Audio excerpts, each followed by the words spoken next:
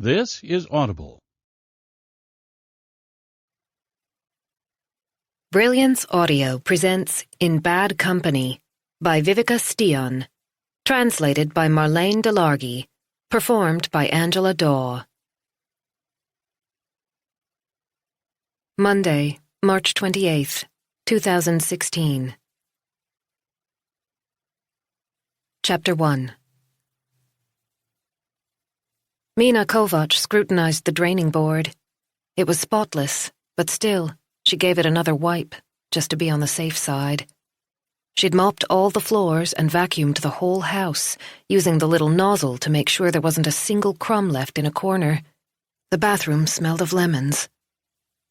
Her precious little boy had slept for an unusually long time, thank goodness, so she'd been able to get the cleaning done in peace. She glanced over at the window. Dino didn't usually bring Andres home before 7, but she couldn't help checking. Dinner had to be ready when he opened the door. She'd done most of the preparation, 2 top-quality steaks with baked potatoes, béarnaise sauce, and a green salad. His favorite meal. Recently, Andreas had become more unpredictable than ever. She tried so hard not to irritate him. Sometimes she didn't even know why he got mad. She stayed in the background, determined to take up as little space as possible. When Lucas woke, she picked him up immediately, so that his crying wouldn't disturb Andreas. There were many late meetings and phone calls. He would take off with Dino in the middle of the night, giving no explanation. She didn't dare ask what was going on. Mina went into the living room and bent over the old crib her father had brought down from the loft and freshened up. Lucas was lying on his back, snoring contentedly, just as she must have done back in the day. His incomprehensibly small hands rested on the cover, fingers spread like starfish. His latest cuddly toy, a pale blue rabbit from Grandma and Grandpa, lay beside him. She wished she had time to pick him up, press her lips against his downy head, settle down in the armchair and feed him. But it was better to let him sleep. Then she could give the guest bathroom another wipe before Andreas arrived home. A sound from the front door made her jump. Was he back already? It was only 6 o'clock. She hurried into the hallway and opened the door. She let out a long breath when she saw her father on the porch. "What are you doing here?" "I happened to be in the area. Can I come in?" Mina hesitated. "Is he home?" She didn't need to explain, but she found the whole situation embarrassing. "He'll be back in an hour," she said, unable to meet her father's gaze. "I just wanted to see Lucas. It's been a while. I'll only stay a few minutes. I'll be gone before Andres gets home." Mina nodded. "Come in. Lucas is in the living room. He's been asleep for hours, bless him." Her father slipped past her. She really wanted to make him a cup of coffee, sit down and chat for a while, but she knew it was a bad idea. There wasn't enough time. "He's such a sweetheart," her father said when he came back. "He's got your eyes and mouth. Do you think his hair will be as fair as yours?" Mina managed a faint smile. She also thought Lucas took after her, even though Andres insisted he looked like his own father. "We'll see," she said. "Love to Mom." She hoped it didn't sound as if she were hurrying him along.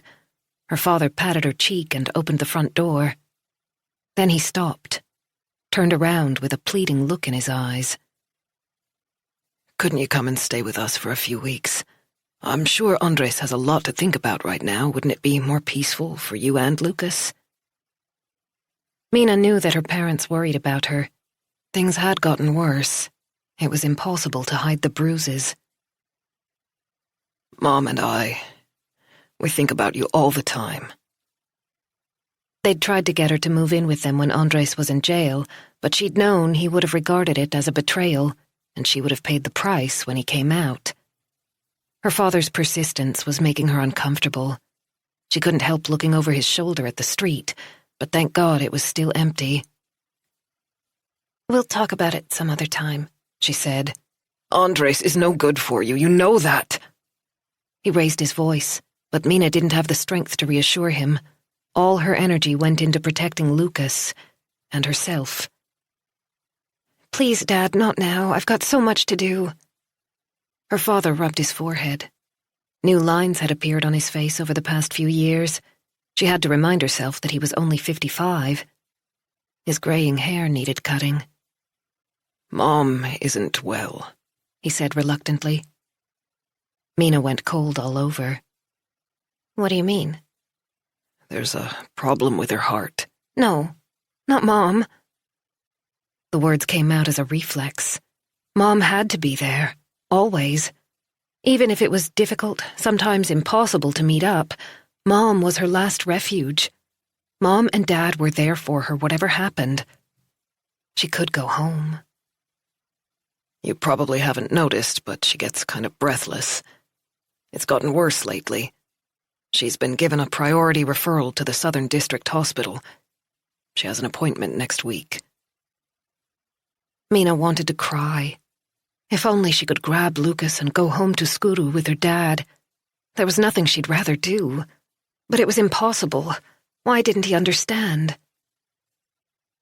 "I'll call her soon," she promised, digging her nails into the palms of her hands to maintain her self-control.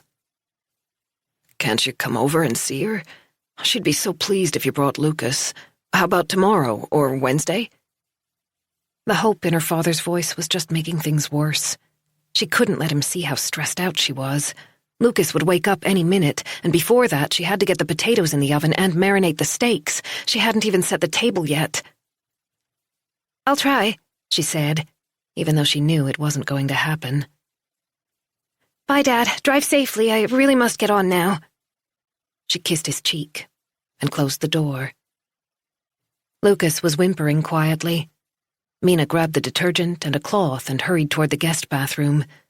With a bit of luck, Lucas would go back to sleep for a little while so that she could finish her chores. Chapter 2. Thomas poured meatballs into the frying pan. The best before date was the previous day, but he hadn't had time to go shopping. The pan hissed and spat, and he suppressed a curse as hot oil caught his hand. He'd had a crap day at work. The reorganization of the police force just wouldn't settle, causing one colleague after another to walk away. This afternoon, he'd found out that Kalle Lidval, one of the people he'd worked with the longest, had decided to leave the force in favor of a security firm. Their civilian assistant, Karin Eek, had also resigned when the investigative department in Nacka had been absorbed into the serious crimes unit in Flemingsberg. She'd said she just couldn't cope with the commute. Elin was sitting on the sofa watching TV, something with happy children jumping from a sunlit jetty into the water. Thomas tried to ignore the noise. He didn't need reminding that this would be Elin's first summer on the island of Hara without her mother. He opened the refrigerator and took out a can of low-alcohol beer. He needed to talk to Pernilla about the summer, how they were going to divide up the vacation and who would spend which weeks with Elin. He'd already sent several text messages with various suggestions, but she hadn't come back to him with a concrete answer, just vague indications that she'd think about it. His cell phone rang. The display showed Pernilla's number. "Hi, it's me." She sounded as if she had a cold. He knew her so well, and yet he didn't know her at all. He still didn't understand how they'd ended up in this situation. "I just wanted to say goodnight to Elin," she said. There was a brief pause. It was Pernilla's turn to have Elin tomorrow. They usually swapped over on Mondays, but Thomas and Elin had been away for the Easter weekend. "I have to call your cell since she doesn't have one of her own," she added. Thomas suppressed a weary sigh. Yet another point on which they couldn't agree. Pernilla wanted to give Elin a phone, but Thomas thought an 8-year-old was way too young. Pernilla argued that it was impractical for her to be unable to contact her daughter directly, but as far as Thomas was concerned, that was just an excuse, a strategy to avoid admitting that she was often held up at the office. If Pernilla made an effort to get home on time, then their daughter wouldn't need a phone. Simple. "What are we doing with Elin over the summer?" he asked, more brusquely than he'd intended. "What do you mean?" "I need to schedule my vacation. Didn't you get my text messages? Do we have to talk about this now? Human Resources has already reminded me more than once. I need to give them an answer. Thomas, I don't know what I'm doing yet. She broke off and coughed, then blew her nose. It's hard to make plans right now. There's a lot going on. It was like pressing a button. Thomas couldn't stop himself. It's always hard for you to make plans, Pernilla, but I also have a job that needs forward planning. I don't want to argue, but I won't be able to tell you differently until the middle of May. We have a major product launch in September. I can't make predictions at the moment. Thomas squeezed the beer can so hard it buckled. Elin looked over at him, and Thomas forced a reassuring smile. Can't you show some understanding for once? Pernilla continued, as if he were the one being unreasonable. The angry silence grew until Thomas had had enough. He made a huge effort to keep his tone neutral. Okay, so this is what we're going to do. I'll book my vacation beginning July 1st so that Elin can make the most of the summer here on Hara. At least she'll be able to spend time with her grandparents. The message was crystal clear, even if her mother's not around. You can't do that. Pernilla sounded upset, but he didn't care. He'd tried to find the best solution, but he couldn't be responsible for her disorganized life. Sometimes you just had to make a decision. You give me no other option, he said. You don't get to dictate what happens. I've been trying to negotiate with you for over a month. What else am I supposed to do? For fuck's sake, Thomas, you're behaving like a child. He couldn't talk to her anymore without saying something that he couldn't take back. He went over to the sofa. Elin was laughing at an animated figure doing dumb stuff for the 100th time. I'll pass you over to Elin, he said. It's Mom, sweetheart. She wants to say goodnight. Elin took the phone, keeping her eyes fixed on the screen as she spoke to her mother. She didn't appear to have noticed the bad atmosphere or the heated discussion between her parents. At least he hoped she hadn't, even though he still felt guilty. He didn't want Elin to hear them quarreling. He went back into the kitchen, poured the beer into a glass, and put the buckled can in the recycling bin. He was so tired of the constant sniping. Every conversation ended the same way. The only form of communication that seemed to work these days was text messaging. They usually managed to agree when they exchanged short sentences, but as soon as they attempted to speak on the phone, it all went wrong. He'd been too hard on her. He knew that. But did she have to snap right back at him every time? Why did this keep on happening? He poured the pan of pasta into the colander with such force that boiling water splashed onto his foot. Shit! This time he couldn't help himself. Chapter 3. Mina allowed herself to relax. The house was immaculate. The food was all prepared. There was nothing that could possibly annoy Andres when he got home. She was sitting in the living room with Lucas on her lap, giving him his bottle. He was sucking away with enthusiasm, rosebud lips clamped around the nipple. They would have a nice evening, Mina promised herself. Andres would be in a good mood when he saw how clean and tidy the house was and what an excellent dinner she'd cooked. He would look at her with the same adoration as when they first met, when they were so much in love that they could hardly keep their hands off each other. They would sit at the table chatting, just like any normal family. After they'd eaten, Andres would play with Lucas while she cleared the table and loaded the dishwasher. When Lucas fell asleep, maybe they could settle down with a cup of freshly brewed coffee or a last glass of wine and watch a movie. She was just about to lift Lucas up to burp him when she heard the front door open. Her stomach automatically contracted, but she pushed aside the bad thoughts and forced herself to take long, slow breaths. There was no reason to fear the worst. Everything was going to be fine. She had to believe that. Then her blood turned to ice. The vacuum cleaner was still in the middle of the kitchen floor. Lucas had started crying just as she was about to put it away, and she'd hurried into the living room. How could she have been so stupid? She listened for footsteps. Could she make it to the kitchen and put it away before Andres got there? She didn't dare move. Her head was spinning. Maybe he'd go upstairs first? Sometimes he liked to take a shower as soon as he got home from work. That would give her the chance to correct her mistake before he noticed anything. Her heart pounded as she waited for the sound of footsteps. Tuesday. Chapter 4. Nora Linda opened the conference room door with her elbow, then put down a pile of documents on the long table. The weekly meeting of the second chamber of the Swedish Financial Crimes Authority was due to begin in a few minutes. She really needed to focus, but she had slept badly and was stressed about all the cases she was dealing with at the moment. Chief Prosecutor Jonathan Sandhamn joined her. He must have been in a hurry this morning. He had a bandage on his chin, presumably from a mishap while shaving. "Morning," he said, pulling out a chair. "Good Easter." The question was rhetorical. Nora gave a slight nod as more colleagues arrived. Someone who'd been in bright and early had drawn a flower on the whiteboard and written, "Welcome back." Layla Kasim, the detective inspector with whom Nora often worked, came in and sat down on the opposite side of the table. Jonathan spent a few minutes updating everyone on current issues and relevant points arriving from the leadership team meeting before he went through the list of new cases that were allocated to the different chambers within the authority.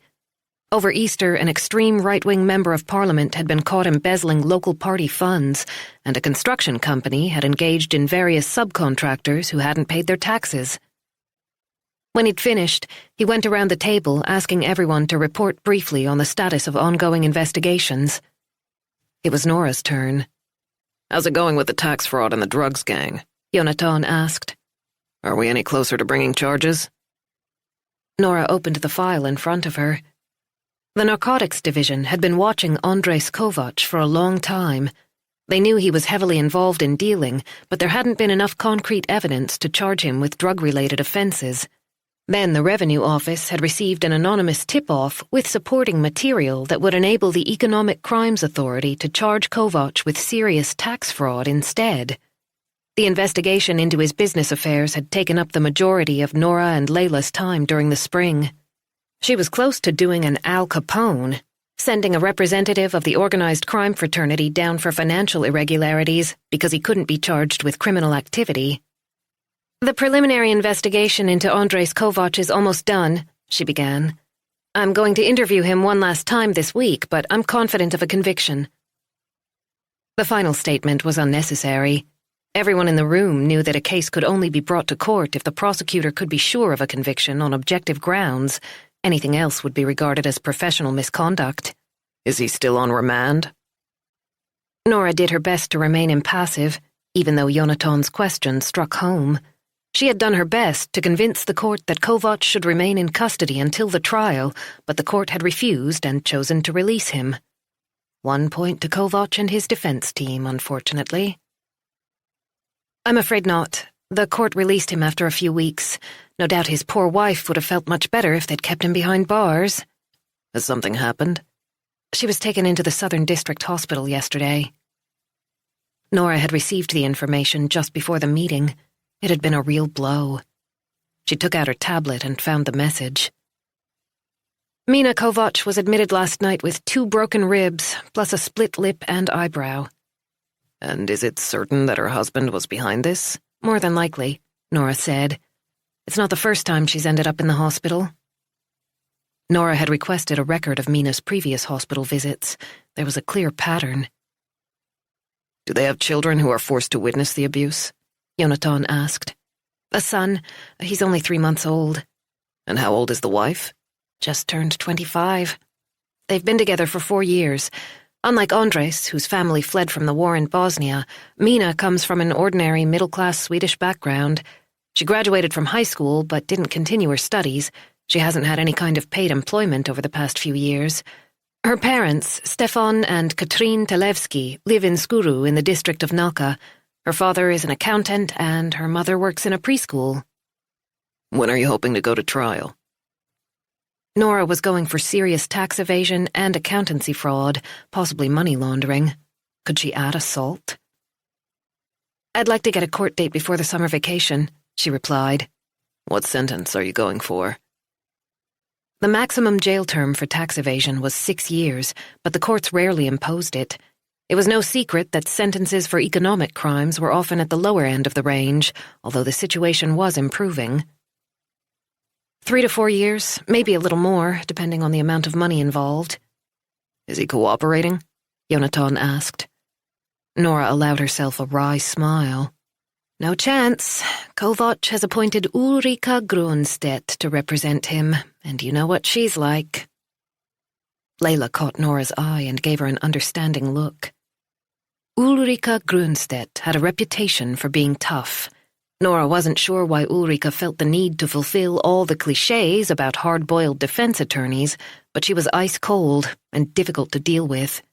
She made a point of arguing about everything, including purely procedural issues, as if every detail was a potential battleground. Who's leading the domestic abuse investigation? One of the other prosecutors wondered. Nora sighed. I'm not sure if Kovac will be charged. Mina insists that she tripped over the vacuum cleaner, which she'd left in the middle of the kitchen floor. Her husband wasn't even home when it happened, or so she says. No surprise there, Layla said, crumpling a piece of paper into a tight ball and throwing it into the garbage can, with impressive accuracy. She's never reported him in the past, Nora went on. The police arrested him last night, but I suspect he'll be out in no time. Without Mina's cooperation, it would be almost impossible to bring charges against her husband, even if she was black and blue. Medical reports meant very little if the victim refused to talk. I'm thinking she could be useful to us, Jonathan said. Have you questioned her? Very briefly. She denied all knowledge of her husband's financial affairs. Jonathan fingered the bandage on his chin.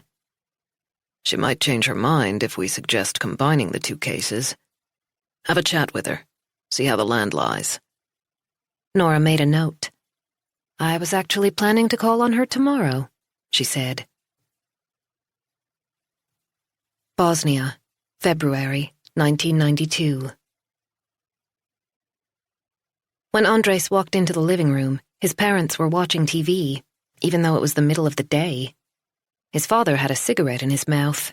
The column of ash was so long that it was in danger of dropping off at any second. His mother's cup of coffee was untouched. Andres tugged at her arm to get her attention. Can I go and play outside? Not now, sweetheart. Please? Later. His mother shook off his hand without taking her eyes from the television. Andres had no idea what they were watching. It was just a lot of guys in suits sitting in a great big room with rows and rows of seats. Their expressions were serious, and they were all talking over the top of one another. An older guy stood up and went over to a lectern. His white hair was still thick, but he had noticeable bags under his eyes.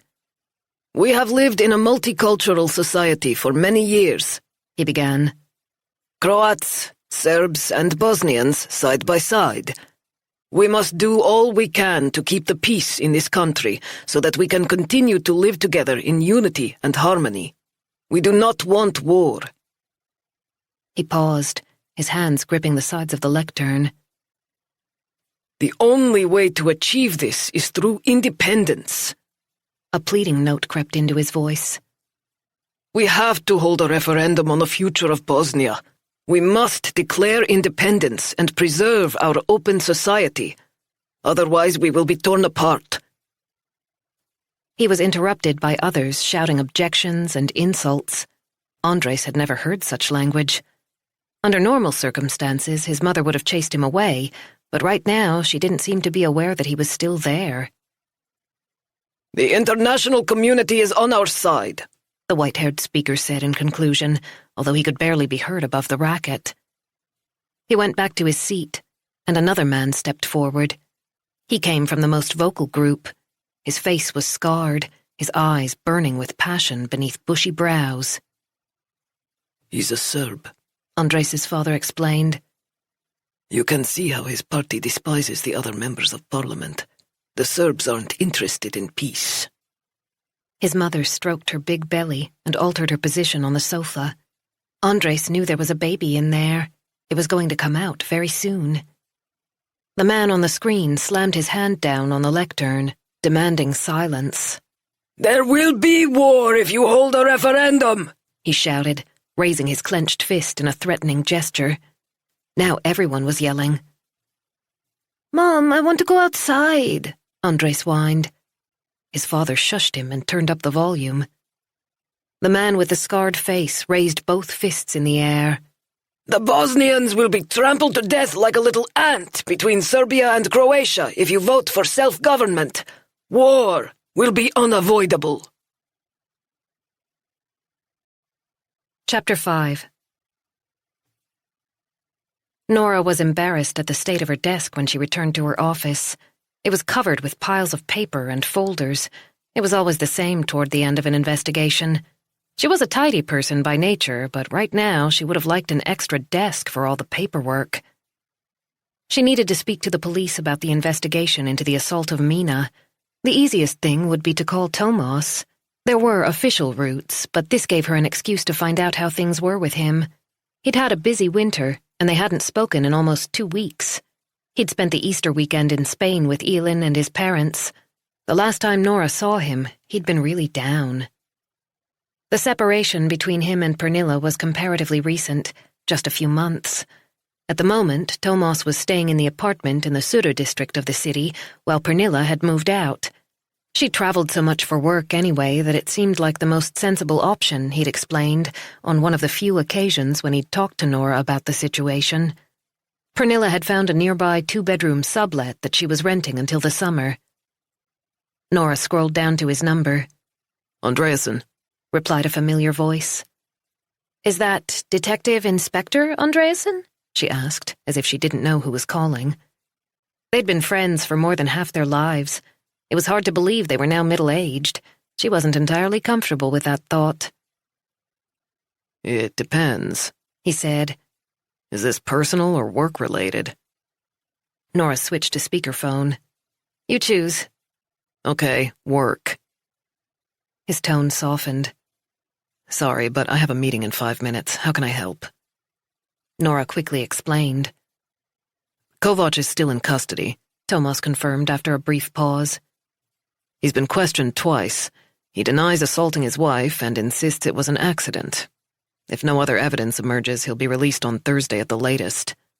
No new witnesses have come forward? Neighbors, for example? Someone must have heard her screaming. Not necessarily. Nora could hear him typing as they spoke. They live in an upscale residential area, he went on. The gardens are pretty big. Only Kovac and Mina were in the house when the ambulance arrived. His wife was taken to the hospital and a patrol brought him in. Let me see. He was arrested at 8:30 last night. Nora made a note. Have you heard her version yet? She made a short statement. She refused to cooperate. She claims it wasn't her husband's fault. She just happened to trip over the vacuum cleaner. None of this came as a surprise. What about forensic evidence? Nora asked. There must be something to link him to the assault. Nothing that can't be explained away by the fact that he was trying to take care of her afterward. He got blood on his clothes when he helped her up. Thomas snorted. I have no doubt that he beat her up. They were alone in the house, apart from the baby who was in his crib. With a skilled lawyer, Kovac will be able to account for every detail, as long as Mina doesn't say anything. Thomas hadn't sounded this cynical for many years, but the major reorganization at work had affected both him and his colleagues. He'd been very open about the fact that the constant changes of direction and lack of leadership made the job more difficult than ever. Many experienced officers had left the police force in frustration, and the shortage of skilled forensic technicians didn't make life any easier. Thomas was now stationed a long way south of Stockholm, in the complex at Flemingsberg, which dealt with crimes throughout Nacka, Värmdö, Södertälje, and the archipelago. Was the job wearing him down? Or were the problems in his private life taking their toll? Someone called out his name. Sorry, Nora, I have to go. Thanks for your help. By the way, who's been appointed prosecutor? Erik Sandberg. Nora didn't recognize the name, but there were a lot of prosecutors in Stockholm. We'll have to get together soon, she said. Absolutely. Thomas sounded stressed, as if his mind were already elsewhere. Nora thought for a moment.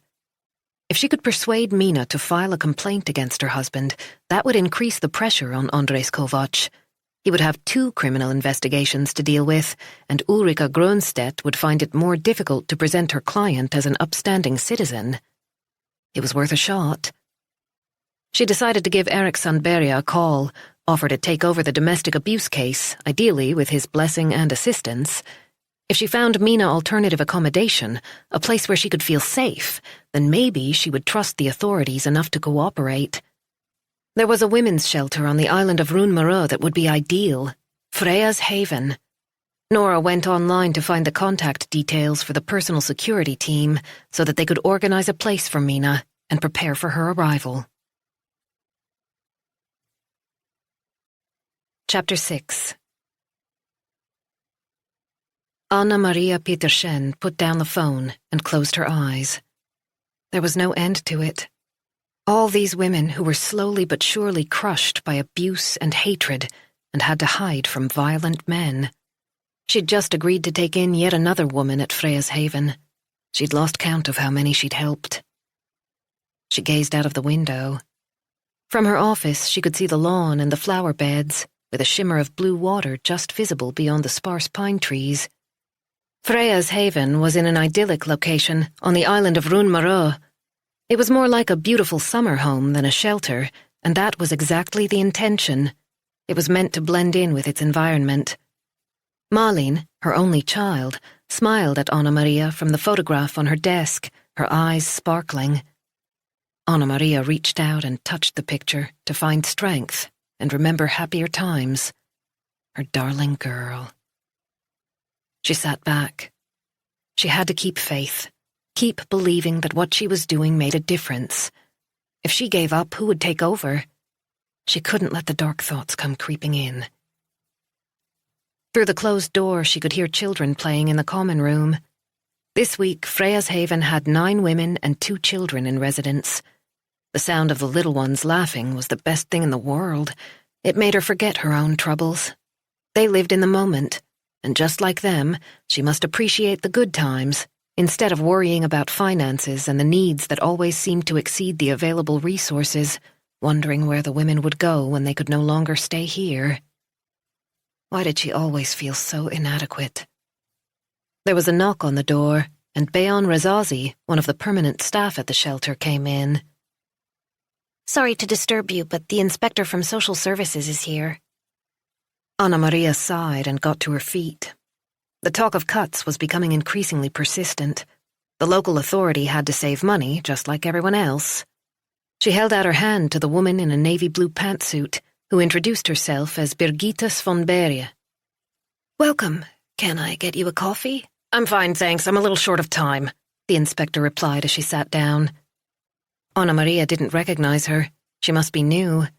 There were frequent changes of staff at the local authority, particularly within social services. The inspectors looked increasingly stressed out. Maybe I should start by telling you what we do here, Anna Maria said, running a hand over her graying ponytail. Freya's Haven has been here for about 10 years. It was founded as a collective based on a non-profit trust.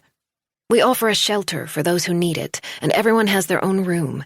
The staff are knowledgeable and experienced, providing individually tailored support. Way too eager. She was spouting clichés, sounding like an advertising brochure, and yet she couldn't slow down. The women who are placed here are given a contact who can offer structured counseling sessions with the aim of strengthening their self-esteem and helping them to deal with the trauma they've suffered. This also applies to the children if they're old enough. Birgitta Svanberg showed no reaction to this torrent of words, which made Anna Maria even more nervous. We also arrange follow-up meetings with whoever places the women and with anyone in authority who's important to them, she went on. We try to offer communal or individual activities, and we run a number of different projects. The aim is for the women who come here to live as normal a life as possible. They all carry out day-to-day chores, and they cook and wash up for themselves. Still no reaction. What the hell was wrong with the woman? Did she have to sit there like a living statue? Anna Maria tried to speak more slowly, with greater weight behind her words. Without the financial support of social services, Freya's Haven wouldn't survive. We want the women to be able to return to an independent life, with a job and a place to live, she said. Everything was geared toward building up their self-esteem, making them realize that they had a voice. She could almost weep when she saw how cowed and insecure the new arrivals were. They were so used to a situation where their opinions did not count, where they had no control over their lives. We achieve excellent results, and we make a real difference to those who come here. Do you have data on the percentage who revert to their old ways? Asked Birgitte von Beria. She made it sound as if she were talking about prisoners reoffending. Anna Maria didn't quite know what to say. Sorry? Women who go back to their husbands in spite of the time they've spent here. What's the situation after 12 months? We don't keep records like that. So how do you know you achieve excellent results? Anna Maria's mouth went dry. We offer follow-up meetings for anyone who wants them. She could hear how lame it sounded. I understand, said the woman, who didn't appear to understand anything. She was a bureaucrat, a pen pusher who didn't care what the women here were going through. As far as she was concerned, they were simply a task to be ticked off. The budget had to balance, nothing else mattered. She wrote something down in her notebook. As I said on the phone, we're in the process of assessing a range of alternatives within the local authority. It's possible we may need to concentrate our provision to a greater extent than at present. Anna Maria knew what that meant. Concentrate was code for cut. The council wanted to get rid of safe, well-run shelters until only a few places remained for the women who were worst affected, the minimum level required by law. Before long, there would be a public bidding process, and whoever offered to take care of broken women for the lowest sum of money would win the contract. It reminded Anna Maria of the so-called poor auctions in the past, when paupers and orphaned children were handed over to the farmer who demanded the least money to look after them. We'll be carrying out an assessment, Birgitte von Beria continued. You'll receive a questionnaire by email within the next week or so. She got to her feet. I'm afraid I have to leave, otherwise I'll miss the ferry back to the mainland. Her visit had lasted 15 minutes at the most. Why had she bothered to come if she wasn't interested in looking around? Because you insisted on a face-to-face meeting, a little voice whispered. Had Anna Maria really thought that the mere sight of Freya's haven would convince this soulless bureaucrat that it should escape any cuts? Won't you let me show you around? She ventured. The children love being here. Even those who've experienced the most terrible things at home feel better after a few days. There's something about the air and the archipelago that heals damaged souls. Nothing. Anna Maria leaned forward. I can't overemphasize how important a safe, welcoming environment is for mothers and children who have undergone such trauma. They can stay here as long as they wish, and the children can attend school without worrying about what they'll come home to. Once again, they really do heal with us. Unfortunately, I don't have time to look around today. Another time, perhaps. Anna Maria nodded, although she wanted to scream at the fucking woman to get out and take her idiotic questions with her. Instead, she accompanied her to the main door and said a polite goodbye before returning to her office and flopping down on the chair. It was bad enough fighting the despair and the feeling that the world was an evil place every time she heard another story about an abusive man. Fighting the politicians and their determination to save money was just too much. Anna Maria rubbed her eyes. She was exhausted. Sometimes she wondered if she could get through one more day. Chapter 7. The cell phone on the nightstand beside the hospital bed vibrated. Mina didn't need to check the display to know that it was Andres. He'd already called 3 times. She'd put the phone on silent after the first 2 calls, but she didn't want to switch it off completely because of what her dad had said about her mom's heart. The call went to voicemail. Why couldn't Andres leave her in peace? She didn't want to speak to him. Not yet. It was too painful in every way. If only she could hide under the covers, stay in the hospital, never leave. In here, she didn't have to think about the future or make any decisions. She had no idea how she could go on living with Andres after what had happened, or go back to Trostvegan, but she didn't know how she was going to leave him either. The rain was hammering against the window pane. A storm had swept in across the city during the afternoon, and the dark grey heavens had opened. She ought to switch on the bedside lamp, but instead, she lay there in the semi-darkness. She didn't even have the strength to press the button. Her phone beeped. Presumably, Andres had left a message. She pictured him sitting there with his phone in his hand in the custody suite. She knew the police had arrested him after she'd been brought to the hospital. She made a huge effort and picked up the phone. Deep down, she didn't want to listen to the message, didn't want to hear what he had to say, but she couldn't help herself. His recorded voice aroused way too many emotions. She went hot and cold at the same time. "Forgive me, my darling," he whispered. He sounded completely different from the previous evening, when his pupils had been no more than tiny pinpricks as she'd cowered beneath his raised fists. This was the real Andres, the man she'd fallen in love with. Lucas's daddy. "I'm so sorry for what I did. You don't know how much I love you. You're my whole life. Please, let me talk to you." The phone was burning her hand. Tears poured down her cheeks. "Can't you just answer when I call?" The message ended abruptly. Mina dropped the phone onto the bed. What should she do? Everything was such a mess, and she was so tired. The phone rang. Andres, again. As if someone else had taken over her body, Mina accepted the call on the fourth ring. "Darling Mina," Andres wept in her ear. "can you forgive me?" An audible sob. "How are you? How's Lucas? Where are you?" "We're in the Southern District Hospital." "I swear I never meant for this to happen. Everything went black, as if I'd turned into someone else. I don't understand it. You have to believe me." He'd never been like this, so naked and pathetic. "I can't talk to you," she mumbled. Lucas had spat out his pacifier and was moving uneasily in the crib beside her bed. Mina reached out and popped it back in his mouth. A stab of pain from her broken ribs made her gasp. "This can't go on."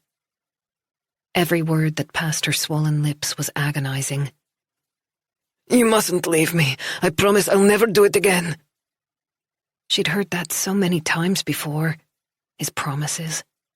She'd always believed him. "You need to get help," she said quietly. Please say you forgive me. I'll do anything if you'll just come home." "I have to go." "I can't live without you. You know I can't."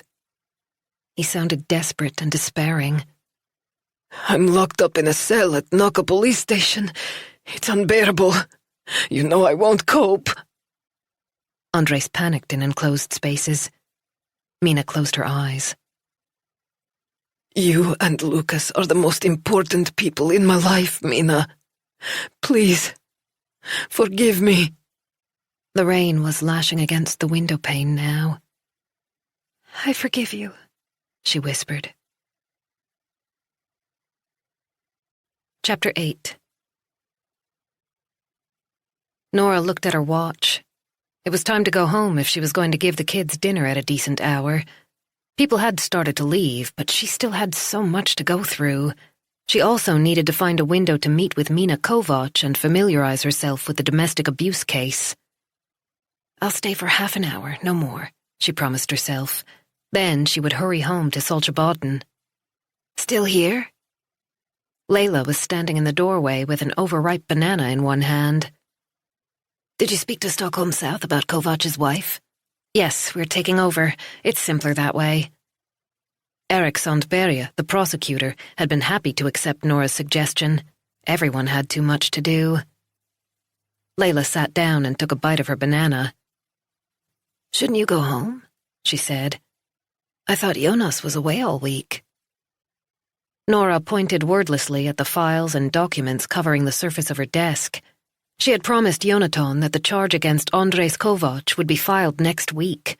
She hoped she would be able to keep that promise, but the case material was extensive and complex. Folder after folder containing details of the income streams that had passed through Kovac's multiple bank accounts, making him a wealthy man.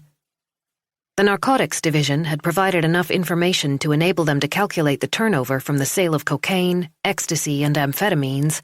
It was possible to estimate both income and costs, the cash flow necessary to run any business. Kovac was making millions. It's lucky for us that not even criminal networks can deal only in cash these days, Layla said. Otherwise, we'd never have been able to pin him down. She took another bite, then made a face and threw the rest of the banana in Nora's garbage can.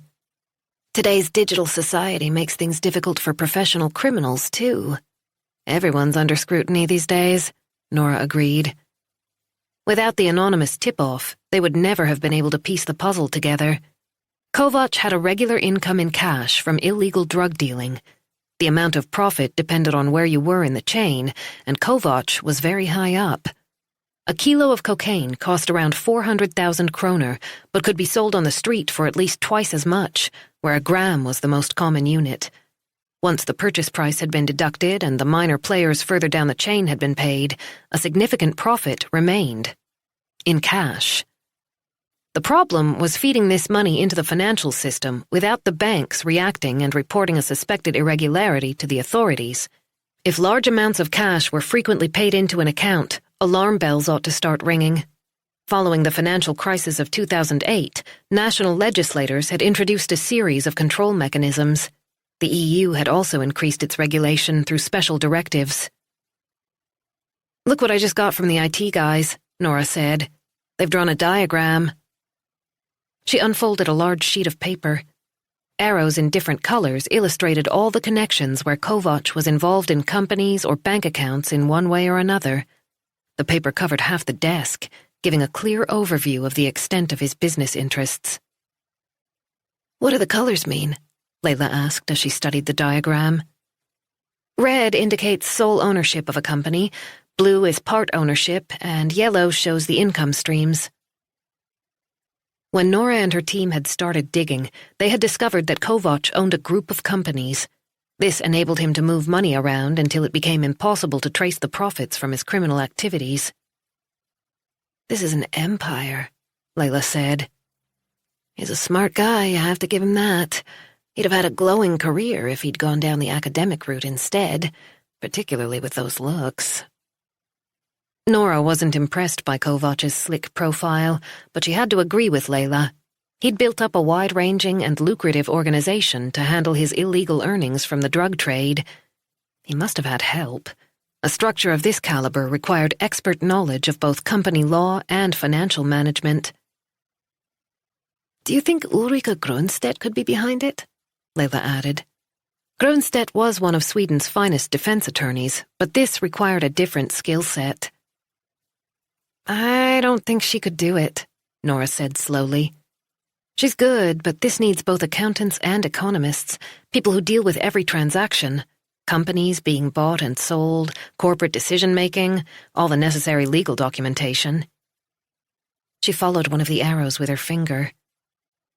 "However, I wouldn't be surprised if her practice is involved." "I'm sure they offer their clients a broad palette of services," Layla said, still studying the diagram. When the team analyzed all the income streams, a clear picture had crystallized. Kovac chose businesses that handled significant amounts of cash: market stalls, restaurants, cab companies, construction firms, enough to explain why a considerable volume of liquid assets was generated on a regular basis. The money was paid into small, carefully selected currency exchange offices that specialized in dealing with cash, that then moved it onto accounts distributed among a large number of banks. Suddenly, the money was in the banking system and could be sent anywhere with the press of a button. "What do the broken lines mean?" Layla asked. "Those are companies he owned for a while, then sold." By selling these companies, Kovac acquired untouchable profits that could legitimately be transferred to his parent company, which was registered in Bosnia and Herzegovina. However, the country was currently on the European Commission's blacklist of nations deemed to be seriously negligent when it came to combating money laundering. The simple fact that Bosnia and Herzegovina was linked to Kovac's business affairs was enough to arouse suspicion. Other countries on the list included Afghanistan, Iraq, and Syria. But it wasn't illegal. "Nicely done." Layla sounded impressed, but Nora wasn't sure if she was referring to the diagram or Kovac's smart moves. "And then he tries to convince us that he bets on the horses," she said with a derisive sniff. When asked a direct question about how he had built up his lifestyle, the big house, the Rolex watch, and the top-of-the-line cars, Kovac had maintained that he often bet on trotting races and won. His winnings had provided the startup capital. Nora could hear Ulrika Grunstedt putting the words into his mouth. "It is what it is," she went on. "The main thing is that the charge holds up when we file." "So you're going for serious tax evasion?" "I am."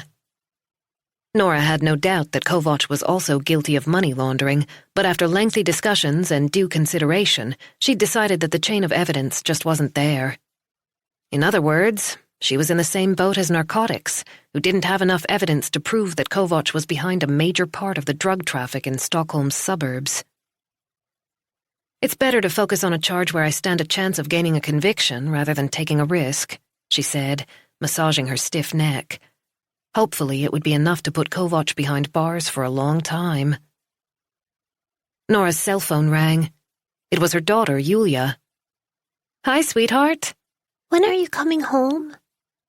The guilt kicked in immediately. "I'm already on my way," she said, deciding a white lie wouldn't do any harm as she mouthed, "Yulia," to Layla. Nora gathered up her papers. It was 6:30. It would take her almost an hour to get home. Far too late to start cooking dinner for Yulia, who ought to be in bed by 8. Layla stood up. "See you tomorrow," she said as she left the room.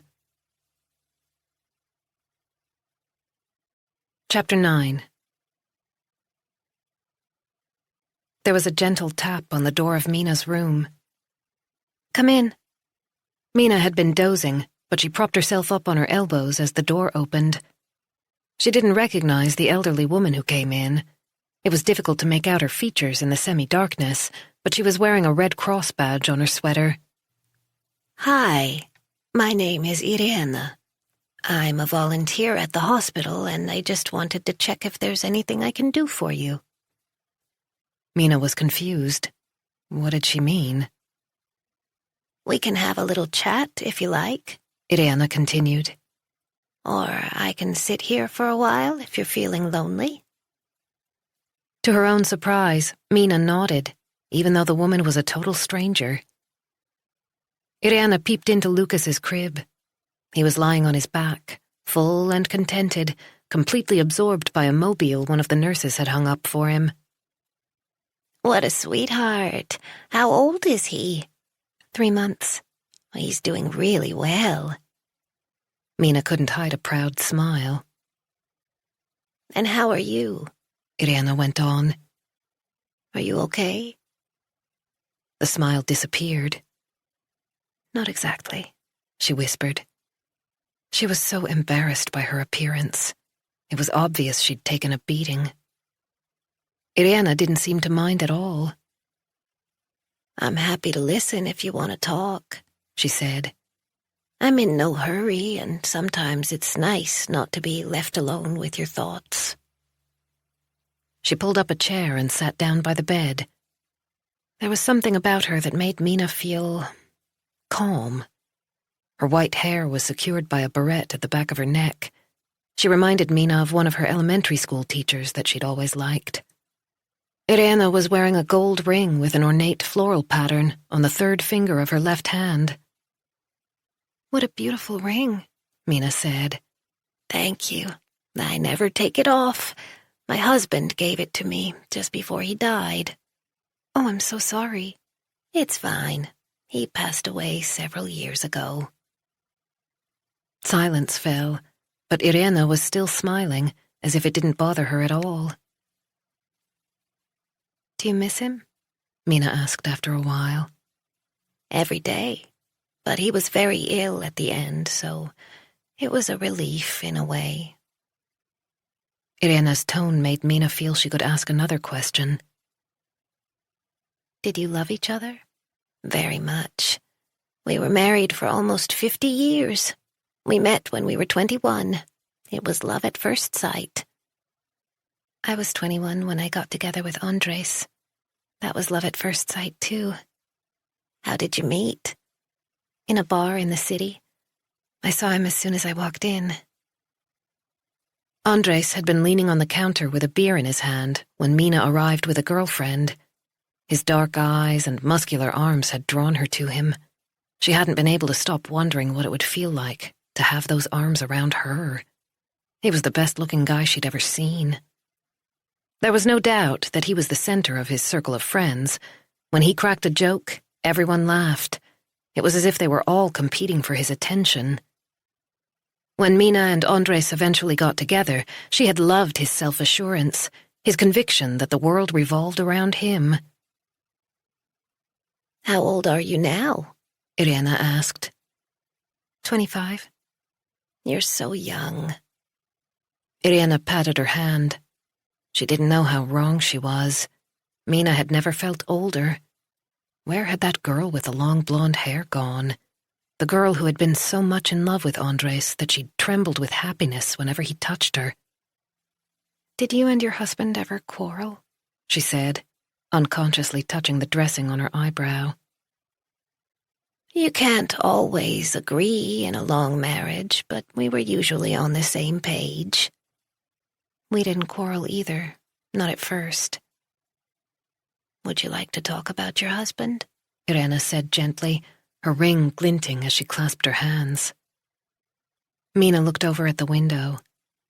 The darkness outside was impenetrable. Her room was on the top floor. She had stood there, gazing out earlier in the day, thinking that death would be instantaneous if she leaned too far and fell. It was like a fairy tale to begin with, she said without meeting Irena's gaze. We moved in together after a few weeks and married within 6 months. She had been thrilled when Andres proposed, floated on fluffy pink clouds on her wedding day. Giving up her old friends and the almost daily contact with her parents had been no sacrifice. It was wonderful that Andres wanted her all to himself whenever he was free. They'd done everything together, enclosed in their own bubble. We were really happy, Mina whispered. Andres spoiled me. He often came home with beautiful presents. It sounds like a cliché, but he gave me everything I wanted. That must have been wonderful. He is wonderful. Nobody could be as attentive as Andres. Nobody could make her feel so loved. His smile was irresistible. What happened yesterday wasn't like him at all. He didn't mean to hurt me. Mina ran a hand over her forehead. He loves me. I know he does. And do you still love him? Irena's eyes were full of sympathy. There was no judgment in her words. Mina hadn't dared to ask herself that question because she was afraid to hear the answer. She could see her reflection in the window, the swollen cheek, the split lip. As soon as she moved, everything hurt. Lucas gurgled in his crib. I don't know, Mina said quietly.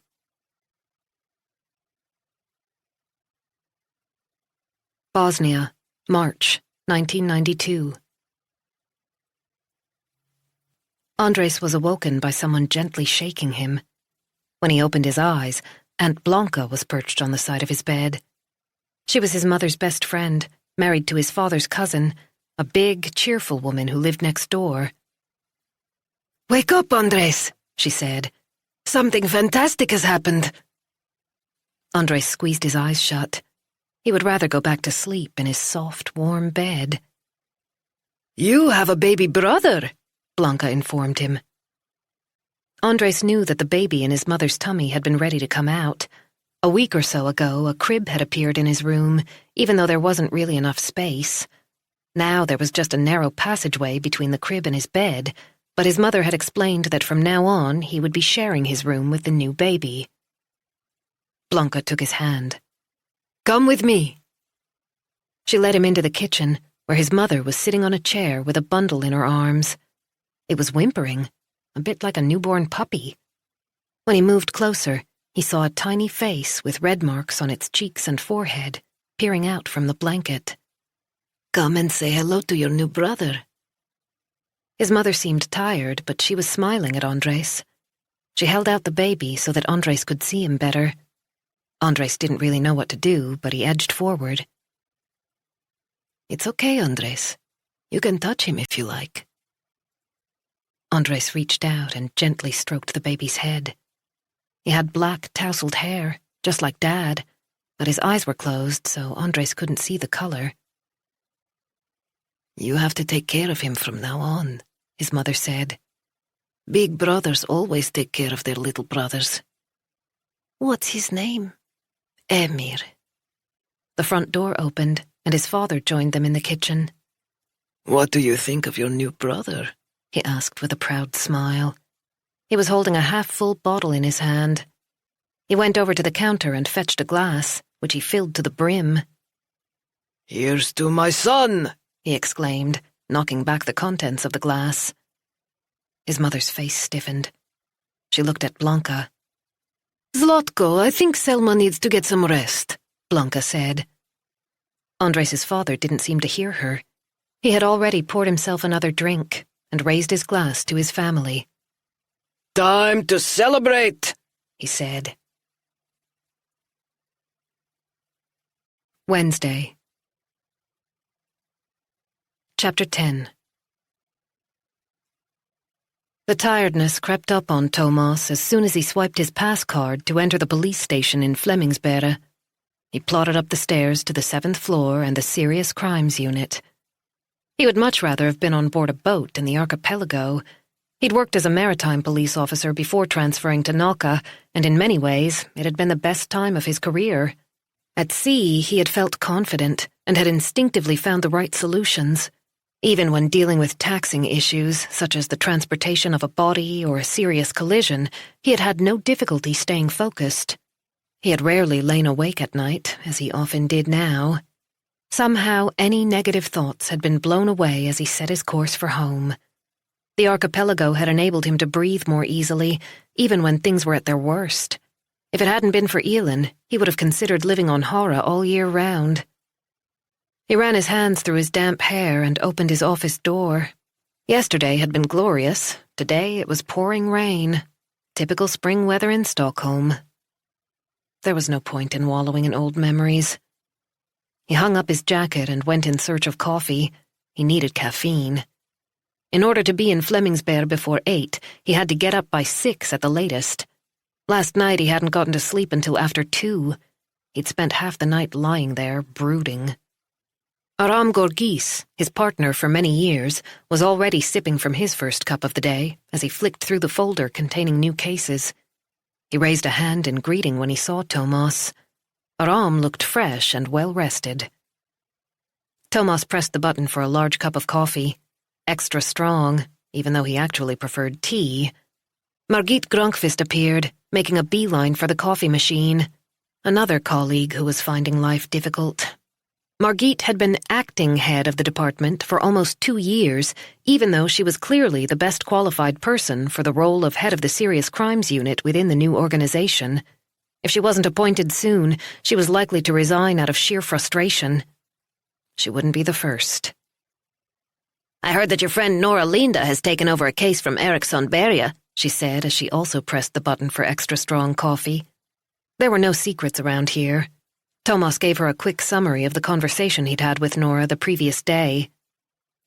Don't forget to log anything that might impact the case, she said, taking her cup. Thomas gave her a look. Why did she need to say that? Then he realized she was just being kind. The way things were now, everyone was monitored at all times, and the formalities had assumed a disproportionate significance. In an uneasy, stressed environment, the rules were applied with increased rigor, even though this intensified the negative atmosphere. The sense of a lack of faith in leadership was growing with each passing day, while at the same time, the media trumpeted the public's diminishing confidence in the police. Thanks for the reminder, he said, without a hint of sarcasm, and headed back to his office. He must call Pernilla later, make one last attempt to agree on the arrangement for summer vacation. He'd put it off for too long. The thought didn't improve his mood. Chapter 11. Layla was waiting for Nora by the reception desk at the Southern District Hospital, her long black braid draped over one shoulder, skinny jeans tucked into her leather boots. She waved to Nora. "It's Ward 55. Layla set off toward the elevators, heels tapping on the tiled floor. "You do know she has no intention of cooperating with us," she went on. "She's not going to report him, and she's not going to leave him. This is a waste of time." Layla rarely expressed herself so forcefully, but Nora decided to let it go. A stressed nurse pointed them in the right direction. "She has her own room," she said, "because of the baby." Layla pushed open the door of a room with white walls and a depressing gray floor. Mina was lying on her back with her eyes closed. Nora inhaled sharply when she saw the young woman's bruised and battered face. A white dressing covered one cheek, and Mina was on a drip. I could have prevented this, Nora thought. A man and a woman with grey hair were sitting at the far side of the bed, lines of worry etched into their faces. These must be Mina's parents, Stefan and Katrine. There was no mistaking her resemblance to the mother, in spite of Mina's injuries. A small crib on wheels stood beside Mina. Her baby was sleeping peacefully beneath a pale lemon blanket. Nora introduced herself and Layla and explained that they were from the Economic Crimes Authority, but had also taken over the assault case and therefore needed to ask a few questions. "How are you doing?" she said to Mina. "Do you feel able to talk to us for a little while?" No response. "Who did this to you?" Layla asked. Mina shook her head. It seemed incomprehensible that she was still protecting her husband, but Nora knew this wasn't uncommon. She was reacting in exactly the same way as many other women in her situation. Before long, she would ask to go home, and on the way, she would convince herself that what had happened wasn't too bad, that this was the last time. Her husband would never hit her again. From now on, everything was going to be fine. Stefan laid a hand on his daughter's arm. "You need to talk to the police, darling." "Please, Mina," her mother said. "You can't stay with Andres." "We can help you," Nora assured the young woman. "We can move you into a shelter where he won't be able to find you." Mina turned her face away. Nora knew it wouldn't be easy to persuade her, but without her cooperation, there was no point in asking for Andres to be arrested, and he could be held for questioning for only 3 days. "Andres will be released on Thursday if you don't change your statement," she went on. "In 24 hours he'll be back home, and it starts all over again." Had Mina gone paler? It was hard to tell with all the bruises and the dressings. "Think about Lucas," Katrine said. "This can't go on."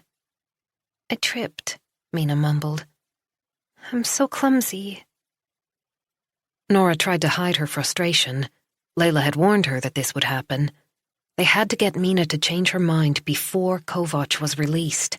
As soon as he was out, he would come to see her, beg for forgiveness, and try to put everything right. Had he already called her?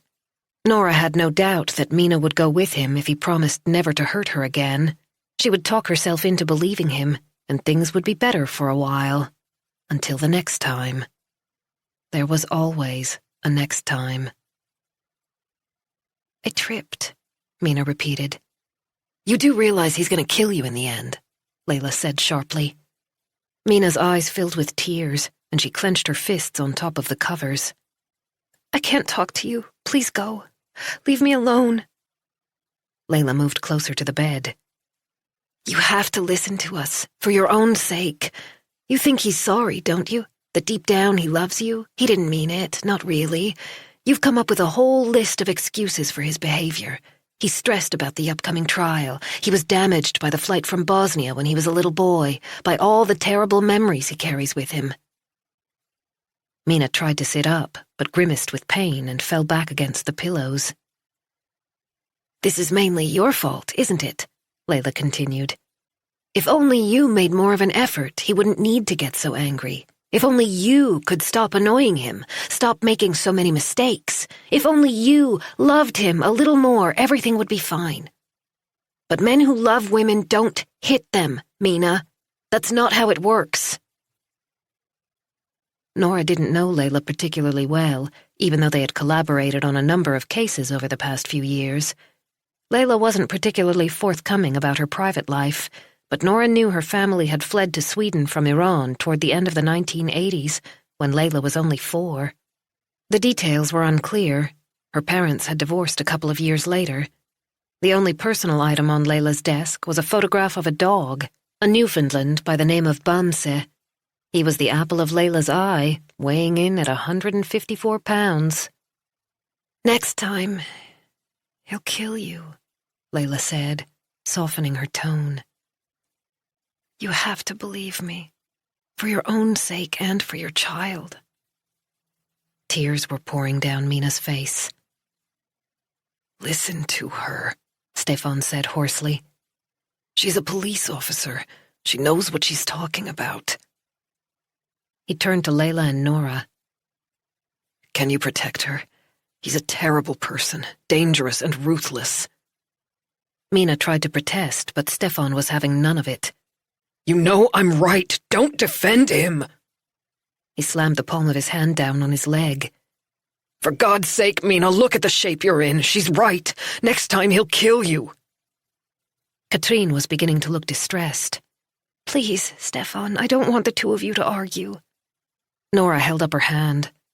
The situation was getting out of control. If they could get Mina to a place where Kovac couldn't reach her, then maybe she'd feel safer. Safe enough to cooperate. We can move you and your son to a shelter. No one will know you're there. I've already contacted a place on an island in the archipelago. They can take you tomorrow. It's in a beautiful spot. It's almost like a summer cottage. I'm sure you'd feel at home there. Layla gently placed a hand on Mina's shoulder. You don't need to be afraid that your husband will harass you. We'll keep him away, I promise. Layla can go with you if you like, Nora offered. A few seconds passed. Both parents gazed pleadingly at Mina. Katrine let out a sob. Her breathing was labored. Maybe it was her mother's reaction that tipped the balance for Mina. Okay. I'll go. Chapter 12. Nora switched off the bedside lamp and adjusted her pillow. It had gotten way too late by the time she went to bed, in spite of the fact that she'd promised herself an early night. There was always so much to do, piles of washing in the laundry room, and a vegetable compartment in the refrigerator that would be crawling out the door on its own any day now. Only she and Julia were home. Simon was with his father Henrik this week, and Adam was staying over at his girlfriend's. He'd graduated from high school the previous year. Nora couldn't tell him what to do anymore. As long as he did his job as a waiter at a restaurant in the Söder district, she didn't complain. Jonas was away all week. He was on a long-haul flight to LA and wouldn't be back until Saturday. It was 11 o'clock, and she really needed to let go of all the thoughts spinning around in her head. Mina's bruised and battered face, and the nagging feeling that Kovac wasn't going to go down for either tax evasion or assault. It was impossible to relax. She could hear her heart pounding in her ears, even though she was trying to breathe deeply, as her yoga instructor had taught her. Not that she made it to yoga very often. If only Kovac had still been in custody, Nora would have felt much better. At least he wouldn't have been able to attack his wife again. But Ulrika Grunstedt had argued persuasively and skillfully, and had gotten him out after only a few weeks, despite Nora's efforts to convince the court that releasing him was a mistake. The loss still hurt. Kovac should have remained locked up until the trial, but Nora had never gone head-to-head with a defense attorney of Grunstedt's caliber. She usually dealt with less serious cases, small-time players who were happy with a public defender appointed by the court, not a purebred professional like Ulrika Grunstedt. Jonathan hadn't said anything directly, but she knew how he felt about the situation. She should have done better. Instead, she had let Grunstedt walk all over her. Nora stared up at the ceiling. She had been overwhelmed by guilt as soon as she saw Mina lying there in the hospital. If she had died on Monday night, it would have been Nora's fault. On an intellectual level, she knew that wasn't true, but she couldn't help herself. Henrik had once lost control and struck her during a quarrel down by the jetty on Sandhamn. Nora's lower lip had started to bleed. She'd been so shocked that she was unable to move a muscle. Henrik had been almost as shaken as her. He'd apologized 1,000 times, but it had been the death knell for their relationship. There was no saving their marriage after that. Nora glanced at the clock on the nightstand. She was due to question Kovac tomorrow. The time had been arranged a while ago, but the location had been changed to Flemingsberg, as he was in custody due to the assault. She had to be on top of her game. But still, sleep refused to come. Thursday. Chapter 13. When Nora and Layla entered the interview room, Andres Kovac was already seated at the table with Ulrika Gronstedt. He was dressed entirely in black and filled the space with a kind of raw virility. His legs were stretched out in front of him. He was tall and powerfully built. The physical difference alone between him and Mina would be intimidating. He didn't seem bothered at all by the situation in which he found himself. If he was worried because his wife was in the hospital, it didn't show. Ulrika Grunstedt was wearing a classic navy blue suit and pumps, with her Chanel purse looped over the back of the chair. "Is it really necessary to question my client again?" she said before Nora had even sat down. "He's already cooperated fully. How often do we have to plow through all this nonsense before you realize he hasn't committed a crime?" Nora had no intention of allowing herself to be provoked. She poured herself and Layla a glass of water, taking her time. "We will conduct as many interviews as I deem necessary," she said, keeping her tone neutral. "Is your client worried about something?" "If he doesn't like being in custody, he has only himself to blame," Layla snapped. "He should have thought of that before he beat up his wife." Kovac exchanged a glance with Grunstedt. "As I said before, my client denies all the charges relating to tax evasion. With regard to the alleged assault on Mina Kovac, I don't understand what that has to do with this interview." Grunstedt opened an elegant case and put on a pair of glasses. "Andres has not withheld any tax payments, nor has his income ever approached the sums you are talking about." Layla smiled sweetly. "I assume he paid for his fancy house with a win on the lottery and that his wife just happened to walk into a door the other night?" "Mina has nothing to do with any of this," Kovac muttered, shifting uncomfortably on his chair. Nora leaned forward. "I was intending to speak to you about Mina. She's in the hospital, in pretty bad shape. How did that happen?" Reading a report about what Kovac had done to his wife was one thing. Sitting opposite him was quite another. Nora couldn't help glancing at his hands. They must have had Mina's blood on them, but the long fingers bore no trace of the beating he'd inflicted. The nails were beautifully manicured, the knuckles undamaged. It was only Mina's skin that had broken. "Mina tripped over a vacuum cleaner," Kovac said. "It had already happened when I arrived home. It's not my fault that she's in the hospital, but of course I'm very sorry she hurt herself. I love my wife." He managed to give the statement a false air of normality, as if he were genuinely concerned about his wife, even though everyone in the room knew the truth. Layla reacted with a scornful laugh. "Do you actually believe that?" Her tone was so confrontational that Nora became worried. Layla had to be able to remain objective. "You beat her up and now you're scared she's going to testify against you." "My wife will never testify against me." "We'll see about that.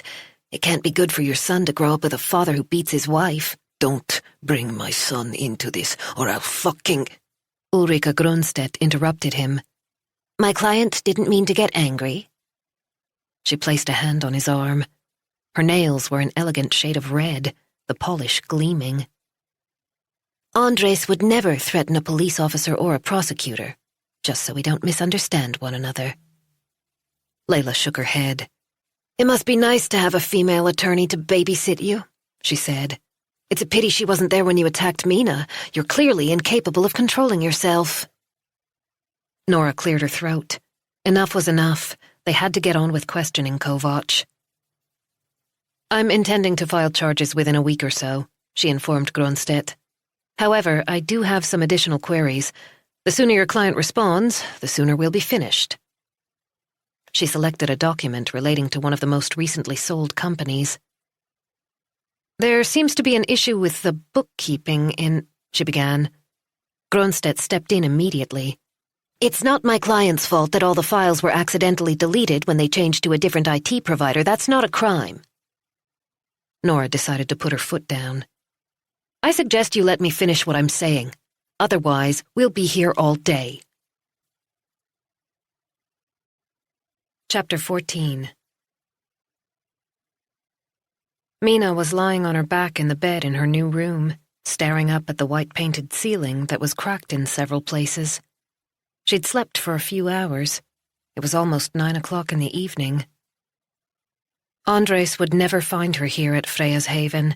The policewoman, Layla, had promised her that when she drove Mina and Lucas to Stofsness to catch the ferry across to Runmoro. She would be safe on the island. There were no street names or house numbers. It would be impossible for someone who didn't know the place to track her down. The crossing had taken only 5 minutes, and they'd been picked up from the jetty. Freya's Haven was a strange name.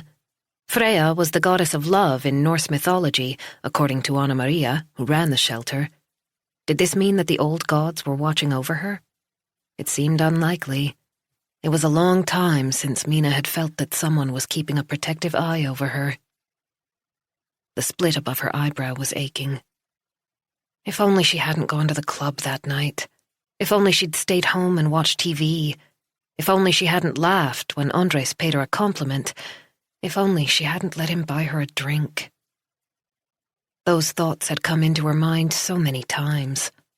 What would her life have been like if she'd never met Andres? She turned onto her side, even though she felt a stab of pain from her ribs as soon as she moved. Lucas was sleeping in his crib beside her, with his pink cheeks and rosebud mouth. The answer was simple. She wouldn't have had Lucas. The room was in darkness. It was decorated in pastel colors, with 2 armchairs by the window. 2 pink pelargoniums stood on the windowsill, and someone had placed an embroidered cloth on the coffee table. There was an old tiled stove in the corner, with a handwritten note stuck to it. Do not use. It was a bit like a nice youth hostel. Cozy, but a little shabby here and there. She moved her head so that she could see the water shimmering over by the shore. When they arrived at lunchtime, she had immediately thought of her maternal grandparents' summer cottage in Ruslagen, the wooden house with white eaves and window frames, the lawn surrounded by lilac hedges. She'd been so happy during those long summer days. Now she could hardly remember what it felt like not to be afraid all the time. Her cell phone vibrated. The display came to life, showing Andres' number.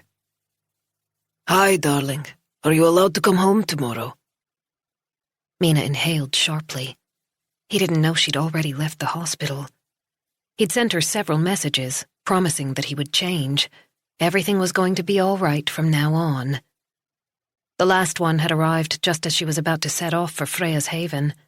She'd almost changed her mind, thought that maybe it would be better to go home. Better for Lucas, so that he would grow up with his mom and dad. Andres sounded as if he really meant it. He would never hit her again. Never. At that moment, Layla had knocked on the door.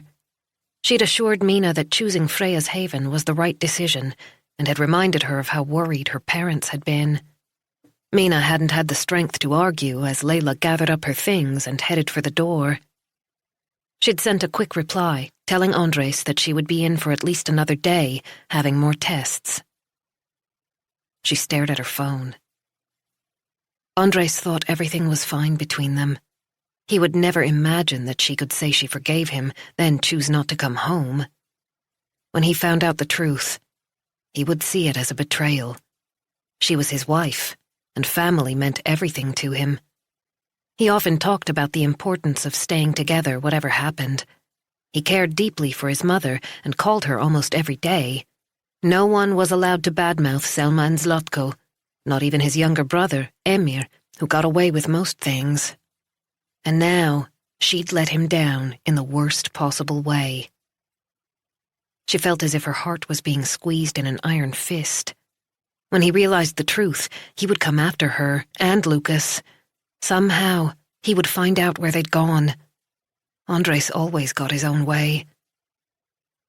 It had sounded so simple when Layla said they were safe here, but she didn't know Andres. She hadn't seen his face darken when his temper took over and the man Mina loved disappeared, when the veins in his forehead bulged and he grabbed her by the throat, as if he had to obliterate her life in order to save his own.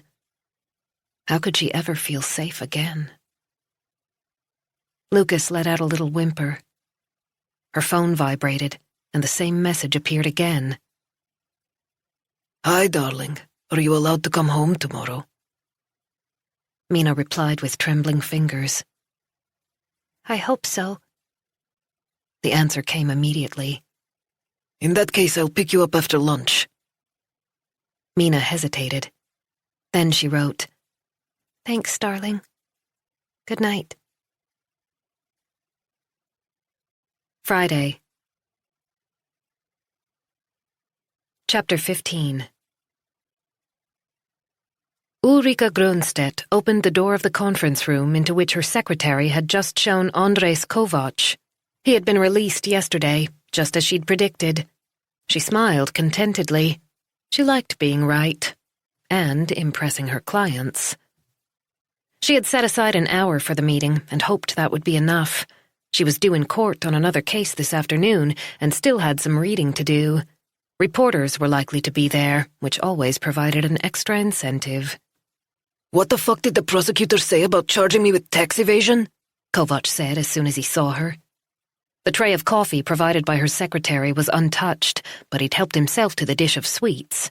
There were a number of crumpled wrappers on the table. Ulrika had no intention of letting her client see that she was also concerned about Nora's comment. She hadn't been particularly worried when Kovac was first interviewed. His complex company structure ought to be watertight. She herself hadn't been involved, but his advisors were no amateurs. They were experts and well paid for their skills. The prosecutor had nothing. She was sure of it. Then Kovac had been arrested. That had been a miscalculation. Nora Linda had had him arrested because she claimed there was a risk that he would destroy evidence and impede the investigation. Admittedly, the court had ruled that he should be kept in custody for only a few weeks, but that had been bad enough. Kovac had been furious by the time he came out. Ulrika couldn't understand where Nora had gotten so much information. The questions she had asked yesterday were worrying. They showed that she knew a great deal. She was well aware that the income didn't match the figures in the company books, and she could prove it. The equation meant that huge sums due in income and sales tax were missing, enough to constitute major tax evasion and presumably serious money laundering, which would mean years in jail for Kovac. "You promised me it would never get to court," he said, drumming his fingers on the oval oak table. Someone on your team must have leaked the information to the authorities, Ulrika said, sitting down opposite him. She had no intention of being left holding the bag for this crap. Her job was to do her best to get him off once he'd been charged. There's no chance they could have found all that material without help, she went on. An insider must have talked to the police. Kovac frowned. "My guys keep their mouths shut." Nora Linda has too many facts, Ulrika insisted. She has to have a contact who's familiar with your business affairs. Otherwise, she wouldn't have been able to ask such detailed questions. She reached for the thermos and poured them both a coffee. The harsh light from the window showed her that it was time for a manicure. Her nails were less than perfect. She would ask her secretary to book an appointment for tomorrow. I won't have access to everything they have on you until Linda files the charges, she explained. I don't know which documents she's had access to, but from what I heard during your interviews, and given the way in which the questions were asked, I think she has copies of your accounts. That's impossible. So far, Ulrika had allowed him to keep repeating the same mantra, that the accounts had been deleted by mistake, and everything else that had been brought up by the prosecutor was pure speculation. It was the oldest trick in the book, and it almost made her smile. But the situation was serious.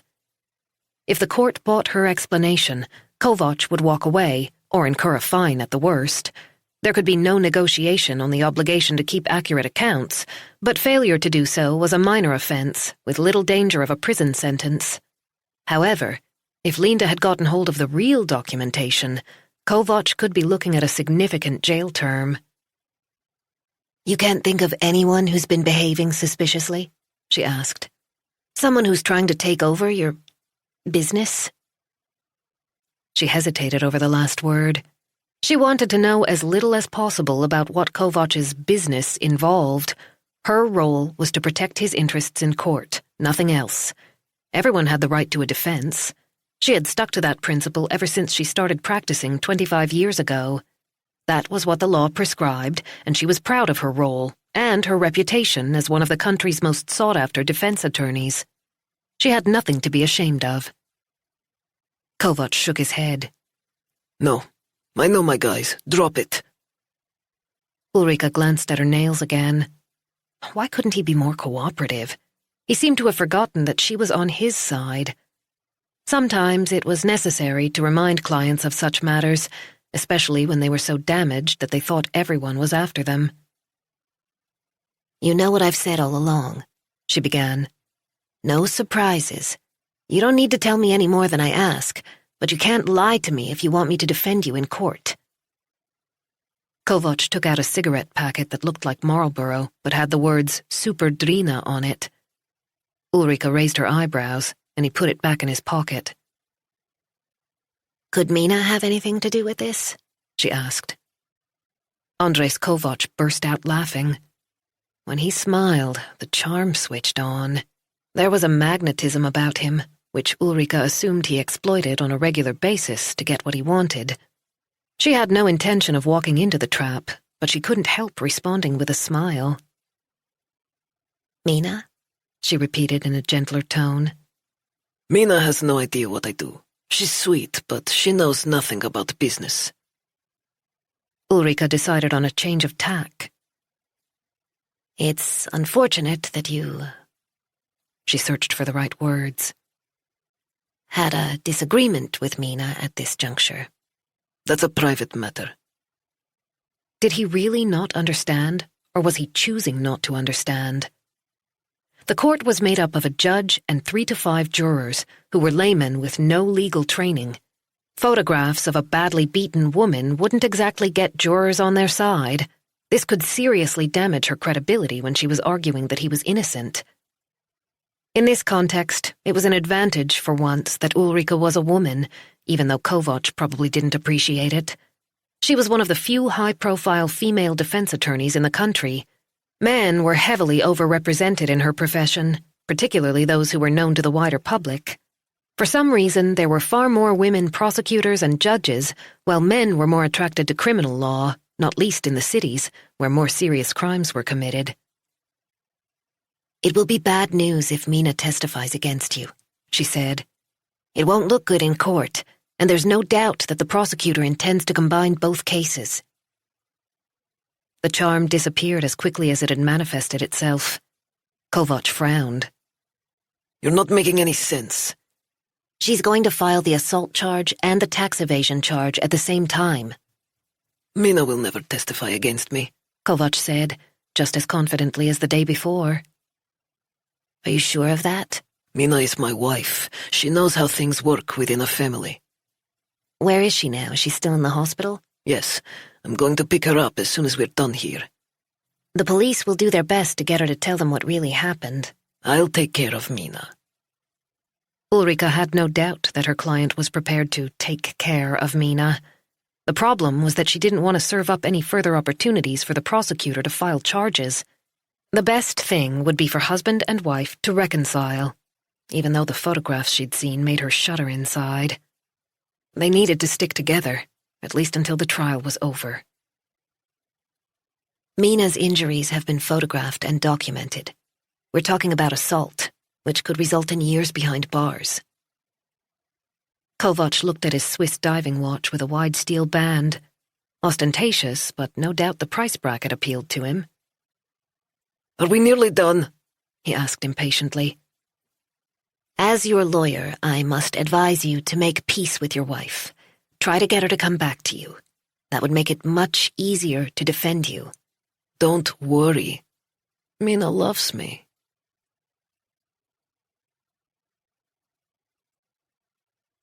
Bosnia, April 1992.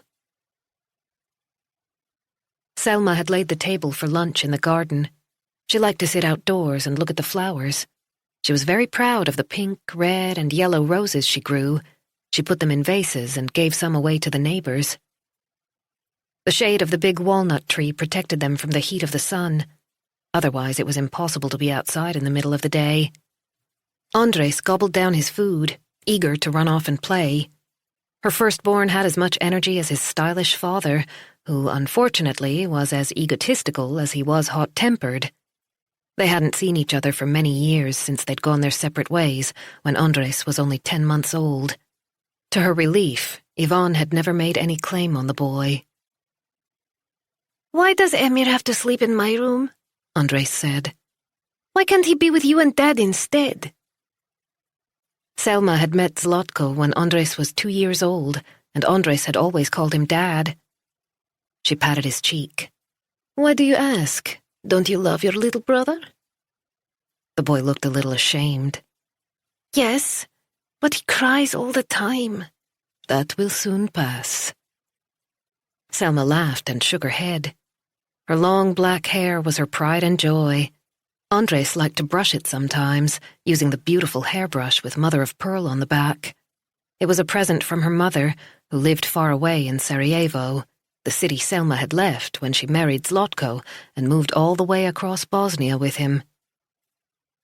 "Emir will soon be big enough to walk and talk," she assured her son. "Then you'll be able to play and have fun together." Zlatko emerged from the kitchen doorway. He was limping more than usual. He always did when he was worried. The after-effects of a motorcycle accident had left him unable to walk long distances. Why was he home at lunchtime? Selma was immediately anxious. Everything was so chaotic right now. "What are you doing here?" she said, getting to her feet with Emir in her arms. "Has something happened at work?" They've closed the factory. They sent us all home. "What do you mean?" We're at war. The words felt like a physical blow. Selma's legs gave way, and she sank back down onto her chair. "What are you saying?" she whispered. Zlatko sat down and lit a cigarette. The Serbs have attacked Sarajevo. The city is under siege. The roads are closed. "Mom and Dad." Selma couldn't breathe properly. Had they been imprisoned? Injured? What about Aunt Yasmina and Uncle Adnan, who lived in a small village outside Sarajevo, closer to the Serbian border? "Can they do that?" she stammered, pressing her lips to Emir's forehead. She had to keep her children safe. Emir was a baby. Andres was only 5. Don't worry. The United Nations won't allow this. They've already recognized us as a sovereign state. Selma wasn't convinced. "What if the Serbs come here? What will we do then?" The international community will intervene. A couple of walnuts fell to the ground and bounced away across the grass, attracting the attention of one of the chickens. Zlatko stroked Selma's hair. Everything will be fine, you'll see. They'll have found a peaceful way to resolve the conflict by the summer. It will all be over in no time. Chapter 16. There was a knock on the door of Mina's room.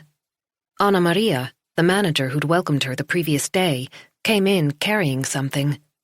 Her blue sweater was a little too tight, and there was as much gray as brown in her hair. "Good morning, Mina," she said warmly. "How are you today? Did you get some sleep?" What time is it? "Almost 9. Oh. Mina pulled herself up into a sitting position. She must have fallen asleep after feeding Lucas at around 6 o'clock. She was embarrassed by Anna Maria's searching gaze and tugged at the t-shirt she'd used as a nightgown.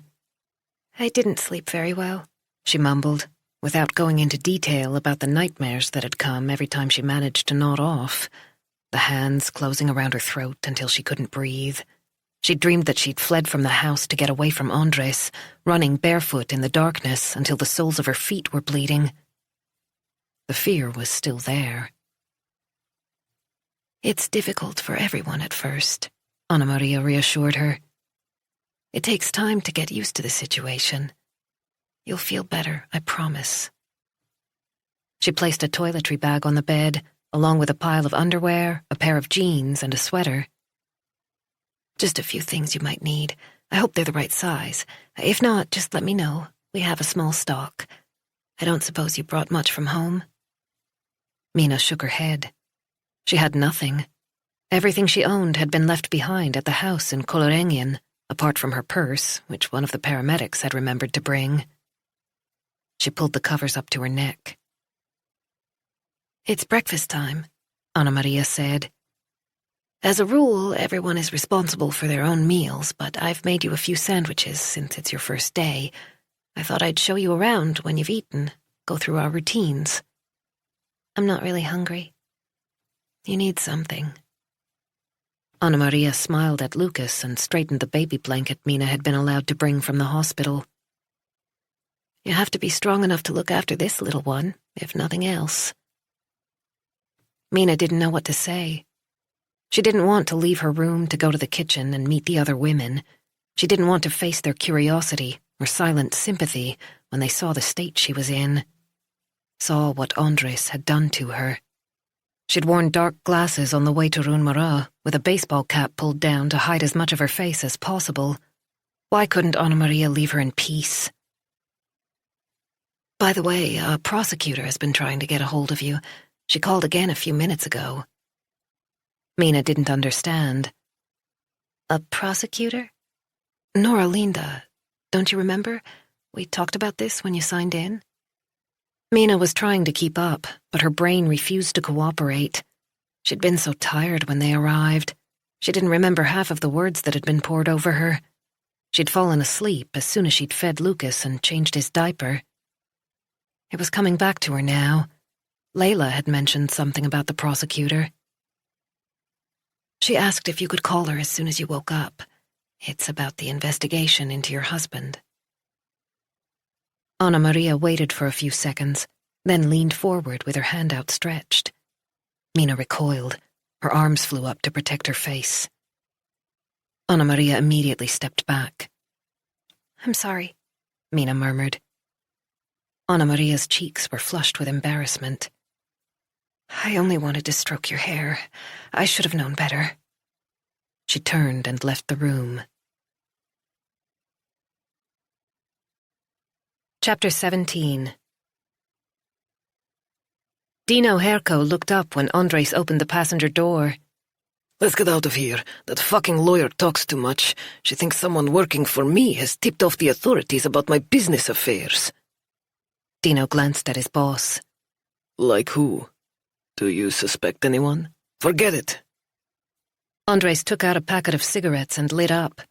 He took a few impatient drags before opening the window and blowing out the grey-blue smoke. He preferred a particular brand from the Balkans, which he had imported specially. Dino thought they tasted vile, but apparently Andres' father had liked them.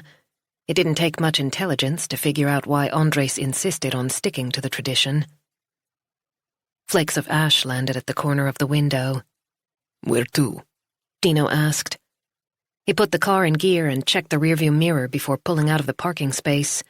No one seemed to be paying any attention to them, but he always made sure he checked their surroundings. It was the small details that mattered. The Southern District Hospital. We're going to pick up Mina and Lucas. Andres tossed the cigarette stub out of the window. The last time I texted her, she seemed pretty keen to get home. Dino wondered who he was trying to convince, but he knew better than to say anything. My darling Mina, and my beautiful son. Dino turned off at Hipsbrunn, crossing the bridge to the Söder district. There wasn't too much traffic in spite of the lunchtime rush. They reached the hospital within 15 minutes. A stream of people hurried toward the main entrance in the glass facade. Young and old, wheeled walkers and strollers passed one another, beneath the angular letters informing them that this was the Southern District Hospital. A dark-haired, middle-aged woman with a shawl wrapped around her head was crouched down by the door, begging. There was a tin on the ground in front of her, and she was holding out her hand in a pleading gesture. Most people didn't even seem to notice her, but right when Dino drove past, one old lady with a cane stopped dead. She yelled something and shook her fist. The woman didn't react. Jesus, imagine sitting there day after day. The Swedes talked about their open, generous society, but they were no better than anyone else. Society was cold and unjust, and it was every man for himself. Dino concentrated on finding a parking space. Wait here, Andres said as he set off for the entrance. I'll be back shortly. There was a police car nearby, but he didn't seem bothered by its presence. Dino switched off the engine and reached for his newspaper. He could be here for hours. Andres had no idea how long he was going to be. It made no difference to Dino. He was used to doing whatever Andres wanted him to. With a bit of luck, his boss would be in a better mood when he was reunited with his wife and son. Maybe he'd feel like a pizza and a few beers in their favorite bar later. Dino longed to see the positive side of his childhood friend again. They'd had so many fantastic evenings and nights when the business began to take off and Andres wanted to celebrate every success. No one could party like Andres when he was in the mood, when he thought he owned the whole world. Stockholm was where it had all started, where they'd made a new life for themselves, far away from the poor areas of Nyköping, where they'd been subjected to a barrage of racist abuse. Andres' tall figure appeared in front of the car. He'd only been gone 5 minutes, and there was no sign of Mina and Lucas. Dino reached over and opened the passenger door. Andres got in without a word. He stared at the phone in his hand as if he could force it to come up with a message. Something was wrong, but Dino knew better than to ask questions when Andres had that look in his eye. The police car drove off, and a yellow taxi immediately took its place. The woman who was begging got to her feet and shuffled into the hospital. She reappeared a few minutes later, her fingers wrapped around a paper cup containing a hot drink. Dino waited for instructions. Andres took out a piece of gum and started chewing frenetically. He still hadn't said a word. Someone dropped a few coins in the beggar woman's tin.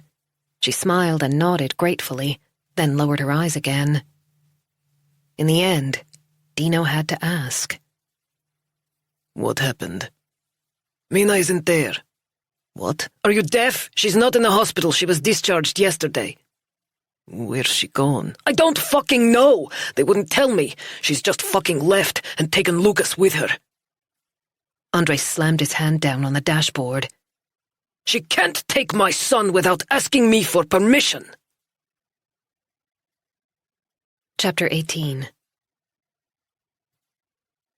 Anna Maria went into her office, but stopped dead by the desk. What had she come in for? She'd been so busy with phone calls and things to do that she just couldn't remember. She rubbed her nose with her index finger. The shelter was only half full, and yet she felt as if 1,000 flies were buzzing around inside her head. She'd found it difficult to concentrate all day, and been short with her colleagues. The depressing meeting with the inspector from social services was constantly in the back of her mind. Presumably, the inspector had only agreed to come over so that no one would be able to criticize her afterward. The phone rang. Anna Maria didn't recognize the number. It was Birgitta von Beria, talk of the devil. I forgot to ask a question the other day, she began without wasting any time on small talk. What's the situation re CCTV at Freyashaven? Anna Maria sank down on her chair. She'd hoped to avoid this discussion. We have talked about it, she said eventually. Talked about it? Anna Maria took a deep breath. Birgitta sounded as if she couldn't believe her ears. What was wrong with her? Didn't she realize that putting up cameras all around the building was tantamount to announcing that it was a shelter? There were no cameras inside, and plenty of shelters had refused to install them for reasons of integrity. Birgitta made it sound like a dereliction of duty. We haven't gone down that route yet, Anna Maria said. But we have discussed making a request for tenders to see what it would cost. She tried to sound convincing, even though there was absolutely no money to spare in the budget for that kind of investment. She had no idea where she would find the money if the council came back and insisted on CCTV. I thought it was a standard requirement these days, Birgitta said. She ended the call before Anna Maria could respond. Anna Maria remained at her desk, staring at the phone. The last time Freya's Haven had taken part in negotiations with the council, they had done their best to put in a competitive bid. They couldn't afford to risk losing the funding. They'd cut back wherever they could. It was impossible to save any more money. The women and children must be provided with decent food, and there was nothing to be done about fixed costs. However, if they weren't successful in the next round of negotiations, the shelter would have to close. They would barely have enough money to wind down in a civilized and organized way. Everything she'd worked for over the past 15 years would disappear. That couldn't be allowed to happen. As always, her gaze sought out the photograph of Malin. Her daughter's smile was usually a source of strength for Anna Maria, a way to summon up fresh energy in difficult moments. Now she was overwhelmed by feelings of guilt. She had failed to protect her own daughter. Was she also going to fail when it came to taking care of the women at Freya's Haven? Chapter 19. Ulrika Grunstedt glanced at her watch. It was almost time to leave the office. She tried to get home reasonably early on Fridays for Fiona's sake, but all too often she didn't succeed. Today, she had promised herself that she wasn't going to disappoint her 10-year-old daughter. It had been an intense week, with a lot of late nights. Nico, one of her most ambitious legal associates, stuck his head around the door. I was thinking of leaving now, if that's okay. He sounded apologetic, as if he were embarrassed for wanting to go home at 6 o'clock on a Friday. He was young and hungry, with dreams of becoming one of the country's leading defense attorneys. It's my mom's birthday, he added. Nico was often still working when Ulrika left, and God knows she put in the time. No problem. I'm on my way too. Nico lingered in the doorway. New suit, Ulrika noticed. It looked like Paul Smith. Nico had been paid a significant bonus for his efforts the previous year. No other associate had billed as many hours as he had. How did the meeting with Kovac go? He asked. Ulrika grimaced. I don't think he understands the gravity of the situation with his wife. The timing really is unfortunate. Needless to say, Nora Linda had been quick to send over the photographs of Mina when she was admitted to the hospital. They were appalling, particularly the images of her bruised and swollen face. Ulrika had had to steel herself in order to keep from looking away or prejudging her client, but she couldn't allow herself to adopt the moral standpoint that the prosecutor was trying to evoke. Earlier in her career, Ulrika had been eager to work at one of the large practices in the city, specializing in business law. Her goal was to make partner with a firm that charged exorbitant fees for company transfers. Then she secured a post as a law clerk in Södertälje and became fascinated by serious crime, by the feeling of dealing with life and death on a daily basis, the endorphin rush when they triumphed in court, when the press wrote about a case she was involved in. She had learned long ago to focus on her own client. Mina was not her responsibility. I told him to make up with his wife, she went on. At least for as long as he's accused of tax evasion. Any additional charges won't improve his chances. Do you think he'll take your advice? Ulrika opened her briefcase and gathered up the documents she needed to go through over the weekend. I hope so. It's costing him plenty. Chapter 20. Dino Herco looked around before he unlocked the door of the 2-room apartment where he'd been living for the last few years. Old habits died hard. There was a strong odor of fried food in the stairwell, stale oil and fish.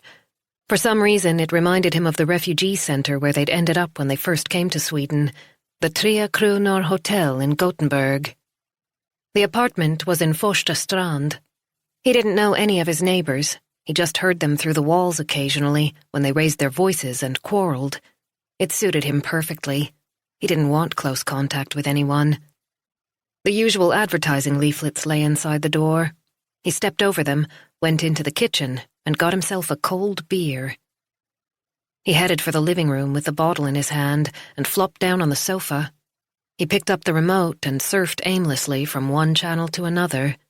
Nothing but crap, as usual.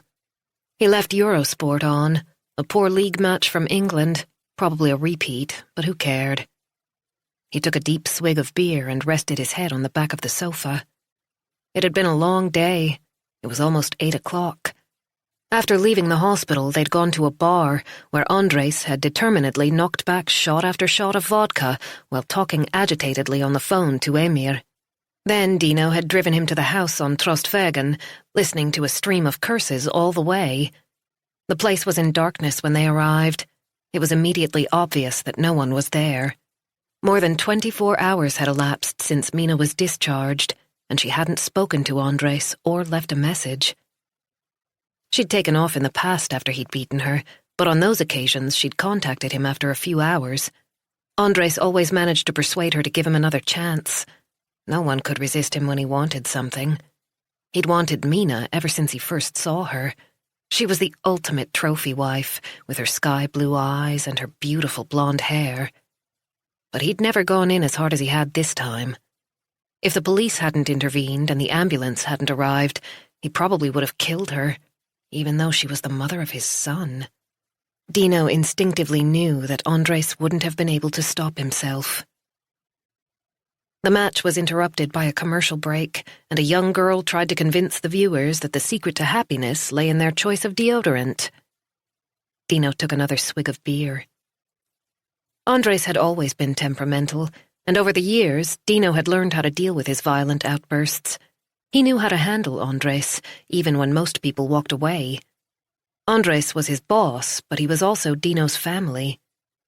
If he closed his eyes, Dino could still see the green hills around his childhood home, the little village close to Andres's home in Bosnia, the place where they would both have grown up if it hadn't been for the war.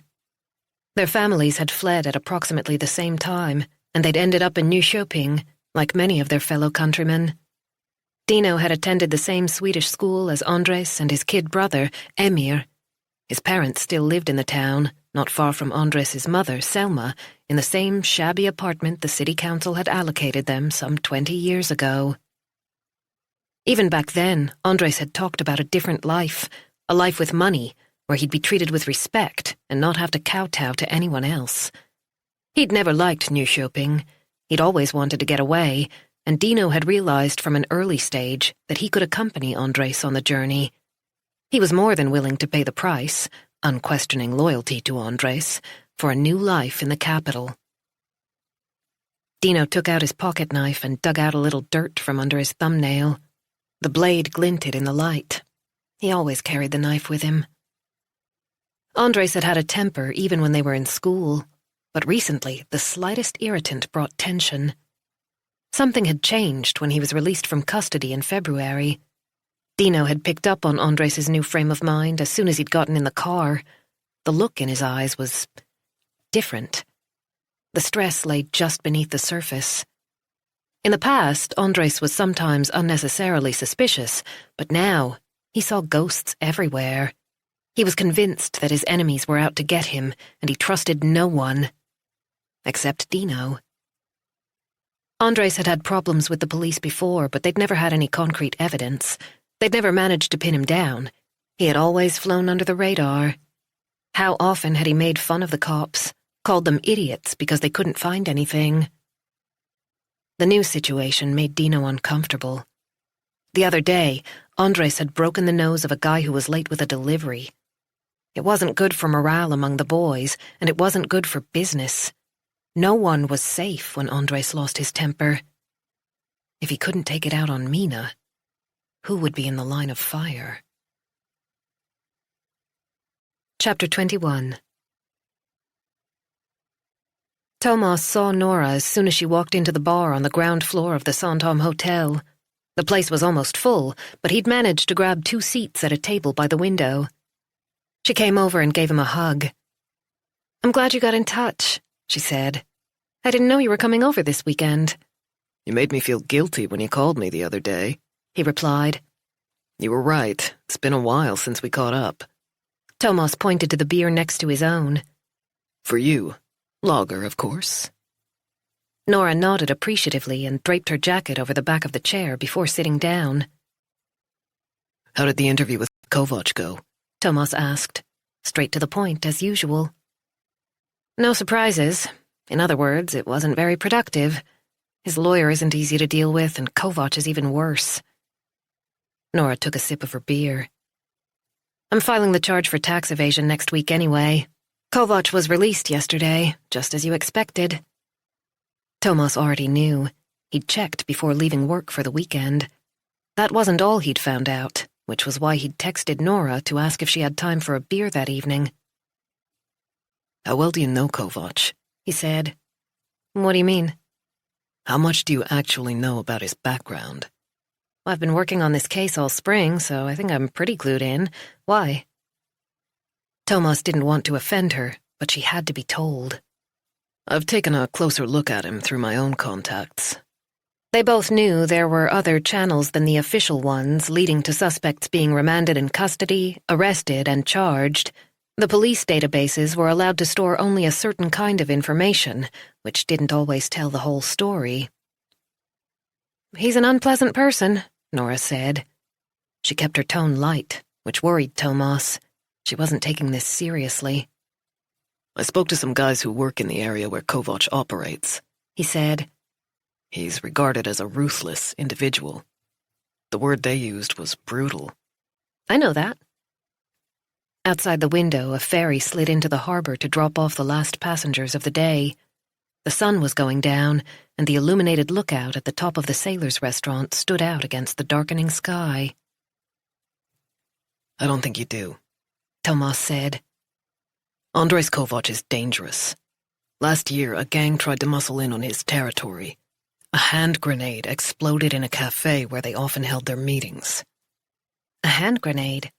One of the dead was a baby, whose mother just happened to be there at the time. The police hadn't managed to find the perpetrator and had been heavily criticized for the fact that the case remained unsolved. According to my sources, everything points to Kovac, but there are no witnesses, no evidence. The usual informants refuse to talk.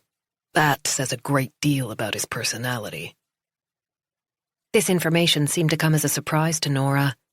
Thomas knew that his colleagues in narcotics had provided her with background for the tax evasion case, but he suspected that they hadn't gone into this kind of detail. 3 dead and 4 injured, he went on. Just because Kovac wanted to make a point. Now do you understand? She had to realize that these guys meant business. I don't think you've come across this kind of criminality before.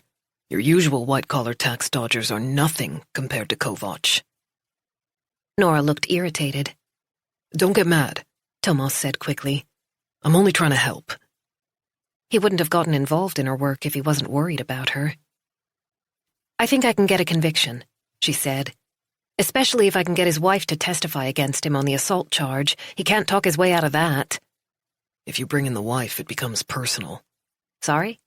That will only make things worse. He'll see it as a direct insult if you meddle in his family affairs. He should have thought of that before he beat the hell out of her. It's not about that. Thomas pushed his beer aside and leaned across the table. Business is one thing, but his wife and child, that's something else. He'll go after anyone who interferes in his private life. A couple in their 30s pointed to the 2 chairs at the other end of the table.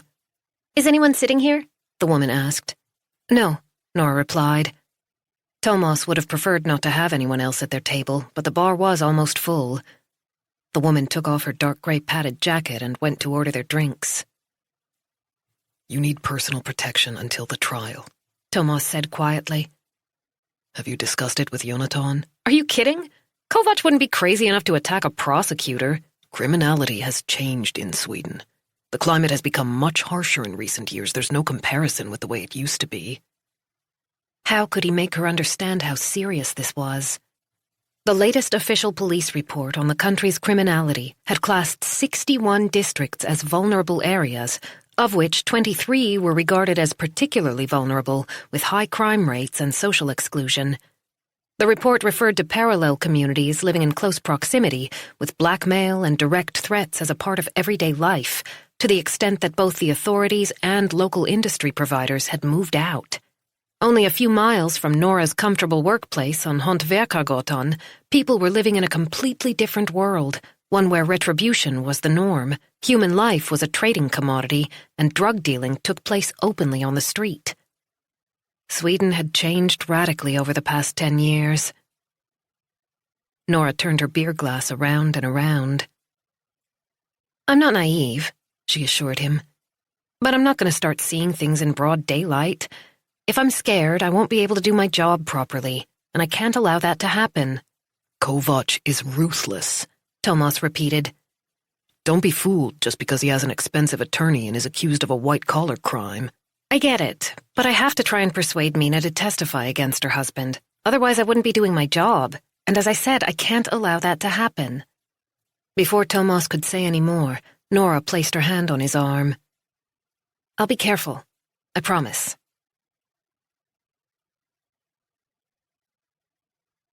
Bosnia, June 1992. Emir was lying on a blanket on the living room floor, gurgling happily when Andres emerged from his bedroom. His mother was sitting weeping in front of the TV with a cigarette in her mouth. She didn't even notice him. Andres edged closer so that he could see the screen. The reporter was talking about a place Andres had never heard of. Visegrad. Zlatko, his mother sobbed. you have to come and see this. The bedroom door opened, and his father appeared in his pajamas. His belly protruded through a gap in the jacket, and his hair, as dark as Emir's, was sticking out in all directions. Since the factory had closed, he often slept late in the mornings. He rubbed his eyes and yawned. What's happened? Selma pointed at the TV, where images of the dead and injured were now being shown. The Serbs attacked Visegrad, she whispered. Thousands of people in the city and the surrounding villages have been killed. They shot them and threw the bodies in the Drina River. She could hardly speak. The camera zoomed in on a bridge made up of stone arches. The name was on a small sign down in one corner. Mehmed Pasha Sokolovic Bridge. They drove the prisoners up onto the bridge in trucks and executed them. Then they dumped the bodies like dead animals. Andres saw his father's face harden. Serbian pigs, he said. Karadzic is behind this. He's a devil, a psychopath. I'm so frightened. Selma wept. The United Nations will intervene. The rest of the world will help us. They're not going to let us go under without doing anything. Zlatko placed a reassuring hand on his wife's shoulder, and she gave it a squeeze. This is a civilized country, Selma. We're not barbarians. Why do the Serbs want to wipe us out? Zlatko went over and switched off the television. Because they're murderers. Chapter 22. The buzzing of his phone woke Dino. He'd fallen asleep on the sofa in front of the TV. He didn't need to check the display to know who was calling. What did he want now? It was almost 10 o'clock. He accepted the call. I have to get a hold of Mina and Lucas. Andres was slurring his words. He'd obviously carried on drinking after they parted company. Dino could hear the television in the background. It was so loud that he could only just make out what Andres was saying. She can't take my son and just disappear. She's my wife. There was no point in trying to reason with him. Dino sighed. Where do you want me to start looking? He said as respectfully as possible. He didn't want to make Andres even more angry. How the fuck should I know? If I knew, I'd do it myself. Dino slammed his fist into the arm of the chair. Silently, of course. He made his voice even more submissive. Have you spoken to her parents? Surely they must know where she is. Andres's tone changed. She knows that's the first place I'd go. She's stupid, but not that stupid. Exactly. so maybe she's hiding there anyway. Mina no longer had many girlfriends. They'd fallen away one by one as Andres' controlling behavior intensified. Would you like me to drive over there and take a look? No, I'll do it myself. Wait. Dino didn't trust Andres not to lose it if he found Mina at her parents' home. More violence or a call to the police by Stefan and Katrine wouldn't help the situation. The cops were already showing too much interest. If Andres went over there in his current state, all hell could break loose. Let me go instead, he said, hoping his boss would listen. I'll leave right away. Okay, Andres muttered after a few seconds. Call me as soon as you find out what's going on. Chapter 23. How long would she dare to stay at Freya's Haven? Mina was sitting up in bed, staring at the wall opposite. She'd spent the last few hours trying to rest, but her body was as tense as a coiled spring. The stitches above her eye were pulling, and her broken ribs were agonizingly painful. She'd fed Lucas when he woke up, but stayed in her room more or less all day. When he fell asleep, she'd crept into the kitchen and picked up some fruit. It was hard to get it down, but she'd forced herself. Anna Maria was right. She had to eat something. She needed to regain her strength. By this stage, Andres must have realized that she wasn't coming home. If he'd been furious on Monday, that was nothing compared to how he'd be feeling now. He never forgave a betrayal. He demanded total loyalty. He always had. I will never let you go. His words haunted her. He'd uttered them so often. She wanted to put her hands over her ears, but they would still echo inside her head. When they first met, she'd thought it was a loving thing to say, beautiful, in fact, the promise of a lifelong partnership, just like her parents' marriage, two people who always wanted the best for each other. She'd loved the idea of her and Andres against the world. Gradually, that sentence acquired a different meaning. It metamorphosed into a terrible reminder that she would never be free again. If Andres hadn't been interrupted, he would have killed her on Monday. The realization hurt her more than the physical pain, the conviction that he would have carried on until she stopped breathing. Who would take care of Lucas if she weren't around? While she was in the hospital, she'd managed to avoid her reflection, but it was impossible here. The battered face in the hall mirror filled her with shame. Her tongue sought out the broken molar. The sharp surface was as damaged as she was, and the gum all around it was swollen and tender. In spite of the pain, she kept on until she cut her tongue, and the taste of blood filled her mouth. She'd hoped that things would improve when Lucas was born, that Andres would change. He'd been so happy at the birth. His voice and expression had softened. He had held his son to his chest and whispered in Bosnian in Lucas's little ear. This is a fresh start, Mina had thought. Everything's going to be fine. How wrong could she be? Only weeks later, Andres was arrested and held in custody for several weeks. When he came out, he was worse than ever. There were so many accusations. He found fault after fault. He yelled at her, not caring if he woke Lucas.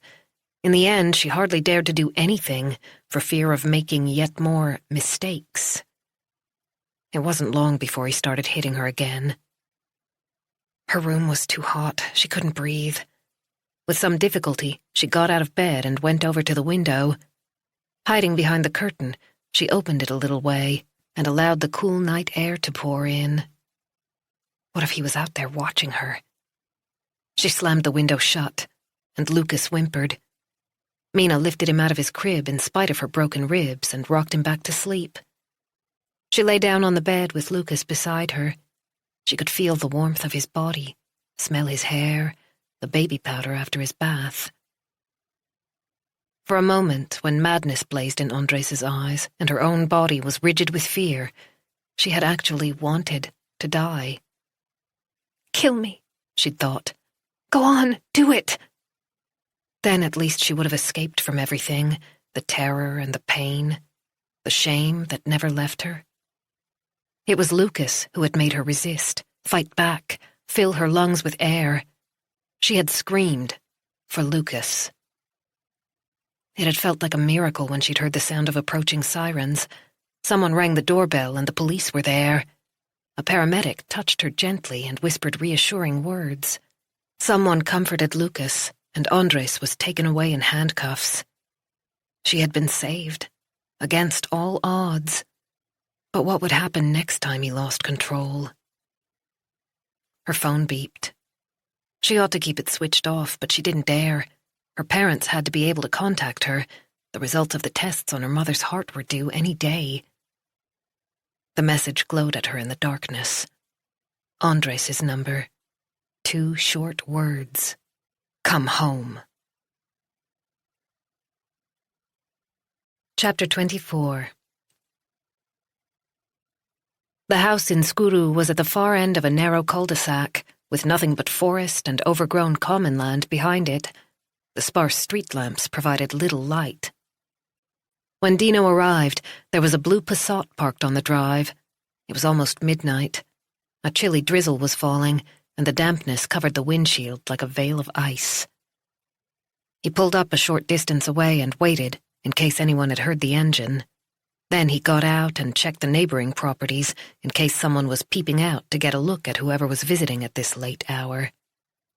He walked up to the fence and studied the unassuming single-story house. The wood panels were painted grey, and a narrow, gravelled path led up to the front door, which had a large frosted pane of glass in the top half. The place reminded him of the 1970s homes in Nyköping, where the Swedish kids lived. He'd seen them from a distance when he was at school.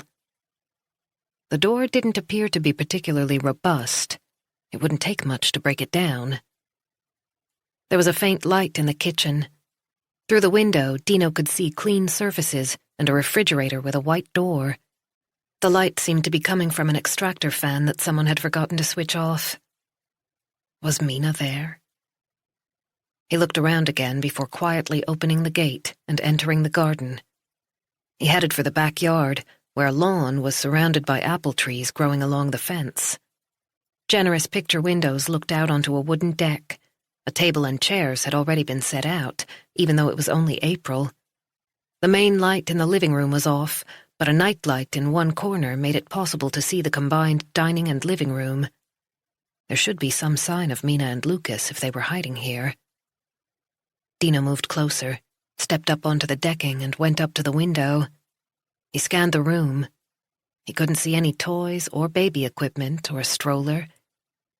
There was a collection of framed photographs on an antique painted cupboard, several pictures of Mina with her parents, and one where she was holding Lucas in her arms, smiling happily into the camera. But no wedding photo of her and Andres. Dino silently stepped off the deck. It was raining harder now. He turned up the collar of his leather jacket, but the cold drops still found their way down the back of his neck. He continued around the side of the house, sticking to the wet grass so that no one would hear him. He saw the glow of a bedside lamp behind a closed roller blind and a shadow moving around. So there was someone home, but he couldn't tell if it was a man or a woman. Was it Mina or one of her parents? He stopped. It wasn't a good idea to ring the doorbell at this time of night, for many reasons, but Andres was expecting answers. He made his way back to the front door. The external light was off, but he had no difficulty picking the lock and slipping into the hallway. He glanced around in the darkness. Coats and scarves were hung up on hooks, with a shoe rack below. The living room was straight ahead. He'd already checked that. The bedroom where he'd seen the shadow was on the left. Was Mina hiding in there with her baby? Dino moved forward without making a sound. The 2 closest rooms, a study and a bedroom, were empty. He paused by the door of the 3rd room, where the lamp was lit. He could hear the murmur of voices. It seemed as if both parents were still awake. What if Andres finds her? That sounded like Katrine, Mina's mother. Dino remembered meeting her briefly in the maternity ward when she came to visit Mina. He'll never track her down there, Stefan replied. It's impossible. Dino listened hard. Mina and Lucas definitely weren't here, but her parents seemed to know where she was. "He'll hunt her down and kill her," Katrine said. "He's a monster." She sounded as if she were on the verge of tears. "I wish he'd stayed in Bosnia and never set foot in Sweden. This country should never have taken in his sort." Dino's jaw tightened.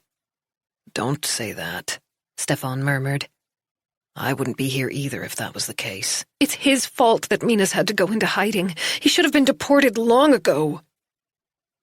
Dino's fingers closed around the knife in his back pocket. The metal felt cool against his skin. He wanted to fling the door open and put the blade against Katrine's throat, just as his own mother had been threatened before they left Bosnia. He wanted to see the fear in her eyes until she understood that she needed to watch her tongue. What did Mina's mother know about real pain, torture and rape, men and women shot dead in front of their children with the neighbors looking on? Her own husband was an immigrant, and yet she thought she had the right to say whatever she liked. Dino loathed the supercilious attitude of so many Swedes. The way they boasted about their open borders, the way they took responsibility for the world's war refugees while other countries turned a deaf ear. They weren't so keen to talk about the fact that they treated immigrants like second-class citizens and refused to let them become a part of society. "The police assured us that she's in safe hands," Stefan reassured his wife. "They'll take care of her and Lucas." Dino was breathing heavily. It would be easy to walk into the bedroom and find out everything he needed to know in order to track Mina down. He was no novice when it came to extracting information. He would have no problem getting the address of Mina's hiding place out of her father, and he could teach her mother a lesson at the same time.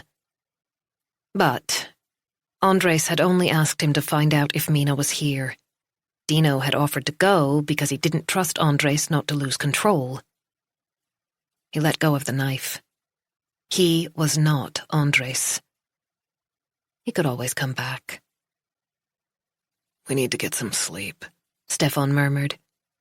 "Try not to worry so much." The light went off. Dino turned and left the house without a sound. Saturday. Chapter 25. Nora ran down to the steamboat jetty on Sandhamn to catch the morning ferry to Stofsness. Layla had called her half an hour earlier to tell her that Mina had been in touch, against all odds. She was ready to talk to them about the assault. Nora didn't want to risk her changing her mind. After a quick check on the timetable, she found a boat that would get her to Runmara at 12:15. The deckhand was about to remove the gangway when she arrived. "Wait!" she shouted, and managed to board just before the captain set off. Slightly out of breath, she made her way to the cafeteria and bought a cup of coffee and a cheese roll. She sat down at a table by the window and took out her laptop in order to refresh her memory before the meeting. It would mean a lot if she could get Mina to testify. "Next stop, Hara," came the announcement over the loudspeaker, and Nora automatically looked up. She saw Tomas's tall figure on the jetty. She waved to him, but wasn't sure he'd seen her. However, a couple of minutes later, he came into the cafeteria with a shabby knapsack over his shoulder. In the daylight, the graying hair at his temples was clearly visible. The last few months had taken their toll. "Morning," he said. "I thought you were spending the weekend on Sandhamn." Nora explained the situation before Tomas joined the line to buy something to eat and drink. "Layla Kasim is in charge of the investigation, isn't she?" he said when he came back with a mug of tea and an egg sandwich. He and Layla had met briefly when Nora introduced them to each other. "Yes, she's meeting me on Runmara." She instinctively lowered her voice. Not many people knew about the shelter on the island. "I met someone who worked with her when she was with the city police," Tomas said. "Apparently she's really good." Nora was a little embarrassed. She hadn't known that Layla had been with the city police before she came to the Economic Crimes Authority. Then again, Layla rarely talked about the past. Nora knew she'd grown up in one of Stockholm's poorer areas, with her mother and younger brother, but that was all. Training to be a police officer couldn't have been an easy choice, and it must have been tough for Layla to establish herself among the veterans in the city when she was newly qualified and came from an immigrant background. So why are you going into town? She asked Thomas. I thought you were staying on Hara for the whole weekend. Pernilla's sick. She's got a terrible cold.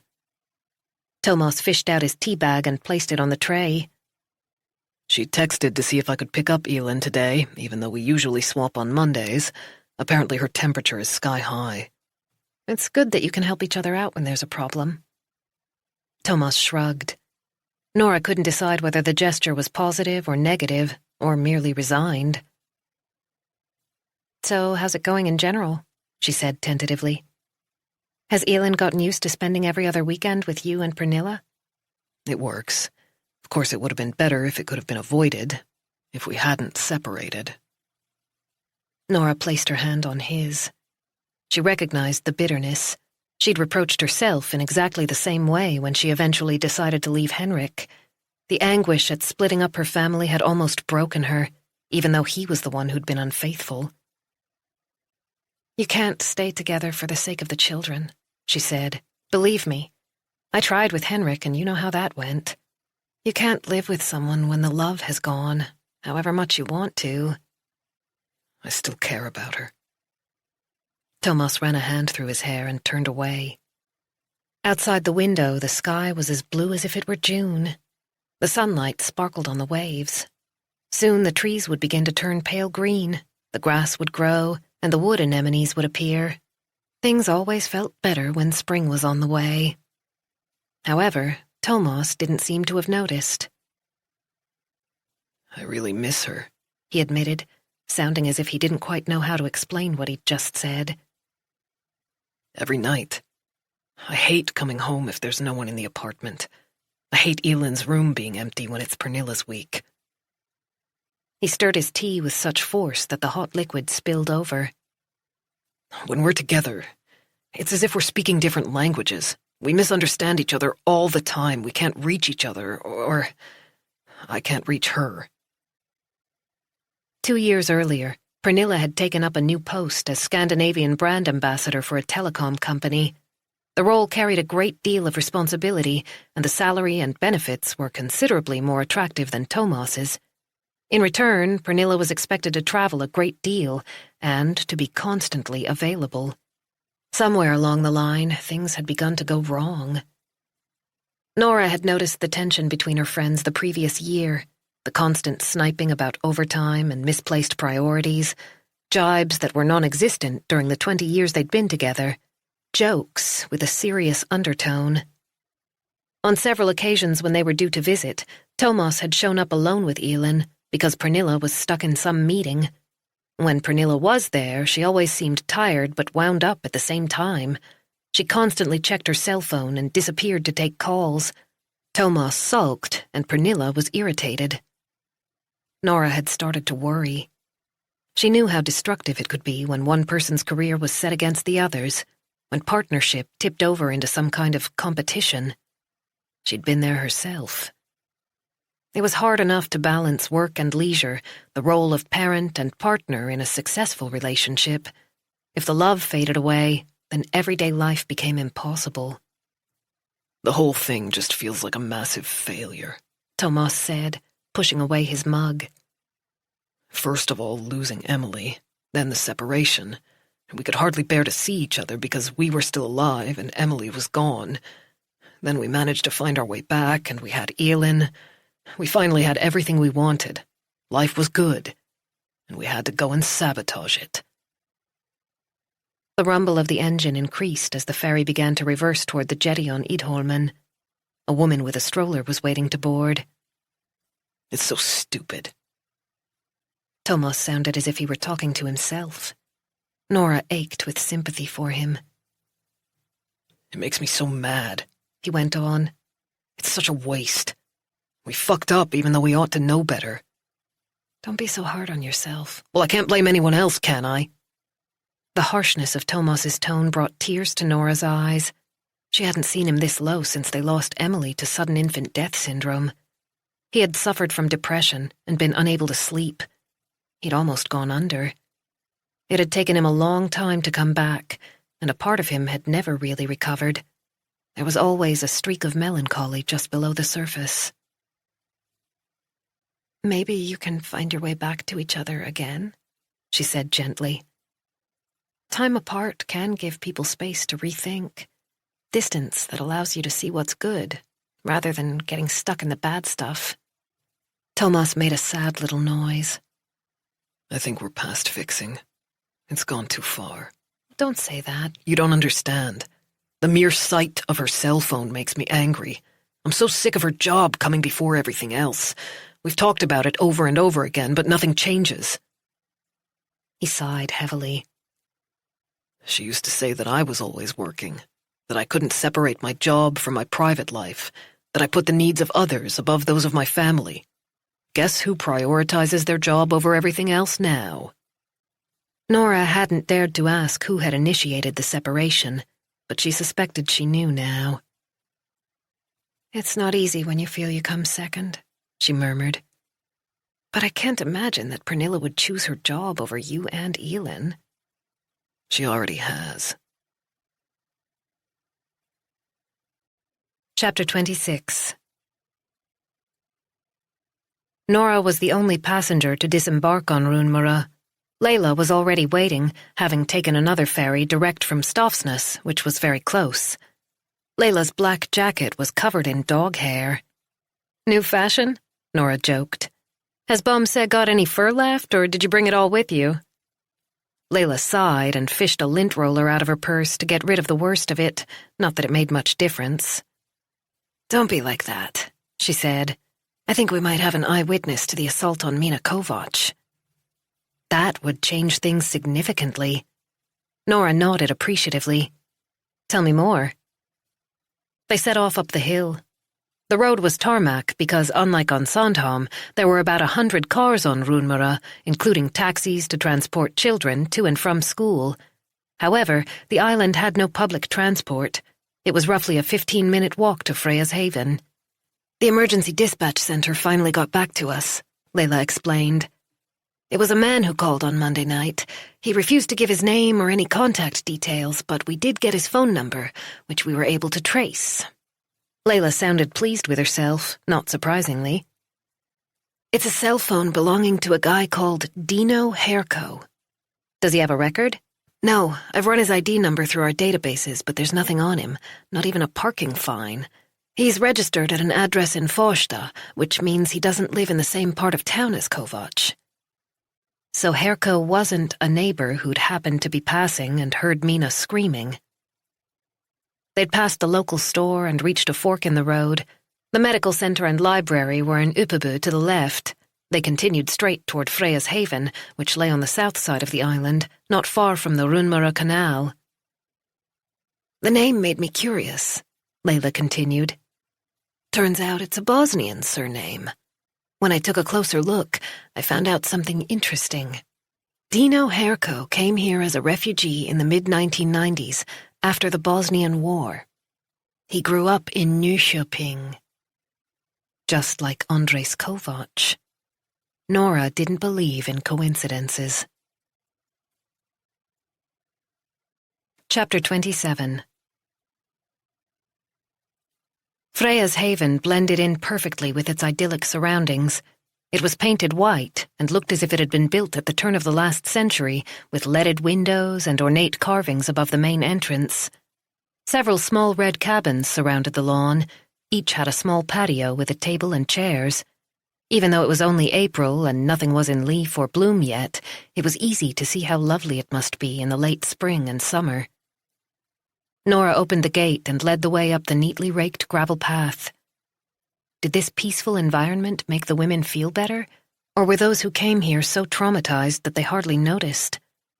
Nora had no idea, but before she could ponder the matter any further, the front door was opened by a woman in her 50s with round glasses and graying hair tied back in a ponytail.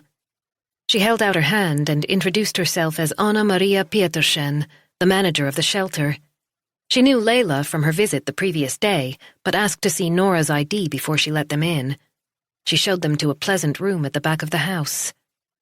A pretty pink-tiled stove stood in one corner, and Mina was sitting in an armchair beside it, with a sleeping baby in her arms. Her blonde hair was lank and greasy. Anna Maria gently took Lucas without waking him. "I'll look after him so that you can talk in peace," she said, nodding toward a tray with a thermos and a plate of cookies. "Help yourselves to coffee." Nora sat down on the sofa opposite Mina while Layla set up the tape recorder. She had to find the right words. Where should she begin? She needed to persuade Mina to tell her what had happened before the ambulance arrived. Above all, she had to get Mina to trust her and Layla. Mina was terrified of her husband, for obvious reasons, but the only way to protect her was to convict him. The logic was clear, but fear is not logical. "Thanks for seeing us," Nora said. "I'm going to do everything I can to make sure your husband goes to jail for a long time, but I need your help." Mina refused to meet Nora's gaze, even though she was the one who'd called Layla and asked them to come over. Her face was slightly less swollen, but the bruises had darkened. "If he's locked up, he can't hurt you," Layla said. "It's the only way for you to feel safe again." Mina started to weep, and Layla passed her a tissue. "It's okay to cry," she said, gently stroking Mina's arm. "We're in no hurry." It was a long time before Mina calmed down enough to talk about Monday evening. Andres was already mad when he got home. I was sitting in the living room with Lucas on my lap. As soon as I saw Andres, I knew he was in a bad mood. "How did you know?" His eyes. They get narrower, harder. Mina took another tissue out of the packet.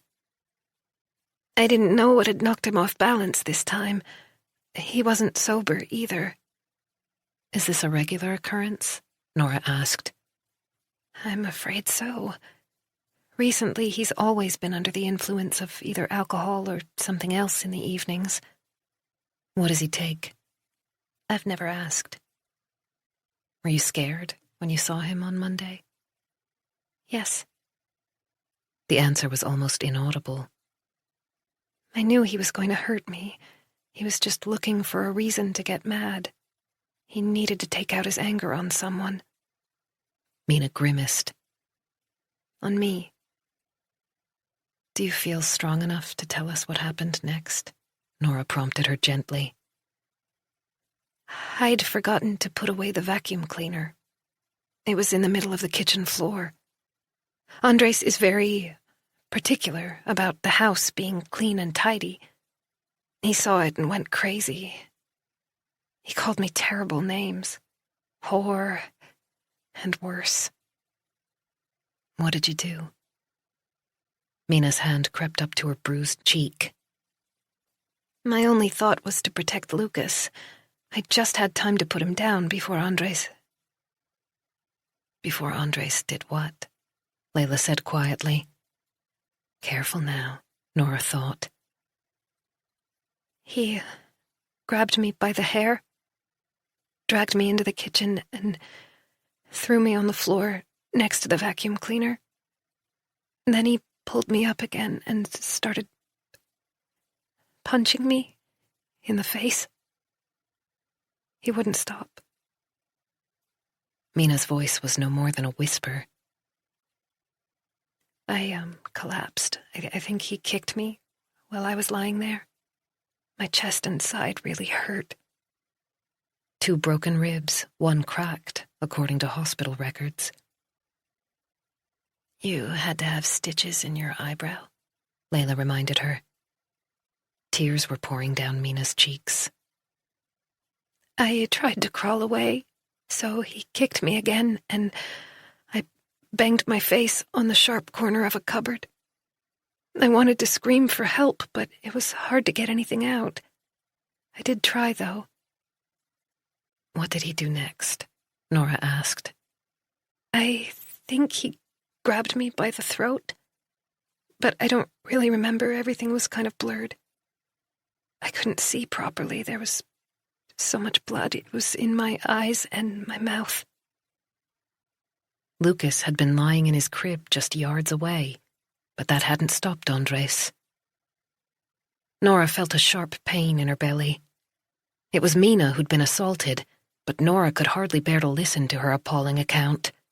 She was usually proud of her professional attitude at work and was embarrassed to discover how thin that veneer was. Thomas had been right in a way. The Economic Crimes Authority was a protected workplace. Layla was handling the interview much better, asking one relevant question after another. Without coming across as either cold or gratuitously curious, she managed to get Mina to describe the entire course of events.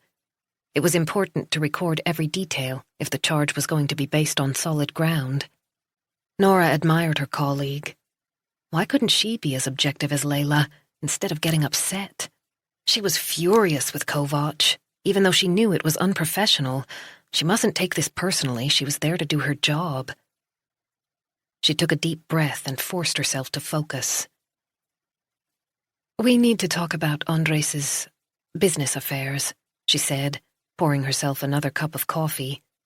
She immediately regretted her choice of words.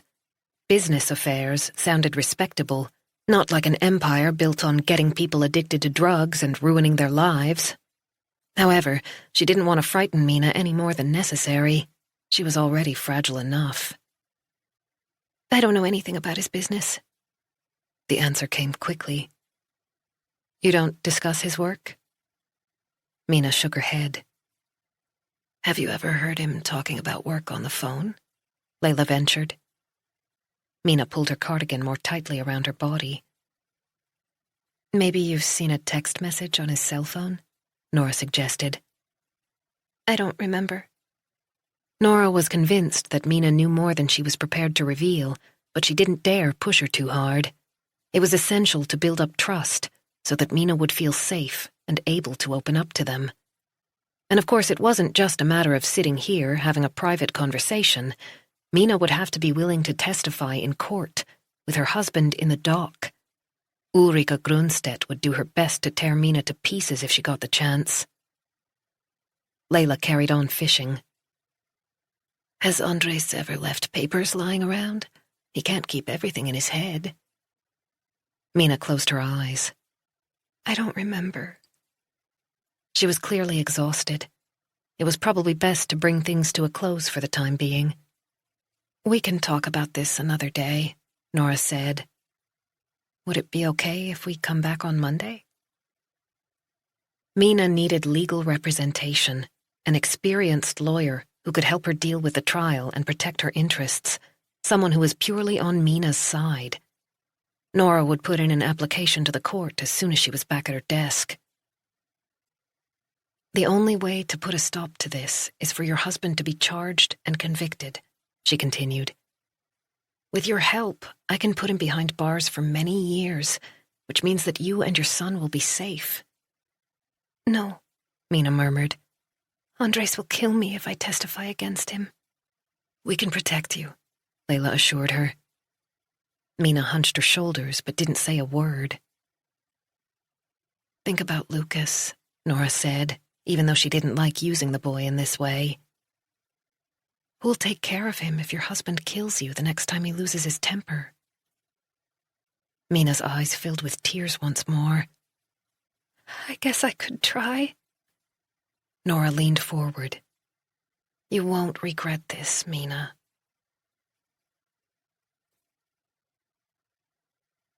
Bosnia, September 1992.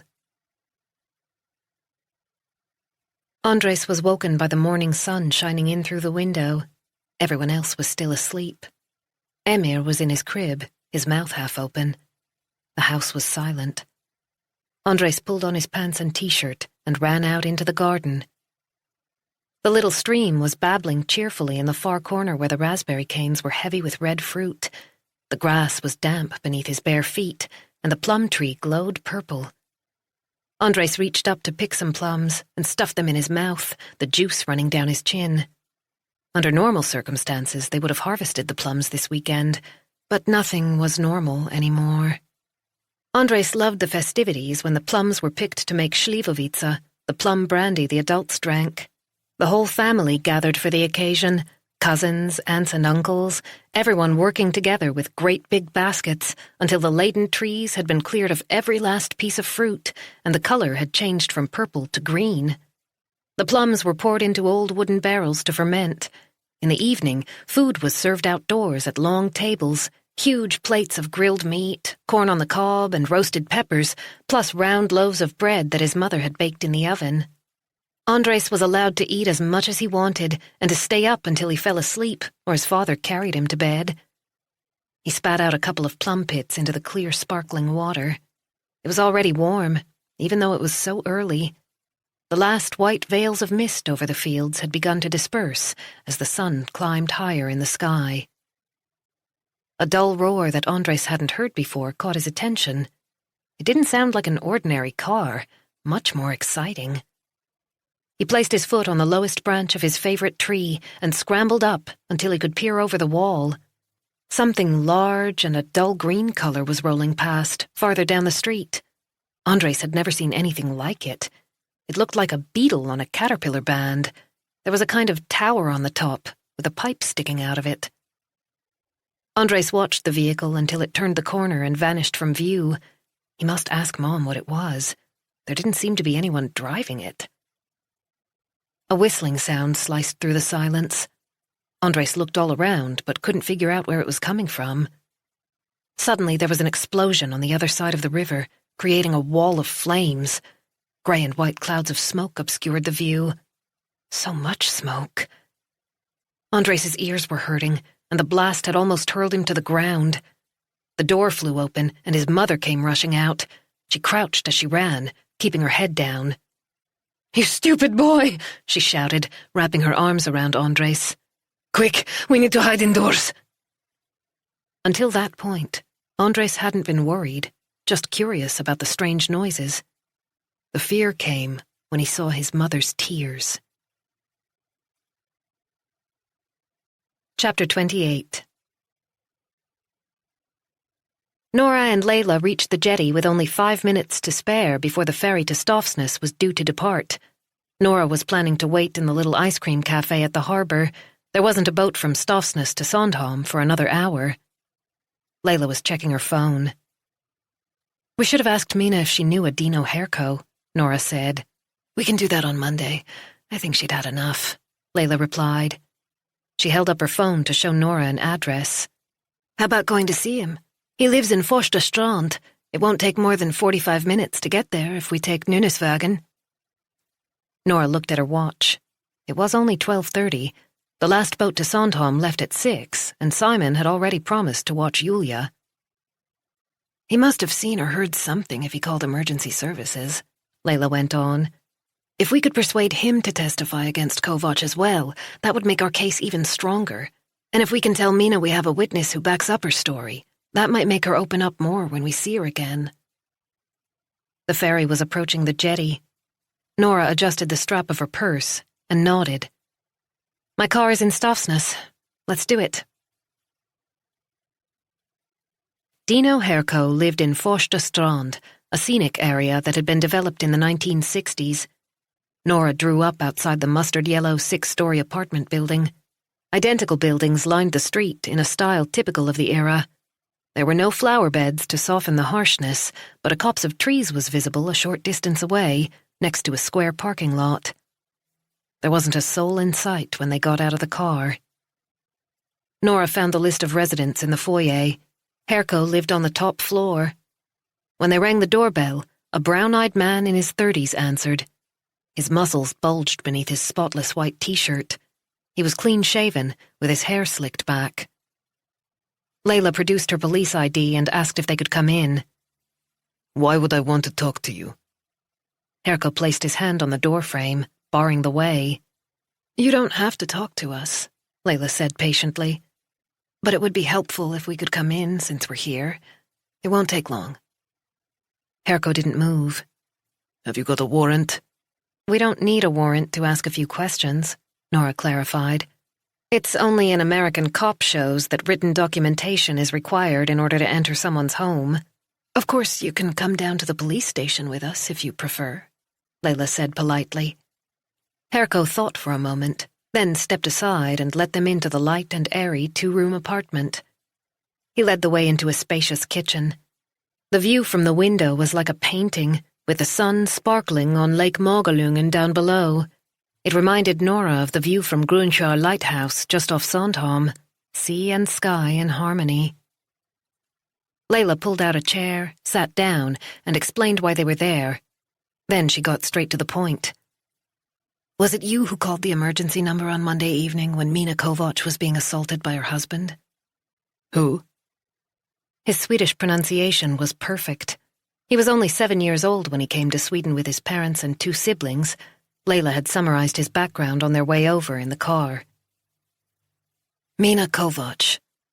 I don't know her. I understand, but it was you who called and reported the incident when her husband almost killed her? No. Layla opened her notebook and made a careful note of his answer on a clean page. So you weren't on Trostvägen that evening?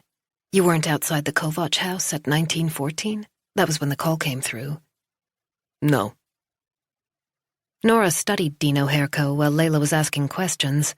He was good-looking, with deep-set eyes, but his face was marked by a pale scar running from one temple down to his cheekbone. The wound must have been deep and painful. Maybe he'd sustained it as a child in Bosnia, before the family fled. His black hair was cut short, and he had what used to be called a widow's peak. Are you absolutely sure you weren't there? Yes. So where were you at 1914? I don't remember. The call came from your number, according to the dispatch center. They must be mistaken. They seem pretty sure of their facts. Layla took a sheet of paper out of her bulky purse and held it out so that Herko could read it without difficulty. There's your phone number, right there. No mistake. Herko's eyes slid to the left. I remember now. My cell phone was stolen last week. Stolen? Nora repeated. Why didn't you say so right away? I forgot. But now you remember? Yes. So the person who stole your phone called the emergency number. How should I know? Nora leaned forward. Tell us what happened when you lost your phone. Herko got up, opened a cupboard, and took out a glass. He filled it from the faucet, drank the water slowly, then placed the glass in the dishwasher. Nora was still waiting for an answer. It was in the back pocket of my jeans on the subway. When we reached the terminal, it was gone. Someone must have taken it on the way there, without my noticing. Herko obviously wasn't the kind of man who would allow his cell phone to be stolen by a simple pickpocket. Therefore, he was the one who'd made the call. Why didn't he want to be involved? Was he scared of Andres Kovac? If so, he wasn't the only one. Nora tried to hide her irritation. There wasn't much that could be done when a witness simply refused to cooperate. Do you know Andres Kovac? She asked. Mina's husband? I'm afraid I don't have time for any more questions. I have to go. Herko made a show of looking at his diver's watch. Something about the gesture reminded Nora of Kovac, but Herko seemed like a calmer person, nowhere near as aggressive. He was already heading for the hallway, and Nora got to her feet. There was no point in sitting at the table waiting for an answer that wasn't going to come. Do you know each other? She tried again anyway. We might have met once or twice, he said over his shoulder. I'm guessing he's from Bosnia too? Sounds like a Bosnian name. Layla paused at the front door. It was lucky someone made that call, even if it wasn't you, she said. Mina Kovac would probably have been killed otherwise. Dino Herko opened the door without meeting her gaze. Chapter 29. Nora was on the ferry to Sandhamn. She had found a window seat and was resting her forehead on the cool glass. Fluffy clouds drifted across the blue sky. The weather must have been beautiful out in the archipelago today. She felt a pang of guilt. She tried to prioritize the kids on the weekends, but she'd been gone for the whole of Saturday. The plan to take Julia to the shore at Trouville to barbecue sausages would have to wait. A shadow fell over her table. Hi there, Thomas said. We meet again. Nora looked up. Are you stalking me? She said with a smile. I thought you were going into town to pick up Elin. I decided to bring her over to Hara instead. There was no reason to stay in the city. Thomas had never been a city person. Elin appeared behind him in a pink coat, clutching a backpack covered in brightly colored Disney characters. Hello, sweetheart, Nora said, opening her arms. Can I have a hug? Nora chatted with the little girl while Thomas went to the cafeteria. He came back with a glass of red for Nora, a beer for himself, and a Fanta for Elin, plus a bag of chips. Elin settled down to watch a film on Thomas's tablet, which he'd handed over with a slight grimace. Nora had overheard a heated discussion between Thomas and Pernilla late one evening when she and Jonas had been over for dinner. Thomas had accused Pernilla of dumping Elin in front of a film whenever she needed to work, after they'd eaten. Today, he clearly couldn't cope with sticking to his own principles. How did it go? He asked when he'd taken a swig of his beer. Pretty well. Nora raised her glass to him. The ferry wasn't busy. Most people had presumably traveled over during the morning in order to take advantage of the good weather. We met up with Mina and we're going to talk to her again on Monday. I think she's starting to open up. At least that was the impression I got. Have you been there all day? No, we went to see the witness who called emergency services when Mina was assaulted. His name is Dino Herko. Dino Herko? Yes, he's from Bosnia, just like Kovac, but he insists that someone else must have made the call on Monday. He claims he was nowhere near Trostvägen. Thomas stroked his chin. I recognize that name. He doesn't have a record, Layla checked. I'm almost sure he was mentioned when I spoke to someone from narcotics the other day, when I was checking out Kovac for you. Strictly speaking, he'd done that on his own initiative, but there was no need to correct him. I actually asked Herko if he knew Kovac, but he made it sound as if they were no more than passing acquaintances. Presumably that was another lie, Nora said. Would you like me to see what I can find out? Layla can do that on Monday. No point in creating competition. So, where did you find Herko? At home. He lives in Forstastrand. You went over there, instead of bringing him in? Thomas's tone left Nora in no doubt about what he thought. Don't forget what I said about Kovac. He lowered his voice so that Elin wouldn't hear, even though she was completely absorbed in a Disney movie. You have to be careful with these guys. You have no idea what they're capable of. Chapter 30. There was no one around when Dino reached the shore of Lake Mogalungen. It had been a mistake to let those women in, the cop and the prosecutor. He'd realized it as soon as they started asking questions about Mina. Then it had been an even bigger mistake to pretend he didn't know her. It was an easy enough thing to check, and they'd soon find out that he'd lied. He couldn't understand why he'd said it, except that they'd taken him by surprise.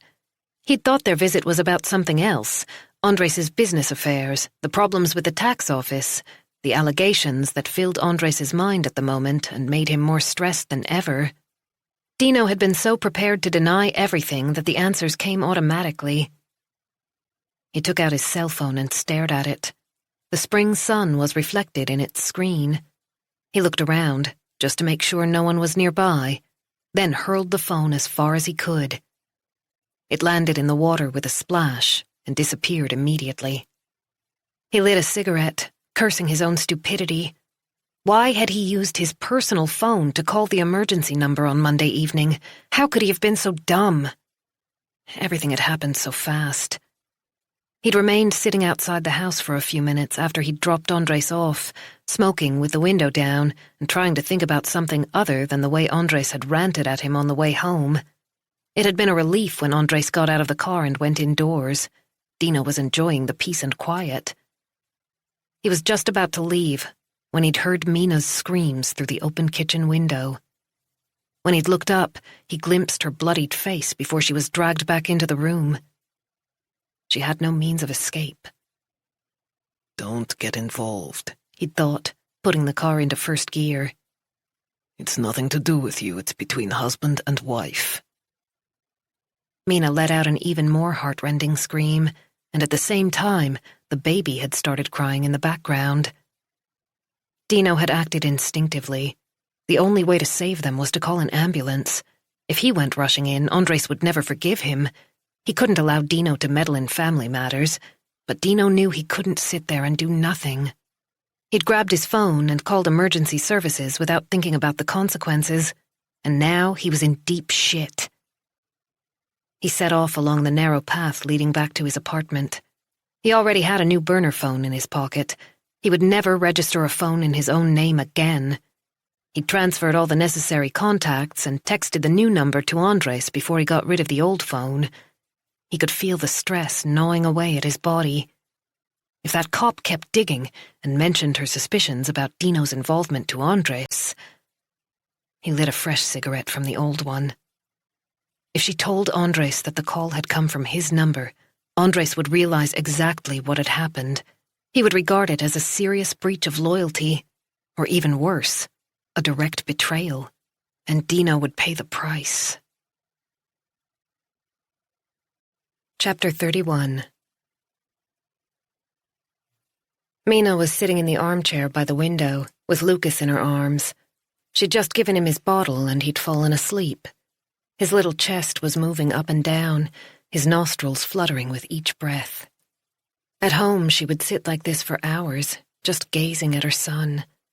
Those were the best times in her life. The only good times. Beautiful little Lucas.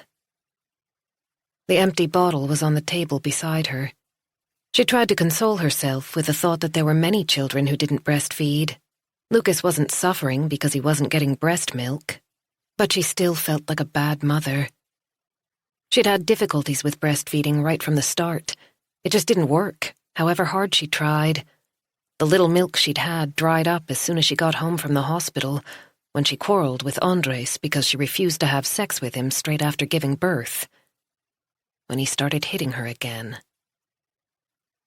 Mina caressed her son's head and blew gently on his fine, downy hair.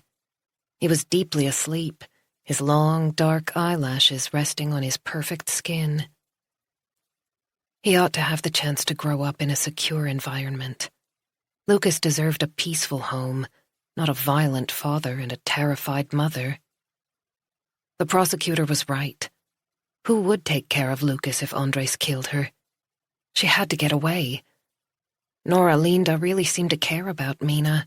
She wasn't just doing her job. Mina had to make a decision. They were coming back on Monday. Did she have the courage to tell them all about the money, the bundles of notes she saw on Andres' desk at regular intervals, the little notebook in which he wrote everything down, the one he always kept with him? She would never be able to talk about the pictures she'd taken. The very idea made her feel sick.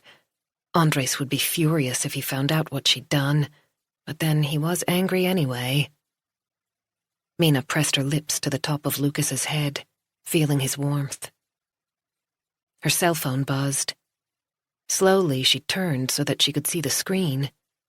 Someone had sent her a photograph. She immediately recognized the grey-painted wooden house.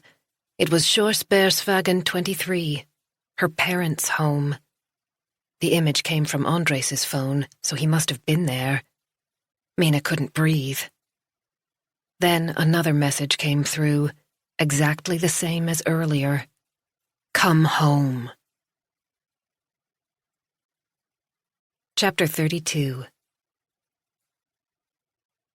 Nora was almost the last to disembark when the ferry reached Sandhamn. She tried to persuade Thomas to come for dinner, but he'd refused, even though Elin would have liked to play with Julia. Nora had even offered them a bed for the night if there was a problem getting back to Hara. She reached into her back pocket for her ticket and handed it to the deckhand at the top of the gangway. The air was cooler now, typical April weather. The days were lovely as long as the sun was high in the sky, but the temperature dropped rapidly when dusk began to fall. It was good to be back on the island. Nora took several deep breaths and tried to shake off the negativity of the day. Over by the Royal Swedish Yacht Club marina, a few intrepid boat owners had ventured out into the archipelago. Several yachts were moored at the pontoons, although nowhere near as many as in the summer. She'd texted Simon and suggested eating at the sailors' restaurant so that she wouldn't have to cook dinner. She was so tired, and Simon loved their steak with béarnaise sauce and piles of golden fries. Plus, he'd watched Julia all day. He deserved a treat.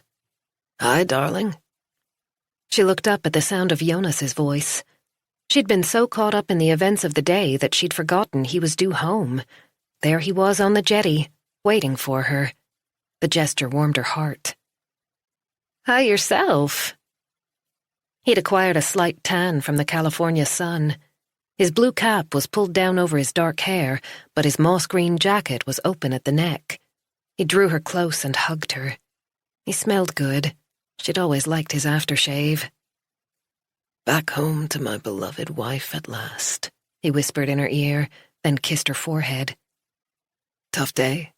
Simon said you had to go off to work this morning. His tone was full of tender concern, with not a hint of reproach because she'd left the kids on a Saturday. They set off toward the Brond Villa, past Vesterberg's grocery store and the diver's bar, its outside seating area not yet open for the season. The bare black branches of the old lime trees along the promenade stood out against the darkening sky. I'm cooking your favorite meal, Jonas said. Seafood pasta, with chocolate mousse and whipped cream to follow. Nora smiled. He really had made an effort.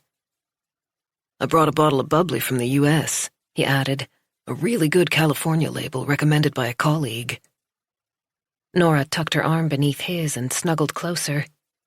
Sounds fantastic, she said. Welcome home.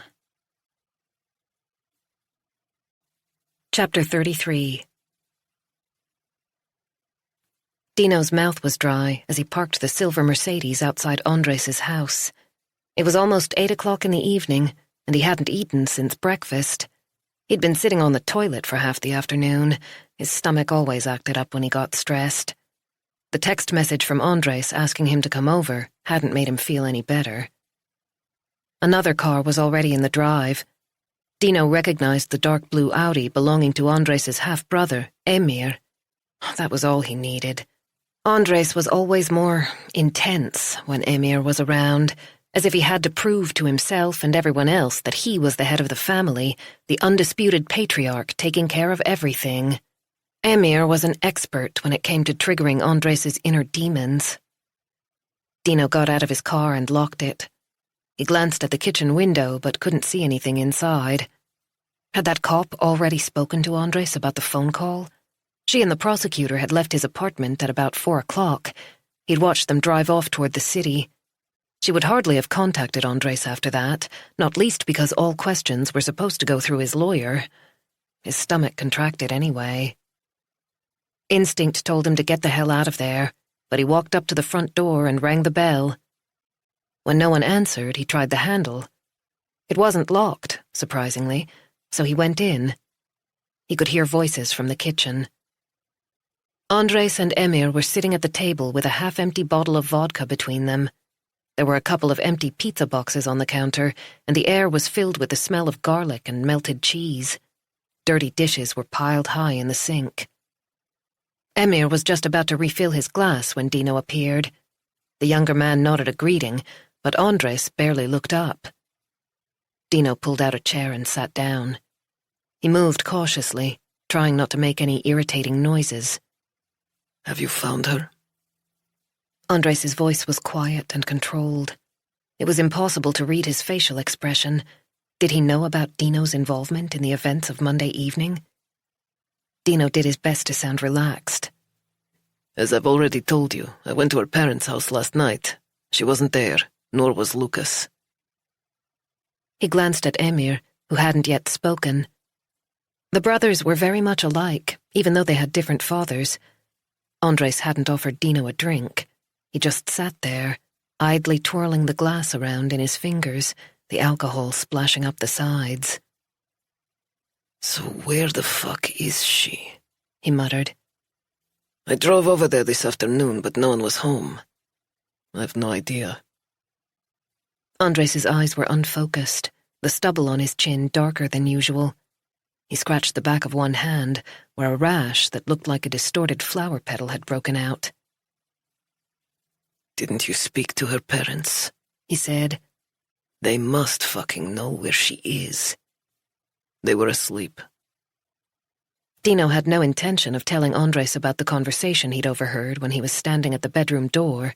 If he did, Andres would go straight over there, egged on by his brother, without a thought for the consequences. Maybe that would be for the best. I went into the house. I searched all the rooms. She and Lucas aren't there. So where the fuck is she? Andres said again. Maybe the police have put her in a safe house, in which case she could be anywhere. Bad idea. Is that all you've got? Andres demanded. I'm sure she'll be back soon, Dino ventured. That's what usually happens. Andres slammed his hand on the table with such force that the vodka bottle jumped and his glass tipped over. The clear liquid ran across the table and trickled onto the floor, but Andres ignored it. Don't fucking come here saying you don't know where she is when I told you to find out! Okay. Take it easy, I'll work it out. Emir watched his brother's outburst with an expectant smile. Dino hated him for that. Emir was 5 years younger than Andres. He'd come to Sweden as a baby. He was smart, but lazy, an overindulged little fucker who rode on his older brother's coattails. No one had picked on Emir in the schoolyard while Andres was around, or later on. Emir had never hesitated to use his brother's reputation as a hard man to get what he wanted, and Andres let him get away with just about anything. Family always came first in his world. Dino had known Emir almost as long as he'd known Andres, and he was well aware that Emir couldn't be trusted. Andres's brother was loyal only to himself. Dino stood up. There was no place for him here. I'll go over there again, he said. How hard can it be to find the little whore? Emir sneered. He used his thumbnail to poke at a bit of pizza that had gotten stuck between his teeth. Andres also got to his feet. Forget it. I'll take care of it myself. Chapter 34. Katrin was sitting on the sofa in front of the TV with a blanket over her knees. The 9 o'clock news had just finished, and she was waiting for the late film to start. She had a cup of green tea and a plate of cookies on the coffee table in front of her. Stefan had gone to the bathroom to get ready for bed, but Katrin knew she wouldn't be able to sleep yet. If she went to bed too early, thoughts of Mina and Lucas just went round and round in her head. Last night she'd lain awake worrying for hours. She didn't even know where they were. The police had explained that it was better that way.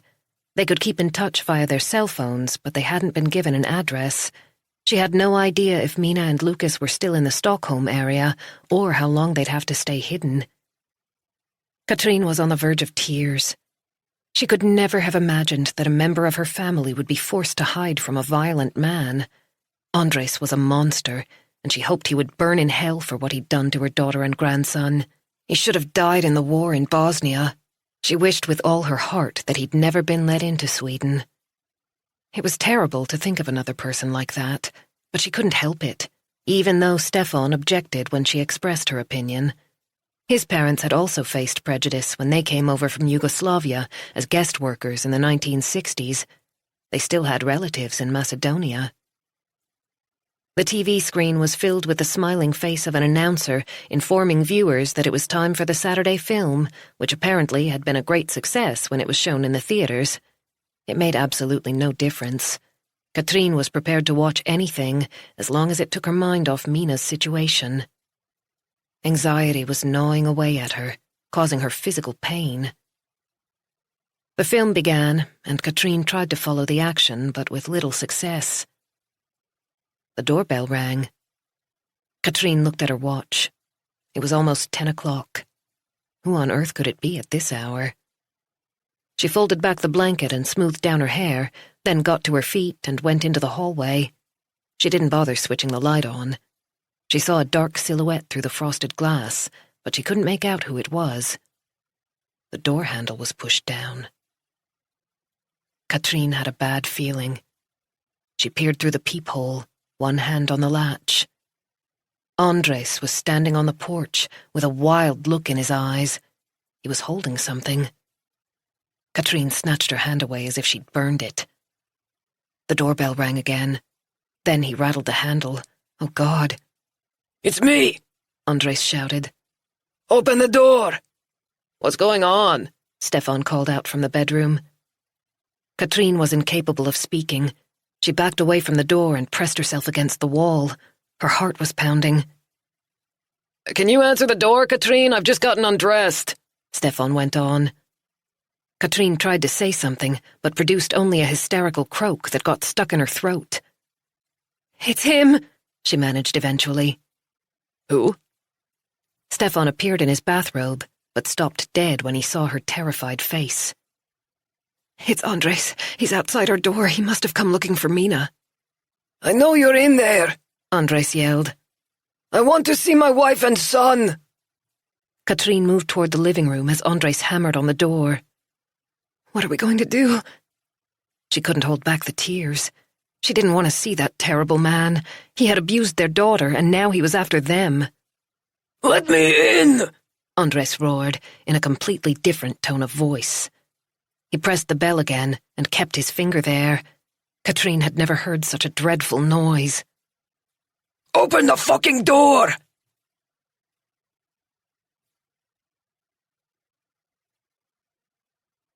Bosnia, December 1992. The loud voices penetrated through the wall of the bedroom where Andres and Emir slept. Andres sat up in the darkness, blinking. Mom and Dad were having a heated discussion in the living room. It's not safe for the children, Mom yelled. We can't stay here. We have to leave. Andres had never heard her speak to Dad that way. Mom was always calm and gentle. She comforted Andres when he scraped his knee and hummed lullabies to Emir when he didn't want to go to sleep. We're all going to die if we stay. Why can't you see that? Shut up, Dad shouted. It'll be your fault if we get swept away. It sounded as if Mom was crying. Why do you have to be so stubborn? Look what happened to the Begovic family. They're gone, all of them. They didn't even lock the door behind them. They just disappeared. Dad slammed his hand down on the table. And where the hell do you expect us to go? We can go to my sister in Croatia. She keeps calling and asking us to go there before it's too late. Think about Aunt Yasmina and Uncle Adnan. Think about Mom and Dad trapped in Sarajevo. So we leave everything we own to those fucking Serbs? There you go, help yourselves. Take whatever you want. We've gone. We can't just sit here waiting for them to shoot us. Mom's voice was thick with tears. What use are our possessions if we're all dead? We're staying. This will pass. People are crazy right now, but it will soon be over. Mom was begging now. At least think about the boys. We have to save the children. Andres is only 6 and Emir is a baby. This is our home. Andres didn't want to hear any more. He pulled the covers over his head, muting the sound of their voices. He couldn't make out the words, just the angry tone as the argument raged. Suddenly, the front door slammed so hard that the little house seemed to shake. Zlatko! Mom yelled. Andres closed his eyes and pulled the covers even more tightly around him, but he couldn't shut out the sound of his mother sobbing. Chapter 35. The doorbell was still ringing. Katrine put her hands over her ears, but it was impossible to shut out the terrible noise. Her body was screaming at her to flee, but where could she go? There was no help to be had. The neighbors probably had no idea what was going on, and no one was safe when that man was around. It was too late to pretend they weren't home. The lights were on in the living room and the bedroom, and their car was parked in the driveway. Thank God the door was locked. At least he hadn't been able to walk straight in. Stefan moved forward, but Katrine held out her hand to stop him. Mina isn't here, he said. Go away. We don't want anything to do with you. Open the fucking door. Katrine tried to swallow, but her mouth was bone dry. He's dangerous, she gasped. I'm calling the police if you don't leave, Stefan shouted. Katrine stared at the door as if she were hypnotized. It seemed to be vibrating because of the constant ringing. Stefan took another step forward and put his face close to the glass. We don't know where she is. Why can't you understand that? The ringing stopped. Please, please go away, Katrine thought. Go away and leave our family in peace. We haven't done you any harm.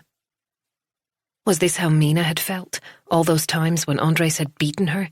Had she experienced the same terror that Katrine was feeling now? Had she also been convinced that Andres was actually going to kill her? My little girl. She almost jumped out of her skin as Andres started hammering on the door with both fists. He's going to smash the glass, she thought, or kick the door down. Where are Mina and Lucas? Give me the address! Stefan's face was as white as a sheet. You're the one who's chased her away. We don't know where she's gone. She's in hiding, and it's your fault. Tears were pouring down Katrine's cheeks. She had a pain in her left arm, and she felt as if someone were squeezing her chest. She suddenly felt sick and coughed. If you don't open this door, I'll kick the fucker down. Katrine looked at Stefan, eyes wide with panic. What are we going to do? Let me in! Andres's voice was so distorted by rage and hatred that it was almost unrecognizable. He barely sounded human. Katrine looked over at the floor-to-ceiling glass patio doors, installed a few years ago to let in the light on summer evenings. She'd always liked sitting on the sofa after dinner, gazing out at the garden. Now those doors posed a serious threat. It would take seconds to smash the glass with a stone. Or a gun. Would he kill them both if he didn't find out where Mina was? There was nowhere to hide, but they had to try to get away if Andres got into the house. She just didn't know how. Stefan was still staring at the front door. Then he glanced toward the cellar steps next to the kitchen. Katrine could almost read his mind. Down there was the gun cupboard containing his hunting rifle and ammunition, a chance to defend themselves against the madman outside. But everything was meticulously locked away. Stefan wouldn't have time to go down there and fetch the rifle before Andres broke into the house. It was hopeless. The frosted glass in the door shattered into 1,000 pieces as a large stone came flying through and landed on the hall floor. Listen to me, Stefan tried again. We don't know where she is. I'm calling the police. His voice came from somewhere far, far away. Katrine couldn't breathe. She felt as if an iron fist had seized her chest, crushing her ribs and muscles. Everything hurt. The feeling of nausea was growing. I can't breathe. The room began to fade away. Blame yourselves if you don't do as I say, Andres roared. Katrine's field of vision was shrinking. She tried to stay upright, but her legs refused to obey her. Stefan? What was wrong with her voice? Everything disappeared. Sunday. Chapter 36. Mina was woken by the sound of her cell phone. At first, she couldn't figure out where she was. Then she recognized the wallpaper in her room at Freya's Haven. Reality came rushing back. Was Lucas all right? She was overwhelmed by panic before she managed to sit up and check that he was lying in the crib beside her bed. At that moment, he opened his eyes and let out a yell. He was hungry, of course. They'd both slept much later than usual. It was almost 8 o'clock. She needed to go into the kitchen and heat up a bottle for him. Her phone rang again, but she ignored it and picked up her son. With one hand, she tried to pull on the borrowed bathrobe, but it was impossible while she was holding Lucas. It was slightly too small, and in the end she had to put him down, even though he immediately started crying again. Her head throbbed as she tugged at the terry cloth. She had virtually nothing of her own here. Everything was at home. With Andres. Her phone rang yet again. She decided she'd better answer, so she popped a pacifier in Lucas's mouth. "Dad," the display said. Mina quickly took the call. Mina? He sounded different, weak and unfamiliar. Mina tightened the belt around her waist. "What's happened?" It's Mom. His voice broke. We're at the hospital, sweetheart. Mom's had a major heart attack. Mina couldn't get those words to make any sense. Her brain was a blank space.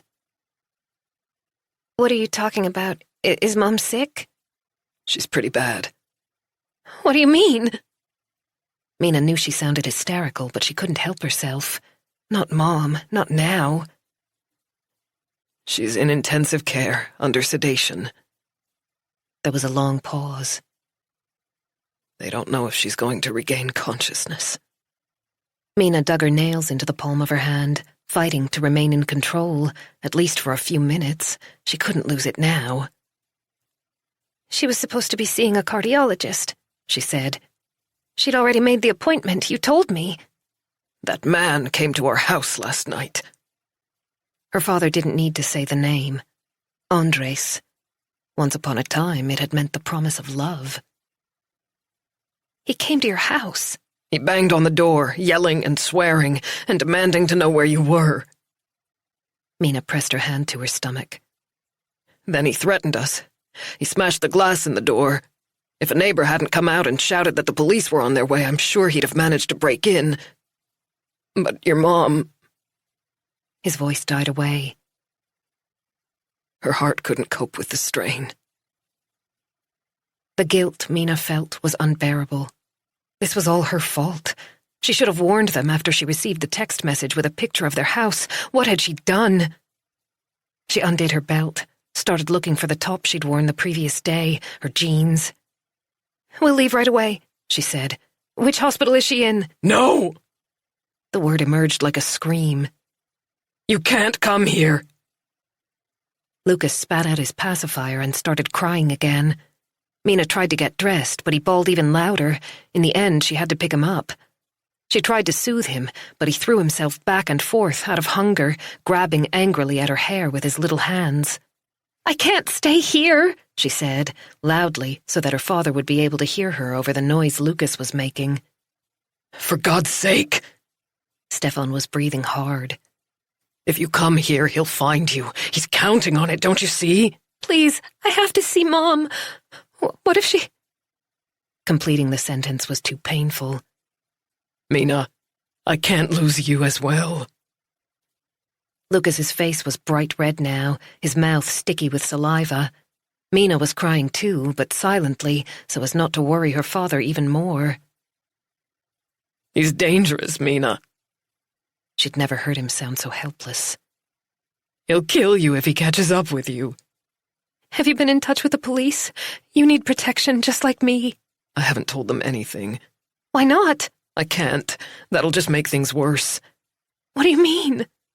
Mina dropped to her knees. Lucas was wailing so loudly that she had difficulty hearing her own voice. Someone banged on the wall of the room next door. Dad? That was the last thing Andres yelled before he disappeared, her father whispered. He said he'd kill us if we spoke to the police. Chapter 37. Anna Maria had only intended to spend a couple of hours at Freya's Haven on Sunday afternoon to clear up some paperwork, but as usual, she'd stayed longer. If there was going to be anything left of the evening, it was high time she went home. She shut down the computer and switched off the desk lamp, ignoring the piles of paper that remained. She never caught up, however hard she tried. She always had a guilty conscience. She picked up her jacket. Siri, her colleague who worked weekends, came down the corridor just as Anna Maria was about to close the door. Siri's beautifully styled hair reminded Anna Maria that it was months since she'd managed to get to the salon. How's the new girl getting along? Siri asked. Mina, the one who arrived on Thursday with her baby? Siri was carrying a bowl of fruit, destined for the coffee table in the TV room. I've hardly seen her, she replied. She seems to keep herself to herself. Anna Maria had seen many different kinds of behavior during her years at the shelter, semi-hysterical women who couldn't stop talking about what had happened, and pale, terrified shadows who crept around and didn't say a word. Most apologized for their very existence, as if it were their fault that any vestige of self-esteem had been beaten out of them. Few believed they would one day be able to cope on their own. Anyone could end up in a destructive relationship. There was no specific personality type. and yet they all took the blame. Her gaze fell on the photograph of Malin on the desk. She'd always been so like her father, Petter. He had been considerably older than Anna Maria and had died of cancer after a long and painful illness. It was as if his death opened the floodgates, and the darkness took over. Gustav, Malin's partner, had had a certain amount of respect for Petter, and without Petter's calming influence, the situation escalated. Gustav had never been able to handle booze, and he'd started drinking every day. When he lost his job because of it, things got really bad. Malin became more and more cowed. She lost weight and slept badly. Nervous tics lived a life of their own around her mouth. She knew she was going under, but every time she tried to get out of the relationship, the threats and violence increased, and yet she still couldn't escape. "He'll kill himself if I leave him," she said. Anna Maria was in despair. Malin defended her abuser, and nothing Anna Maria said could make her change her view. Anna Maria begged and prayed, swore and argued. Eventually, she came up with a last-ditch plan. She would resign from her job and sell the house. Together, they would flee the country. They'd have enough money to hide somewhere overseas, where Gustav would never find them. She had to give Malin the chance to start a new life, without fear. Anything was better than staying with the man who was breaking her down before Anna Maria's eyes. "Are you okay?" Siri said, bringing Anna Maria back to reality. "Absolutely." She blinked away the tears.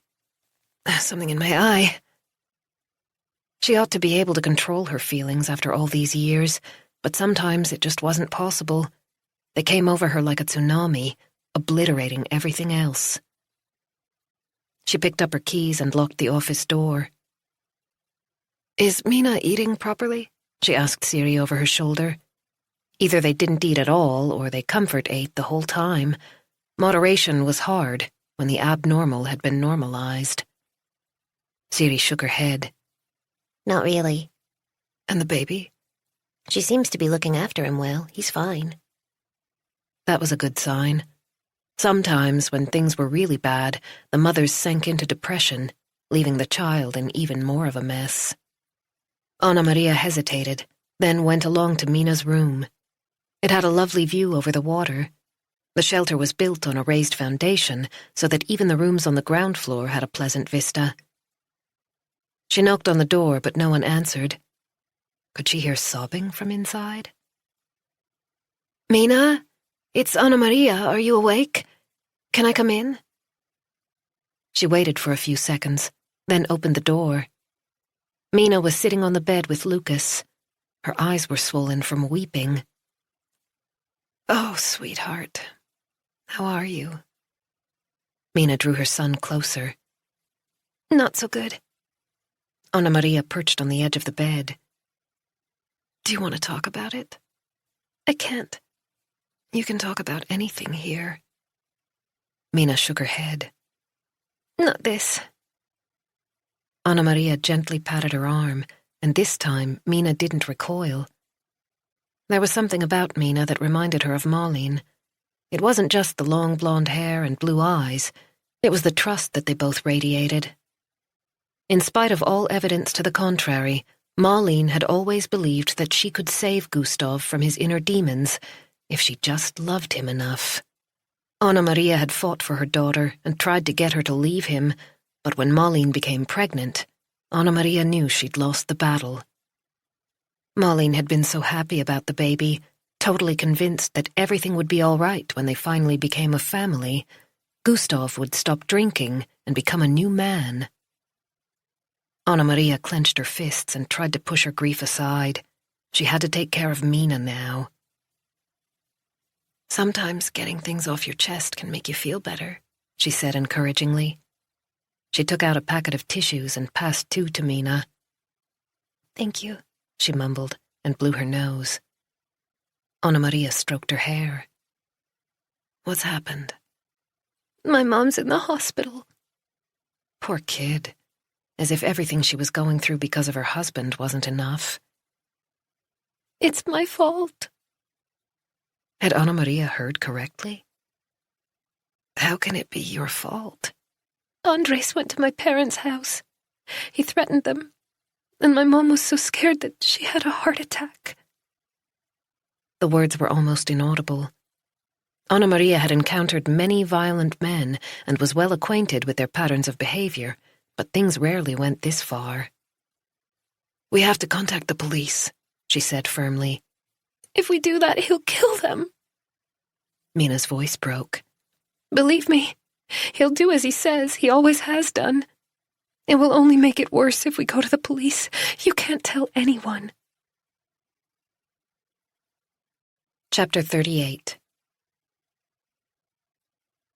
Nora switched off the bedside lamp on her side. Jonas was reading a paperback he'd brought back from the US. He was much more of a night owl than she was, and often found it difficult to get to sleep early.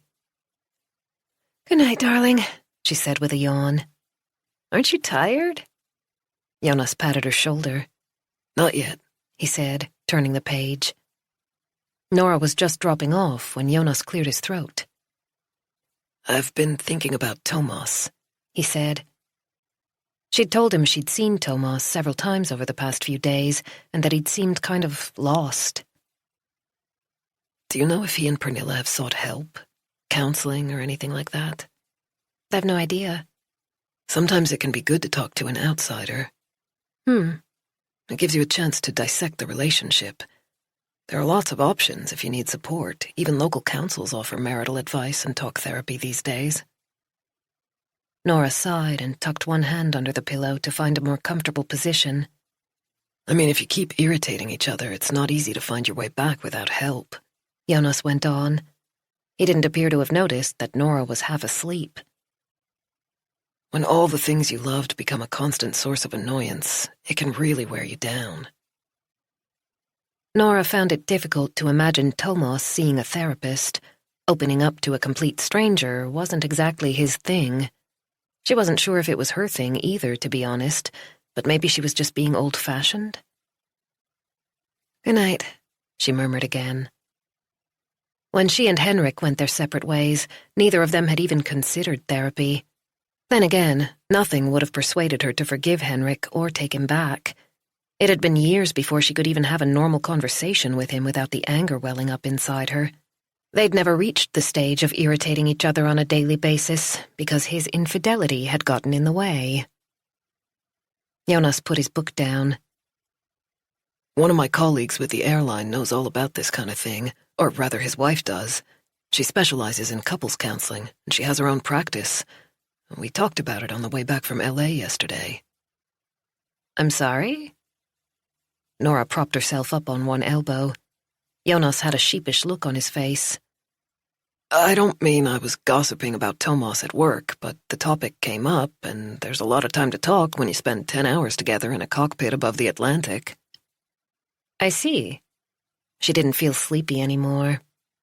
Ingmar said his wife always begins with the same question. What made them fall for their partner in the first place? Why did they fall in love? He drew Nora close, and she rested her head on his chest.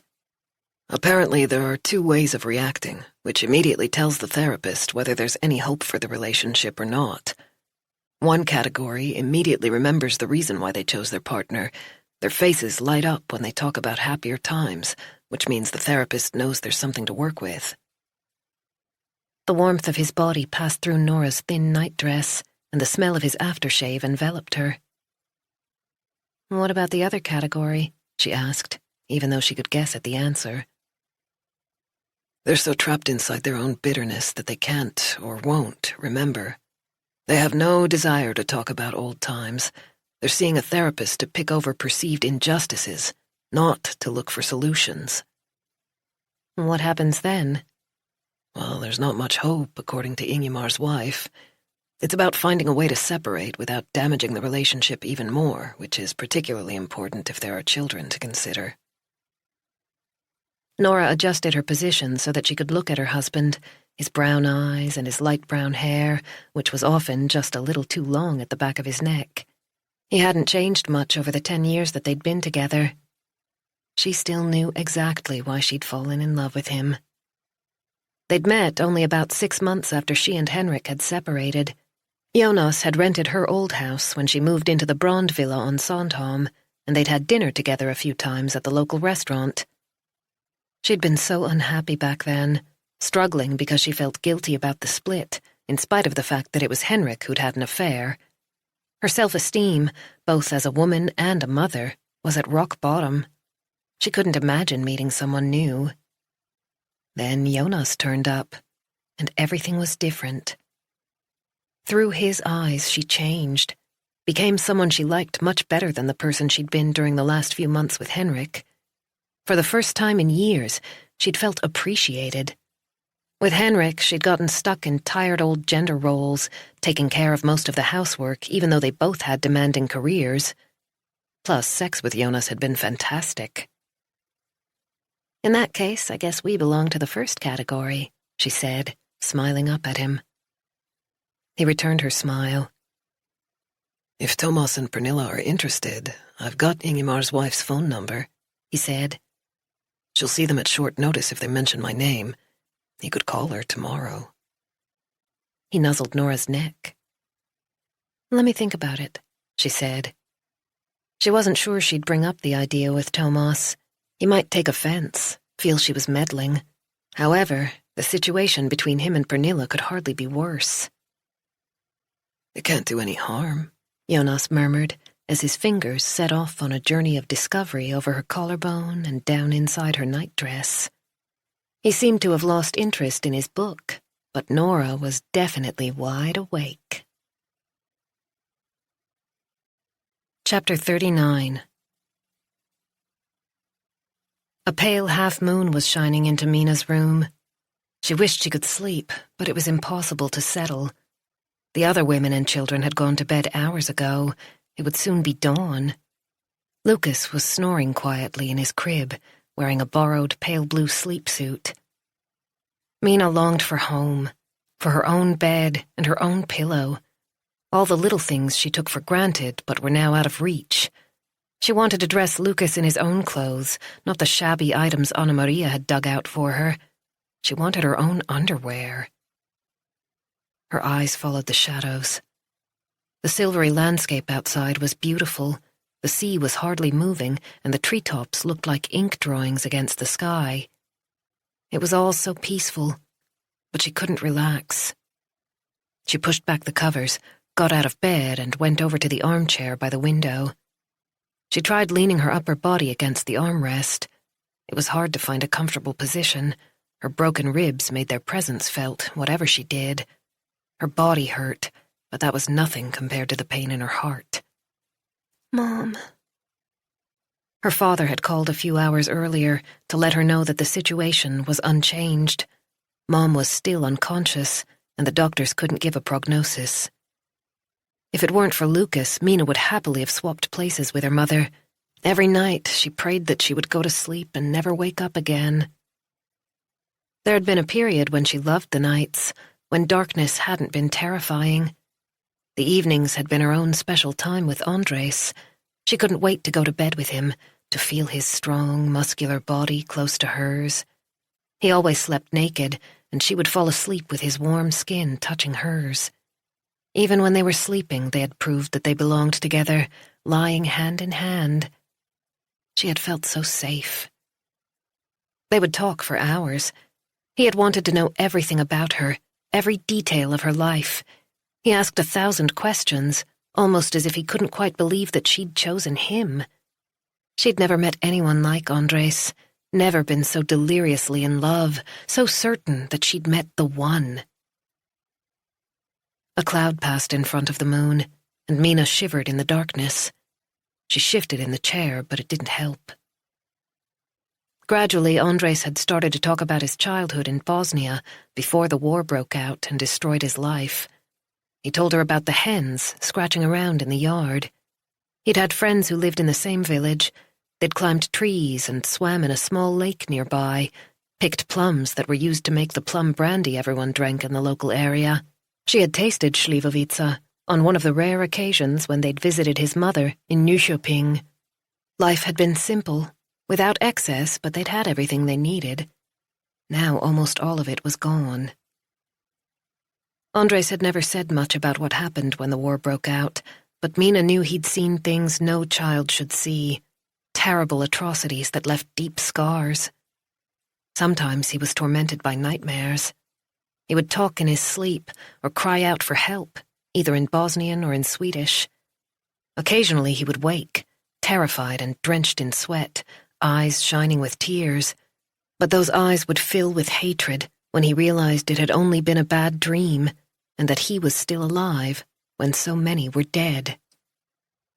She would know he'd been dreaming of the flight from Bosnia, and she would try to comfort him with her body, caressing him back to sleep and whispering gentle words in his ear to ease his pain. She had loved him the most when he showed his vulnerability. He couldn't bring himself to mention the nightmares the following day, but Mina knew that the memories were always there and would never leave him. She would have liked to discuss it with her mother-in-law, but they met so rarely and had never really gotten to know each other. Selma still lived in Nyköping, and it was hard to chat on the phone because her Swedish was very poor. Andres didn't like going back there, although he did call his mother almost every day. She was often depressed and missed her homeland in spite of the terrible things she'd experienced there. Selma had never really recovered from their flight. If Mina tried to bring it up with Andres, he told her to mind her own business. His mother had too many harrowing memories from the war. There was no point in digging it all up again. As long as she took her pills, she was fine. Only Andres' brother Emir was in Stockholm. He was the member of the family Mina had seen most often since she got together with Andres, and Emir didn't like her. He never had, and he didn't bother hiding his feelings. Mina was wary of criticizing him. Andres would do anything for his kid brother. He would never take Mina's side against his own flesh and blood. Her ribs were hurting too much. She couldn't stay in the chair. Laboriously, she got to her feet and went in search of a painkiller. Her phone was vibrating on the nightstand. She'd switched it to silent, but left it on in case her father called. A message from Andres. She didn't want to read it, but she couldn't help herself. She immediately recognized the building in the photograph, the Southern District Hospital, where her mother was. He'd managed to find out where the ambulance had taken her. It was impossible to escape from him. He would never let her go. The image grew in front of her eyes until she felt dizzy. The phone vibrated again. The same message as before. Come home. Bosnia, January 1993. It was still dark outside when Andres was woken by the noise, a loud rumbling, as if a terrible thunderstorm were passing overhead. The room was illuminated by flashing lights that came and went. Emir had also woken up and started yelling. The door flew open and his mother rushed in. She picked up Emir and shouted to Andres, "Quick, we have to take cover!" She was still in her nightdress, and Andres ran after her, barefoot in his pajamas. Dad didn't seem to be home. Andres couldn't see him. His mother opened the cellar hatch in the kitchen, where a narrow ladder led to a cramped space that was used to keep food cool in the summer. There were no lights down there. Andres stared into the pitch-black hole. "Go on!" His mother was still holding Emir. "I'm scared." "Get down there!" "Aren't you coming with me?" "There isn't room for us as well. We'll hide in the pantry. Move!" She sounded beside herself. Andres knew he would die if he clambered down that ladder without his mother. "I don't want to. I want to stay with you," he whimpered. The garden lit up. Then there was a bang that made the whole house shake. His mother slapped him across the face. "Get down there now!" Andres stared at her. She'd never hit him before. She'd never even grabbed him tightly by the arm. Emir was yelling at the top of his voice, mouth wide open. Light filled the kitchen, followed by an explosion. The roar was deafening, and it was accompanied by a loud whistling noise that hurt Andres' ears. "Go!" Andres scrambled down the ladder, convinced that he would never see them again. His mother replaced the hatch, leaving him in complete darkness. He curled up on the cold, damp earth floor. Something scuttled past his foot, and he tried to make himself even smaller. "Please, Mom," he whispered. Please let me out. He couldn't stop the tears from pouring down his cheeks, even though he was a big boy of 6. He squeezed his eyes tight shut. There was a horrible musty smell. He tried to breathe through his mouth. The dampness soon penetrated his thin pajamas, and he began to shiver. He wrapped his arms around his knees and rocked back and forth. He was breathing faster and faster, but somehow he couldn't get enough air. Panic spread through his body. If the house were struck by a grenade, no one would find him. Mom and Emir might already be dead. Dad didn't know he was down here. He was buried alive in the darkness. He would never get out. The noise above his head went on and on and on. Andres opened his mouth and screamed. Monday. Chapter 40. Nora had just flopped down at her desk when Layla stuck her head around the door. They were due to set off for Runmara shortly, as soon as Nora had had a cup of coffee and checked her emails. She'd rushed around getting Yulia ready for school and making sure her daughter had everything she needed in her backpack, only to discover at the last minute that Yulia was going on an excursion. Jonas had already left, of course. I looked into Dino Herko's story about his missing phone, Layla said, sitting down opposite Nora. He didn't report it to the police. As usual, Layla had come in much earlier than Nora. She was always there before 7:30, often after a long walk with Bamse or a visit to the gym. Nora tried not to think about how much exercise Layla did on a daily basis, or how little she did in comparison. He was lying, Nora said. No surprise there. She could hear how cynical she sounded, and regretted it. She didn't want to become the kind of prosecutor who'd already seen and heard it all, who was unmoved by any case, however dreadful it might be. It was important to care. Her phone rang. It was Thomas. She'd considered calling him the previous day, because he'd seemed so down on Saturday, but Sunday had somehow disappeared without her getting around to it. She switched her phone to the speaker function. "Layla's here and you're on speaker," she warned him. I think she'll be interested in what I have to say. I'll keep it brief. I have to leave soon. She couldn't tell if he was feeling better. She decided to call him when she got home, after Yulia had gone to bed. Layla moved her chair a little closer. "Okay, what do you got?" Nora said. I made a few calls to check out Dino Herko, the guy you mentioned the other day. Nora hadn't said anything to Layla and hoped she wouldn't have a problem with the fact that Nora had discussed the case with Thomas. The domestic abuse fell within Stockholm South's mandate, so it shouldn't be a problem. However, she glanced at her colleague. She didn't want Layla to feel left out. "And you found something?" Dino Herko works closely with Andres Kovac, just as I suspected. Herko had made it sound as if they were no more than passing acquaintances. Why was she surprised? The guys in narcotics know exactly who he is. He's Kovac's driver and his right-hand man. He follows Kovac like a shadow wherever he goes. Good to know, Layla said. Nora felt a stab of irritation. They should already have accessed this information. They must look like amateurs to Thomas. They're also childhood friends, Thomas continued. They went to the same school in Nyköping, and their families know each other. No such thing as a coincidence. Dino is Kovac's creature. He paused. My colleagues in narcotics regard both men as extremely dangerous. Nora knew that was directed at her. Thanks for your help, she said, and ended the call. That explains why he didn't want us to know he was involved, Layla said. He was terrified of Kovac finding out that his own man had gone behind his back. How come the link didn't surface during our own preliminary investigation? Nora couldn't hide her irritation. Layla shifted on her chair.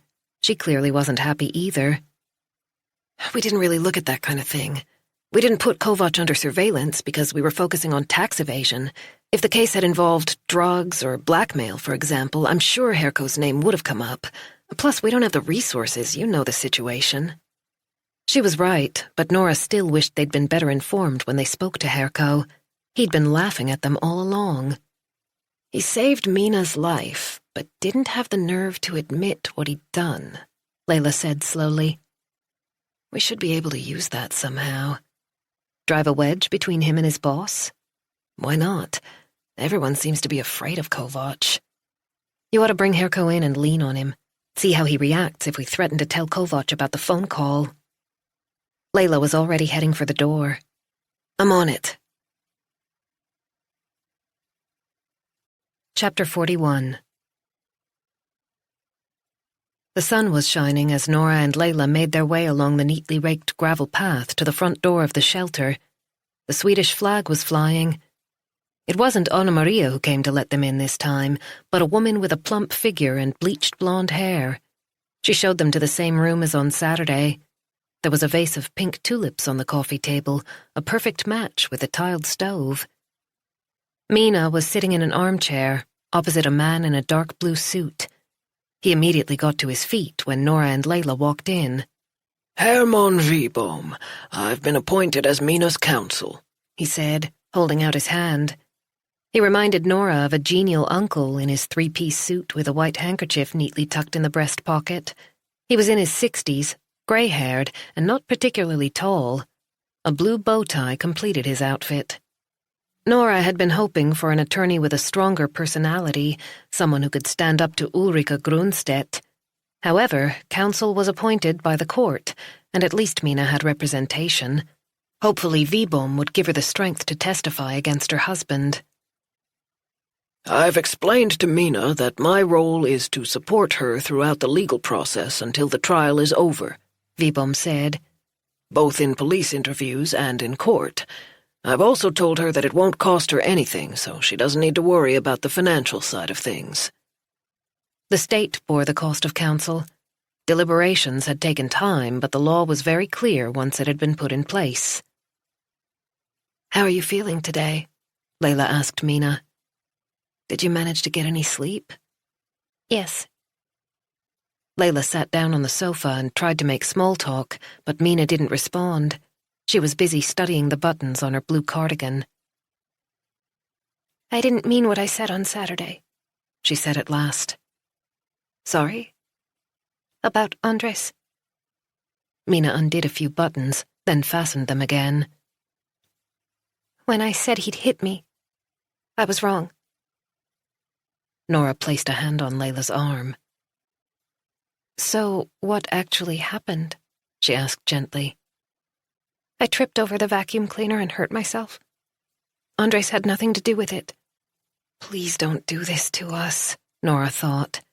Don't do this to yourself. Mina, you described everything to us in detail, Layla said. Are you saying none of that was true? Mina began to cry. I don't know, she said, covering her face with her hands.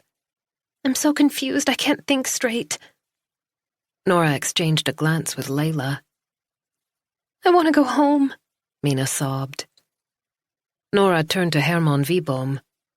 Maybe we should take a break. Do you have a moment? They went out into the corridor, leaving Mina in the room. I don't understand, Nora began. When we were here on Saturday, she seemed prepared to stand up in court and testify against her husband. She described the assault in detail, and there's no doubt that he's guilty. I'm afraid Mina's had some bad news, Wieboom told them. Her mother was admitted to the hospital on Saturday night. She's had a major heart attack. Mina doesn't dare go and see her because of her husband, but she's very frightened and upset. Wieboom adjusted his bow tie. It's hardly surprising under the circumstances. Do we know if Kovac had anything to do with it? Layla asked. Given the way he's treated Mina, could he have threatened her parents, too? I'm afraid I have no idea, but Mina is extremely concerned about her mother's condition. I think she blames herself for what's happened. I believe her parents have been very worried about their daughter for some time, which of course has taken its toll on her mother's health. Protecting her husband won't help, Layla pointed out. If she doesn't testify, things will only get worse. Nora took a deep breath. Without Mina's cooperation, there was no assault case, and Mina wasn't going to help with the tax case either. Back to square one. Can't you talk to her? Layla almost pleaded. Get her to open up? Vibom looked troubled. My job is to protect my client's interests. I can't try to influence her just because that's what you want. The best way to protect your client's interests is to persuade her to testify so that her husband ends up behind bars for many years, Layla snapped. Otherwise, he's going to kill her. Chapter 42. Nora slammed her hands on the steering wheel in frustration. She wished she could pass the slow-moving bus in front of them, but it was impossible on the narrow road from Stofsness. It had been a wasted morning. Mina hadn't given them anything they could use. Quite the reverse. She'd made it clear that she had no intention of cooperating with the ongoing investigation. 2 steps back instead of 1 step forward, which was what Nora had been expecting. Now her hopes were pinned on Stefan Talevsky, Mina's father. After some discussion, she and Layla had decided to go and see him. Maybe he could persuade his daughter to change her mind, or testify himself, since she was too scared. Layla had received information about a call to the police late on Saturday night in the area where Mina's parents lived. Apparently one of the neighbors had heard shouting.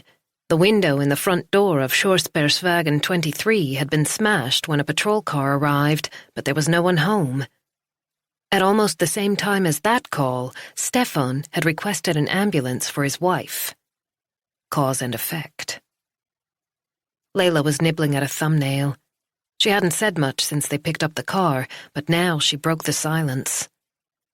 Kovac must have contacted Mina since we saw her on Saturday. That's the only possible explanation. I'm guessing he called and called until she felt she had to answer, and that was that. Nora had come to the same conclusion. She would have liked to grab Mina's phone and throw it in the sea. Just by leaving it switched on, Mina made herself a target. It was way too easy to get to her. Nora had spoken to Anna Maria before they left, asked if she knew whether Kovac had been in touch over the weekend, but her response had been evasive. You need to ask Mina, she'd murmured. I don't understand why she continues to protect Kovac, Nora said now, whizzing past the bus that had pulled in at a stop. She should have left him a long time ago. She sounded her horn at the car in front, which was traveling almost as slowly as the bus, well below the speed limit. Why had all the useless drivers chosen the same stretch of road as her today? I don't understand why she changed her mind. The only way for Mina to protect herself and her family is to help us put her husband behind bars, she went on. Easier said than done. Sorry? Nora hadn't expected that from Layla. When they first spoke to Mina at the hospital, Layla had pushed her almost too hard to testify against her husband. Are you defending her decision? No woman wants to accept that she's with a man who hits her, Layla said. So she convinces herself that he'll change, and that's why she stays. Surely she must realize that's not going to happen in this case. Mina's medical records told their own story. Of course she does, deep down. Layla stroked her long braid. The men know they're doing wrong, too. A man shouldn't hit a woman. Most guys learn that when they're children. And yet they still do it. I don't know how they can look at themselves in the mirror. They make excuses. Layla paused. They develop a range of strategies to justify the violence because they know the world is judging them. They're probably judging themselves, too, on some level. Almost all men believe it's wrong to use violence in a relationship if you ask them straight out. So why don't they stop? Nora slowed down as she approached the bridge. A de-rigged sailboat was moored by the gas station, looking depressingly mutilated. The problem is that these men just can't do it. It takes great courage to confront your own behavior, and violent men are usually afraid. Layla sounded as if she were quoting from a textbook. How do you know all this? Nora asked. I took a couple of subsidiary courses in psychology at college before I applied to the police academy. Did you consider a degree in psychology? No, Nora glanced at Layla. There was more to this than just curiosity. After a while, Layla continued. My father used to hit my mother when I was little, she said quietly. It was horrible. I could hear Mom crying in the kitchen after I'd gone to bed. The more she cried, the angrier he got, as if her distress somehow provoked him, even though he'd caused it. She tucked her hands under her thighs. Mom was so lonely. She had no one to turn to. They'd come here from Iran, and she could barely speak Swedish. She had no friends or family around. Nora wanted to place a hand on Layla's arm, but instead she asked, "What happened?" They separated when I was 5 years old. Mom got some help from a women's organization. She learned Swedish and found a job. Pride shone through when Layla talked about her mother. Her features softened, and the relief in her voice was unmistakable. She works as an interpreter today. She's always been interested in languages, and now she's fluent in 5: Farsi, Swedish, English, French, and Arabic. How did things go for your father? Not too well. He's never really adapted to life in Sweden. He's not happy here, but he can't move back. He doesn't belong anywhere. It had begun to rain. He wasn't like that before we left Iran, Layla said. Something changed when we got here. I think he was knocked off balance when he lost his status, if that makes sense. He had a good career in Iran. He was a teacher with a college education, but that counted for nothing in Sweden, and we were always short of money. It was impossible to find a job that matched his qualifications. He's a cab driver these days. Are you still in touch? Yes, but not much. It's too hard. I couldn't accept the way he treated Mom. The children always suffered, and yet many women stayed because they thought it was best for the kids. Did you ever find out why he became violent? Nora asked after a while, as they passed Fogelbro. The road was deserted now. We've never talked about it. Layla's expression was distant, as if she were half in her childhood, half in the present. I think he was scared that my mom would leave him. He didn't feel good enough for her in their new situation, in this new country where everything was so different from home. That was why he used the wrong method to achieve control, even though he was obviously driving her away.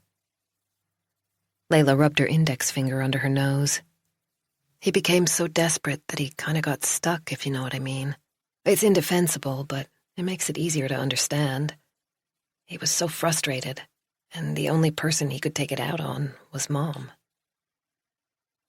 Nora wanted to say something empathetic, but all the phrases in her head seemed banal and meaningless. Layla must have had a tough time. How could Nora, who had grown up in the most secure environment imaginable, possibly put herself in Layla's shoes? Do you think that's why Andres Kovac behaves that way toward Mina? She asked instead. I'm sure there are lots of explanations. Who knows what he went through in Bosnia before the family came here? What terrible memories he carries with him? Trauma at an early age can scar a person for life. That's no excuse.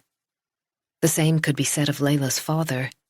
Nora realized how clumsy she'd been as soon as the words left her lips. Or it could be part of his personality, Layla mused. It's impossible to reach a diagnosis without investigation. I learned that much from my courses. Not everything can be explained by looking at the past. There are countless other factors that come into play, from genetic predisposition to chance events. Human beings are complicated. Nora slowed as she approached the roundabout just past Värmdö Golf Club. Mina's parents lived in Skuru. It shouldn't take more than 15 minutes to get there. She sincerely hoped it would be possible to make Stefan Talevsky see sense. She couldn't think of any other way to get Mina to change her mind. Chapter 43. Ulrika Grunstedt was on her way to the Svea Court of Appeal, high heels tip-tapping across Birger Jarl's Square, when her cell phone rang. She was moving as fast as her black pencil skirt allowed. She was already late, after driving Fiona to the clinic for an injection during her lunch break. The trial was due to begin in 15 minutes, and she needed a word with her client beforehand. She dug her phone out of her purse. "Hello," she said breathlessly, still heading toward the impressive Wrangel Palace, where the court was housed. Have you heard from Mina? Andres Kovac. He hadn't bothered to introduce himself, even though his number was withheld. He assumed she would recognize his voice. "Who is this?" she said, mainly to make her point. Without success. Do you know where she is? She hasn't come back yet? If she had, I wouldn't be ringing you, for fuck's sake. During the weekend, Ulrika had pushed aside all thoughts of her hot-tempered client, hoping that his problems with his wife would solve themselves. Clearly, that hadn't happened. She tightened her grip on her heavy briefcase crammed with documents and her laptop. Have you checked with her girlfriends? No one seems to know anything, including her parents. The way he said the last 3 words gave Ulrika a bad feeling. When did you speak to her parents? Doesn't matter. Has something happened? They don't know where she is. Ulrika had reached the stone steps. Sometimes it was better not to insist on an answer. Have you tried to speak to her yourself? Isn't she answering her phone? Not for the past few days. How about texting her? Ulrika glanced at her watch. Less than 10 minutes to go. She needed to end this call and go inside. You're my lawyer, Kovac said. It's your job to fix this. She can't just take Lucas and disappear. He's my son, too. Ulrika paused on the top step. I've got an idea. I just need to check on a couple of things. Come by my office at 4:30 this afternoon. Chapter 44. Nora was immediately struck by the idyllic charm of Sjorsbergsvägen. Every house seemed to have a perfectly manicured lawn and apple trees. In a month or so, the gardens would begin to bloom. "Look at that," Layla said, pointing to the front door of number 23. The frosted glass was broken, and someone had stuck a piece of cardboard on the inside. There were shards of glass on the ground. "I wonder what happened here." She moved closer. "That's a thick pane of glass. It took some breaking." Nora pushed the shards aside with her foot. "How about this for a theory?" Layla went on. "Andres Kovac turned up and threatened Mina's parents. Her mother had a heart attack, and when Mina found out, she changed her mind about talking to us. That would certainly explain a great deal. Let's hope her father is more talkative than Mina," Layla said as she rang the doorbell. They heard the sound echoing through the house, but no one came. Layla had contacted the hospital on the way over and had been told that Stefan had gone home to rest for a few hours. He ought to be here. She rang the bell again, and eventually Stefan appeared. He looked haggard. His hair was all over the place, his chin covered in grey-white stubble. The last time they saw him, he'd been a different man. "What are you doing here?" "We wondered if you could spare us a few minutes. It's about your son-in-law." The flash of fear in Stefan's eyes confirmed their suspicions. Kovac had definitely been to the house and threatened them. "It's not very convenient," he mumbled. "It won't take long," Nora countered. "No one needs to know about this," Layla added. "But it would be best if you let us in." She made a sweeping gesture with her hands. "In case anyone wonders why we're standing on your doorstep." Stefan rubbed his forehead, then stepped aside. There was glass on the floor of the hallway, too. A white dustpan and brush stood in one corner. "Coffee?" Stefan offered, leading the way into the neat and tidy kitchen. The house was beautifully kept, with typical Swedish furniture in pale wood. Nora recognized the beige corner sofa from the IKEA catalog. It was one of their most popular models. A safe, secure, middle-class home. Stefan switched on the coffee machine and placed 2 blue mugs on the table. He was clearly taking his time in order to avoid answering their questions. "So how are you?" Nora asked. Stefan continued to busy himself over by the counter. His shoulders were hunched, his movements jerky, as if he couldn't quite remember which parts of his body served which purpose. "Do you have children?" he said over his shoulder. 2 sons and a daughter. The boys are 20 and 16, and Yulia's almost 7. Stefan turned around. "Mina's our only child. You think you're going to be able to protect them from all the bad stuff? Make sure no one ever hurts them." His voice died away. "We were wrong." The last of the coffee dripped down into the pot. "What happened to the front door?" Nora asked. It was an accident. What kind of an accident? Stefan searched for the right words. Some kids throwing stones. I need to call a glazier, but I haven't had time. He poured their coffee. How's your wife? We heard she was in the hospital. His pale face lost even more color. How do you know that? We saw Mina this morning. Mina? He sank down onto a chair. Did she tell you she wasn't supposed to? He broke off. What were you going to say? Layla encouraged him gently. He hid his face in his hands. We'd really like to hear it from you, too, in your own words, if you feel up to it, Layla added. If Katrine dies, it's his fault, Stefan mumbled between his fingers. He's a monster. Start at the beginning, Nora said. Stefan lowered his hands and gazed in the direction of the front door. He clenched his fists, the thin blue veins standing out.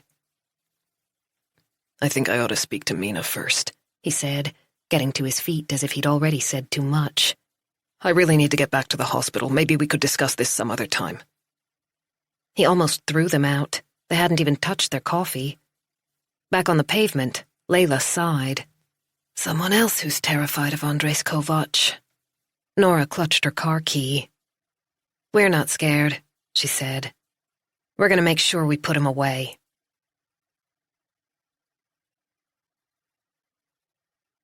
Bosnia, February 1993.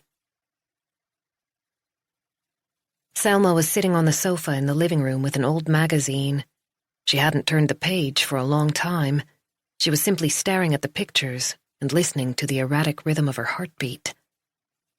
Fear had become such a normal state of mind that she no longer remembered how she had felt before all this.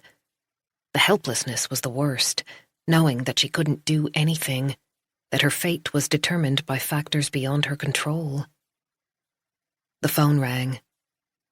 Selma knew it was her sister. She called at this time most days to try to persuade them to leave, to come to her in Croatia until everything calmed down. Their parents were still trapped in Sarajevo. It was months since they'd heard anything. Maybe they were already dead. She couldn't cope with watching the news reports anymore, the starvation and desperation in the city. The population of Sarajevo had been under siege and bombardment for almost 10 months. Her father was almost 70, her mother 60 and diabetic. Selma knew in her heart that their chance of survival was very small, but she tried to push the thought away. The village where Aunt Yasmina and Uncle Adnan lived had also been attacked, just as she'd feared. It was impossible to contact them. She'd tried to call many times, but she couldn't get through. The small amount of information that had trickled out was so horrific that she couldn't bring herself to believe the whispers. Selma shivered and rubbed her hands together, but it didn't help much. Andres was sitting by the window, staring out at the snow-covered garden. The only good thing about the snow was that it made the days lighter. The electricity came and went. Sometimes rockets illuminated the sky, but then she hid in the pantry with the children and hoped the attack would soon be over. Last night, Andres had crawled into bed beside her once again. Emir was already there. It was too cold to leave him in the crib. The three of them had lain there, close together. Her beautiful little boy was scared of the dark now. He was too frightened to be alone at night and refused to hide in the cramped cellar beneath the kitchen, even though it was the safest place in the house. He suffered from nightmares and had sudden, inexplicable outbursts of rage. Zlatko was often missing at night, but Selma didn't dare ask where he went. He was rarely sober when he got home, and he was always in a bad mood. They'd stopped talking to each other.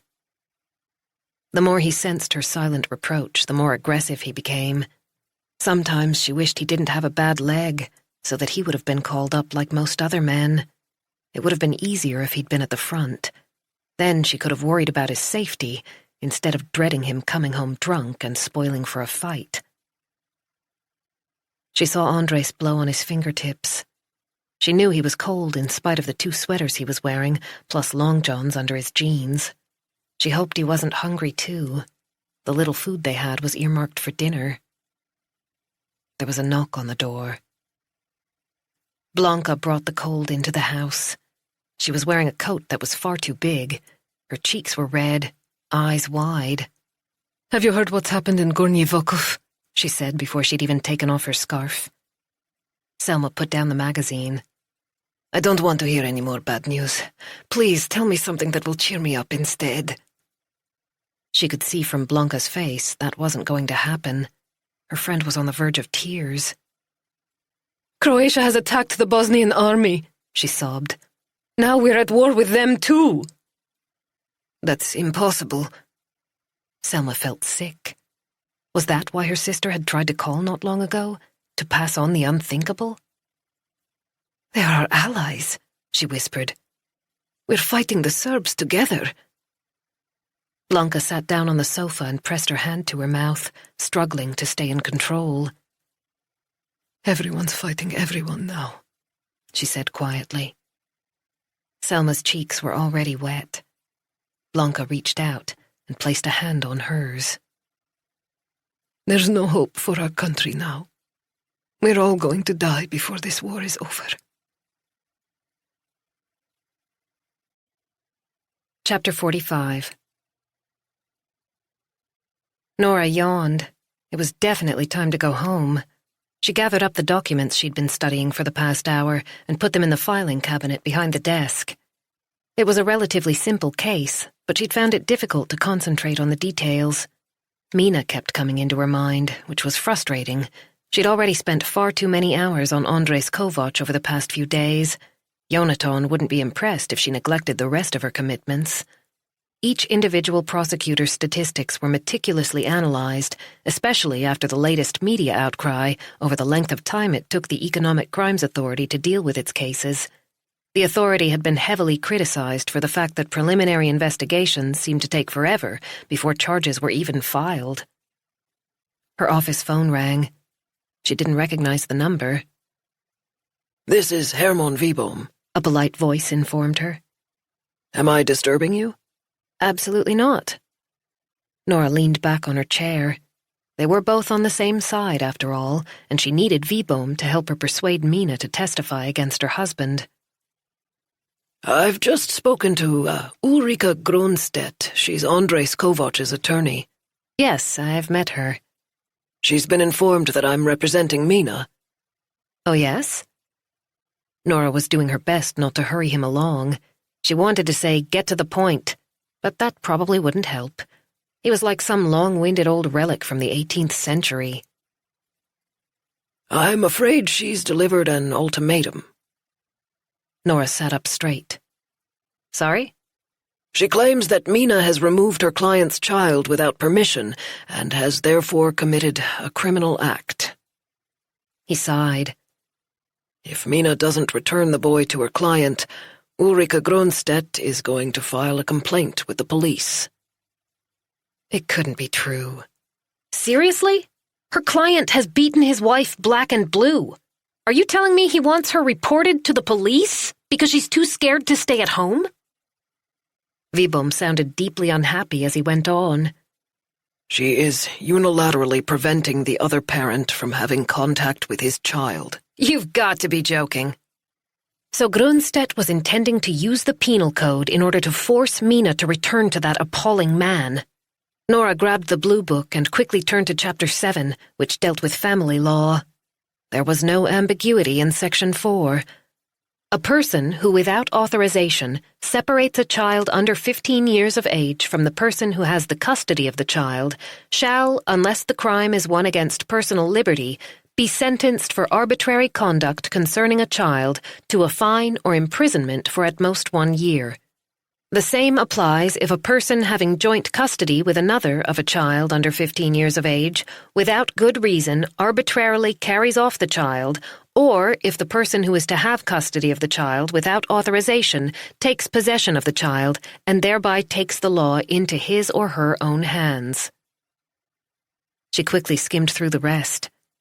Her attention was caught by the final sentence. If the crime against the provisions of the first or second paragraph is gross, the accused shall be sentenced to imprisonment for at least 6 months and at most 4 years. Grunstedt repeated several times that the mother had taken Lucas without his father's agreement, Vibom said. He's determined to fight for his rights. She can't be serious. Mina certainly has good reason in the eyes of the law to take the child. Surely there can't be any doubt about that. The parents have joint custody, as I understand it. Andres Kovac is adamant that Mina had no right to remove the boy from his home. Grunstedt stressed that he's begged her to come back many times, but Mina has refused to accede to his demands. He still sounded like a legal textbook. And as far as I'm aware, there is currently no proof that Mina's husband assaulted her, and Mina denies that any such assault was perpetrated. Therefore, the court cannot take such an allegation into account. Theoretically, Vibom was right. Mina had never formally altered her original statement in which she'd said that she'd tripped and fallen. As long as she refused to testify, she couldn't cite Andres' violence as a reason for leaving him and taking Lucas with her. The idea that this could be exploited in order to force her to give up her son was totally unacceptable. If Mina had been terrified of standing up in court before, that was nothing compared to the situation in which she found herself now. Admittedly, Ulrika Grunstedt's job was to represent her client, but this was one of the worst things Nora had ever experienced. Did the woman have no integrity? Was she really prepared to go to any lengths to help Kovac force his wife and son to come home? She must know her client. She must realize what a total shit he was. That's absolutely ridiculous, Nora said, slamming the penal code shut. What precedents were there in this kind of case? Nora had no idea. She'd never dealt with family law or custody issues. Before moving to the Economic Crimes Authority, she'd been employed as a legal advisor with a bank for 15 years. A couple of colleagues passed her door, and the sound of their lively conversation penetrated into Nora's office. Hermann Vibom sounded very unhappy. Ulrika Grunstedt stressed that there's going to be a custody battle over the boy, and that things don't look good for the mother. Even if her actions aren't deemed punishable by law, she could lose custody on a temporary basis if social services carry out their own assessment. He cleared his throat. I thought you ought to be made aware of the situation, given what you said to me this morning about persuading Mina to testify. Nora thought it was unlikely that Grunstedt's new tactic would make Mina more inclined to stand up in court. Have you spoken to Mina about this? I think it's better if I do it face to face. It's too late today. I'll go over there tomorrow. Nora pushed the penal code away. She wanted to hit someone or something, but didn't quite know who or what. Did Grunstedt have anything else to say? She's demanding that Mina hand Lucas back to his father within 3 days, so on Thursday at the latest. And if Mina refuses? Then she'll go ahead and report Mina to the police, and at the same time she'll contact social services and request that the father is granted sole custody. Sole custody? Because the mother is unstable and isn't prepared to cooperate with the child's father. I'm sorry, but that's exactly what she said. Chapter 46. Layla opened the door of the interview room at the Economic Crimes Authority.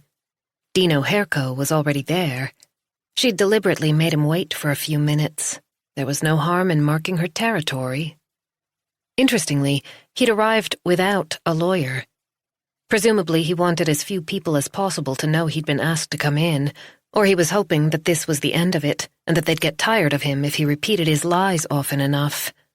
Whichever it might be, Layla had every intention of exploiting the situation. She shook hands and sat down at the table. Someone had scratched the surface with a sharp object. She read out the obligatory details for the tape, then opened her file as she considered the best way to begin. She should have brought a colleague along, but no one was available. It would be fine. She didn't want to postpone the interview until tomorrow. Dino Herco couldn't sit still. He kept changing position. His nails were bitten to the quick, and there were little sores around his cuticles. Layla hadn't noticed this when she was in his apartment. She was sure she would have if his fingertips had been in such a state. This was a good sign. She was determined to do her best to increase the pressure on him. We've checked out the information you gave us last time we saw you. There's no doubt that the call to emergency services came from your cell phone. I told you it was stolen. There's no record of the offense. I didn't get around to reporting it. And there's no insurance claim. I didn't get around to that either. Layla decided to take a risk. Where were you last Saturday night? Sorry? Someone went to the home of Mina Kovac's parents and threatened them at about 10 o'clock in the evening. The window in the front door was smashed. There was glass everywhere. The police were called. Herko tried to maintain a neutral expression, but didn't entirely succeed. He blinked, and Layla had a strong feeling that this information hadn't come as a surprise. You knew that Andres Kovac had been over there, she thought. Does that mean you were there too? Was it you who threatened them? No. He shifted position yet again. Mina's mother was so terrified that she had a heart attack. Layla allowed her words to sink in. She's still in the ICU. Do you know what the sentence for unlawful, aggressive, and threatening behavior is? No response. Up to 4 years, if she survives. Otherwise, we're talking about causing the death of another person. Herko leaned back, eyes half closed. So where were you? I was with my boss, Andres Kovac. His brother Emir was there too. Layla looked up. Herko had made a mistake. You said you didn't know each other. Now you're referring to him as your boss. Interesting. You must have misheard. His jaws were working. I don't think so. Herko wasn't good at playing it cool.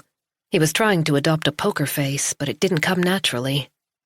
Layla let him sweat. Can your boss confirm your whereabouts? She said after a while. Yes. Maybe we should take the opportunity to ask him if he's aware that it was you who called emergency services a week ago, when he almost killed his wife. Layla tapped her pen on the table, emphasizing her words. Herko's eyes darted from side to side. I didn't make the call. I've already told you that. How many times do I have to repeat myself? In that case, you won't mind if we mention it to your boss, just to be on the safe side, Layla said innocently. Herko went pale. He looked up at the ceiling as if he were hoping an alternative explanation might appear out of thin air. Don't do that, he said eventually. Layla sat back and waited. She had him now. He'd reacted exactly as she'd hoped. What's the problem? She almost purred. Talk to me if you don't want me to speak to Kovac. There was still a possibility that Herko might simply walk out, demand to have his lawyer present before he said another word, or tell her to go to hell. Instead, he rested his forehead on one hand, the corners of his mouth drooping. That will just cause a whole lot of trouble, he muttered. He was clearly losing heart, much to Layla's satisfaction. What kind of trouble? You don't know Andres. He'll misinterpret the situation. In what way? I can't explain. I'm guessing he'll see it as a betrayal, a lack of loyalty, Layla said, putting words into his mouth. Silence. So what do I get from you if I don't mention it to Kovac? What do you mean? Well, you made the call, so you must have seen what happened when Kovac assaulted his wife. Sorry? I want you to agree to testify so that we can charge him with serious assault. Herko's expression changed with lightning speed. Are you fucking crazy? He spat. Layla tried to hide her surprise. Surely it's reasonable to expect you to do something for me if I'm doing something for you. You think I'd testify against my own brother? He's not your brother. You're not related. Herko stared at her as if seeing her for the first time. His eyes traveled slowly down her body, returned to her face, and focused on the thick, dark braid, such a contrast to the blonde hair of her fellow students at the police academy. You're not Swedish either. You know exactly what I mean. Enough. Herko's eyes were full of contempt. Working for them doesn't make you any more of a Swede, he said. Are you so stupid that you think it'll change anything? They'll never accept you. You're just a dirty foreigner like the rest of us. Layla thought he was about to spit on the floor, but he changed his mind at the last minute. She'd been so sure that he was going to go along with her suggestion, but now something had shifted in the room. She had to take back control. You think you're something special just because you're wearing a police badge. Herko snorted. Who are you trying to fool? You leave me no choice but to speak to Andres Kovac, Layla said. Your decision. Before she had time to react, Herko lunged across the table and switched off the tape recorder. Do that and I'll kill you, he said hoarsely. Chapter 47. Ulrika Grunstedt felt more than happy once she'd summarized everything for Andres Kovac. They were in the small conference room, the one with 4 upholstered chairs around a beautifully polished mahogany table. The view over Strandvägen reminded clients of the firm's status. Herman Wiboom had been an irritation. She hadn't met him before, but knew his type. He probably ran a private practice, possibly with 1 associate, and made a living from the cases allocated to him by the court. Ulrika wasn't interested in that kind of client. She'd always known that she was aiming higher, from the day she got her first post with a well-known criminal law firm after passing the bar. She'd been their first female associate, and the skeptical joint owners had called her sweetheart and placed bets among themselves on how soon she would give up. None of them had won their bet.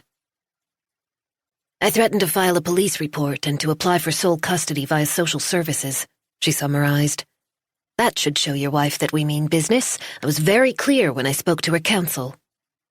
Andres Kovac seemed less than convinced about this new strategy. At close quarters, Ulrika could see how bloodshot his eyes were. He'd been crying or partying all weekend. She suspected the latter. She's going to have to hand Lucas over to you, she added, smoothing out a crease in her black woolen skirt. It was cut just above the knee, which was the most flattering length for her legs. I want Mina back too. His expression was unreadable. I can't take care of Lucas on my own. Maybe you should have thought of that before you beat the crap out of your wife. Don't worry. From what I've heard, Mina wouldn't dream of giving up Lucas. She'll be home. This is a neat and tidy solution to the whole situation. We avoid any further dispute, and we eliminate the risk of unpleasant testimony in court. Kovac still looked doubtful, but Ulrika gave him an encouraging smile. She couldn't help feeling pleased that she'd found such a constructive way forward, removing a major problem. Your wife will be back soon, she continued. Herman Wiboom will explain the situation very clearly to her. Trust me. He'll do a good job. Who? Herman Wiboom. He's been appointed as Mina's counsel by the court, I found out today. Kovac's full lips narrowed until his mouth was no more than a thin line. And yet he was still just as attractive. It wasn't fair. Does he know where she's hiding? I'm sure he does, but that's irrelevant right now. You need to focus on the upcoming trial. Why? Have you given any more thought to what we discussed last time we met? Whether anyone you know could have leaked information to the tax office? Kovac shook his head. The guys are like my family, my brothers. None of them would betray me. That information has come from somewhere, Ulrika said. Nora Linda couldn't possibly have found out all that without help. A nearby clock in a church tower struck 5. Let's go over it one more time. Who has access to those details? Kovac folded his arms. My cousins and my younger brother, of course. Emir knows more or less everything. Anyone else? Kovac fiddled with his coffee cup as he thought. Dino, my driver, he's always with me, but we grew up together. He's my right-hand man. That's it? You haven't forgotten anyone? No. Are you absolutely sure that none of them has talked? They're my own flesh and blood. They would never betray me. Are you related to Dino? Kovac's face darkened, but Ulrika didn't care. He was paying her very well to protect his interests. It was better for her to ask the tricky questions now than to have them come up in court. We've known each other since we were kids. Dina would take a bullet for me. Okay, if you say so. In which case, that just leaves Mina. I've already told you, Mina has no idea about what I do. Kovac got to his feet and went over to the window. His broad shoulders certainly filled his expensive leather jacket. She wouldn't dare, he said over his shoulder. She knows what would happen if she betrayed me. Ulrika was in no doubt about that. All I can say is that someone talked. Someone who is very familiar with your business affairs. If you want to walk away without a conviction, then you need to find out who that person is. Chapter 48. Elin settled herself on Tomas's lap with her favorite cuddly toy, a rabbit she'd had since she was a baby. A long, floppy ear tickled Tomas's chin. The rabbit had been white to begin with. Its soft fur was much grayer these days, but it was essential if Elin was to get to sleep at night. It shuttled between Tomas and Pernilla on a weekly basis, just as Elin did. Don't you think it's bedtime? Tomas murmured in her ear. The 7:30 news had just begun. She shook her head firmly. I'm not tired. Just a little while longer, then. Promise me you'll go to bed when the news is over. Elin made herself comfortable. Tomas felt his shoulders drop and his tense muscles relax as the warmth of his daughter's body reached his. This might just be the best time of the day. Sometimes he wished that Elin would never grow up, just like Pippi Longstocking, so that he would always have an 8-year-old who loved to sit on Daddy's knee. He couldn't get his head around the fact that she would be a difficult teenager in only 5 years. A reporter was talking about the upcoming presidential election in the U.S. Tomas yawned. He'd had endless meetings and routine tasks to deal with all day, and yet he felt as if he'd achieved nothing. He had no energy these days. The winter darkness had been more difficult than ever to deal with. The short hours of daylight had vanished as quickly as they'd come, and had never been enough. Why are you mad at Mommy? Elin asked. Tomas gave a start. The familiar feelings of guilt came flooding back. That's a funny question, sweetheart, he said with a poor attempt at a laugh. You and Mommy are always arguing. No, we're not. I'm not mad at Mommy. You sound mad when you talk to her. Tomas had wanted to keep Elin out of his disagreements with Pernilla. It was bad enough that their relationship had broken down. He didn't want it to affect his daughter, too. But sometimes his jaws ached in the evenings with the sheer effort of pretending that everything was okay.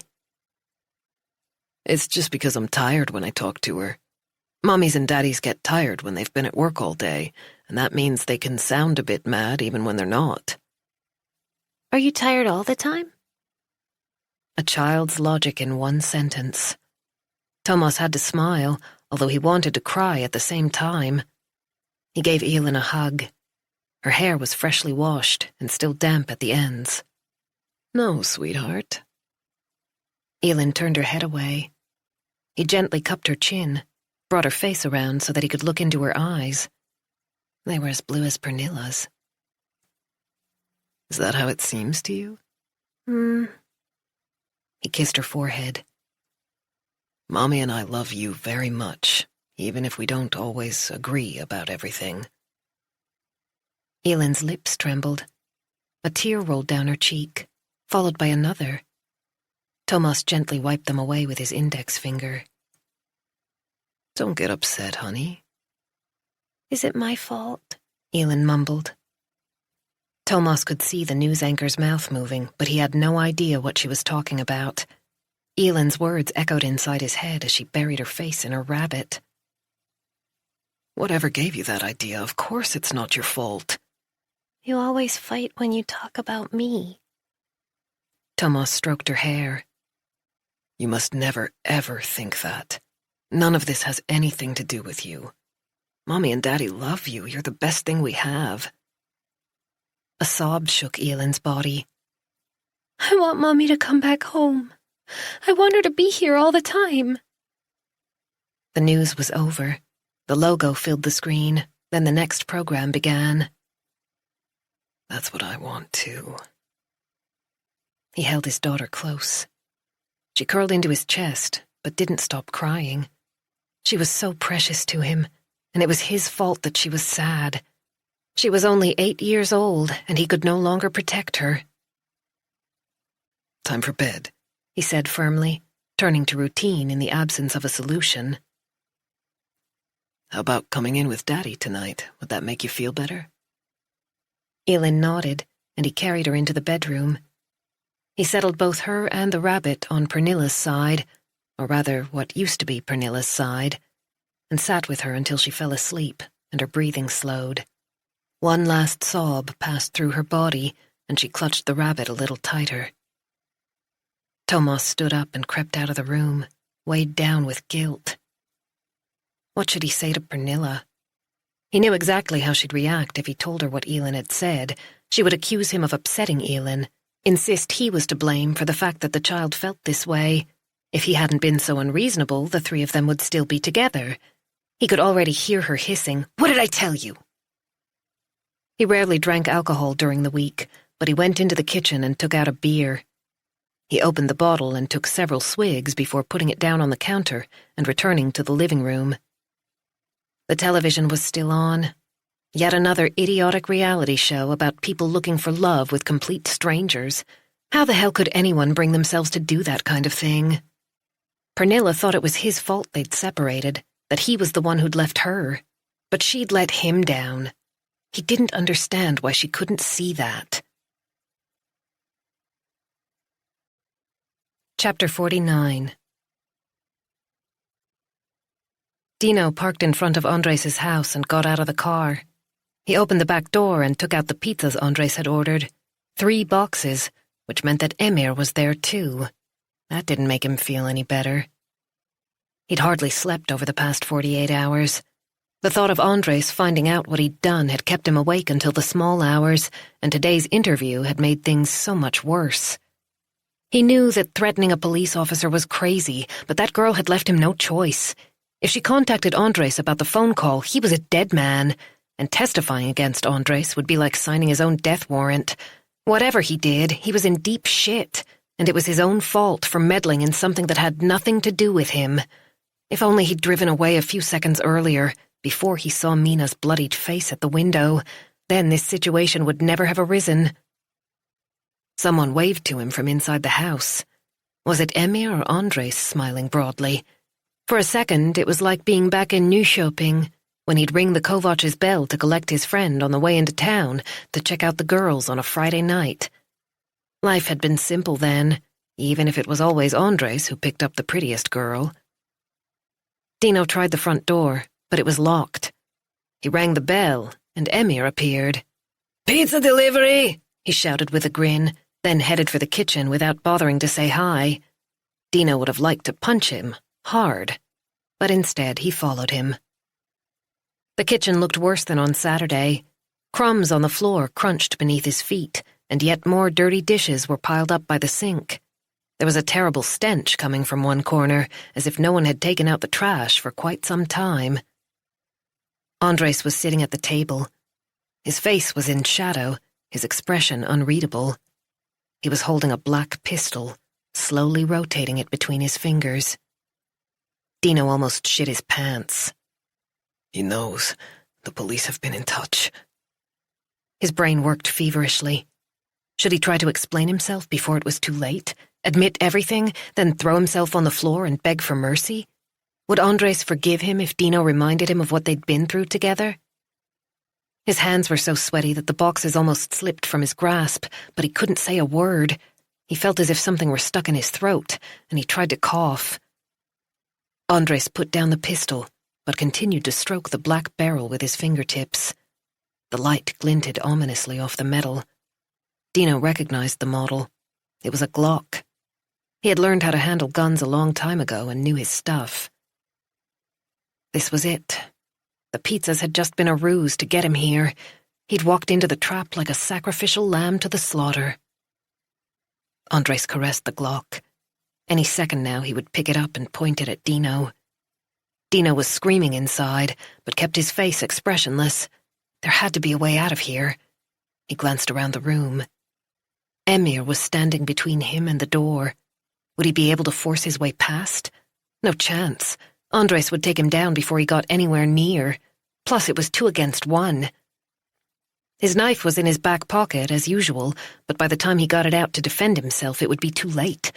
Emir would regard it as a bonus if he got the chance to smash him over the head with something. Dino got ready to react. Emir gave a wolfish smile and moved closer to the table. Dino was about to throw up when Andres pushed the gun aside. He sniffed the air and pointed to Dino.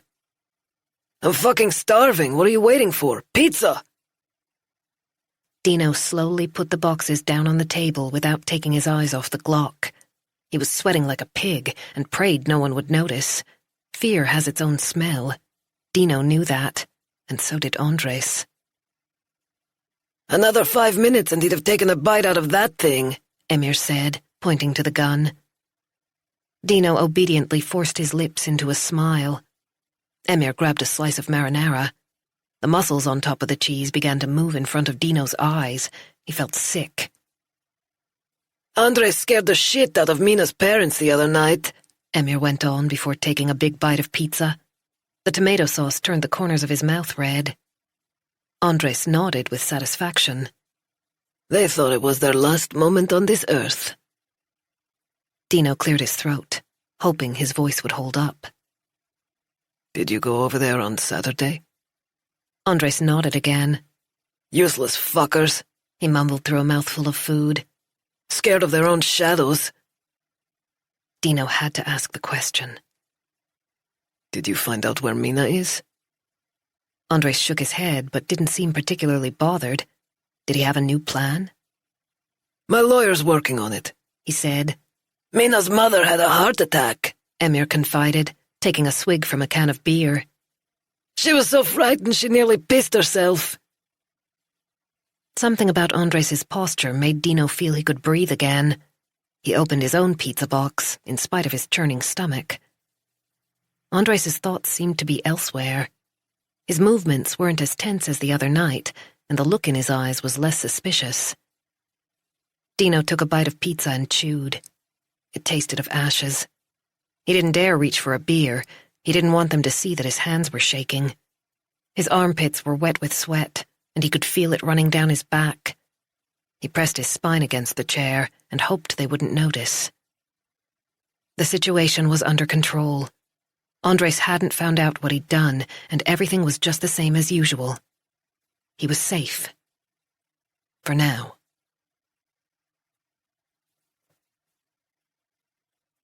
Bosnia, March 1993. Mom was busy peeling potatoes for dinner. Andres was hungry. It was a long time since lunch, which had consisted of soup with no meat. They hardly ever ate meat these days. However, at least the air was warmer. He wasn't constantly shivering as he'd been all winter. He was sitting at the kitchen table, drawing with his colored pens. He wanted to do a really nice picture for Mom, to cheer her up.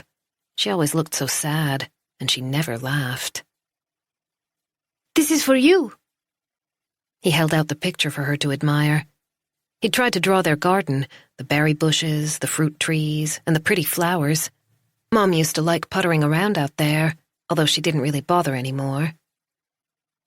Thank you, she said, putting it aside without looking at it. Andres swallowed his disappointment. Will you play with me? I don't have time right now. She said that whenever he asked. She was always too busy for him. Andres was bored. Almost all his friends had left the little village. There was one thing he wanted to ask his mother, but he wasn't quite sure how to do it. Why is Dad always mad at you? He said eventually. Mom put aside the potato peeler. She reached for a cigarette and lit it. What do you mean? You keep yelling at each other. Andres didn't know how to continue. His eyes were inexorably drawn to the bruises on his mom's forearm. Last night he'd been woken yet again by another terrifying argument. You never kiss and cuddle anymore, he said, lowering his head. Mom put down the cigarette and dropped to her knees in front of him. Sweetheart, sometimes moms and dads disagree. That's just the way life is. It's nothing for you to worry about. She kissed each of his eyelids. That was their special thing. Your dad and I have a different opinion about certain matters. It's not unusual. Her eyes shone with unshed tears. Our country is at war, Andres. It's not easy for anyone right now. Dad's having a hard time, just like everyone else. Is that your fault? Mom sighed. What makes you say that? Dad's so angry. Mom pushed back her hair and picked up the cigarette again. She took a deep drag, turned her head and blew the smoke away from Andres' face. Dad's frustrated, she said, stroking her son's hair. He wants to go and fight, but his bad leg means he can't do that. He's worried and scared, just like me. Andres had another question that kept him awake at night. He gathered up his courage. Are we going to leave Dad? Mom pulled him close and gave him a big hug. Of course not, you silly boy. We're a family. Families stick together, whatever happens. Chapter 50. Thomas cautiously turned down the covers so that he could slide into bed without waking Elin. She was fast asleep on Pernilla's side, still clutching her rabbit. He switched off the lamp, knowing he wouldn't be able to concentrate on a book. Elin's words had had a profound effect on him. When Emily died, he'd been devastated, but the despair he felt now was almost as excoriating, though in a different way. When Elin was born, he'd vowed to do everything in his power to protect her. And look where they were now. Elin's life had been torn apart, and she wondered if it was her fault. He propped himself up on one elbow and gently stroked her soft cheek with his index finger. Nothing was more important than Elin. Why couldn't Pernilla see that? They'd had a huge fight back in June. He thought Pernilla was away too much, and when she finally came home, she was stressed and irritable. He couldn't bear to see the sadness in his daughter's eyes when Pernilla disappeared for weeks at a time. He had found it increasingly difficult to cope with his own job, even though his mother willingly helped out. He had obligations too, something his partner didn't seem to understand.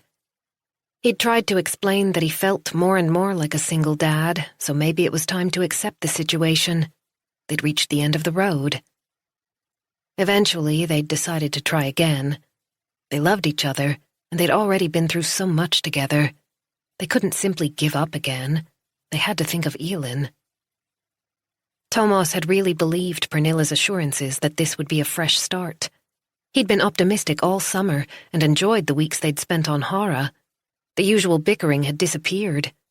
Pernilla had made a real effort and had barely looked at her laptop or cell phone during the vacation. It had almost been like before, when they nurtured their love. Thomas lay down on his back. That was the last time they'd been happy. Once the fall came, Pernilla started traveling again, and her days at the office grew longer. Elin cried for her mother in the evenings, and Thomas seethed with anger when he saw how disappointed she was. Things came to a head late one night early in October, when Pernilla admitted that she'd accepted a more demanding role in the company without even discussing it with him. Thomas had lost his temper. "You lied to me," he'd shouted in the bedroom, ignoring the fact that Elin was sleeping next door. "Everything you said back in the summer about putting the family first, did you mean any of it?" He'd been holding a book, and without realizing what he was doing, he'd hurled it onto the floor with a crash that reverberated through the whole apartment. Pernilla had been white-faced as he continued. "You don't give a shit about me or Elin. Nothing's more important than your career." They'd yelled at each other like never before, said things that could never be taken back. He didn't know who she was anymore, and he couldn't forgive her. What made it worse was the fact that he'd actually believed her when she promised to change and put the family first. It had meant so much more than he'd realized at the time. Darkness descended on their relationship. He'd slept on the sofa in the living room, and the following day, Pernilla had gone off on a long-planned business trip to the US. When she returned to Sweden, she'd found alternative accommodation. "You're impossible to live with," she'd explained on the phone. He felt exactly the same about her. He turned onto his side. He had to find a way to get along with Pernilla. They couldn't let their daughter suffer like this. The problem was that he had no idea how to fix the situation. Chapter 51. Mina lay curled up on her side, wishing she were dead. It was all her fault. Mom was in the hospital and Dad was in a terrible state. Why hadn't she left Andres the first time he hit her? She still didn't understand why she hadn't done it. How many times had she read in her magazines about women who'd been abused? She'd always wondered why they didn't simply walk away. Every article advised readers to leave at the very first sign of violence, and Mina had nodded to herself. It was obvious. What woman would stay with a man who beat her? Then she ended up in the same situation, and forgave, and stayed, and forgave again. Andres had been so upset the first time it happened. He'd bathed her wounds and kissed her bruises, one after another. He'd sworn by all he held sacred that he'd never do it again. They had wept together, and he had clutched her hands, apologizing over and over.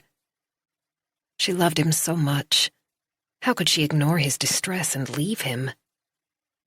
Then it happened again, and again, and again. Gradually, she began to recognize the warning signs. She learned to be afraid when the bathroom door slammed in a particular way, or when he came into the kitchen with an ice-cold look in his eyes. She knew what to expect when he called her from the car using a certain tone of voice, or when he sat down at the dining table without even bothering to say hello. The way he put down his glass. Her body reacted instantly. Her heart began to race, and she broke out into a cold sweat before she even realized what was going on. The waiting was almost the worst part. The knowledge that he would soon unleash his anger and violence, and that there was nothing she could do to prevent it. She had no control whatsoever. Sometimes she just lay there wishing it would come quickly, so that at least it would be over. This time. Afterward, things calmed down for a while. Every blow, every bruise earned her a kind of respite. When he grabbed her by the hair and pulled so hard that she almost blacked out, she consoled herself with the thought that he'd be nice to her for a week or so. She looked over at the crib. Lucas was the only thing that made her life worth living, and he needed her. She couldn't allow herself the luxury of death. Chapter 52. Nora was brushing her teeth when Jonas came into the bathroom. "I've put Julia's gym clothes in her backpack," he said, reaching for his own toothbrush. "I can drop her off tomorrow if you want to leave early for work." "Thanks," Nora mumbled through a mouthful of toothpaste. Jonas turned the cold water on at the faucet. "By the way, did you manage to speak to Thomas about therapy?" Nora felt a pang of guilt. She'd had so much on her mind that she'd completely forgotten to call him. She spat into the sink. "No, I haven't gotten around to it yet." "We should have him over to dinner one evening." Jonas's thoughtfulness made her so happy. It was good that he cared about her best friend. He'd quickly become friends with Thomas and Pernilla, and liked them both very much. There had never been any tension between Jonas and Thomas, as there had been with Henrik. The two of them had never really gotten along, and that had become even clearer when Nora finally decided to leave Henrik. Thomas had encouraged her every step of the way. "Maybe next weekend when Simon's back with us?" Jonas went on. Thomas was Simon's very committed godfather. Nora had always suspected that he'd have liked more children. "I really hope he and Pernilla can sort things out," Jonas said. "It's not easy being single with a young child." He knew what he was talking about.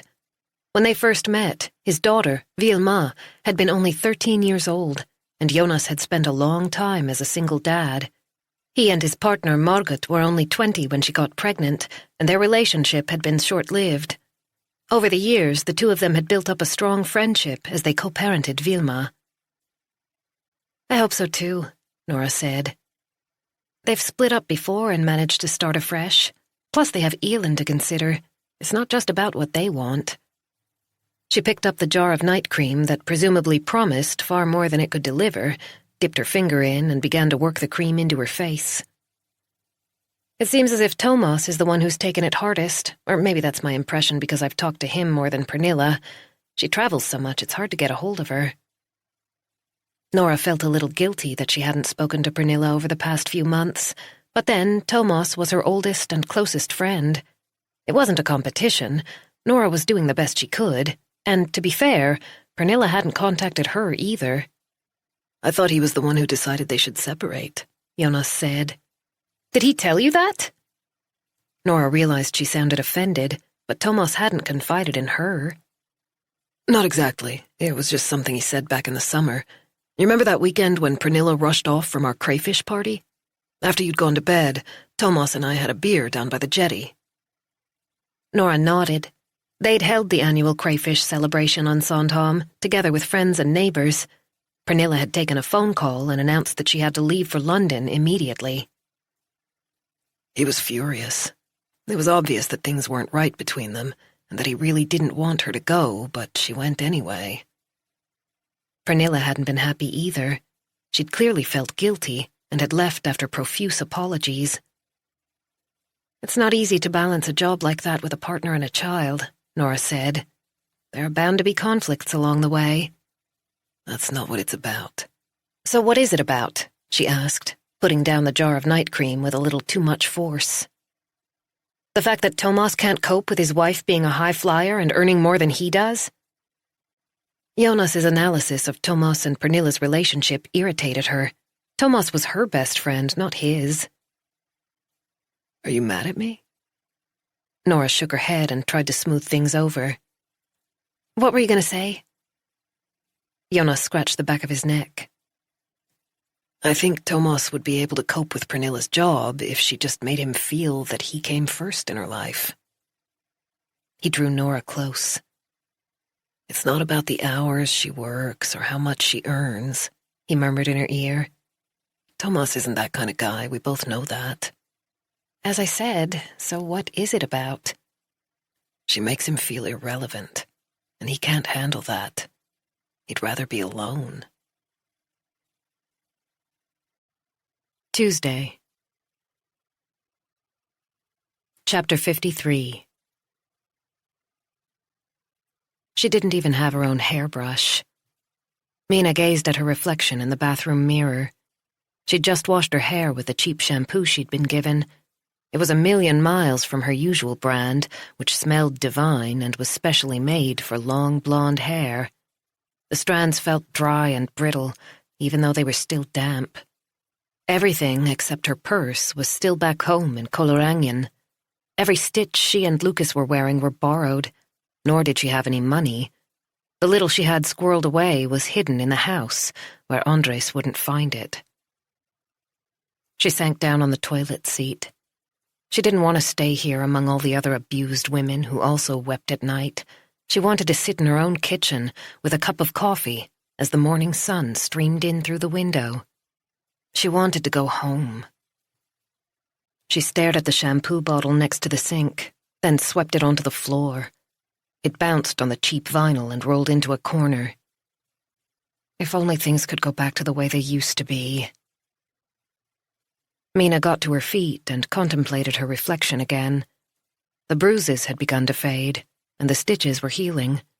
She still looked battered, but not quite as bad as before. She would soon be able to show herself in public without attracting the wrong kind of attention.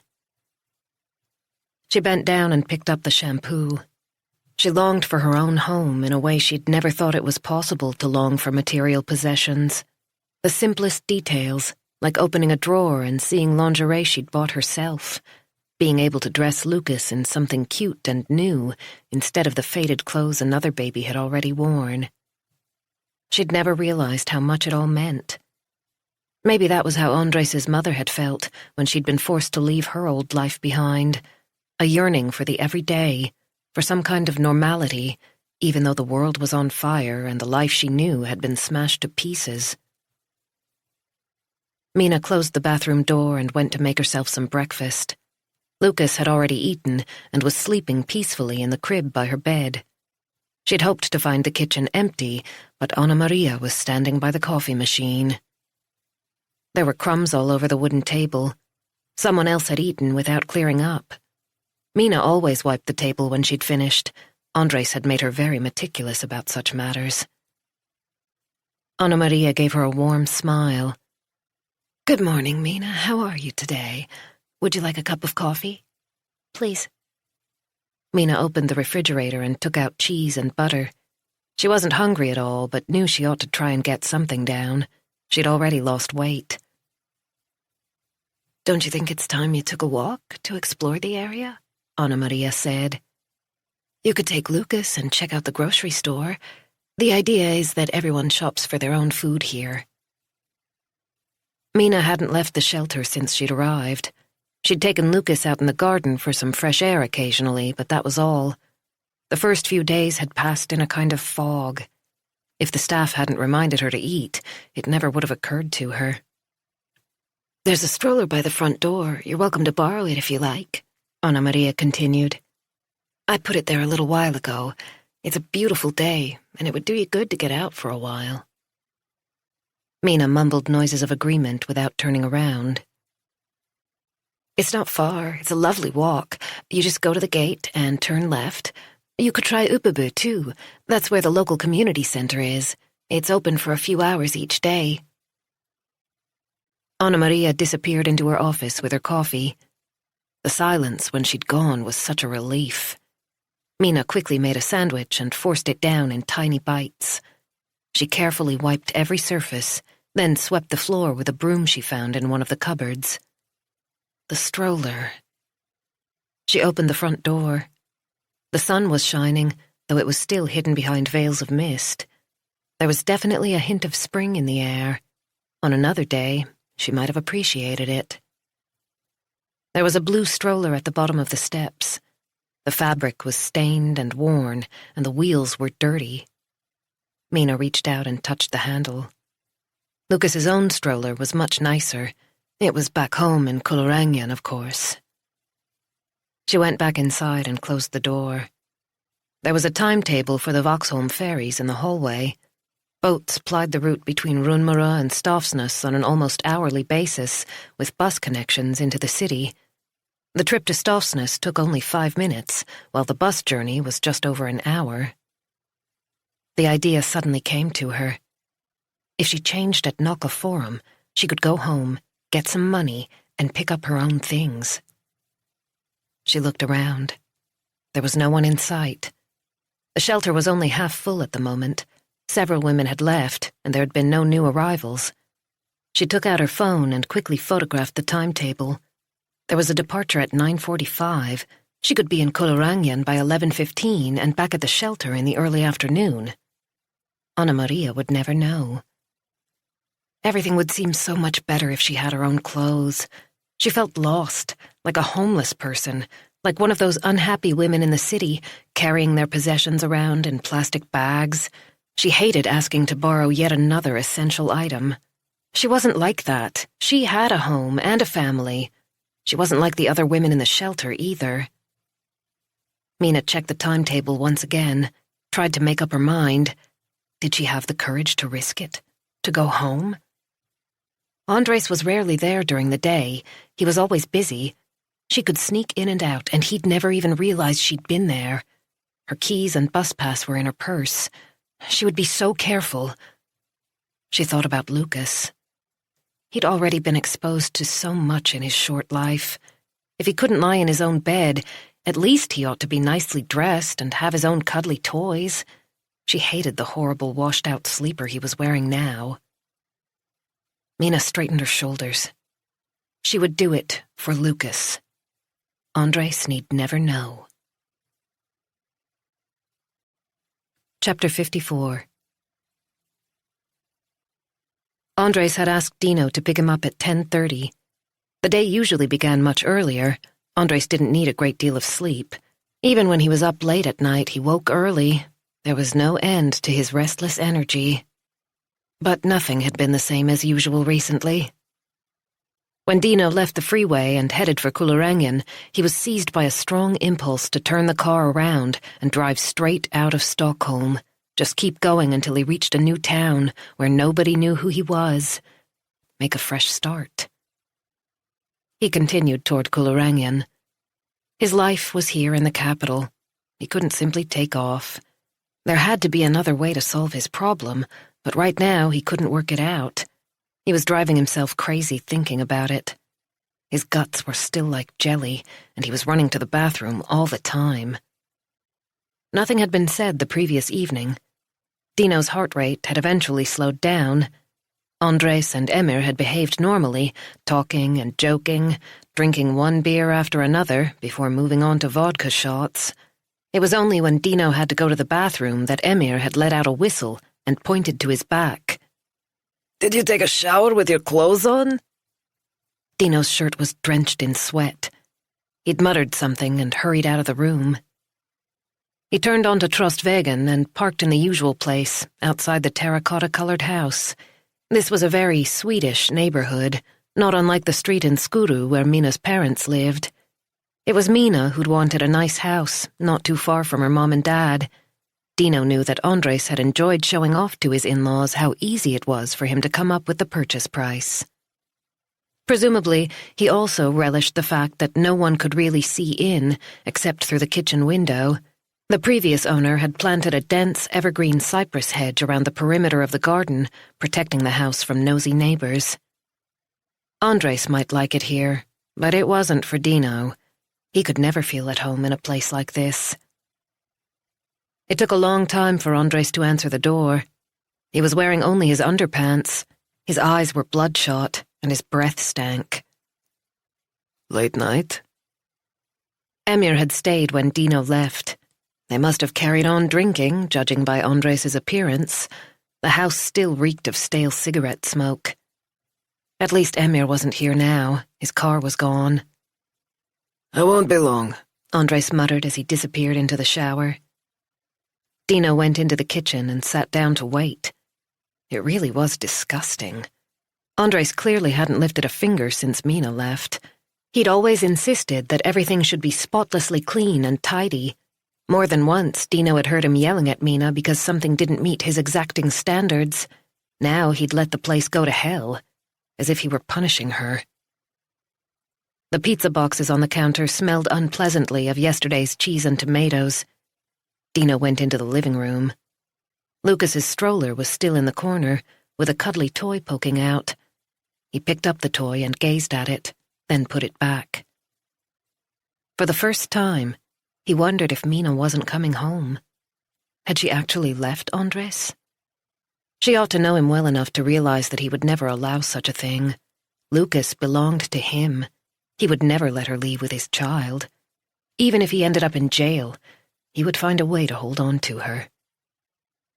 An unwelcome thought came into Dino's mind. If Andres were charged with assault, and Mina testified against him in order to help the prosecutor secure a conviction, would Emir take his place? Dino sincerely hoped not. He glanced at his watch. Almost 11 o'clock. He'd been waiting for 20 minutes. Andres was taking his time. They were due to meet some guys in Södertälje at midday, and Andres didn't like to be late. Dino went back into the kitchen and sat down at the table. He knew better than to hassle his boss. Chapter 55. The bus to Kolorangen was virtually empty.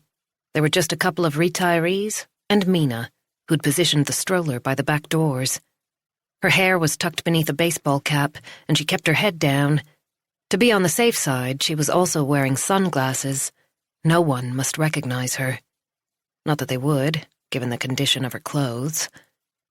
She almost gave a wry smile at the thought, but found herself suppressing a sob instead. Boarding the ferry had been straightforward, and the bus had already been waiting when they arrived in Stavsnäs. Changing at Nacka Forum had also been problem-free. They were approaching Kolorangen. The soulless cityscape had given way to more verdant areas. It was an attractive location near Lake Elta, not far from Skarpnäck. Mina often used to go for long walks with Lucas in his stroller in the mornings. There were plenty of places to swim nearby.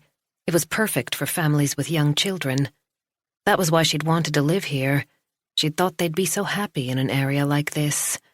She'd thought everything would be wonderful. Mina stared out of the window. She could still change her mind, stay on the bus until it reached the terminal, then go back to the shelter. Everyone would assume she'd been out for some fresh air, as Anna Maria had suggested. A little voice pointed out that that would be the most sensible thing to do. Lucas woke up and started whining. Mina dangled a plastic toy in front of him, and he soon calmed down. Her cell phone rang. She didn't recognize the number, so she rejected the call. Then she put it on silent. She couldn't cope with talking to anyone right now. Savsångerwagen, the driver announced over the loudspeaker. He slowed down and stopped with a jolt. An elderly lady with a cane got off, pulling a small shopping cart. The doors closed with a hiss, and the bus began to move. The next stop would be Mina's. She rested her head against the cool glass. She had to make up her mind. What should she do? She had only minutes to decide. The bus was traveling fast. There wasn't much traffic at this time of day. The stained fabric on Lucas's stroller caught her eye. The borrowed sweater felt scratchy at the back of her neck. Not long now. She promised herself she'd be careful. She reached out and pressed the stop button. It immediately glowed red. She adjusted Lucas's blanket and got to her feet. Chapter 56. Anna Maria was busy filling in the online questionnaire from the council when she was interrupted by her office phone. Hello? Good morning, this is Herman Wiboom. Am I disturbing you? Mina's counsel. They'd met briefly when he visited the previous day. Not at all. How can I help? To be honest, she was glad to take a short break. Whoever had put together the form seemed to have no idea how a shelter was set up. The questions were idiotic. She was getting increasingly irritated about all the cost specifications required, while the qualitative aspects were clearly not a priority. She wouldn't be surprised if Birgitta von Beria was behind the whole thing. Bitch. I've been trying to reach Mina on her cell phone, but unfortunately she's not answering. If you hold on, I'll see if I can find her, Anna Maria offered. That's very kind of you. She put down the receiver and walked over to Mina's room. She tapped on the door, waited a few seconds, then tried again. No response. She pushed down the handle and peeped in. There was no one there. Presumably, Mina had gone for a walk, as Anna Maria had suggested at breakfast time. That was good. The girl needed to get out and about instead of sitting indoors brooding. Fresh air did everyone good. It helped to dispel the demons. Anna Maria returned to her office. She glanced through the window and saw that the blue stroller was gone. She seems to be out, she said. Her jacket isn't on the hook and our stroller isn't here either. Have you any idea where she might be? I expect she's gone for a walk. We discussed it earlier. I've tried to contact her several times. Maybe she's put her phone on silent by mistake. The thing is, I have bad news. I'd actually prefer to come over and tell her face to face. I'm sure she'll be back soon. When were you thinking of? There's a boat at 1 o'clock. Would that be okay? I'm sure she'll be back by then. I'll let her know you're coming. Anna Maria hesitated. Can I ask what you mean by bad news? Is it to do with her mother? No, not at all. The answer came quickly. Wiboom sounded troubled and concerned. Anna Maria didn't like this at all. Mina had enough problems. So it's something else? I think it's best if we wait until I see Mina. Client confidentiality. Of course. I'll see you this afternoon. Anna Maria ended the call. After a few seconds, she picked up the phone again and dialed Mina's number. No answer. She tried again. Straight to voicemail. Slightly worrying. She left her office and went in search of one of her colleagues. Siri had just finished a therapy session and was writing up her notes. "Have you seen Mina?" Anna Maria asked. "I can't find her." Siri closed her file. I think she took the stroller and went for a walk. I saw her heading toward the road a while ago. "What time, roughly?" Shortly before 10, I think. Anna Maria thanked her for her help and returned to her office. She tried Mina's number again. Still no answer. She glanced at the clock on the wall. It was just after 11. Mina had been gone for a little over an hour. She had probably decided to go for a long walk and was enjoying the fine weather. There was nothing to worry about.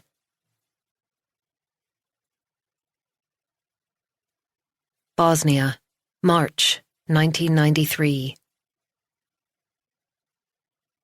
There was a knock on the front door. Selma put Emir down on a blanket on the floor and went to see who it was. Zlatko had just taken Andres to the grocery store because someone had said there was meat for sale. She couldn't help exclaiming when she saw who her visitor was. "And Yasmina, you're alive!" After all the terrible news, she hadn't dared to believe her aunt had survived. Her aunt's little village had been attacked. The story had been on the news. Selma hadn't managed to get through on the phone and had feared the worst as time went by and she heard nothing from her aunt and cousins. "Can I come in?" Yasmina said in a hoarse voice. "Of course, I'm sorry. I thought you were... I heard about..." Selma gave her aunt a hug. "You took me by surprise. Well, I'm here now." Selma took a step back and tried not to stare. Yasmina was only 15 years older than her and had always been regarded as a beauty with her dark eyes and her long, thick hair. Now she looked like an old woman. Her gaunt, lined face was almost unrecognizable and her short grey hair was lank and greasy. She moved laboriously, as if everything hurt. Slowly, she took off her shabby jacket and sat down at the kitchen table. Selma set out bread and jelly and put the water on to make tea. She forced herself to hide her shock, in spite of the alarming change in Yasmina. "Have you heard anything about Mom and Dad?" she asked, against her better judgment. "There's no point in asking. All hope for Sarajevo is gone." Yasmina almost sounded as if she didn't care about Selma's parents and their fate. That frightened Selma even more. Emir had fallen asleep on his blanket. Yasmina hadn't touched him or acknowledged his presence in any way, in spite of the fact that they hadn't seen each other since he was born. Under normal circumstances, she would have picked him up and sung his praises. What had happened to her? Selma placed 2 cups of tea on the table. Yasmina lit a cigarette and stared blankly at the blue smoke. Her hands were dirty, her nails broken. "And Yasmina?" Selma ventured after a while, when the silence became unbearable. Yasmina gave a start. She must have been far, far away. She took a deep drag, then stubbed out the cigarette. "I just came to say goodbye. You're my last living relative." Selma gripped her cup tightly. "Don't say that. They're all dead. There's nothing left to live for. I'm a widow. Your cousins are gone." Alia and Mehmed. They were only 12 and 14. Gone? Alia, who had a slight squint, and Mehmed, who loved playing football and fishing in the stream near their house. Yasmina's eyes were bottomless pits. "I want you to know what happened to me and my family. Someone has to know. If I don't survive, then someone has to tell the world what they did to us." Selma wished she could avoid hearing whatever it might be. "Wouldn't you like to have a rest?" she suggested. "We can talk some other time. Don't you want to get cleaned up first? I can't stay long. I'm going to try to get to Bihać. It's supposed to be a safe zone. I'm being picked up shortly." "You're leaving so soon." "Listen to me. It wasn't easy to get here, even for a short visit." Yasmina's eyes held Selma's, her gaze simultaneously present yet distant. It began at dawn. First, they fired shells. I woke up and pulled on some clothes. When I stepped outside, there were explosions everywhere. I could smell blood and gunpowder. Rockets lit up the sky. I saw little Aisha, my neighbor's granddaughter. She was only 6 years old. She was standing in the road, staring at something white on the ground. It took a little while before I realized what it was. She'd lost her arm. Selma couldn't speak. It was lying there, bleeding in the dirt, even though it was no longer attached to her body. She didn't make a sound. Yasmina clasped her hands. Her face. I carry it with me. Selma glanced at Emir. So far, he was unhurt. How long would he remain safe? How could she protect her sons? The noise of the shells was relentless. We ran down into the cellar and hid. I was shaking so much with the horror of it all that my muscles ached for hours afterward. Yasmina sat up a little straighter. Then the soldiers came. They went from house to house, forcing everyone out onto the street. Some people were in their nightclothes, some were barefoot. The soldiers separated out all men, including young boys of no more than 10 or 12, and old men who couldn't walk without a stick. They made them get up onto flatbed trucks, packed tightly together, like a wall of human flesh. For the first time, Yasmina's voice almost broke. They took your uncle, she said, wrapping her arms around her body. What happened to him? Selma whispered. The trucks drove toward the forest. We heard the sound of many shots, then silence. None of them came back. Not one. Uncle Adnan. Selma couldn't hold back the tears. Uncle Adnan, who always had candy in his pockets when she was a little girl. He used to carry her on his shoulders. They took Alia and Mehmed too. For the first time, Yasmina let out a sob. My fine boys. I never saw them again. Her face was contorted with pain. One young man tried to run away, but they caught him within minutes. They dragged him back and lifted him onto the roof of the truck. Then they threw him to the ground, head first. Yasmina rubbed her eyes. I'll never forget the sound when his skull hit the concrete.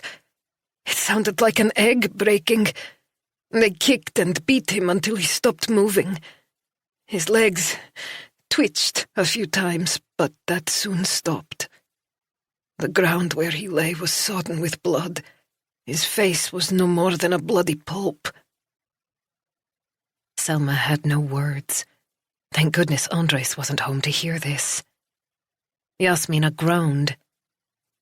They raped us all. Little girls, old women, new mothers clutching their babies to the breast. Over and over again. There was no end to it. They slit the throat of anyone who wept or protested. No one escaped. Wasn't there anyone who could save you? Weren't there any UN forces nearby? The pain in Yasmina's eyes was replaced by something resembling hatred. The UN forces were on the other side of the hill, but they did nothing. They must have heard our screams, our desperate cries for help, but no one came. They ignored our suffering when they could have saved us. Couldn't anyone else do anything? Neighbors with a different background? Yasmina looked as if she would have liked to spit on the floor. They stood behind the soldiers, egging them on. They told them which of us were Muslims and where we lived. Our families have been neighbors for generations, but they pointed out our houses. Selma glanced at the silent radio on the shelf. I heard about the attack on the news, but I didn't want to believe it. I thought it couldn't possibly be true, that people could do such things to one another in our country. No one came to help us. They heard the sound of a car engine outside the door, and Yasmina got to her feet. I have to go. Selma inhaled sharply. The time had passed so quickly. Yasmina was her last link to her own family, to her parents, to life as it was before the war broke out. Can't you stay a little longer, please? No, I'm sorry. Yasmina pulled on her grubby jacket, weary but determined.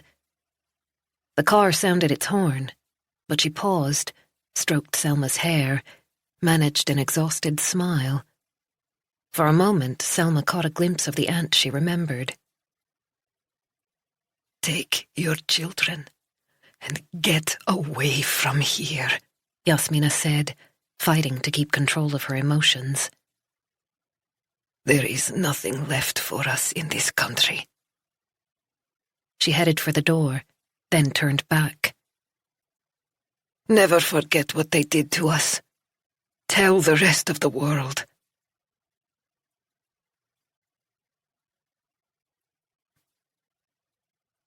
Chapter 57. Andres emerged from the bathroom with a grey towel wound around his hips and disappeared into the bedroom. I'm going to get dressed, he grunted over his shoulder. 10 minutes later, he looked considerably better than when he'd opened the door. He was freshly shaved and had put on a clean white t-shirt under his leather jacket. His hair, still damp from the shower, was swept back. In fact, he almost looked like his old self. Dino relaxed. For a few seconds, life was back to normal. When Andres was in a good mood, there was no one better to be with. That was how it had always been, from their days at school together in Nyköping. Andres energized any gathering. When he wanted to party, no one was bored. He went into the kitchen and switched on the Nespresso machine, choosing the strongest pod, metallic blue. Want one? Dino nodded. What a fucking mess, Andres continued, nodding in the direction of the sink and counter. Looks like a fucking crack den. I'll have to ask my mom to come over and clean up before long. It'll give her something else to think about apart from all the pills she takes. He grinned at his own joke and sat down at the table with his coffee. Dino made himself a cup and sat down opposite his boss. The aroma filled the kitchen, going some way toward disguising the smell of dirty dishes, stale pizza, and the overflowing trash can. Andres' cell phone rang. It's Mom. Selma said something, and he answered in Bosnian. I'm fine, Mom. Don't worry about me. He had joked about her pills, but his voice changed when he spoke to her. It became softer, more tender. He'd always taken care of his mother. He'd bought her a little dog, a black poodle, when he and Emir moved to Stockholm. Lucas is doing great, he went on, as if everything were okay. You'll have to come over and see him soon. He can't wait to see his grandma. You'll have to teach him Bosnian so he can talk to you. He glanced at his watch. I have to go. I'll speak to you later. He put down his phone and lit a cigarette. Dino tried to read him, to work out if there were any suspicions bubbling away beneath the surface. Andres could usually tell if someone was scared of him. It was one of his greatest talents, along with his brutality. That was why he was the boss, unlike Dino. At least Emir wasn't there, always a plus. Dino pointed to his own watch. Shall we get going? Andres shrugged. No rush. He gave an enormous yawn. It can take a while to get to Södertälje, Dino pointed out. I need another coffee. Andres got up and inserted another pot in the machine. Dino put his cup in the only available space on the counter. He could see dust motes dancing in the sunlight coming through the window. He turned and found himself eyeball to eyeball with Andres. You look like shit, Andres said, draping an arm around Dino's shoulders. What's going on? You haven't been yourself over the past few days. What are you talking about? Dino kept his voice casual, even though his guts were churning. I know you, my friend. Something isn't right. Andres' face came even closer. Don't give me any fucking bullshit. The arm tightened its grip on Dino's shoulders. It's a girl who won't leave me alone, if you must know. Andres grinned. You've got trouble with a lady. I could tell you had something on your mind. Dino tried to look embarrassed. I met her in a bar last week, and now she keeps calling me, wanting to get together again. She's driving me fucking crazy. Andres removed his arm and thumped Dino on the back. Girls, eh? He finished his coffee and left the cup on the table next to his cigarette packet. Okay, let's go. We have business to attend to. Mustn't keep our associates waiting. Dino swallowed hard, then picked up his keys and went to unlock the car. Chapter 58. Mina got off the bus, pushing the stroller in front of her. The stop was on a street that lay at right angles to Trostvägen, only a 5-minute walk away. She stuck close to the trees as she turned into her own road. They lived at number 30. She passed number 15. She would be able to see her house at any second. She'd loved it from the moment she found it online. She could hardly believe she'd reached the point where she was afraid to go and open the door. She pulled her baseball cap even farther down and clung onto the handle of the stroller. Lucas had fallen asleep, thank goodness. Her heart was pounding. She glanced at her watch. A Rolex, a 25th birthday present from Andres. Far too big and ostentatious for her taste, but she'd thanked him profusely, as he expected, when she opened the elegantly wrapped gift. 11:15. She would just dash in and collect her things. She'd worked it all out on the bus, exactly what she was going to do when she got there. The blue sports bag in the bedroom closet would hold everything she needed, plus it would fit under the seat of the stroller. She would take only the most essential items, her underwear, a few tops, a couple of pairs of jeans, little things she couldn't bear to be without. Some nice clothes for Lucas, and the yellow sleeper with teddies on it that Grandma had given him. What about the stroller? She really wanted to take Lucas's own, but then she'd have to leave behind the one she'd borrowed from the shelter. There was no way she could manage two. Andres would notice the difference and realize she'd been there. Although, of course, she'd be gone by then. It didn't matter. There. Her house was only 100 yards away. Mina slowed down, squinting against the sunlight to see more clearly. There was no car outside. The street was deserted. Lucas was sleeping like an angel. Mina paused for a few seconds to make sure there was no one in the yard. She felt as if 1,000 ants were crawling across her skin. The fear was palpable. She could still turn around and go back the way she'd come. The house was calling to her. She was suddenly filled with a deep sense of injustice. Why shouldn't she go and pick up her things? It was her house just as much as his. Why should Andres be allowed to drive her away from her home? Mina set off again at a brisk pace. Chapter 59. Layla appeared in the doorway of Nora's office, her black hair gathered up in a loose bun instead of a stiff braid for once. "Can you spare a few minutes?" she said. Nora beckoned her in. She'd been planning to spend the morning reading up on a new case, but she couldn't get Hermann Wiboom's conversation with Ulrika Grönstedt out of her mind. If there was any way of reporting that woman to the Bar Association, she would do it. Layla sat down in the visitor's chair and crossed her legs. A little mud dropped to the floor from the sole of her boot. "Did you get a hold of Dino Herco?" Nora asked, closing the file in front of her. I spoke to him late yesterday afternoon. I asked him to come in, but unfortunately there was no one available to sit in with me, so I interviewed him alone. How did it go? Layla looked uncomfortable.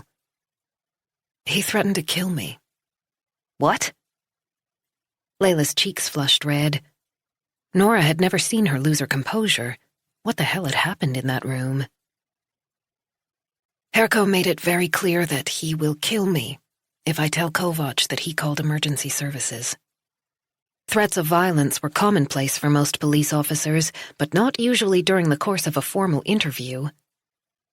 "We'll have him arrested immediately," Nora said, turning to her computer. "There's no proof." "I'm sorry?" "As I said, I was alone with him." Layla scratched the back of her hand. "Surely there should have been two of you." Layla's flush deepened. "Like I told you, I couldn't find anyone else. I had to go ahead or send him home. I made a judgment call." "Tell me exactly what happened." He switched off the tape recorder and immediately made the threat.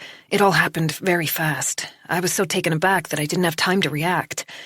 Then he switched it on again, but refused to say another word. "And what did you do?" "Nothing. I just sat there like an idiot. I don't know what was the matter with me." Layla slammed her hand down on the arm of the chair. "I thought I'd got him. The interview had gone really well. I was sure he was going to agree to testify against Kovac. He must have seen the assault on Mina because he made the call. Instead, the whole thing turned into a fucking mess." Layla didn't usually swear. "So what do we do now?" Nora said. "Mina's too scared to stand up in court, and her father seems to feel the same." "I have absolutely no idea," Layla replied. "I think I'll just go and shoot myself, if you'll excuse me." Chapter 60. A little bird had landed on the drive and was pecking at the asphalt in search of something to eat. There was no one around. Mina practically ran to the front door. She rummaged in her purse for the key and eventually found it in the jumble. Her fingers were slippery with sweat, but she managed to insert the key in the lock and turn it. At last. The 7-lever deadbolt had been on, which made her feel safer. When someone was home, they usually used only the bottom lock. She turned and scanned the neighborhood one more time. Then she swiftly pushed the stroller into the spacious hallway so that it couldn't be seen from the street by anyone passing by, or by Andres if he came home. She gasped when she saw the state of the kitchen, and the smell. Her beautiful kitchen, which she always kept spotless. Pizza boxes and leftover food on the counters, crumbs and dirty dishes everywhere. What a mess. How could he have let it get like this when he demanded perfection from her? She didn't have time to think about that. She'd allowed herself half an hour, not a minute longer. She could see Lucas's own stroller in the living room, but she didn't dare transfer him in case he woke up and started yelling. It would be much easier if he stayed asleep while she gathered everything together. She hurried into the bedroom. The bed was unmade, the sheets in a tangle, dirty underpants on the floor. Fortunately, the blue bag was in the closet, just as she'd hoped. First, she had to retrieve the money, the secret fund she'd gradually built up. She didn't have a bank account of her own. Andres controlled all their finances, but occasionally she'd managed to squirrel away a little of her housekeeping allowance. Over time, she'd saved 10,000 kroner, hidden in a stocking inside a pair of boots in one of the closets. She opened the door and moved a stack of shoeboxes until she found the black leather boots she'd chosen. She stuck her hand into the left one, praying that the money would be where she'd left it. Someone up there was looking after her. The bundle of notes was pushed into the toe. She felt a wave of relief, followed by a surge of fresh courage. At least she had her own resources now. Freedom. She replaced the shoeboxes and closed the door, then went over to the chest of drawers. There was so much she wanted to take, but she knew it was impossible. She had to choose carefully, ignore the fact that she'd have to leave most of her possessions behind. She opened the top drawer and gazed at her underwear, neatly folded and arranged according to color. Her fingers shook as she picked up a black lace bra. The material was soft and silky smooth against her skin. It reminded her of the way Andres used to bring her such beautiful presents. She closed her eyes, remembering happier times. The sound of a car engine brought her back to reality. Please, please don't let it be Andres. He mustn't find her here. Mina crept over to the window and peered around the curtain. There was no sign of a silver-gray car on the drive, nor Andres's black BMW. Had Dino dropped him off and left? If so, she would hear the key in the door at any second. Panic flooded her body. She hadn't thought of that. Dino almost always picked Andres up and brought him home in the Mercedes. The BMW stayed in the garage, virtually unused. She'd been so busy thinking about what she'd come here for that she hadn't given Dino a thought, even though he'd been a part of their lives ever since she first met Andres. She was stupid, just as Andres so often yelled at her when he was mad. Mina held her breath, waiting for the sound of the key. She should never have come here. How could she have been so foolish? She reached for her cell phone to call for help, but the back pocket of her jeans was empty. She almost fainted when she realized that the phone was in her purse, hanging on the handle of the stroller, in the middle of the hallway. Andres would see it as soon as he opened the door. She might as well have put up a big sign outside saying she was home. She couldn't move. She was paralyzed by the same fear she'd felt just before the ambulance arrived. He's going to kill me. She heard a scraping noise, growing fainter. After a moment, her brain figured out what it was. One of the city road sweepers had just driven past the house. At this time of year, they swept the whole area, clearing away the sand and grit from the winter. She didn't need to be afraid. She sank down and wrapped her arms around her knees. It was okay. She wasn't going to die today. Mina didn't know how long she'd been sitting on the floor when she eventually found the strength to move. She grabbed hold of the windowsill and pulled herself up. Cold sweat trickled down the back of her neck. She couldn't give up now. She had to do this, in spite of the fact that her legs felt like jelly and all she wanted to do was curl up in a dark corner. She would cry later, when she was back at the shelter and both she and Lucas were safe. The blue bag was waiting on the bed. She unzipped it, her movements jerky. She had to hurry now, gather up what she needed. Far too much time had passed since she got here. Andres could be back at any minute. Chapter 61. Dino increased his speed and moved into the outside lane to overtake a blue Toyota with a smashed rear light. He would need to fill up with gas when they arrived. The gauge was getting close to the red zone, and he didn't want to run out on the way back. He also needed the toilet, but clenched his buttocks in an effort to keep control.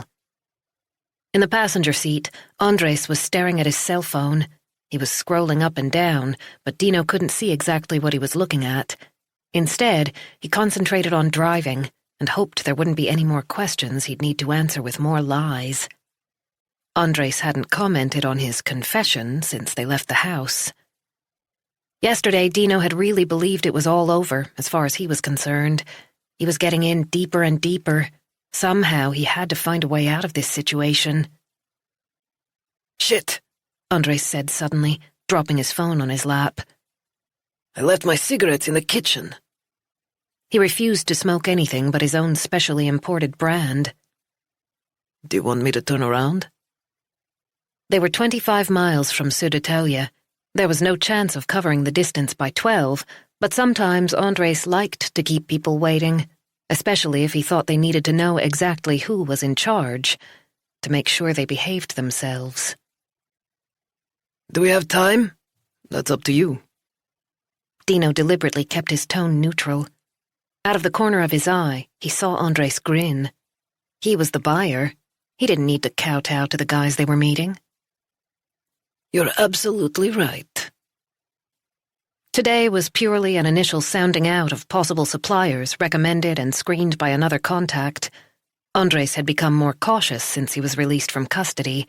He didn't embark on any new deals without extensive background checks. Of course, nothing that was said at the meeting would touch on the real business or be expressed in a way that could link Andres to the final deal. Others would take over at that stage, those who physically handled the goods once terms had been agreed upon. The organization consisted of many layers, with different people fulfilling different roles. In a corporate context, Andres would be described as adept at exploiting the particular skill set of each member of his team. I can turn off up ahead, Dino said, pointing to the exit ramp for Naka a few hundred yards away. It won't take more than 20 minutes to drive back to the house. Andres stuck his hand in his pocket where the cigarettes should have been. Okay, he said. but step on it. Chapter 62. Nora found it even more difficult to concentrate on the new case when Layla left. She was well aware that time was running out. She'd already postponed filing charges against Kovac so that she could include the assault on Mina, but there was a limit to how long she could wait.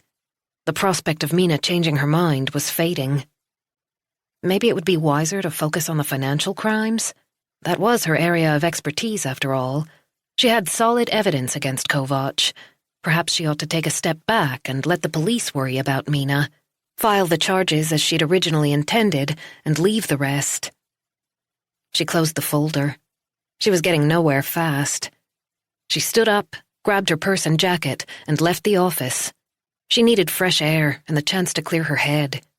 When she stepped out onto Håndverkargatan, the lunchtime rush had already begun in the nearby cafes and restaurants. She wasn't hungry anyway, and set off toward Kungsholm Square. Without really knowing how it had happened, she found herself sitting on the bus to the Southern District Hospital. She was going to take one last shot at persuading Stefan to testify against his son-in-law. Andres Kovac was much too dangerous to be allowed to walk free. Thomas had said that Andres would take it personally if Nora insisted on dragging Mina into the court proceedings, but Nora had taken his assault on his wife personally, too. It took less than 25 minutes to reach the hospital. She showed her ID at reception and learned that Katrine Talevsky was still in intensive care on the 4th floor. She was in critical condition. Nora spotted Stefan as soon as she entered the unit. He had just emerged from a room opposite the door. Beyond him, Nora could see Katrine lying in bed. Various tubes were attached to her body, with a battery of machines bleeping and humming away. Stefan stopped dead when he recognized Nora. His face was grey and haggard. He didn't look as if he'd had much sleep since they met at the house on Schorsbergsvägen. Poor guy. First the worry about his daughter and grandson, and now his wife. What are you doing here? He exclaimed. Can you spare a few minutes, Stefan? Nora felt extremely uncomfortable. She shouldn't have come here. She hadn't spoken to Layla. She'd just taken off like some kind of private eye. Stefan glanced over his shoulder at Katrine. What's it about? I have a few questions about your son-in-law's actions when he came to your house and threatened you and your wife. I have nothing to say. I made that clear yesterday. I promise it won't take long. How could he be so blind, with Katrine lying unconscious just yards away because of what Kovac had done?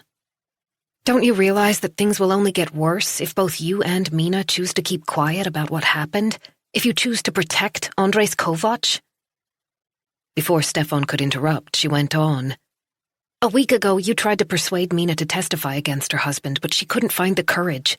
Now he's attacked both you and your wife, and you're doing exactly the same thing. How long are you going to allow him to terrorize your family? Stefan blinked several times. Help me to put him away. Burying your head in the sand isn't going to improve the situation.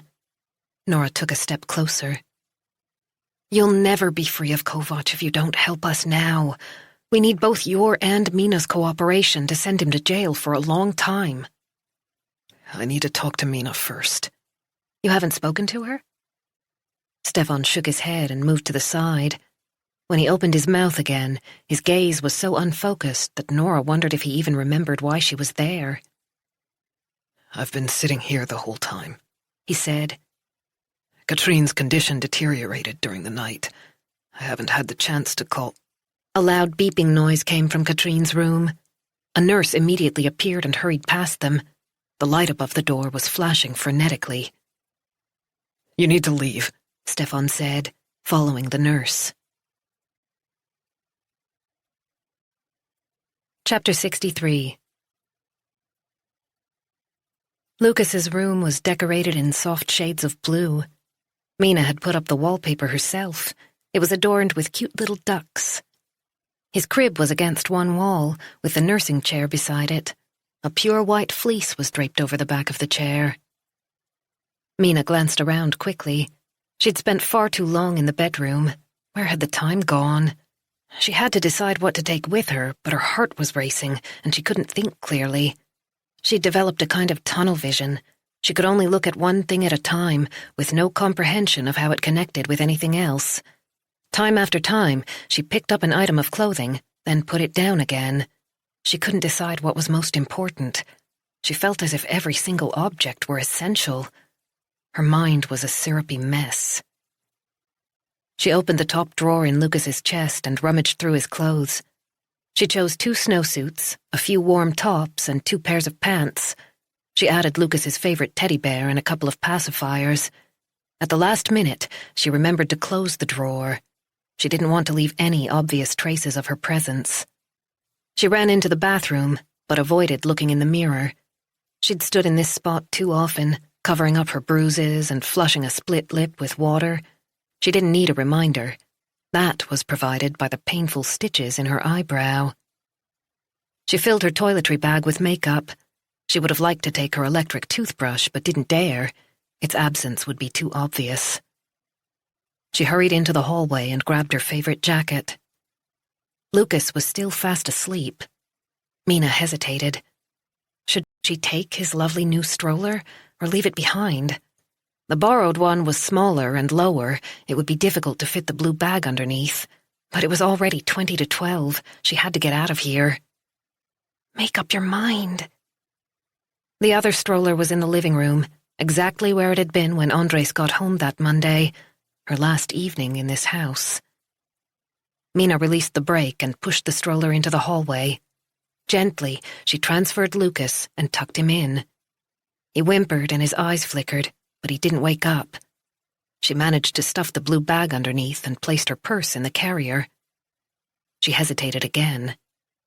Should she try to take both strollers, or leave the borrowed one behind? She didn't know which would attract the least attention, but in the end, she put the stroller from the shelter in the spot where Lucas's had stood. Hopefully Andres wouldn't notice the difference. If there was a problem as far as the shelter was concerned, she would pay for a new stroller. At least she had her own money now. She took out her keys, glanced around to make sure she hadn't forgotten anything, and headed for the door. Chapter 64. Ulrika Grunstedt leaned back in her office chair and contemplated her neat and tidy desk, where the photograph of Fiona took pride of place. The mahogany shone. She'd bought it at Svensk 10, and it conveyed precisely the discreet elegance she wanted. Their clients might engage in shady activities, but the law practice was totally respectable. Kovac's thick file was in front of her, with Nico's memo on custody disputes and removing a child without permission right at the top. He was the associate who had looked into her idea of bringing Mina back by threatening to bring in social services. Ulrika had weighed the ethics of using a child to force an abused woman to return home, but had decided once more that Mina's well-being wasn't her problem. Herman Wiboom could worry about his client. Nico hadn't seemed particularly concerned about the moral issue. He was sharp, there was no doubt about that, and so far he'd gotten most things right. His latest suggestion was that the practice should set up an Instagram account.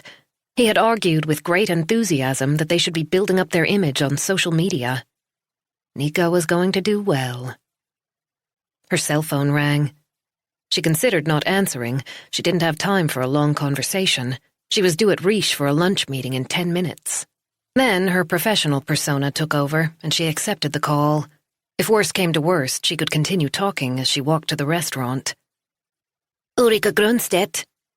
Have you spoken to her? As usual, Andres Kovac didn't bother introducing himself. Are you talking about your wife? Is she coming home?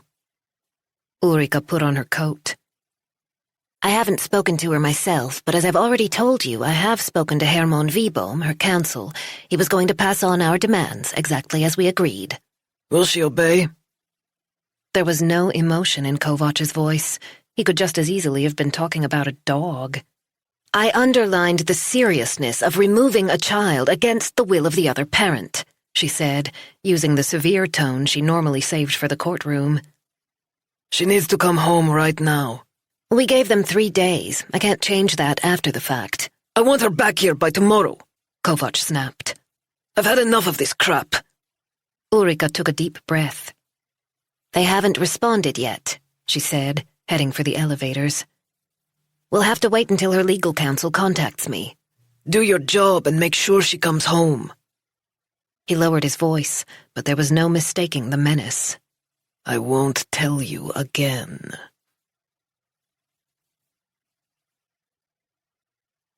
Bosnia, April 1993. The aroma of freshly brewed coffee filled the kitchen. Blanca had gotten hold of some eggs and had baked a sponge cake. Both Selma and Andres had had a big slice. It tasted divine. They didn't have sweet treats in the house these days, or even bread. Selma used to make big round loaves, but recently the little flour she could get had been enough for no more than a small slice with each meal. She often let the children have her share. The shelves in the grocery store were virtually empty, and anything that was available to buy cost a fortune. Go and play, sweetheart, she said to Andres when he'd finished his cake. He went over to the corner and lined up his toy cars. He had 3, one red, one blue, and a black and white police car. Selma worried about him every single day. She tried to protect him as best she could, but what was growing up under these conditions doing to his young soul? He heard the quarrels between her and Zlatko, saw the bruises she did her best to hide. There was no avoiding the terrible news pumped out by the TV and radio day after day. Would he be marked forever by the terrible things that were going on all around them? The other day he'd gone crazy and hurled the police car to the floor, even though it was one of his most prized possessions. A wheel came off and was beyond repair. He was inconsolable, but couldn't explain what had made him do it. Blanca lit a cigarette. How long are you intending to stay? Selma wished she wouldn't ask. She didn't want to talk about it. The question was already going around in her head all the time. We're looking into every possible way to get out, Blanca went on. The Serbs have almost cleared eastern Bosnia now. Selma ran her fingertips over the surface of the table. There's no talking to Zlatko. He won't leave. He refuses to abandon our home and possessions. He's always been stubborn. He keeps saying it will pass. The war will be over soon. We just have to be patient. Blanca tapped the ash into her saucer. What if he's wrong, Selma? Even Yasmina's story hadn't changed Zlatko's mind. He didn't want to listen. Tears scalded Selma's eyes, but she tried not to cry when Andres was around. He was already so nervous. Over the past few weeks, he'd become increasingly restless. Her sunny little boy had disappeared. He'd always had a lot of energy, but now there was nowhere for it to go. He should have been in school, but it was closed until further notice. No one knew when it would open again. She didn't dare let him play outside. She panicked as soon as he was out of her sight. The bombings had stopped temporarily, but she was still anxious. Don't say that, she snapped. It will all sort itself out somehow. It has to. Blanca was clearly taken aback by the sharpness of her tone, and Selma immediately regretted it. Blanca was her best friend. She meant well. I'm sorry, Selma said quickly. I don't know what to do. Zlatko's determined to stay and defend what we have. You need to talk to him again. He just gets mad if I try to bring it up. Blanca leaned forward and pushed up Selma's sleeve, exposing an ugly bruise. Selma's cheeks flushed deep red, and she pulled the fabric down again. He's not the same man I married, she whispered. War changes people. It brings out the worst in them. Selma buried her face in her hands. Zlatko can't admit that he's wrong, she mumbled. That we should have fled to Croatia as soon as the war broke out. Now it's too late. We argue about it all the time. She looked up and rubbed her forehead. He's hardly ever home. He spends his time drinking with the other men, the few who are left. I don't know what to do. I don't know anything anymore. Blanca finished her coffee. He's going to condemn his family to death if he doesn't change his mind. Would you like me to ask Dario to talk to him? Selma shook her head. Admittedly, Blanca's husband was Zlatko's cousin, but he was considerably older and already retired. If Zlatko found out that she'd been moaning and dragged the family into their private affairs, it would only make things worse. Her stomach contracted at the thought of bringing up the subject of leaving with Zlatko yet again, but Blanca was right. "I'll try and talk to him," she said. Chapter 65.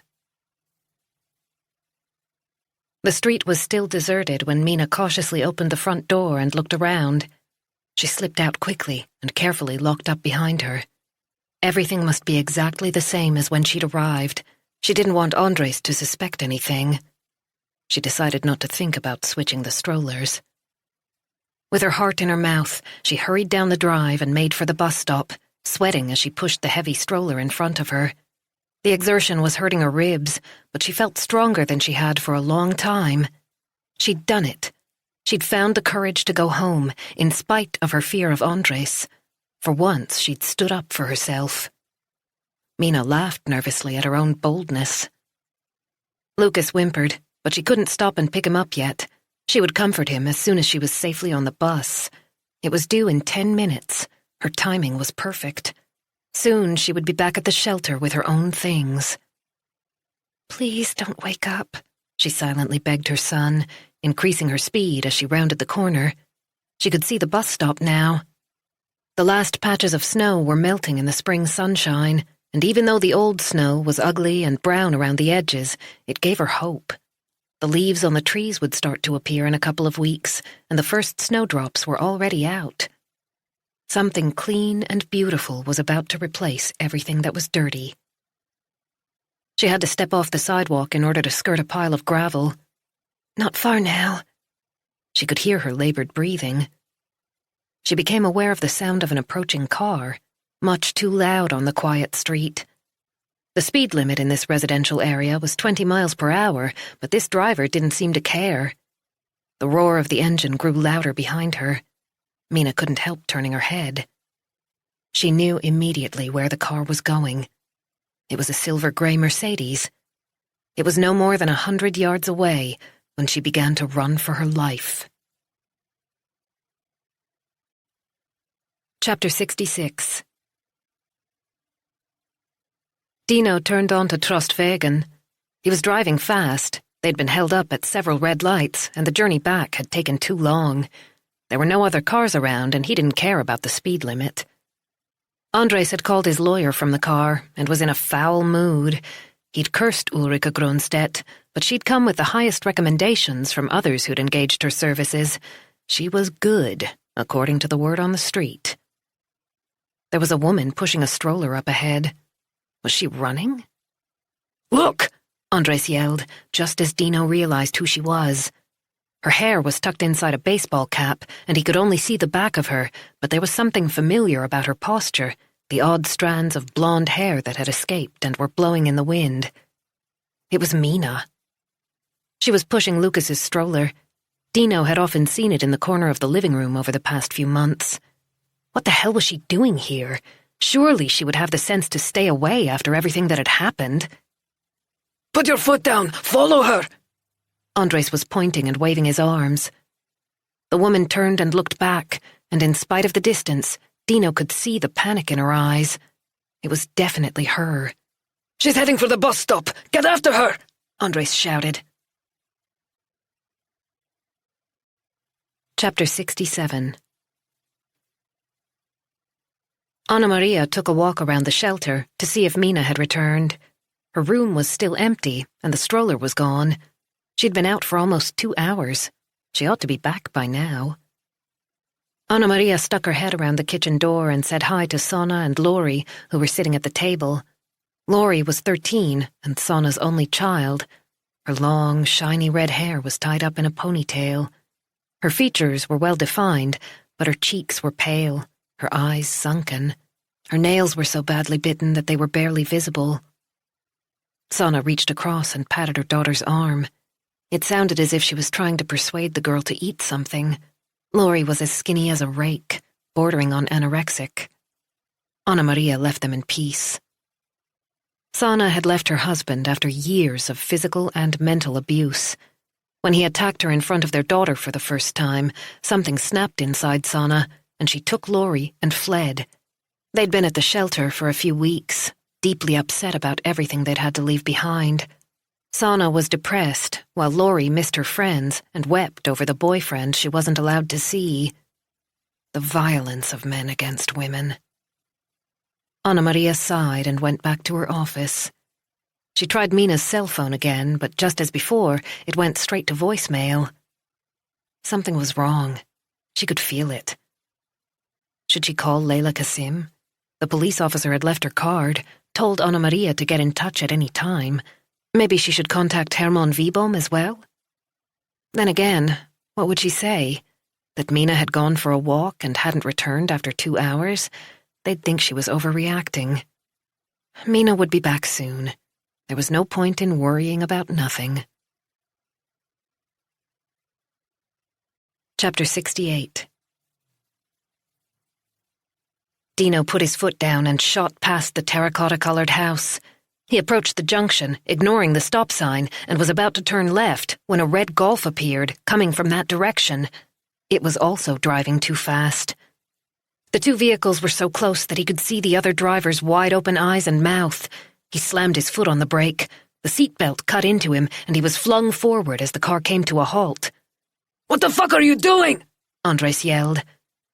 Dino was waiting for the sound of screeching metal, but the Golf whizzed past with only inches to spare. The woman at the wheel sounded her horn angrily, and Dino gave her the finger. There she is! Move! Mina had almost reached the bus stop, and the bus was pulling in. The doors opened, and Mina almost threw herself on board with the stroller. Andres had opened the window and was leaning out. Stop! Mina, wait! I need to talk to you!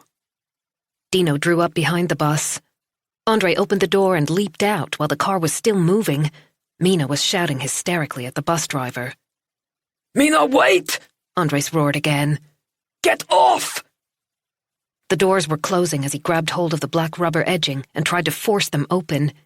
He did his best for one endless second, but had to let go. The doors slid shut right in front of him. He started hammering on them with his fists.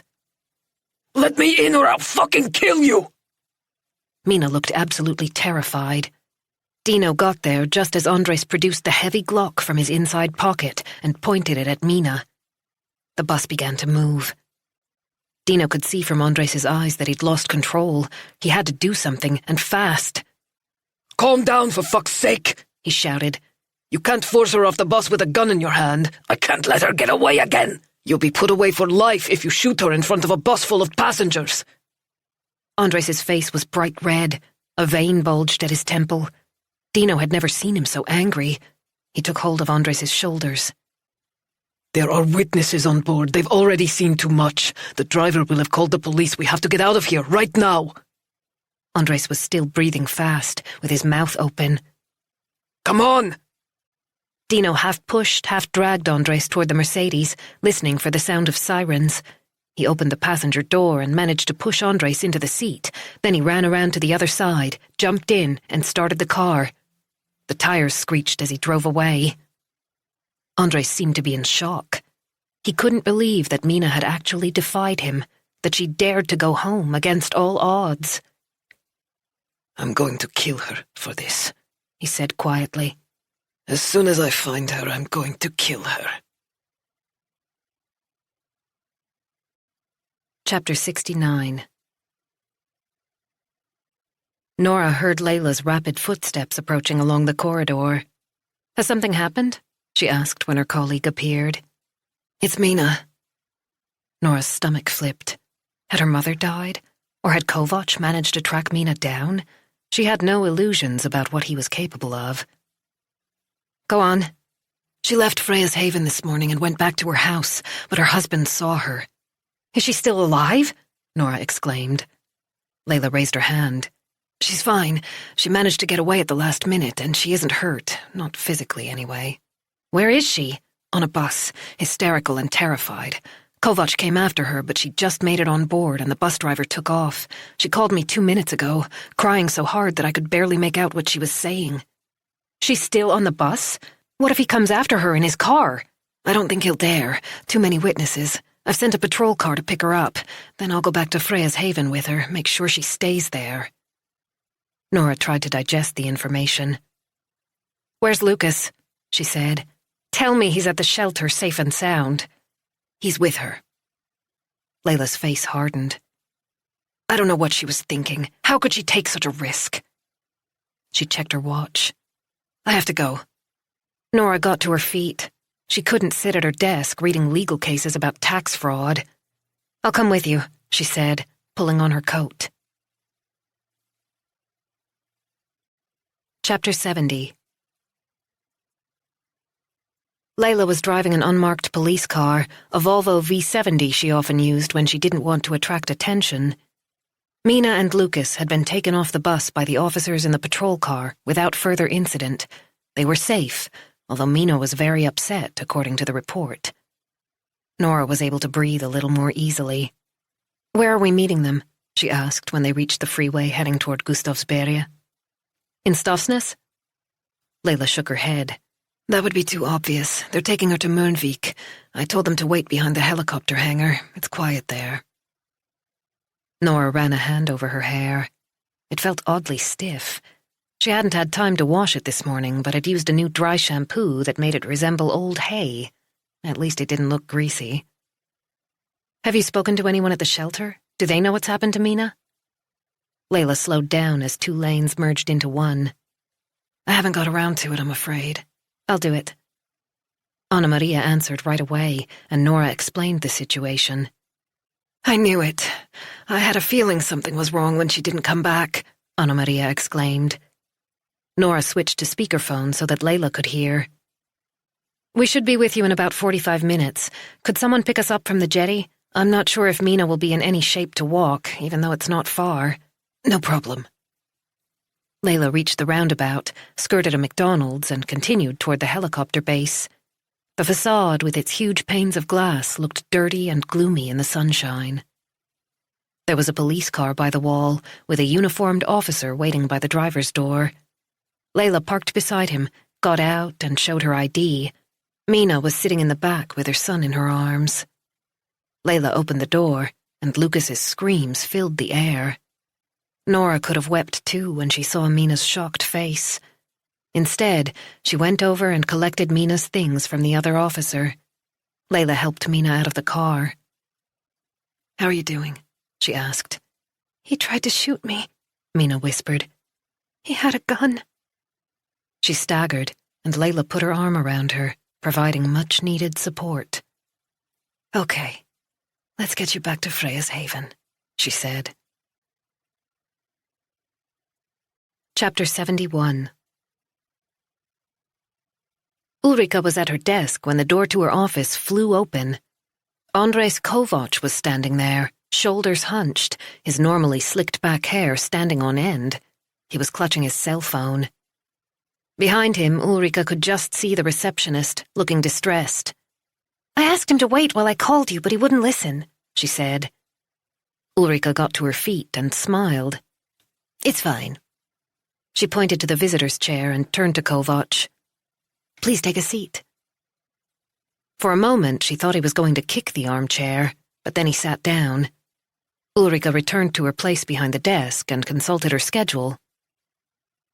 "Did we have a meeting today?" Kovac was breathing hard. "Have I missed something?" Ulrika continued. Why was he so worked up? He looked as if he were about to kill someone. I want to get a hold of my wife. Ulrika tried to gather her thoughts. She'd already explained the situation to him several times. She'd given Vibohm until tomorrow to respond, and there wasn't much they could do before then.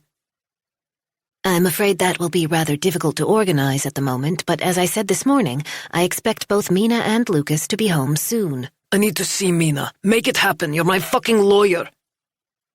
Ulrika clicked her pen, fighting to remain calm. "That's not possible." She was at the house today, but she took off. Fucking whore. She had Lucas with her. This was followed by such a tirade of swearing that Ulrika seriously considered asking him to leave. She came to the house behind my back. She was in my house with my son. Do you understand? He was almost spitting. The conversation was spiraling out of control. Ulrika took a deep breath. To be honest, there are other things you need to focus on right now, she said. We've decided on a strategy. Have patience. Kovac leaned across the desk and grabbed Ulrika's left arm, his fingers digging into her flesh. I have a right to speak to my own wife, for fuck's sake. Don't tell me to be patient or I'll let go of me. He immediately released his grip. Ulrika glared at him as she rubbed her wrist. Red marks were clearly visible on her skin.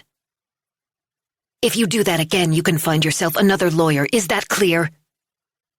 At least Kovac had the sense to look ashamed of himself.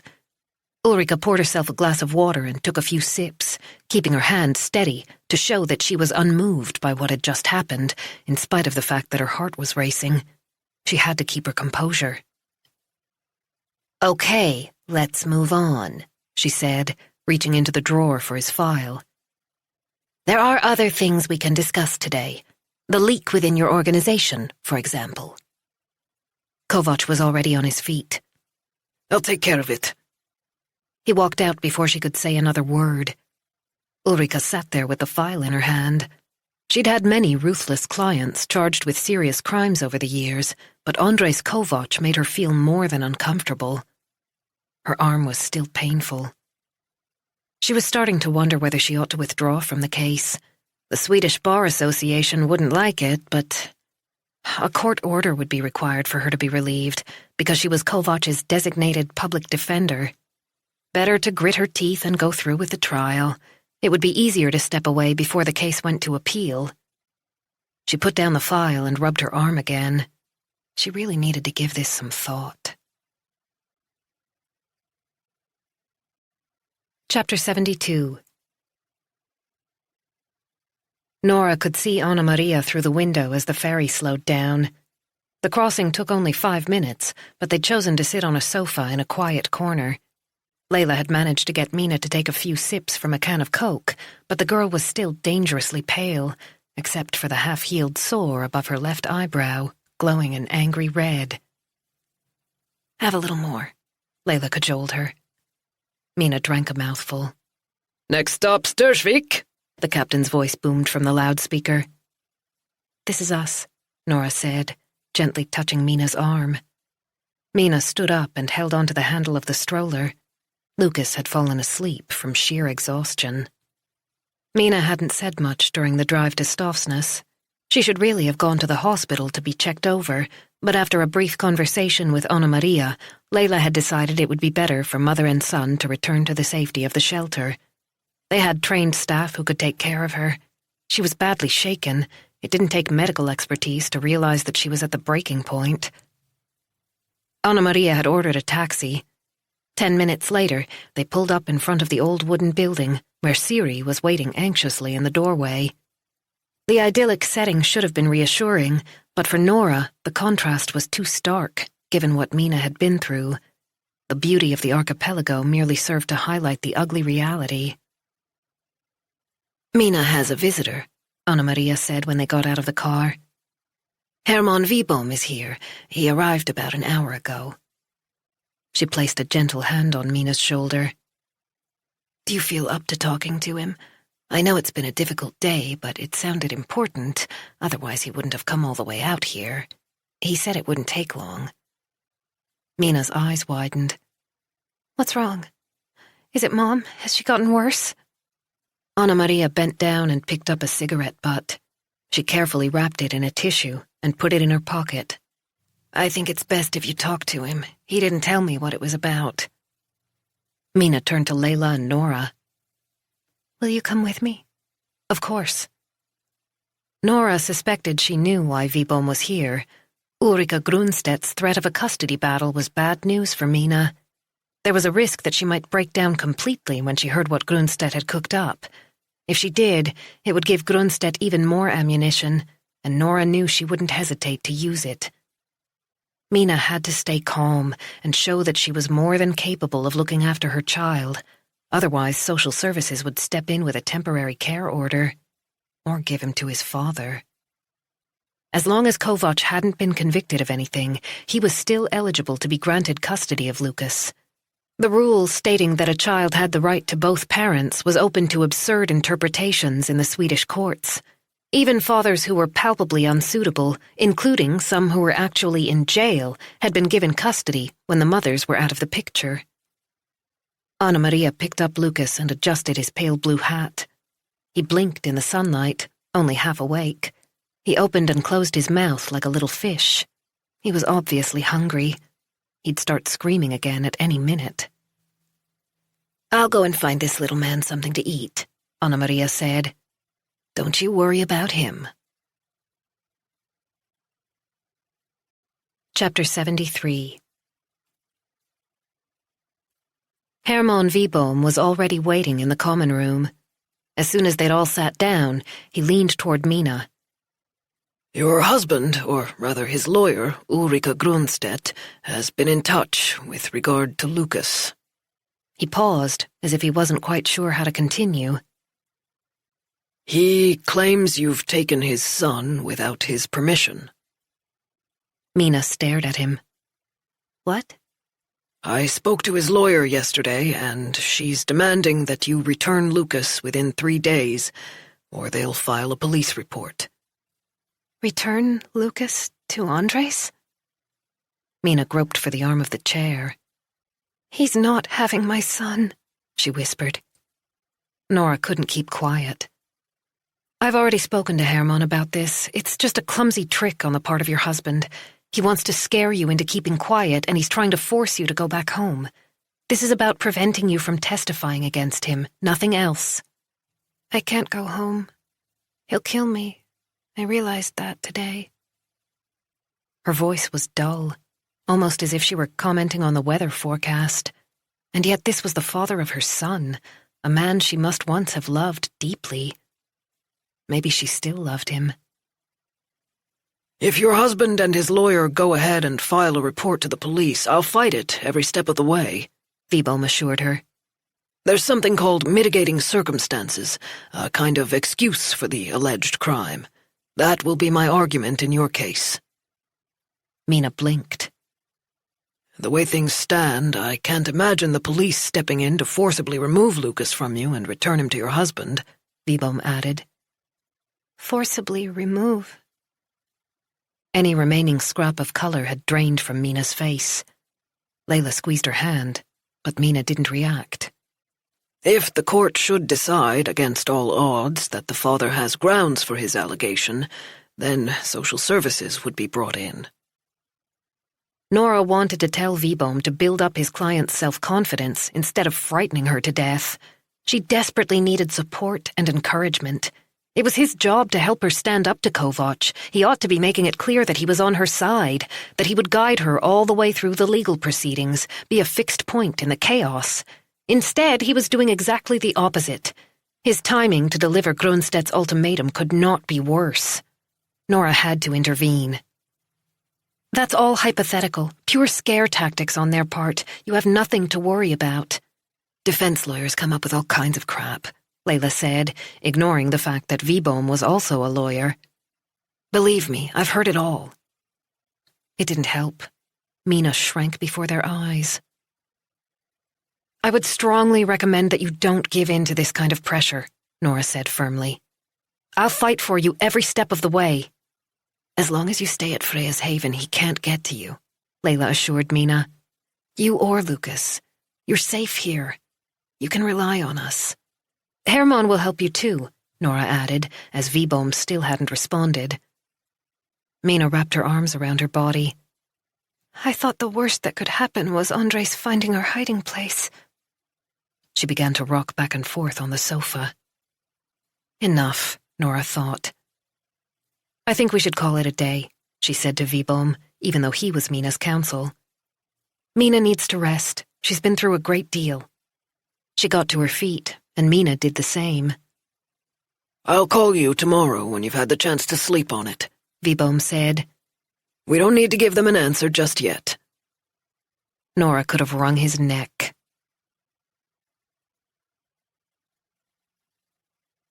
Bosnia, April 1993. Andres was in the bathroom brushing his teeth when his father came home. He'd been out since breakfast time, and they'd had dinner without him, as they often did nowadays. Andres ran out to say goodnight. His father was trying to hang his jacket on a hook, but he missed, and it fell on the floor.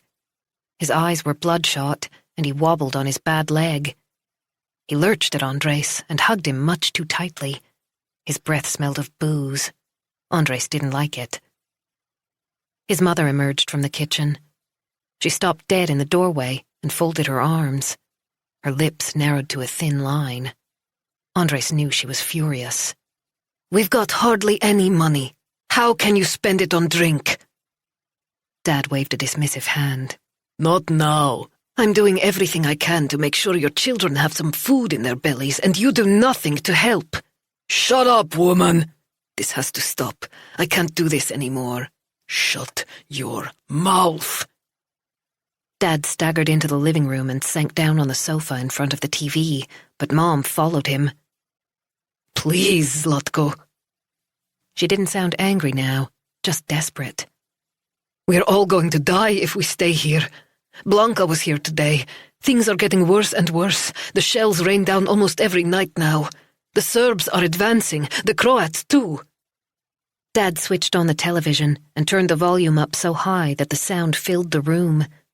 Mom went and stood in front of the screen so that he couldn't see. "This can't go on," she sobbed. "Move. We have to leave. I'm warning you. We're going to die if we don't leave." Dad got up from the sofa, his face dark with anger. Andres curled up in a corner and closed his eyes so that he wouldn't have to see. When he opened them again, Dad was leaning over Mom, who was lying on the floor, staring up at him with something close to hatred. One cheek was dark red, the mark of Dad's palm standing out against her pale skin. "Not another word!" Dad yelled. "I'm doing the best I can." He grabbed his jacket and stormed out, slamming the door behind him. Mom started sobbing. Andres ran over and tried to comfort her as best he could. "Don't cry," he whispered. "He's drunk. He didn't mean it." "We're all going to die because of your father." Chapter 74. When Nora got home, dinner was almost ready. Jonas had cooked Julia's favorite, spaghetti bolognese. Nora took off her coat and shoes and went into the kitchen. The previous year, they'd knocked down the living room wall, creating an open-plan apartment. She loved the feeling of space, but could do without the smell of food spreading everywhere. Jonas was standing at the island. "Hi, sweetheart. How was your day?" Nora perched on a high stool opposite him. "Do we have any red wine?" Jonas reached for a bottle of California Pinot Noir they both enjoyed. "You look like you need this." Nora rested her chin on both hands. "To be honest, I've had a horrible day." Jonas poured her a drink while she told him about Mina and the unplanned trip to Runmara. He handed her the glass and was rewarded with a kiss on the cheek. She really wanted to feel his arms around her. "What the hell is wrong with Andres Kovac?" she said, taking a deep swig of her wine. It tasted soft and fruity, and her tense muscles began to relax as the alcohol spread through her body. Julia came running in and gave her mother a quick hug before settling down in front of the TV. There were only the three of them for dinner. Simon was with Henrik this week, and as usual, it wasn't entirely clear where Adam was, presumably with his girlfriend Freya. They'd been together for 2 years, with a short break in the middle, and they'd both graduated from high school. Freya's parents lived in a house with a separate apartment on the ground floor, where the teenagers spent most of their time. Her little boy had grown up. "I wish I'd never taken this case," Nora said, sipping her drink. "I can't maintain a professional distance as I should." "I'm sure you're doing wonderfully." Jonas couldn't possibly know, but it was nice to hear him say it anyway. "Over 12,000 women are abused by their husbands or partners every year," Nora said. "Seriously enough to have to go to the hospital." The figure was shocking, and in all probability, the real tally was much higher. There were far too many who had just been given a slap or two and didn't report it. Jonas tasted the sauce with a wooden spoon, then put the messy spoon down on the counter. Nora decided not to say anything, even though she knew who'd be cleaning up after dinner. Between 30 and 40 women a year are killed by their husbands or partners, she went on. That's a third of all murders committed in Sweden. In that case, I'm grateful that you're brave enough to come home, Jonas said. He was trying to be funny, but Nora found it difficult to respond. If he'd seen Mina's face, he would never have expressed himself so clumsily. She didn't have the energy to embark on that particular discussion. Instead, she took another sip of wine and wondered how Thomas was. He'd seemed so down the last time she saw him. Exactly the way she was feeling right now, in fact. When did life get so depressing? Chapter 75. There was a sound from the door. Mina raised herself up on one elbow and turned her head. The handle was slowly being pushed down. The room was in darkness, apart from the glow of a nightlight. It was almost midnight, and the house was silent. Everyone had gone to bed long ago. Someone was trying to get into her room. Before she had time to react, the door opened to reveal Andres standing there. He was wearing his black leather jacket and holding a gun in his hand. He'd found her. It was impossible. The police had promised she'd be safe at the shelter, and yet here he was. They'd lied to her. Andres took a step forward and closed the door behind him. Mina couldn't move, couldn't even shout for help, even though she knew why he'd come looking for her. He was going to kill her. She managed to shuffle backward on the bed and pressed her spine to the wall, but the distance between them increased by only a few inches. There was nothing she could do to get away from him. She stared at the barrel of the gun pointing straight at her face, saw the finger squeezing the trigger. You knew I'd track you down before long. Andres parted his lips, exposing his teeth in a smile that reminded Mina of a predator. The walls of the room bellied out. Did you really think you could escape? He whispered. You ought to know me better than that. The childhood scar beneath his lip glowed white in the darkness. Lucas woke up, but Mina didn't dare glance in his direction. He started to whimper, but there was no way she could pick him up. If Lucas was in her arms when Andres fired, the bullet might hit him too. Her son must live, even if she died. Please, Andres, think of Lucas. Andres didn't react in any way. Think of your son, she pleaded. Lucas began to cry, and Mina held up both hands, palms outward, in a silent prayer. You knew this would happen, Andres said. He was enjoying her terror, her suffering. She had loved him once, but now it was impossible to understand how. You have only yourself to blame. Those were the last words she registered. Mina closed her eyes and heard herself screaming until she woke up. Chapter 76. Dino was sitting at the table in his apartment with a half-full glass of vodka in front of him. He'd opened a bottle of Smirnoff as soon as he arrived home and had slowly and methodically begun to drink himself into a stupor. The level in the bottle had fallen as his intoxication increased, but he didn't feel any better. His nerves were in shreds. By this time, the sun had long ago disappeared over the waters of Lake Magalungen. The last rays had colored the sky pink. The apartment was in darkness. He hadn't even bothered to switch on a light. The only source of illumination was the red glow of his cigarette. The ashtray, which was actually an old saucer, was piled high with stubs. The air was thick with smoke, and his throat hurt. Tomorrow he'd feel like crap, but that didn't matter. For the first time, he seriously wondered whether Andres was losing control, whether he'd actually crossed a line. If that was the case, what would happen? Dino had been deeply shocked when Andres pulled a gun in front of a bus full of passengers. Andres had always been hot-tempered, but the rage he'd displayed today had been verging on suicidal. If he'd gotten hold of Mina and shot her, with all those witnesses looking on, he'd have been jailed for life. Not even his fancy lawyer would have been able to keep him out of Kumla. Dino had never imagined that Andres would be prepared to take such a risk, just to punish his woman. He couldn't grasp the fact that Andres hated her so much. She was the mother of his child. They'd built a life together. He remembered how happy and proud Andres had been when Lucas was born. It didn't make sense. However hard Dino searched for an explanation, there were no mitigating circumstances. Andres hadn't been under the influence of either booze or drugs. He'd known exactly what he was doing. They'd grown up together, but Dino felt as if he no longer knew his childhood friend. As the bus drove off, Andres had looked at Dino with hatred in his eyes, as if Dino were to blame for the fact that Mina had managed to get away yet again. He decided to forget the meeting in Södertälje and had told Dino to drive him straight to Ulrika Grunstedt's office in the city centre instead. After he'd seen her, he was even more furious. He'd ordered Dino to take him home.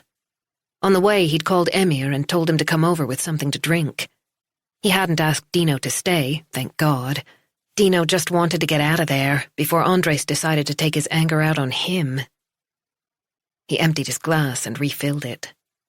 The condensation on the chilled bottle had long since disappeared, and the vodka had almost reached room temperature, but he couldn't be bothered to go and fetch ice. The doorbell rang. Dino looked up. It was late. He wasn't expecting anyone. The bell rang again, more insistently now. He pushed the glass away and slowly got to his feet. He was more drunk than he'd realized and had to lean on the kitchen counter for support. His feet dragged as he headed for the door. The bell rang again, and this time the visitor kept his finger on the button. "I'm coming!" If it was one of those kids from the other apartments, he would soon find out what Dino thought of little fuckers who disturbed their neighbors in the evenings.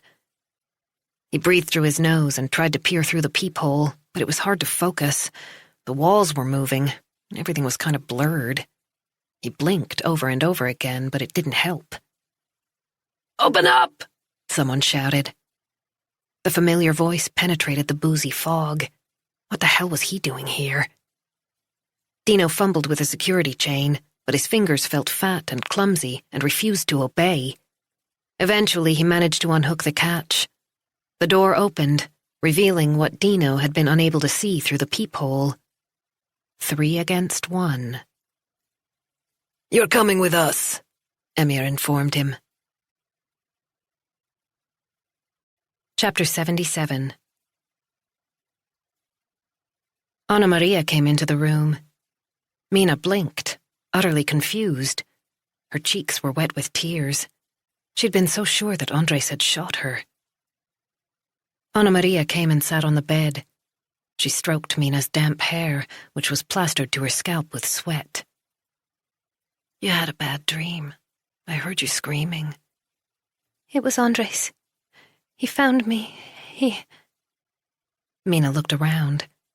She was lying on top of the covers, and she was fully dressed. Lucas wasn't crying. Anna Maria shook her head. "This hasn't been an easy day for you. It's hardly surprising that you've had a nightmare."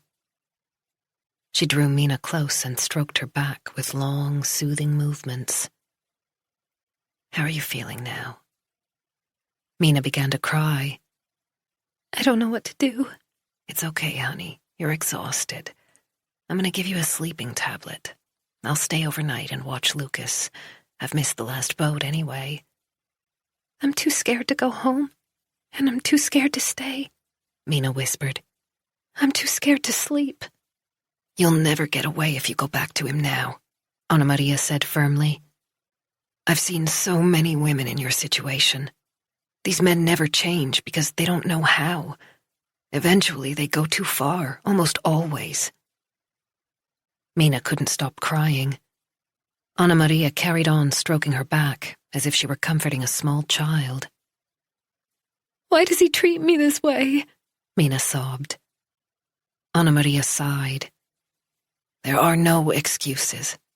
Presumably, he has so many demons eating him up from the inside that he couldn't even explain it himself. I'd never do that to someone I loved. It's not about you. It never is. It's hard to accept, but it's important to understand that. Anna Maria got up and fetched some wipes from Lucas's changing table. Mina wiped her face. It was nice to feel the coolness against her skin. Her eyes were swollen from weeping. Anna Maria lingered by the crib and adjusted the baby's blanket before sitting down again. These men kill the very people from whom they should be accepting help and support, she said. The only way they can handle their emotions and their frustration is to take it out on those closest to them. I should be able to help him. No. The sharp reply was instant. You can't help him. He needs years of therapy. Plus, he has to want to change.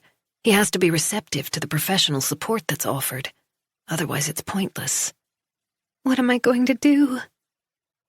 Anna Maria's tone softened. Don't give him the opportunity to kill you. That's all you can do in this situation. She looked away. My daughter was with a man like yours. She was pregnant with their first child. Her voice died away. She gathered up the used wet wipes and threw them in the trash can. He's trying to take Lucas away from me. It's not that easy. Anna Maria gave her a comforting pat on the cheek. The prosecutor and Hermann Wieboom have every intention of fighting for you. Put your trust in them. Back in my day, legal counsel wasn't automatically appointed, but you have someone who's totally on your side. Mina nodded shakily. She tried to remember the feeling of strength she'd had when she left the house on Trostvägen, just before Andres spotted her. Do you really think I can do it? Testify against Andres? Anna Maria took Mina's face between her two hands. You have to testify against him. It's your only chance. If you can help put him in jail, then you have to do it. There's no other way of escaping from that bastard. Chapter 78. Dino was sitting in the back seat of the silver-grey Mercedes he usually drove. The streets were dark and empty as the car pulled into the deserted parking lot. He did his best to focus, even though he was drunk. "Where are we going?" he asked. The gorillas on either side of him didn't react. He'd met Jovan and Nermin many times in Andres' company when things were a little tense and Andres needed extra protection. Nermin was also related to Andres. Right now they were acting as if they'd never seen Dino before. He really needed to pee. Emir was driving. He stopped the car and switched off the engine. "Okay." Dino tried to orient himself. They'd traveled for no more than 25 minutes. They must be outside Stockholm, but he couldn't figure out where. They were surrounded by trees, no sign of any houses. They'd left the freeway and taken minor roads for the last few miles. "Are we meeting Andres?" he asked Emir, making an effort to sound as if everything were perfectly normal. "Shut the fuck up." Jovan pushed Dino out of the car and gripped his arm firmly. They set off toward a dilapidated building. Dino recognized it now. It was the disused factory in Le Neuste. Andres had used it in the past when dealing with people who were causing him problems. He forced down a surge of bile. Gravel and garbage crunched beneath his feet with every step. He attempted to turn his head to see where the others had gone, but Jovan dragged him over to a metal door, then pushed down the handle and nudged it open with his elbow. He shoved Dino so hard that he stumbled and fell to his knees on the concrete floor. Dino looked around, but the room was pitch black. He registered the sound of dripping water just before the ceiling light came on, blinding him. He blinked several times, then saw Andres, leaning against the wall with his arms folded. Andres studied Dino without saying a word. All trace of intoxication disappeared.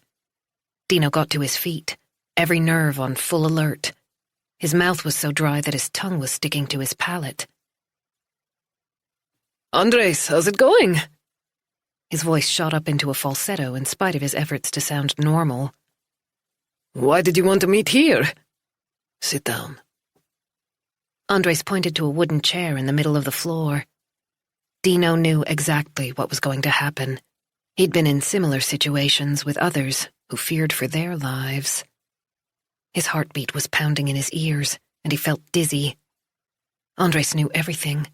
He'd found out the truth, and now he was going to punish him.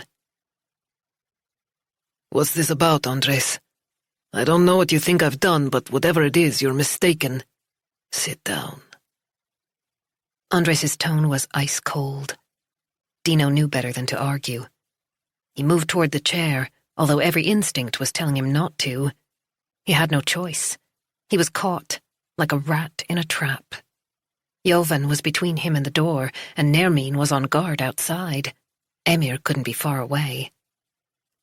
Dino perched on the very edge of the chair. Look at me, Andres said. Dino obeyed, suddenly aware of footsteps approaching from behind. Someone grabbed his hands and secured them with cable ties. Dino let it happen. He knew how this worked. The more you struggled, the more the ties cut into the flesh. He'd used them himself, on other people. Andres's face was expressionless. Another sound behind his back made Dino break out in a sweat, but he had no way of defending himself. Something cold was slipped over his head and pushed down until it reached his neck. A wire garrote, pulled just tight enough to press on his Adam's apple. The gag reflex kicked in immediately. For fuck's sake, Andres! He could hardly get the words out. They came one by one, hoarse and desperate. I haven't done anything, he rasped. I'd never betray you, you know that. You know me. Andres came closer until his face was only inches away from Dino's. His eyes were bloodshot, the pupils enormous. Dino could see the same madness staring at him as earlier in the day when he'd tried to stop Andres from shooting through the doors of the bus. But now Andres was also drunk and high. Are you the one who talked, you little shit? Dino searched for an answer that would appease his boss.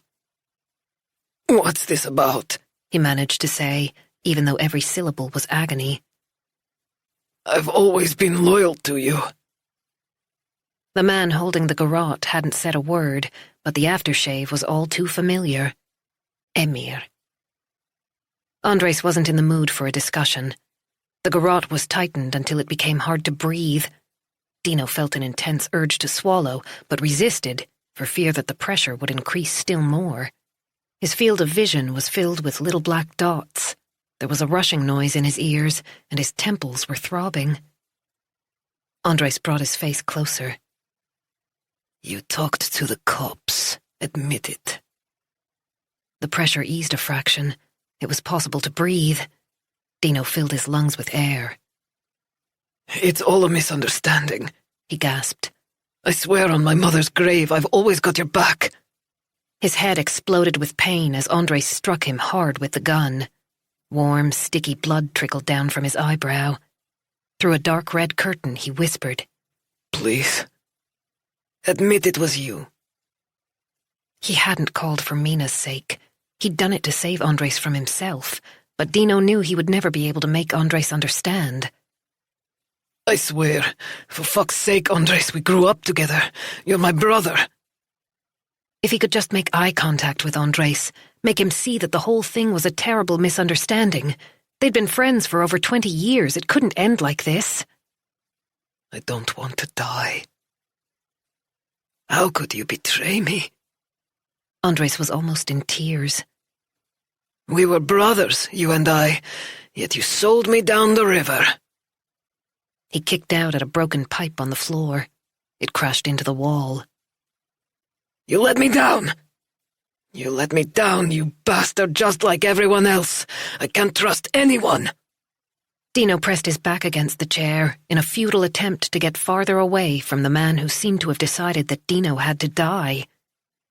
Andres raised his hand again and smashed the gun into Dino's jaw. The blow was so powerful that Dino felt as if his head might actually come off.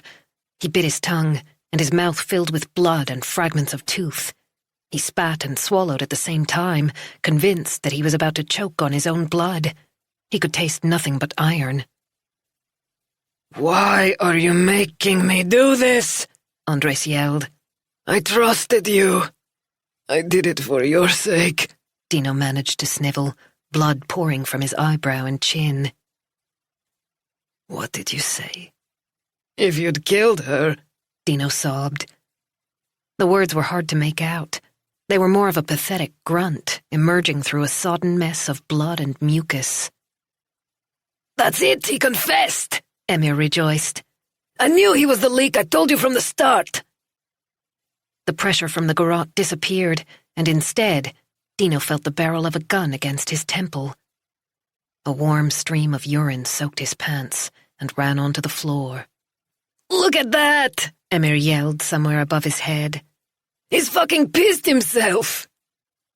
Andres's contorted face came even closer. Then everything went black. Wednesday. Chapter 79. When Mina woke up, her body felt heavy. For the first time in weeks, she'd slept deeply, without nightmares. The sheets weren't crumpled and sweaty as they usually were, but she still felt exhausted and disoriented, as if she were surrounded by a thick fog. She glanced over at the crib. It was empty. "Lucas!" Her heart missed a beat. Then she remembered Anna Maria's promise to watch him during the night. She'd taken him away so that he wouldn't wake Mina. He was absolutely fine. She didn't need to worry about him. She was still safe at Freya's haven, and Andres was far away. He didn't know where she was, and he would never find out. Anna Maria's words came back to her. She wanted Mina to fight. Otherwise Andres would kill her. Mina had to stand up for herself. She rolled onto her side and closed her eyes. How was she going to find the courage to do that? Maybe she could talk to Hermann Wieboom, tell him about the secret email account, the pictures she'd hidden away online. The very thought gave her palpitations.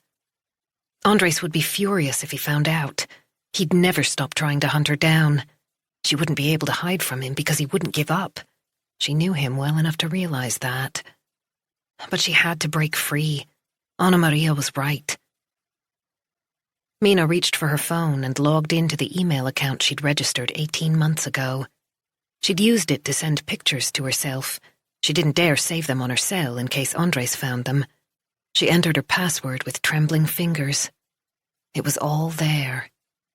Images of the cuts and bruises Andres had inflicted on her, photos of her medical notes when she'd been forced to seek treatment for her injuries. The doctors and nurses had logged everything.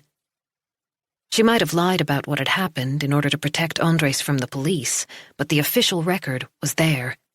She'd documented as much as she dared on her phone on a regular basis, and it was all accessible online. She closed down her account. If Anna Maria was right, there was only one way to escape from Andres. She got up and pulled on her robe. Time to fetch Lucas. She hesitated for a moment.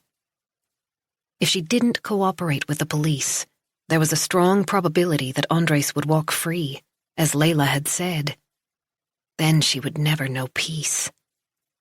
But she was so frightened of him. There was no one to ask for advice. Her mother was in a coma, and she didn't want to bother her father. She sank down on the bed again. What should she do with the pictures? Could she show them to someone? Was she brave enough to do that? Chapter 80. Aram stuck his head around the door of Thomas's office. "Margit wants to talk to us." Thomas looked up. "Now?" "Now." Thomas followed Aram to Margit's office at the end of the corridor. She was on the phone, but beckoned them in and pointed to the visitors' chairs. The only photograph on her desk showed her grown-up daughters smiling at the camera, with blonde hair, tanned and relaxed, the polar opposite of Margit's troubled expression. Bertel, her quiet husband of 30 years, wasn't in the picture. "I'll send a team over right away," Margit said, ending the call.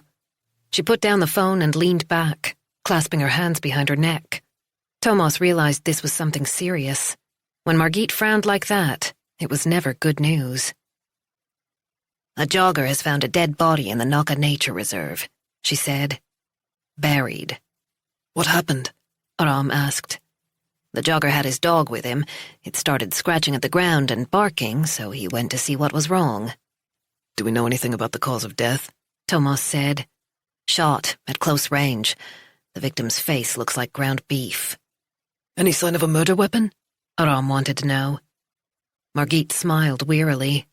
"Is it ever that easy, the body and the murder weapon served up together?" Aram shrugged and touched the small gold cross he always wore on a chain around his neck. Sometimes God is good. Not this time. Thomas got to his feet.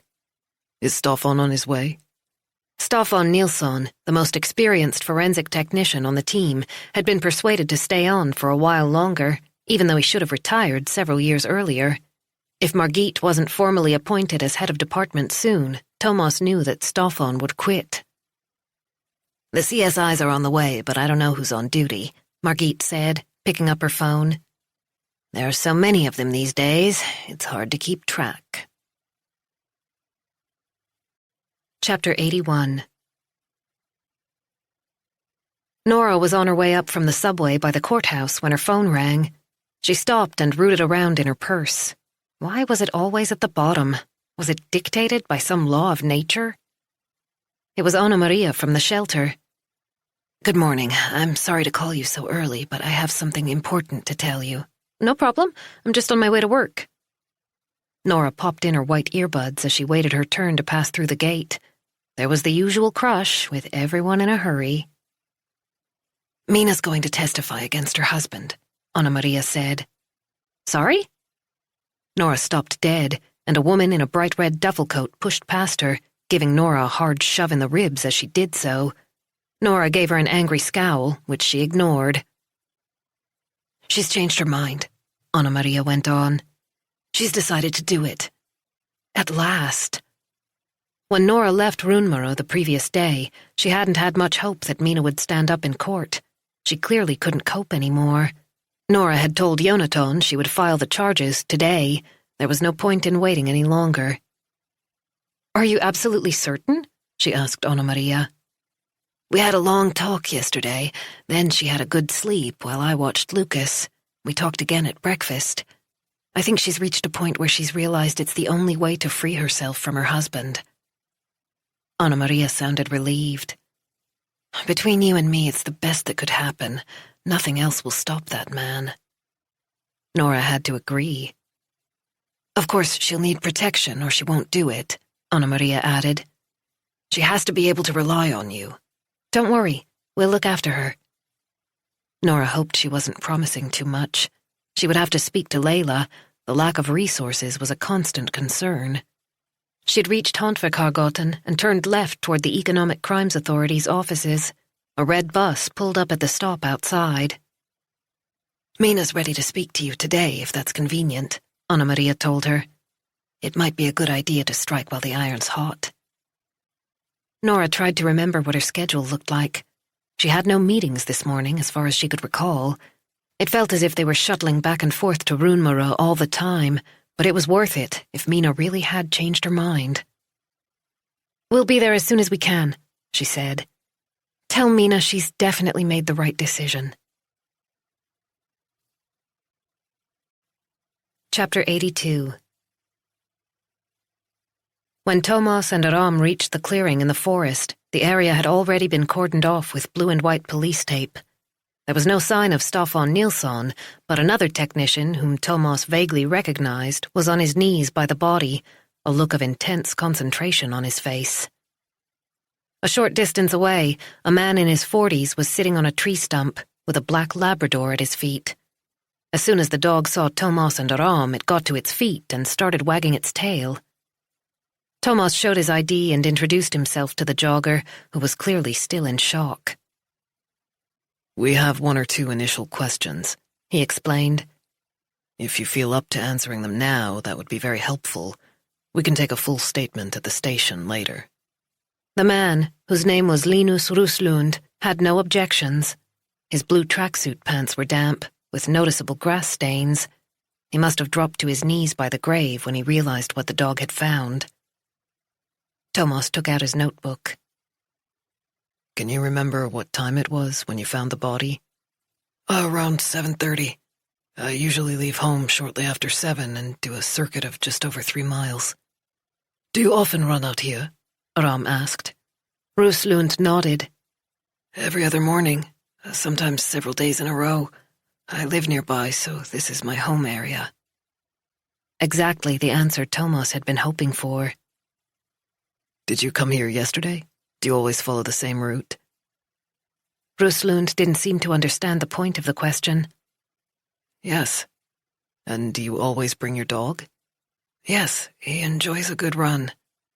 But he didn't react yesterday? No scratching or barking? No.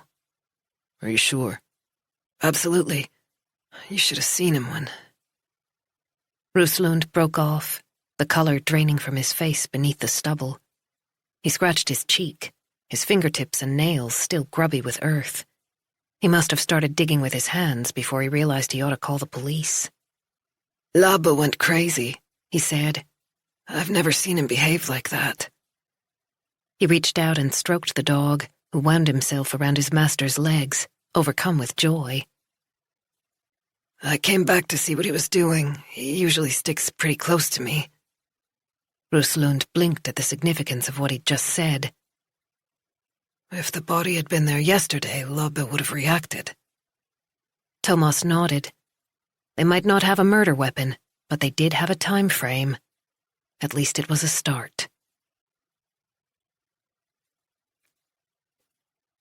Bosnia, May 1993. It was late afternoon when Blanca turned up on the doorstep. Selma was sitting at the kitchen table, feeding Emir, while Andres was playing in the garden. Blanca's voice was far from steady. She came over to Selma and hugged her for a long time. We're leaving now. Selma had feared those words. Please, no. She could hear her own despair bouncing off the walls. Blanca was the one who'd kept her going as the world collapsed around them. Now she was going to disappear too. Would they ever see each other again? Blanca sat down. There's no future here, Selma, even though we're Catholics. The Serbs are burning and destroying everything. They'll kill us all if they break through the line of defense and come here. She took a packet of cigarettes out of her pocket. There's no alternative. We're running out of time. It will pass. Blanca shook her head. You heard about what happened in Ahmici, she said quietly. They say the Bosnians and Croats burned down the entire village. Everyone died. The young men were gathered together and tortured before they were killed. Even the babies were shot. Zlatko is a Croat. They won't touch us. But you're a Muslim. Blanca's tone was sharp. We're not religious, Selma protested. I don't even know how to pray in Arabic. Think of all the times we've celebrated Catholic festivals with our friends outside the village. Things were different then. Under Tito, no one cared about religion or talked about ethnic origins. You know that as well as I do. But now the whole country is on the verge of collapse. Andres' father is a Serb, Selma said quietly. He has a European name and he was baptized in a church. Blanca lit a cigarette and took a deep drag. That doesn't matter. In the eyes of the world, you and your children are Bosnian Muslims. They won't spare you, even if you show them Andres' birth certificate. Selma began to cry, which in turn upset Emir. She stood up and walked around the kitchen, jiggling him up and down in her arms.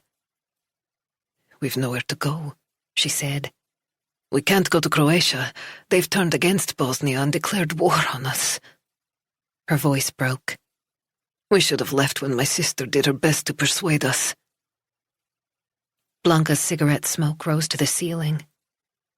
I've heard about a country in northern Europe that's accepting refugees from Bosnia. Sweden. Sweden. Selma wasn't sure where Sweden was. All that came into her mind was snow and darkness and blonde hair. We're going to try and get there via Hungary, Blanca explained. They say the route through Croatia is open at the moment. You ought to come with us. She stubbed out her cigarette. We're leaving tomorrow morning, at first light. Chapter 83. Staffan Nilsson called out to Thomas just as he and Aram finished questioning Linus Ruslund. Thomas turned to see Nilsson standing by the grave with the other technician, Hasse something or other. Thomas was relieved that Nilsson had been brought in. He trusted his colleague's judgment completely. Aram followed him over to the shallow grave. Whoever had buried the body didn't seem to have cared whether it was found or not, or maybe they'd been in a hurry. Officers were searching the forest for tire tracks or anything else that might indicate how the perpetrator or perpetrators had gotten to and from the location. A dog handler was also on the way.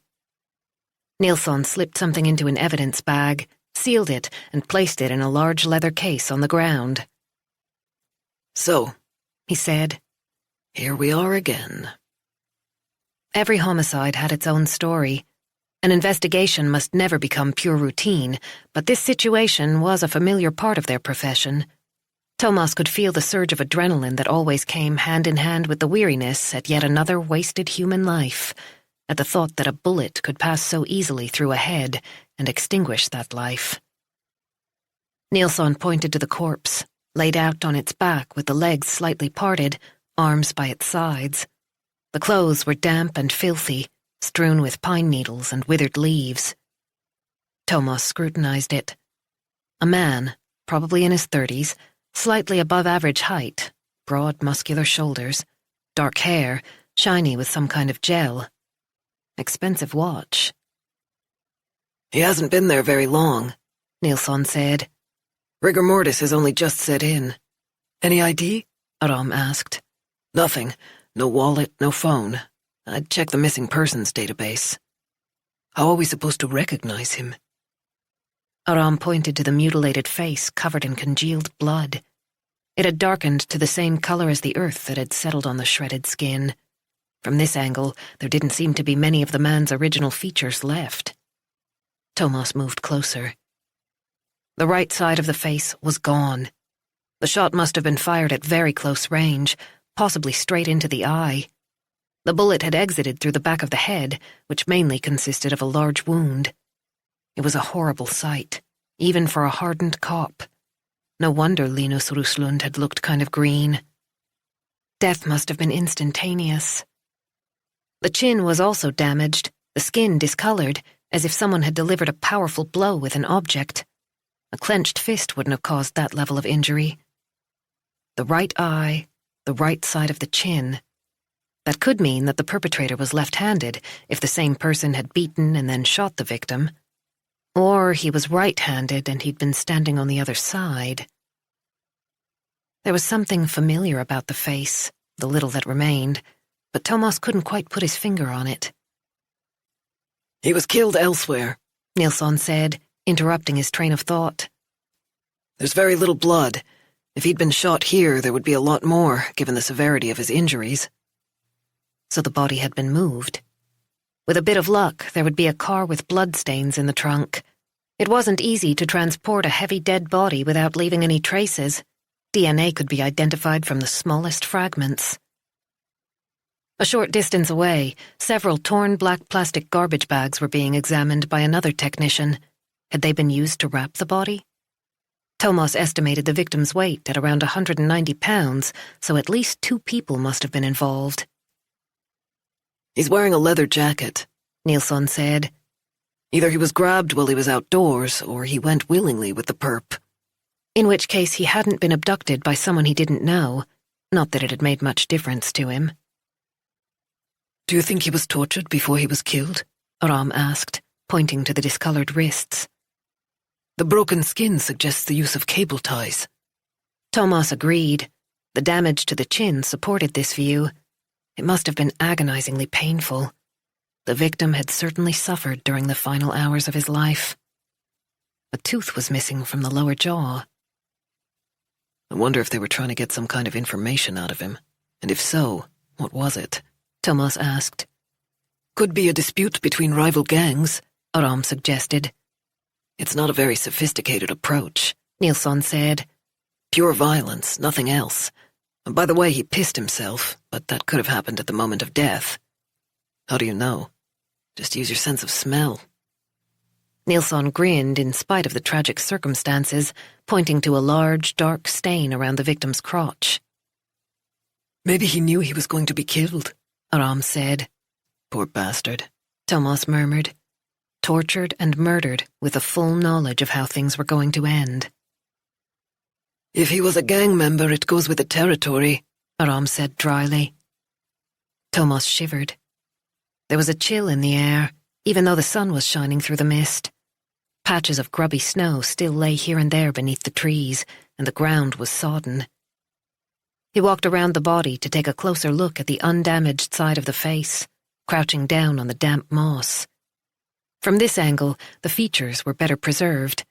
He could see a hint of dark stubble against the ashen skin. The smell of urine was unmistakable.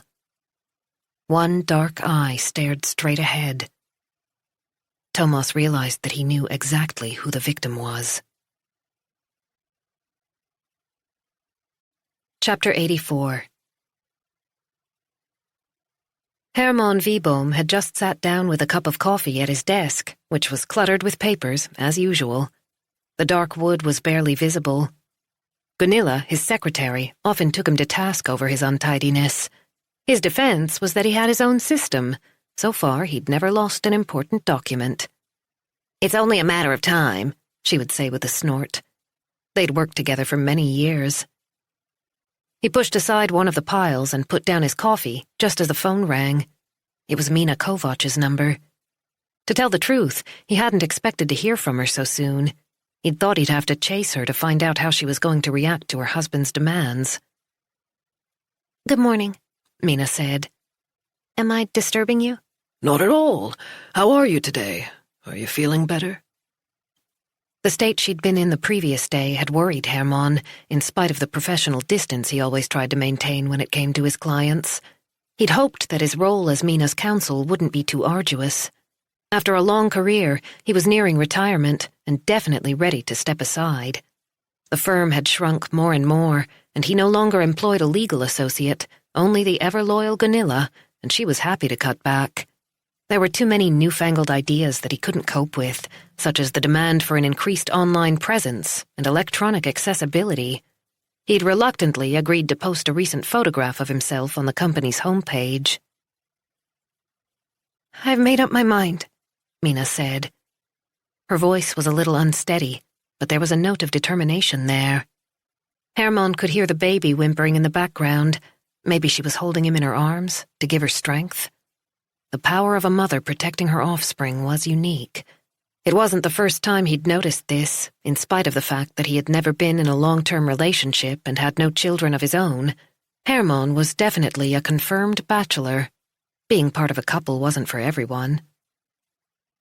"Oh, yes?" he said, trying to sound encouraging. "I'm pleased to hear it."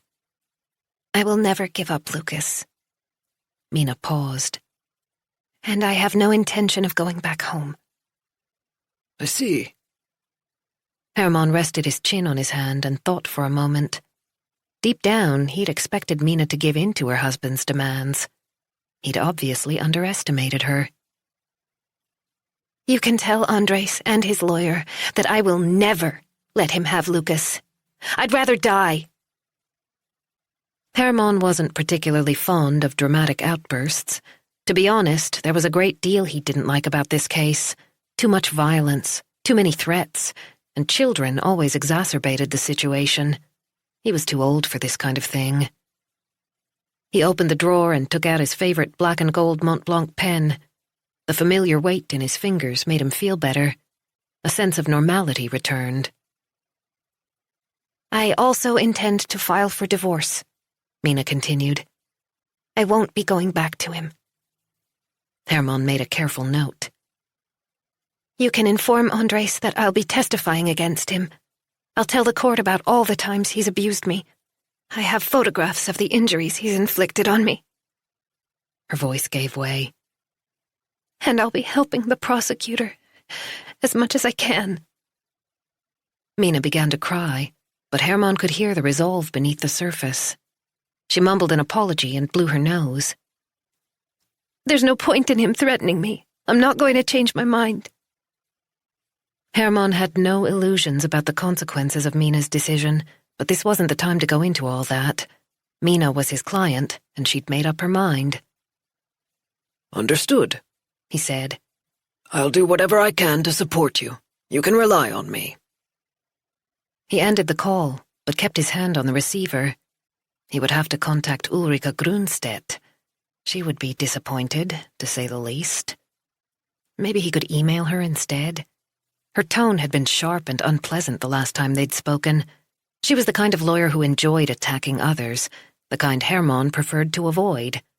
However, the thought of upsetting her was surprisingly appealing. It was a long time since he'd had a case that filled him with enthusiasm. This was almost like the old days. He drew the penal code toward him and looked up the section on no-contact orders.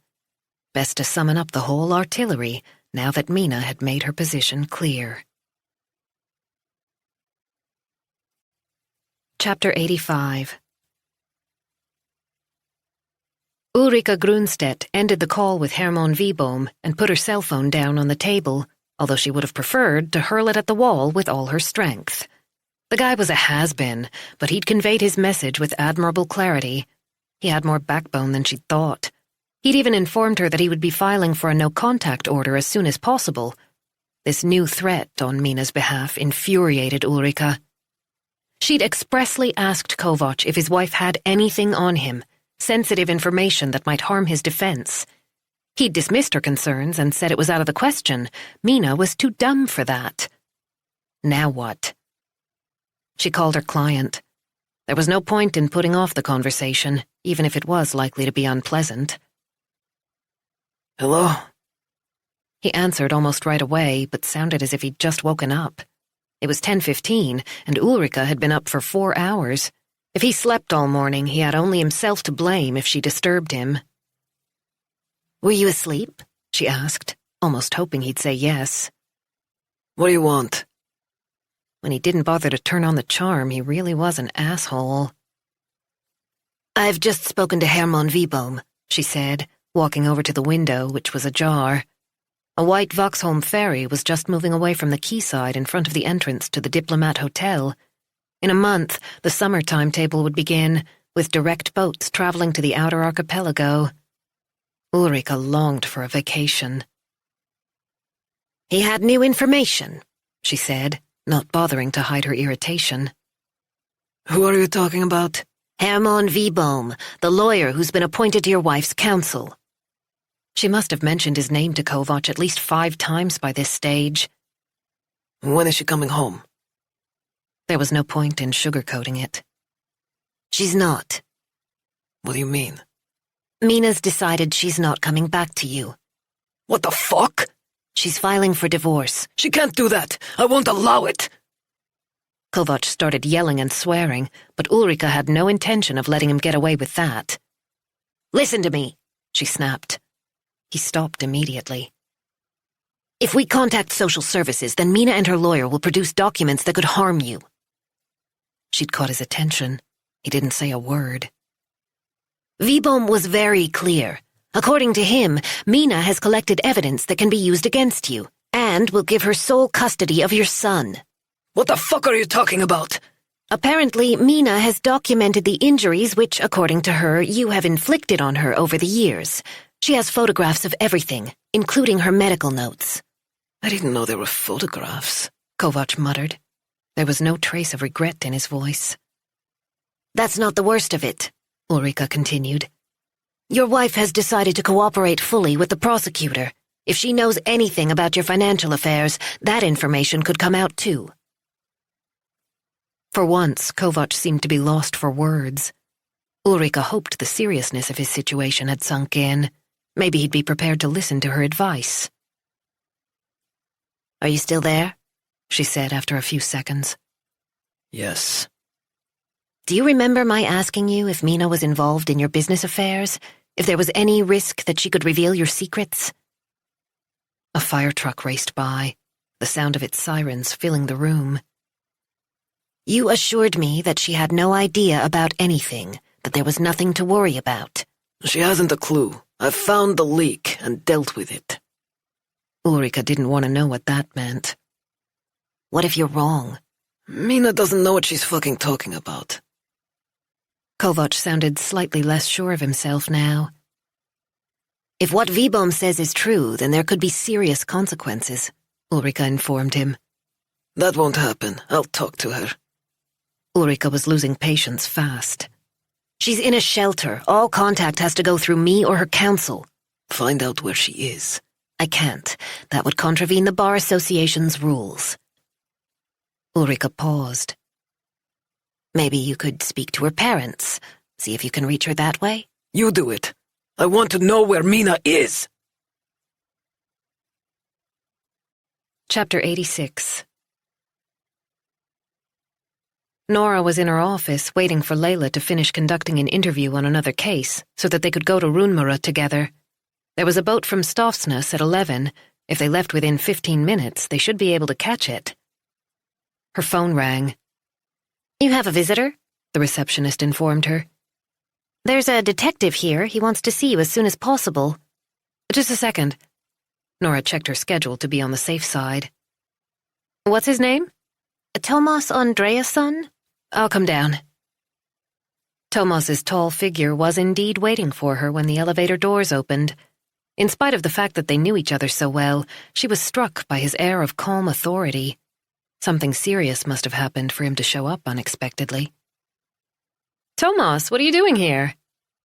She almost gave him a hug, but stopped herself just in time. He'd obviously come to see her in a professional capacity. We need to talk about your current case, he said. Could we go somewhere more private? Nora checked the schedule and found an empty interview room. At that moment, Layla appeared with a thick file under one arm. Nora beckoned her to join them, then swiped her pass card and led Tomas through the security barrier. Coffee? She said as they passed the small staff kitchen. I'd prefer tea at this time of day, as you know, he said with a wink. It almost felt like normal as they stood in the kitchen, chatting about nothing in particular. Then reality took over. Tomas wasn't here for mid-morning refreshments.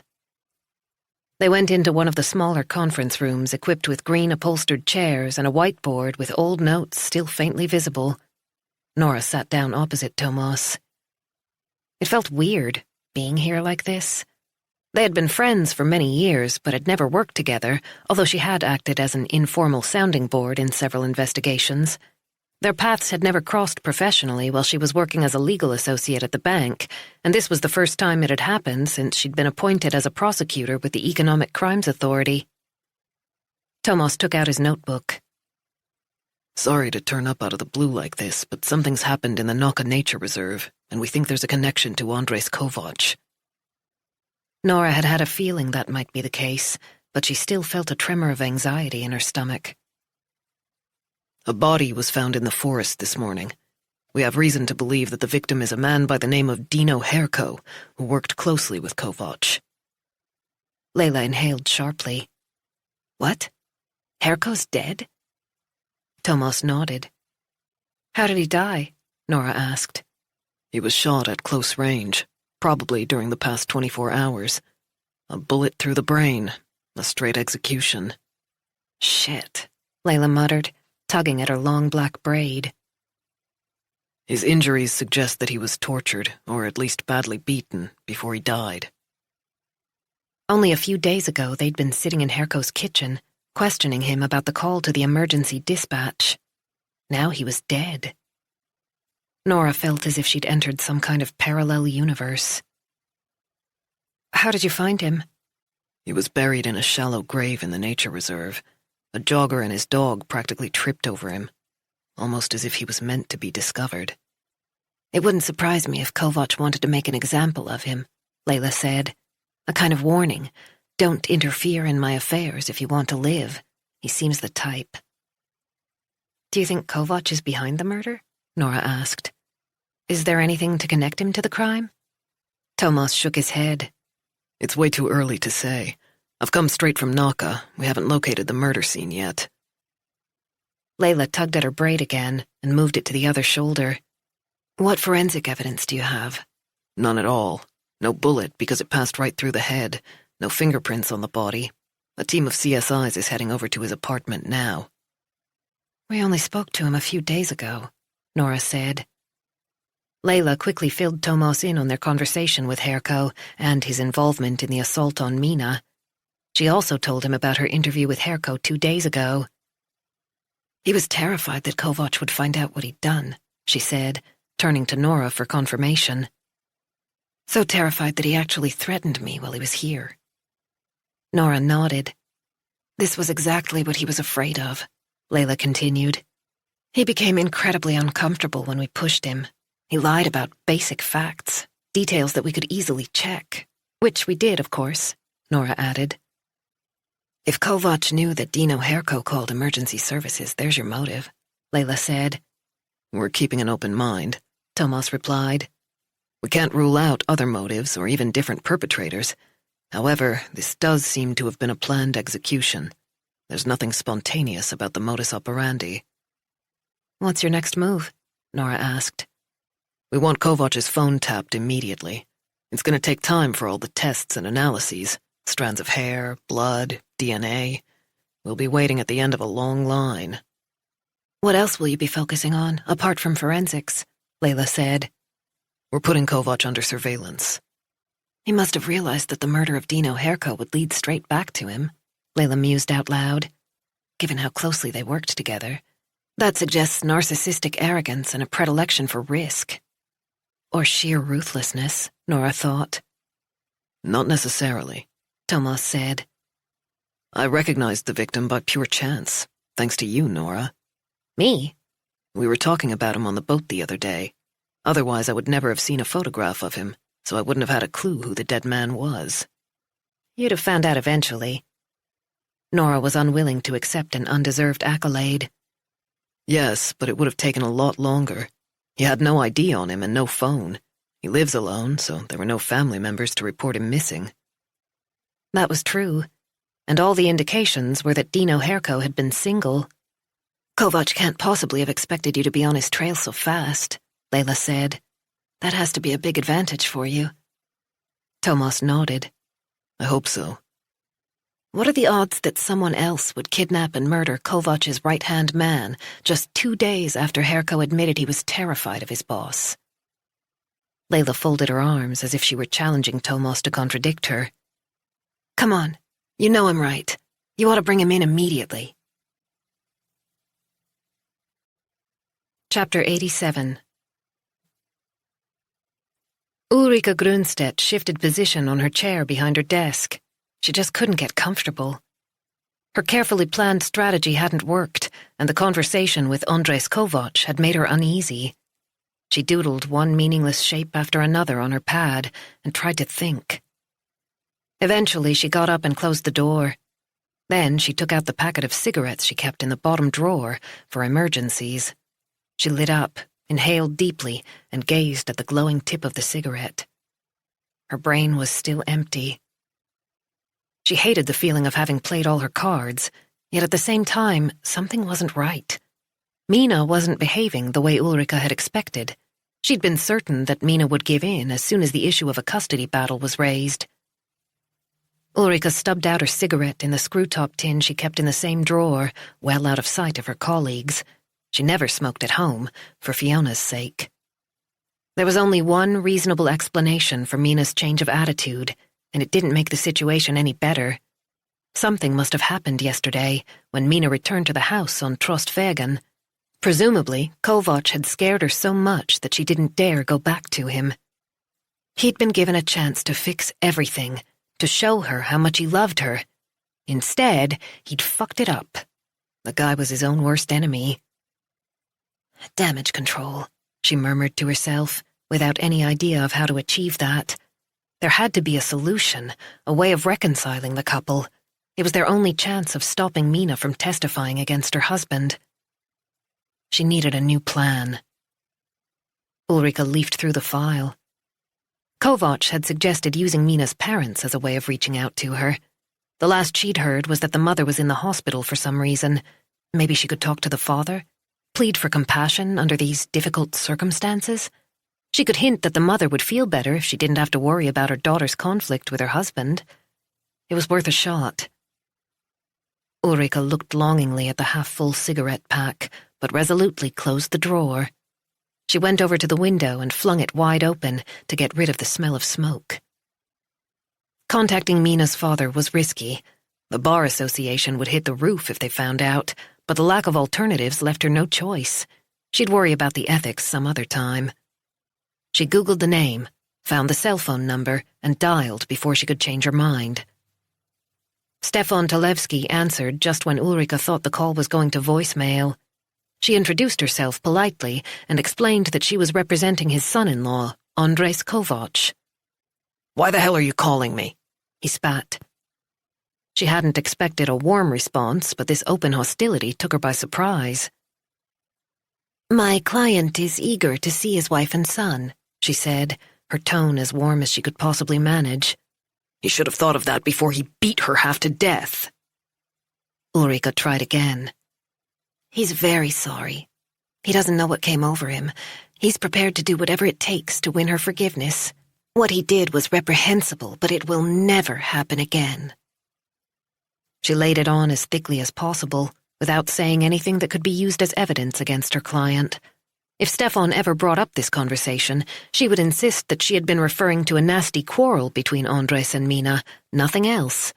She had never in any way admitted that Andres had used violence against his wife. "He's desperate to see his son. Lucas is his only child. If your daughter goes back to him, he's promised to seek help with his anger issues." She would deal with Kovac's response to that particular suggestion later. If the cost of getting Mina back was signing up for a counseling program, then he would just have to do it. There must be a way of getting him to agree if she managed to deliver Mina and Lucas back into his arms. "He really does want to change," she added for good measure. "Are you out of your mind? "I'm sorry?" Do you seriously think I'd advise my daughter to go back to that lunatic after what he did to us on Saturday?" "I don't understand." "My wife still hasn't regained consciousness. She's in a coma because of your so-called client." The conversation was spiraling out of control. "I have no idea what you're talking about," she said. The background noises suddenly made sense. Mina's father was in the ICU, and the beeping and humming came from various machines. A carpet of sound in death's waiting room. What the hell had Kovac done? Mina's father let out a guttural groan, somewhere between a laugh and a sob.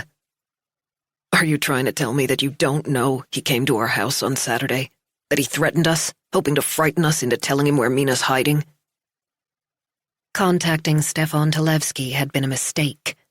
Ulrika needed to end this call as soon as possible.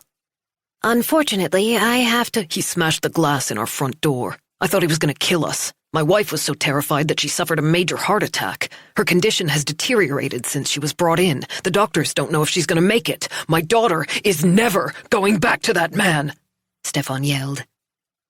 "I didn't know any of this." "Do you have children?" Instinctively, Ulrika glanced at the photograph of Fiona, beaming into the camera. She would be 11 in June. "How can you defend such a piece of shit? How can you live with yourself?" Chapter 88.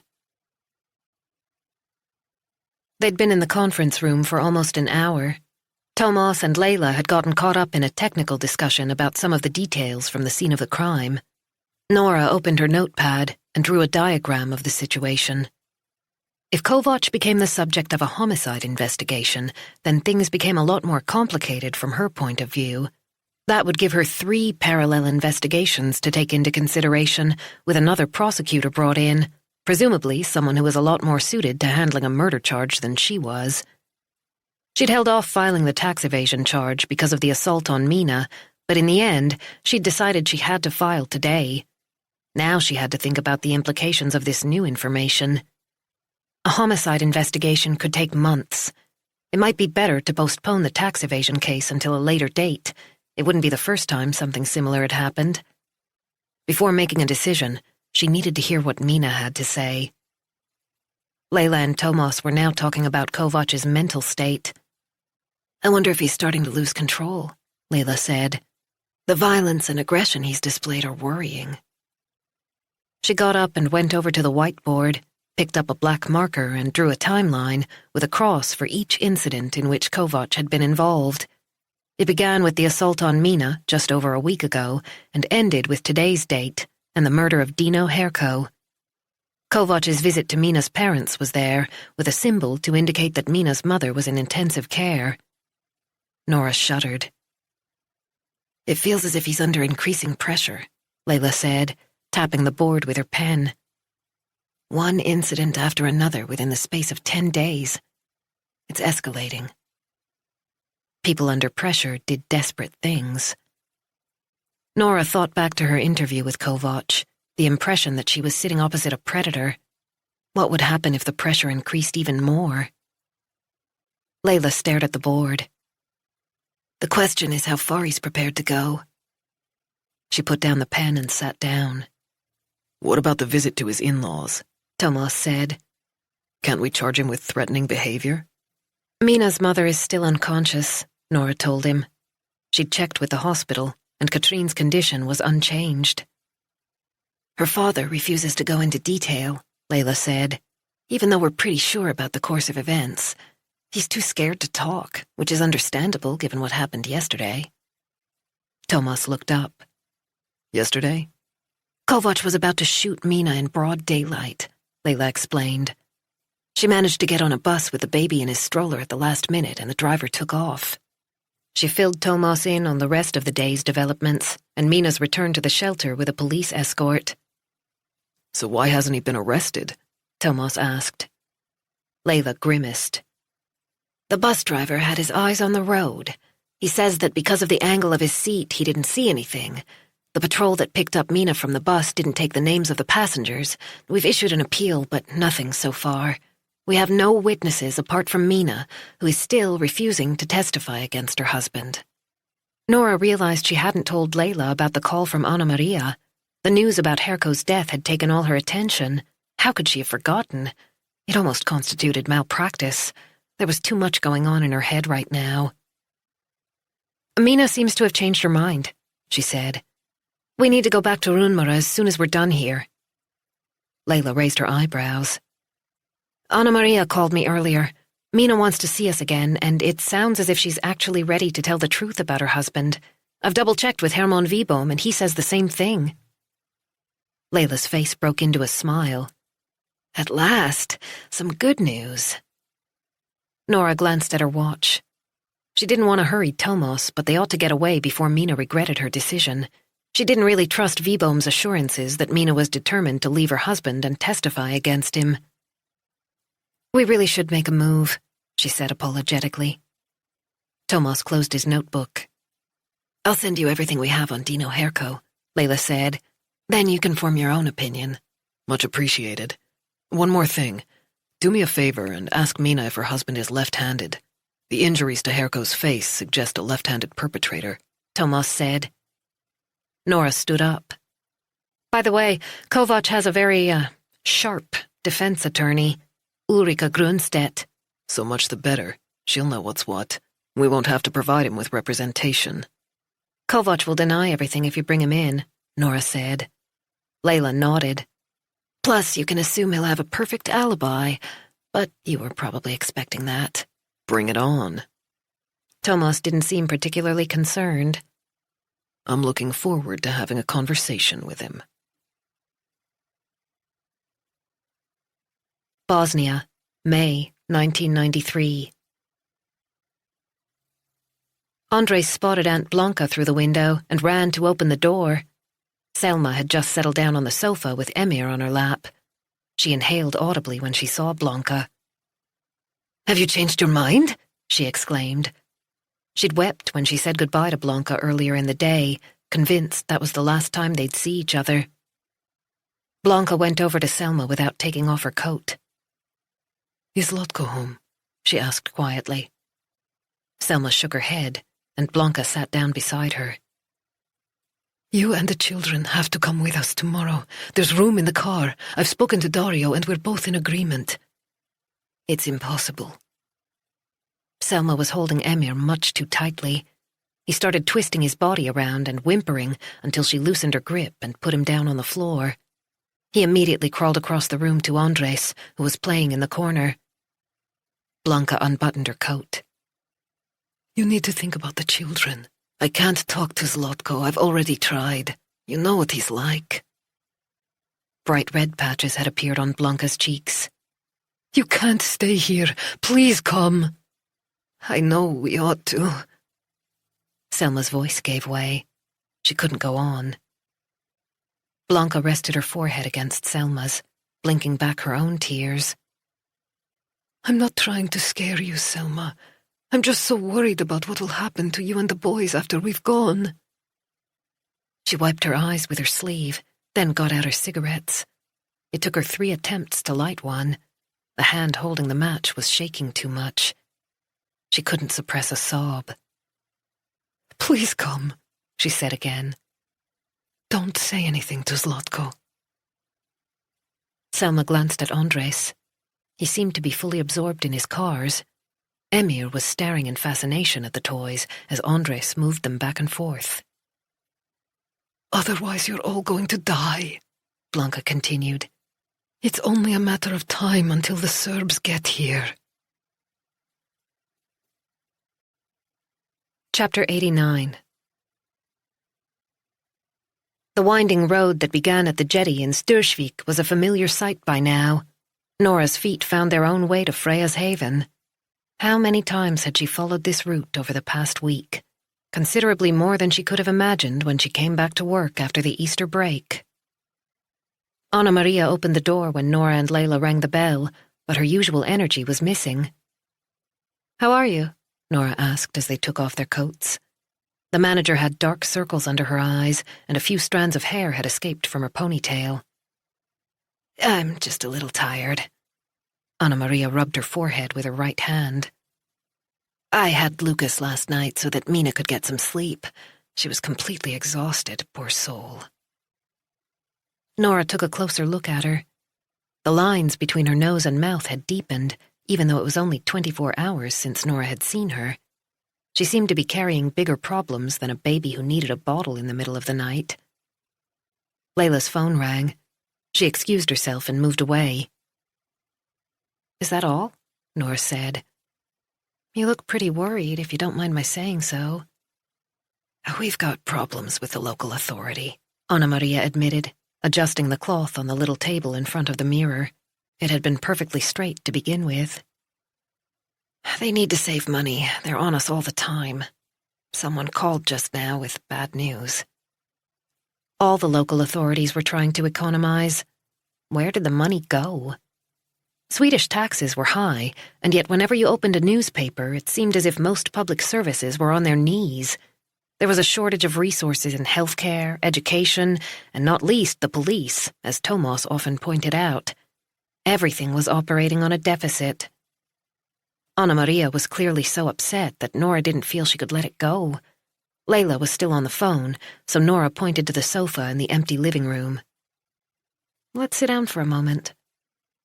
Anna Maria reluctantly complied, perching on the very edge of the seat. "Tell me about the phone call."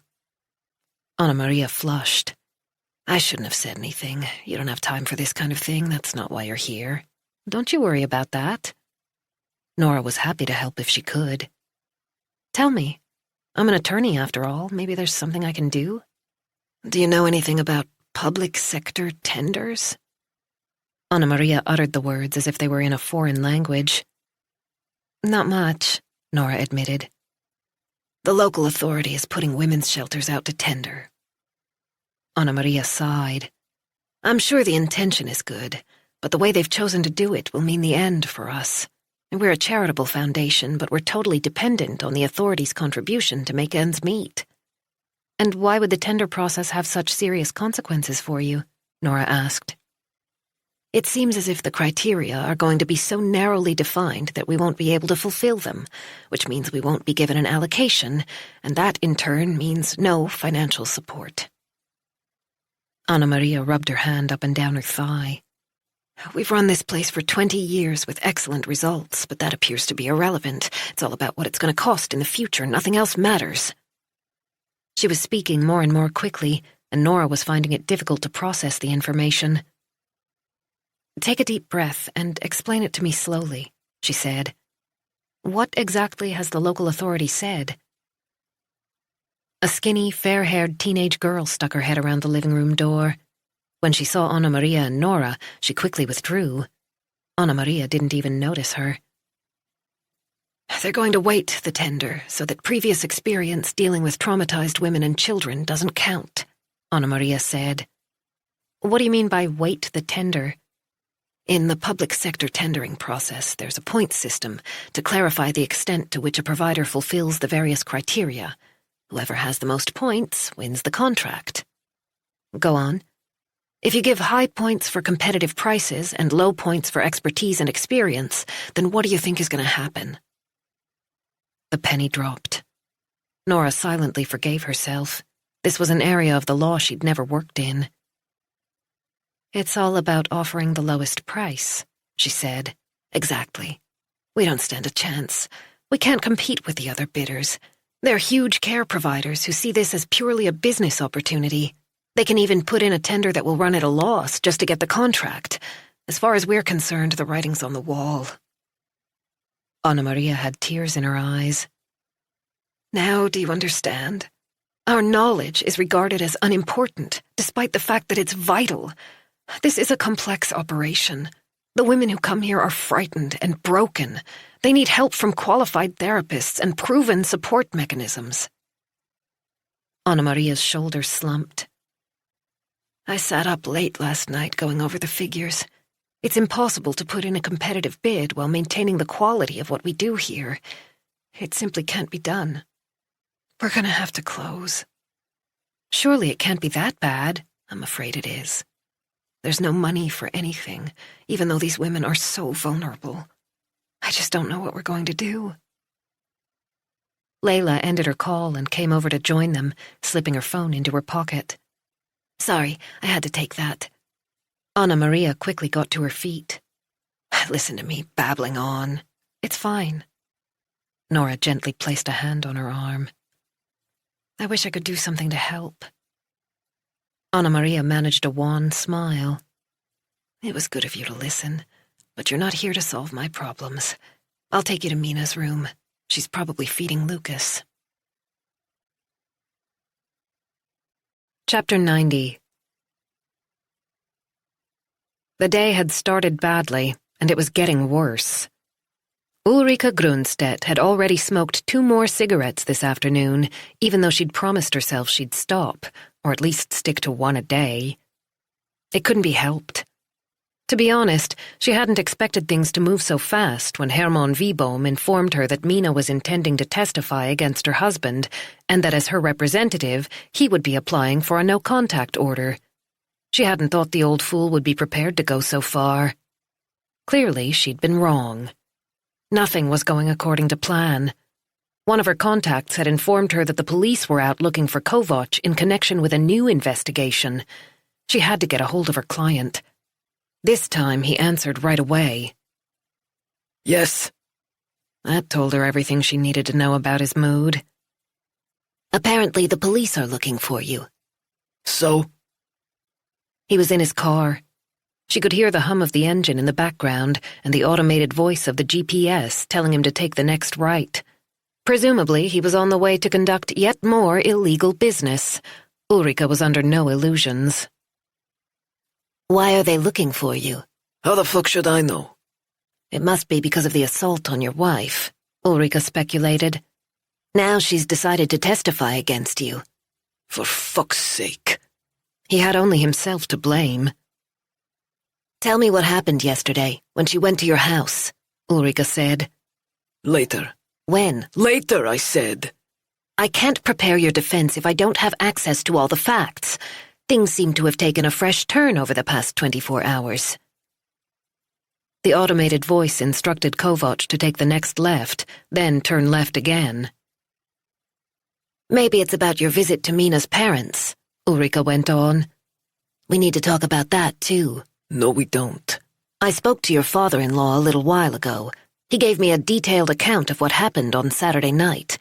His wife is in a coma at the Southern District Hospital, and he holds you responsible for her condition. The memory of her conversation with Stefan Talevsky was painful. There were limits to how far she was prepared to go for her client. You can't do that kind of thing if you want me to defend you. This is getting worse and worse. I have to be able to do my job as your lawyer if we're to have any chance of getting you acquitted. Fuck that. Ulrika almost ended the call there and then. Anyway, the police are looking for you, she said with a sharp edge to her voice. I don't have time for this. Am I wanted as a suspect? Ulrika was suddenly unsure, and Kovac picked up on that immediately. Am I a suspect or not? I don't think so. There you go, then. Ulrika wasn't used to being spoken to like this. Have you found out where Mina is yet? Kovac snapped. No, I've already told you that's not how it works. I need to speak to her. Did she have to tell him yet again that Mina was in a shelter? The most sensible thing he could do would be to stay away from his wife. Every time they were in contact, he made his own situation worse. Ulrika stood up. You can't, she said, with more patience than he deserved. It's out of the question. Any communication has to go via me and her counsel. We'll see about that. Those are the rules. Ulrika's jaws ached with the effort of holding back. Her legal representative is in the process of requesting a no-contact order against you. That means that all contact between you and your wife is banned. It wouldn't surprise me if the order comes into effect tomorrow, just so you know. She had no idea if that was true, but she didn't care anymore. If she'd been representing Mina, she'd have had a no-contact order in place long ago. What did you say his name was? Mina's counsel, Hermann Wiebohm. In that case, I'll speak to him directly if you can't manage it. Andres, please don't do anything stupid. Silence. Her client had already gone. Chapter 91. When Nora and Layla knocked on the door, Mina was standing in the middle of the room, rocking Lucas in his stroller. It looked brand new and was without doubt the most expensive stroller Nora had ever seen. She hadn't really noticed it yesterday in the midst of all the chaos. Was that why Mina had gone home and risked her life? For the sake of a stroller? It seemed incomprehensible, but maybe something else was going on here. Maybe this was about Mina's right to visit her own home, to collect items that meant a great deal to her, an attempt to preserve an ounce of normality. "Hi, Mina," she said, holding out her hand. "How are you feeling today?" A little better, thank you. Mina pushed the stroller into the corner by the tiled stove. Lucas was fast asleep, with a cuddly toy beside him. I slept right through the night, thanks to Anna Maria. "We really appreciate the fact that you've changed your mind and are ready to talk to us," Layla said. "We realize it's not easy." Anna Maria helped. She made me think. Mina was pale, but radiated an inner strength compared with yesterday. Her hair was clean and brushed, tucked neatly behind her ears.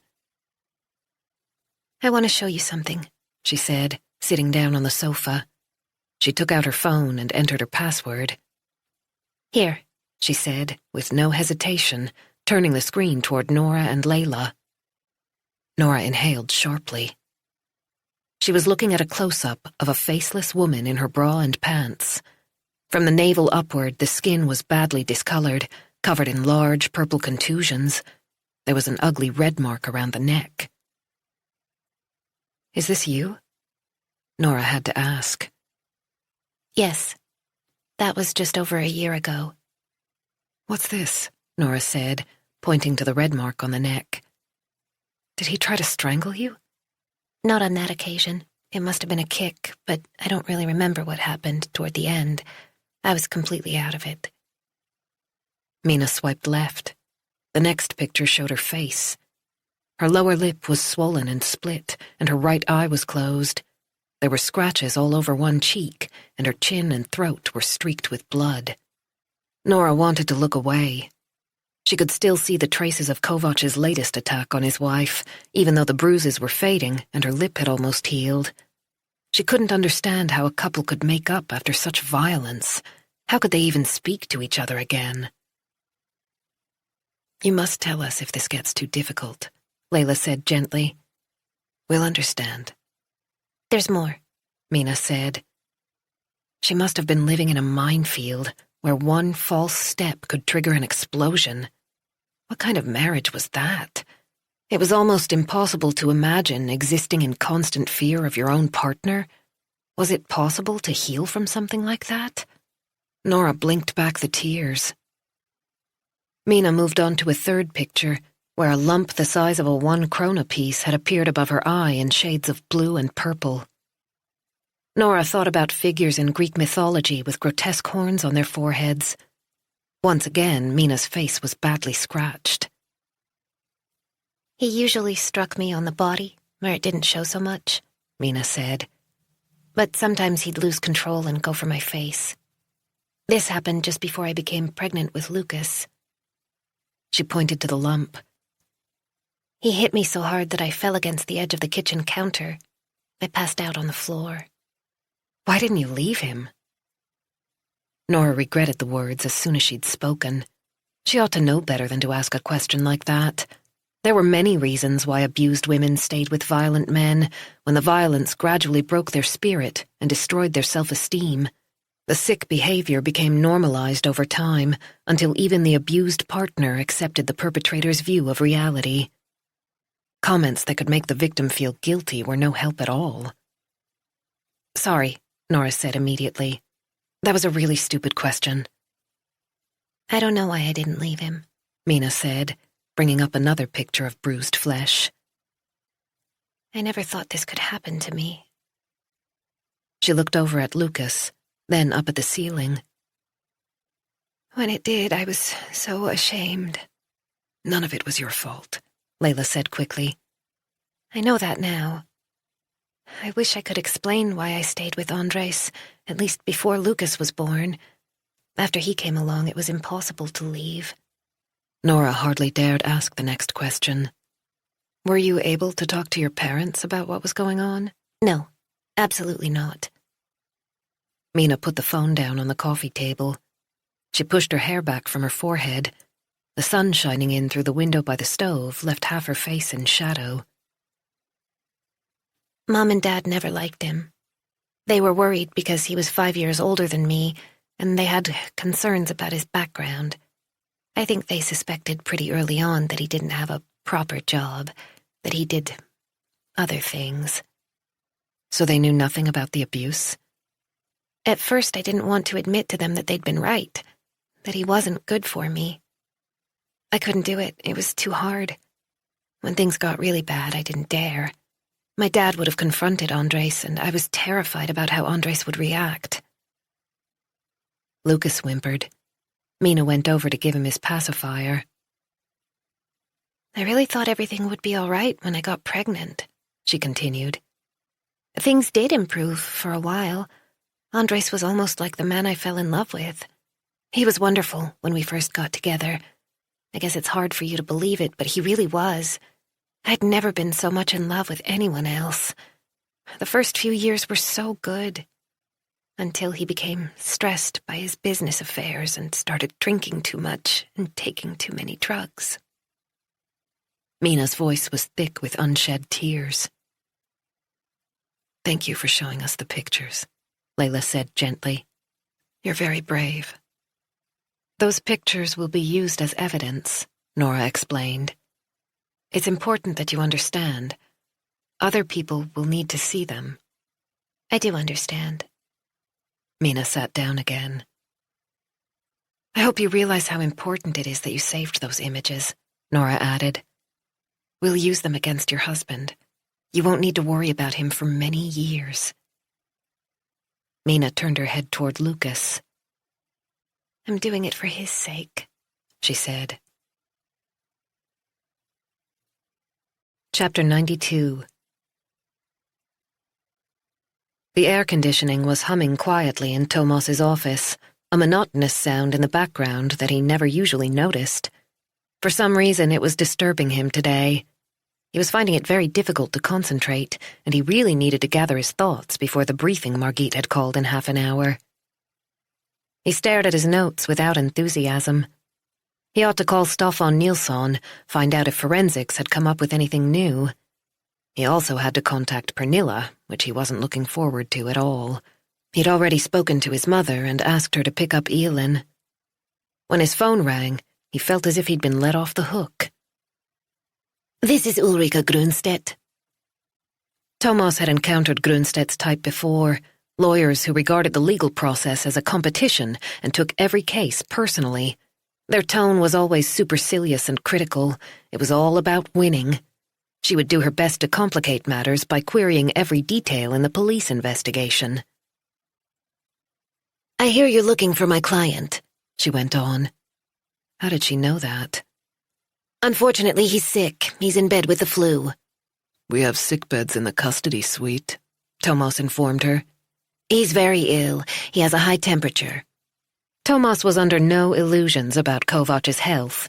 Presumably, Grunstedt had told him to make himself inaccessible for as long as possible so that she could formulate a suitable strategy before he was questioned by the police.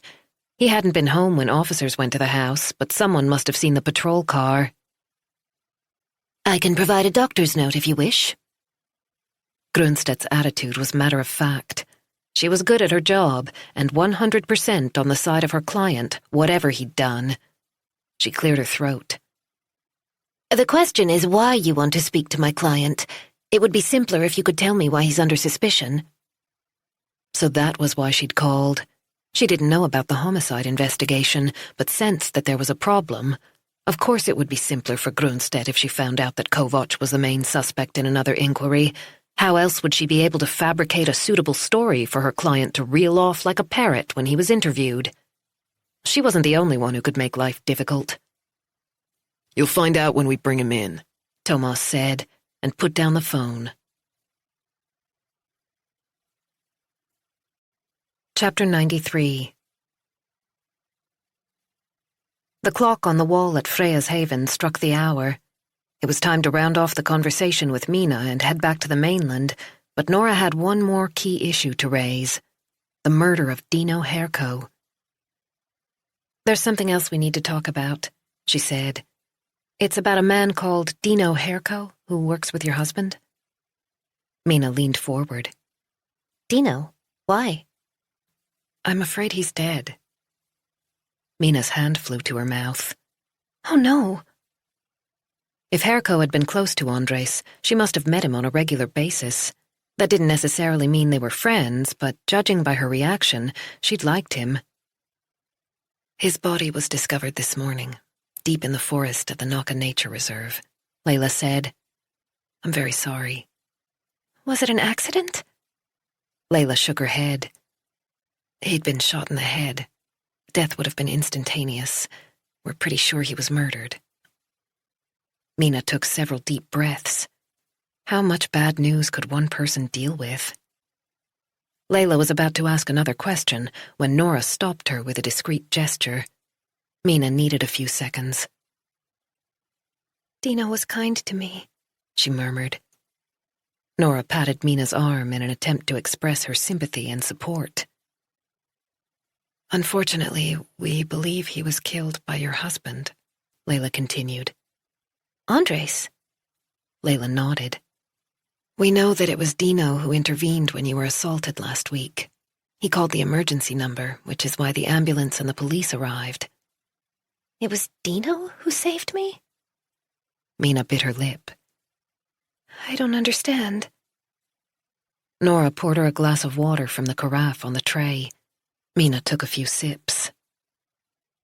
We spoke to him a few days ago, Layla explained. He wasn't prepared to admit that he'd made the call, but it came from his cell phone, and his voice was recorded. He was terrified that your husband would find out, Nora said. Andres would never have forgiven him. We think he did find out, and Layla broke off and gave a little shrug, which said it all.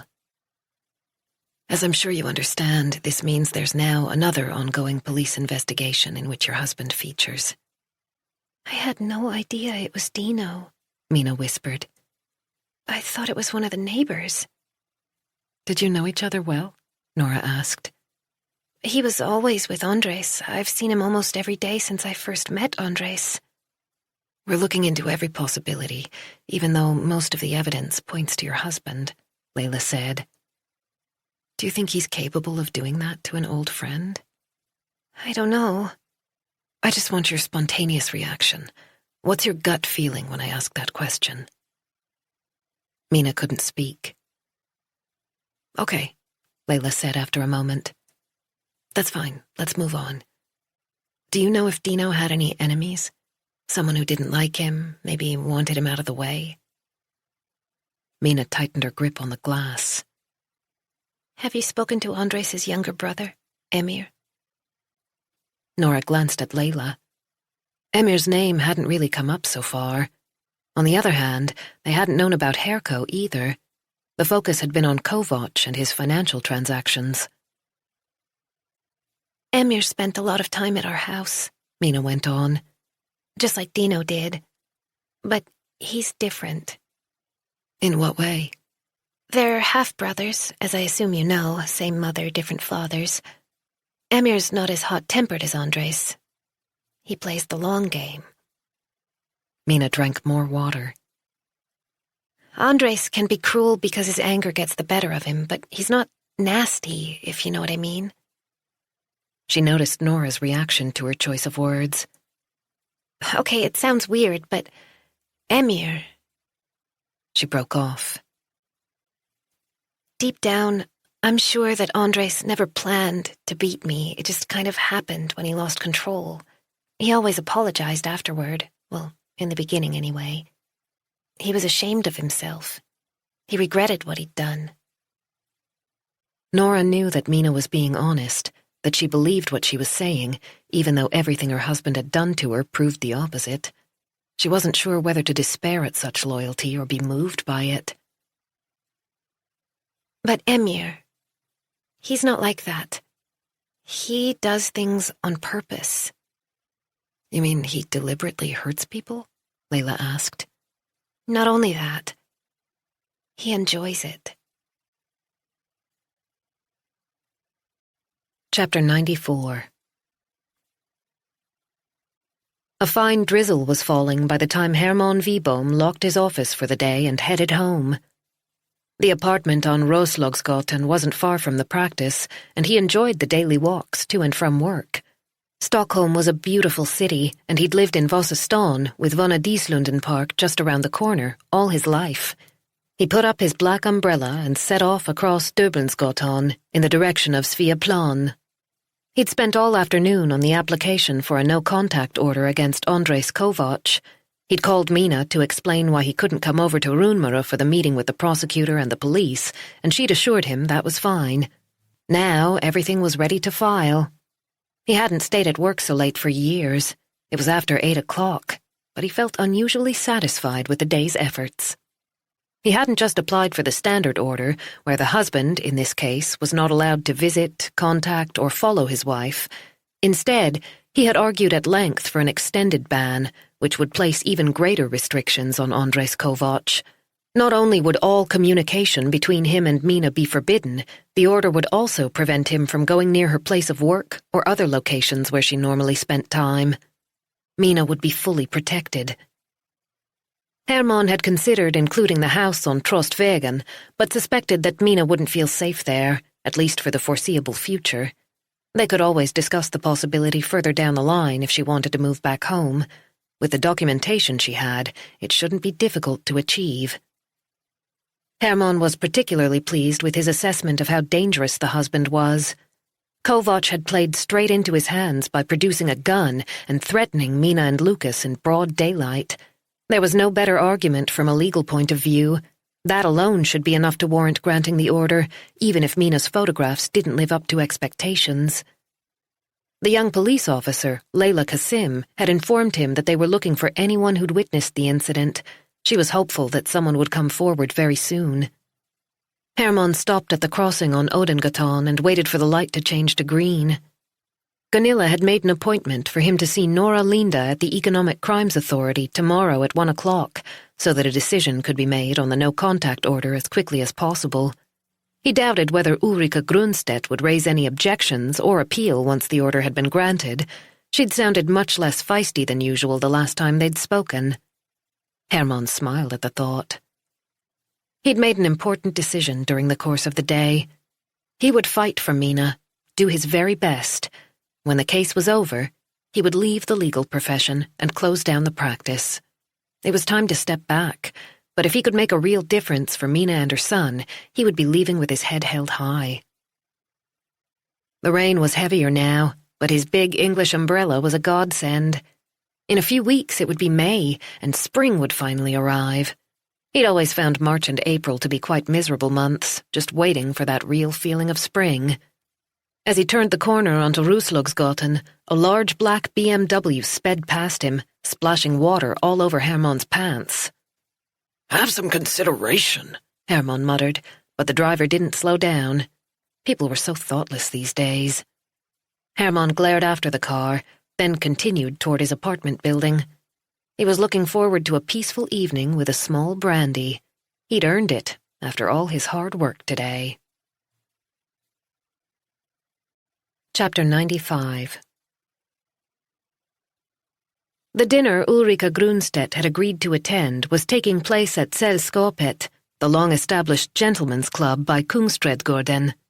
The club described itself as a meeting place for networking and socializing.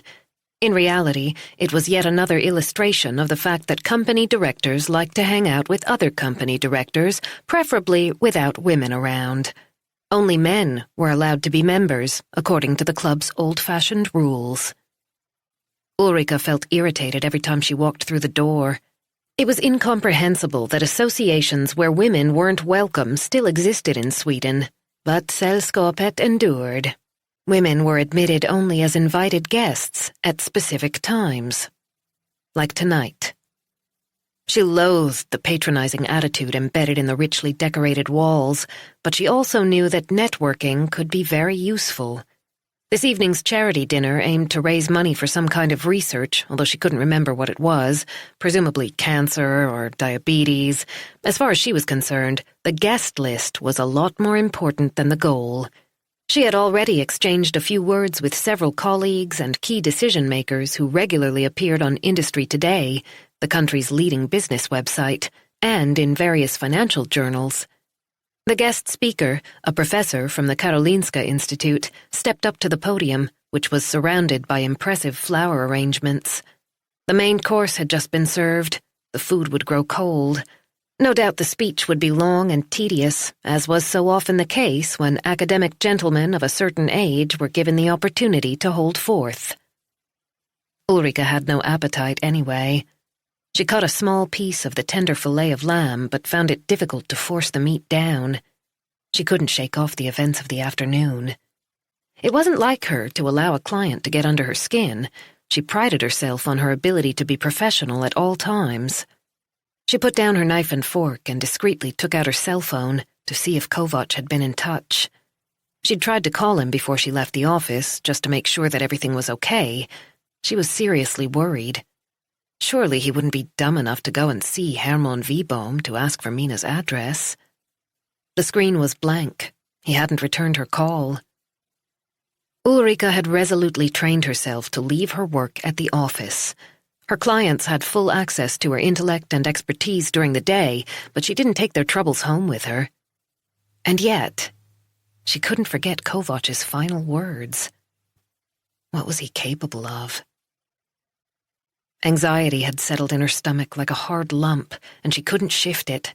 She was under no illusions about Kovac. He was no stranger to violence, but surely even he must realize the folly of seeking out a lawyer and trying to force him to reveal the location of the shelter where his wife was staying. She tore off a small corner of her napkin, spat out the piece of meat, and hid it under a lettuce leaf on her plate. Then she checked her phone again. Everyone's attention was focused on the speaker, who was droning on about his distinguished research and his constant need for funds. A major breakthrough was just around the corner. Blah, blah, blah.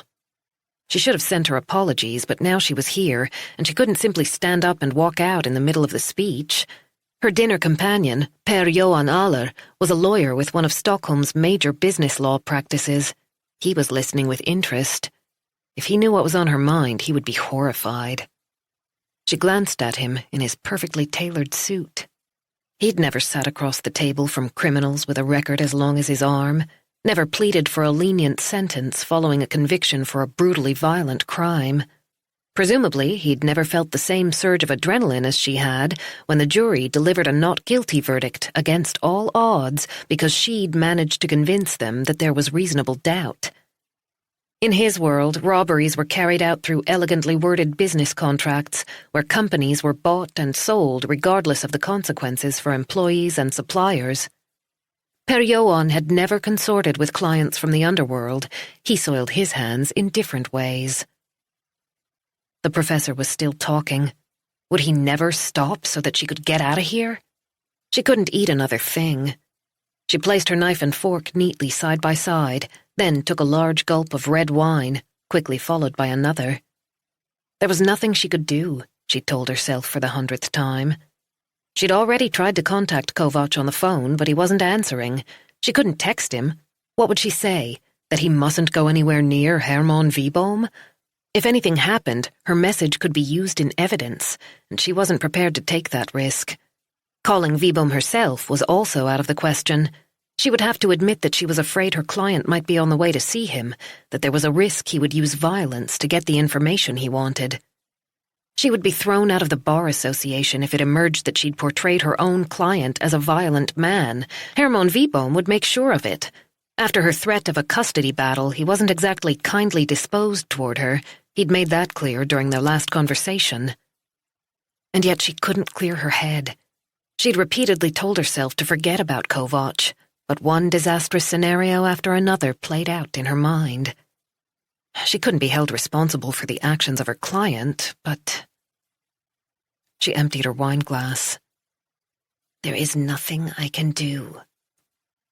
She took out her phone one last time, just in case Kovac had been in touch. Nothing. She felt as if the casing were burning her fingers. Should she call Wiboom and warn him? Bosnia, May 1993.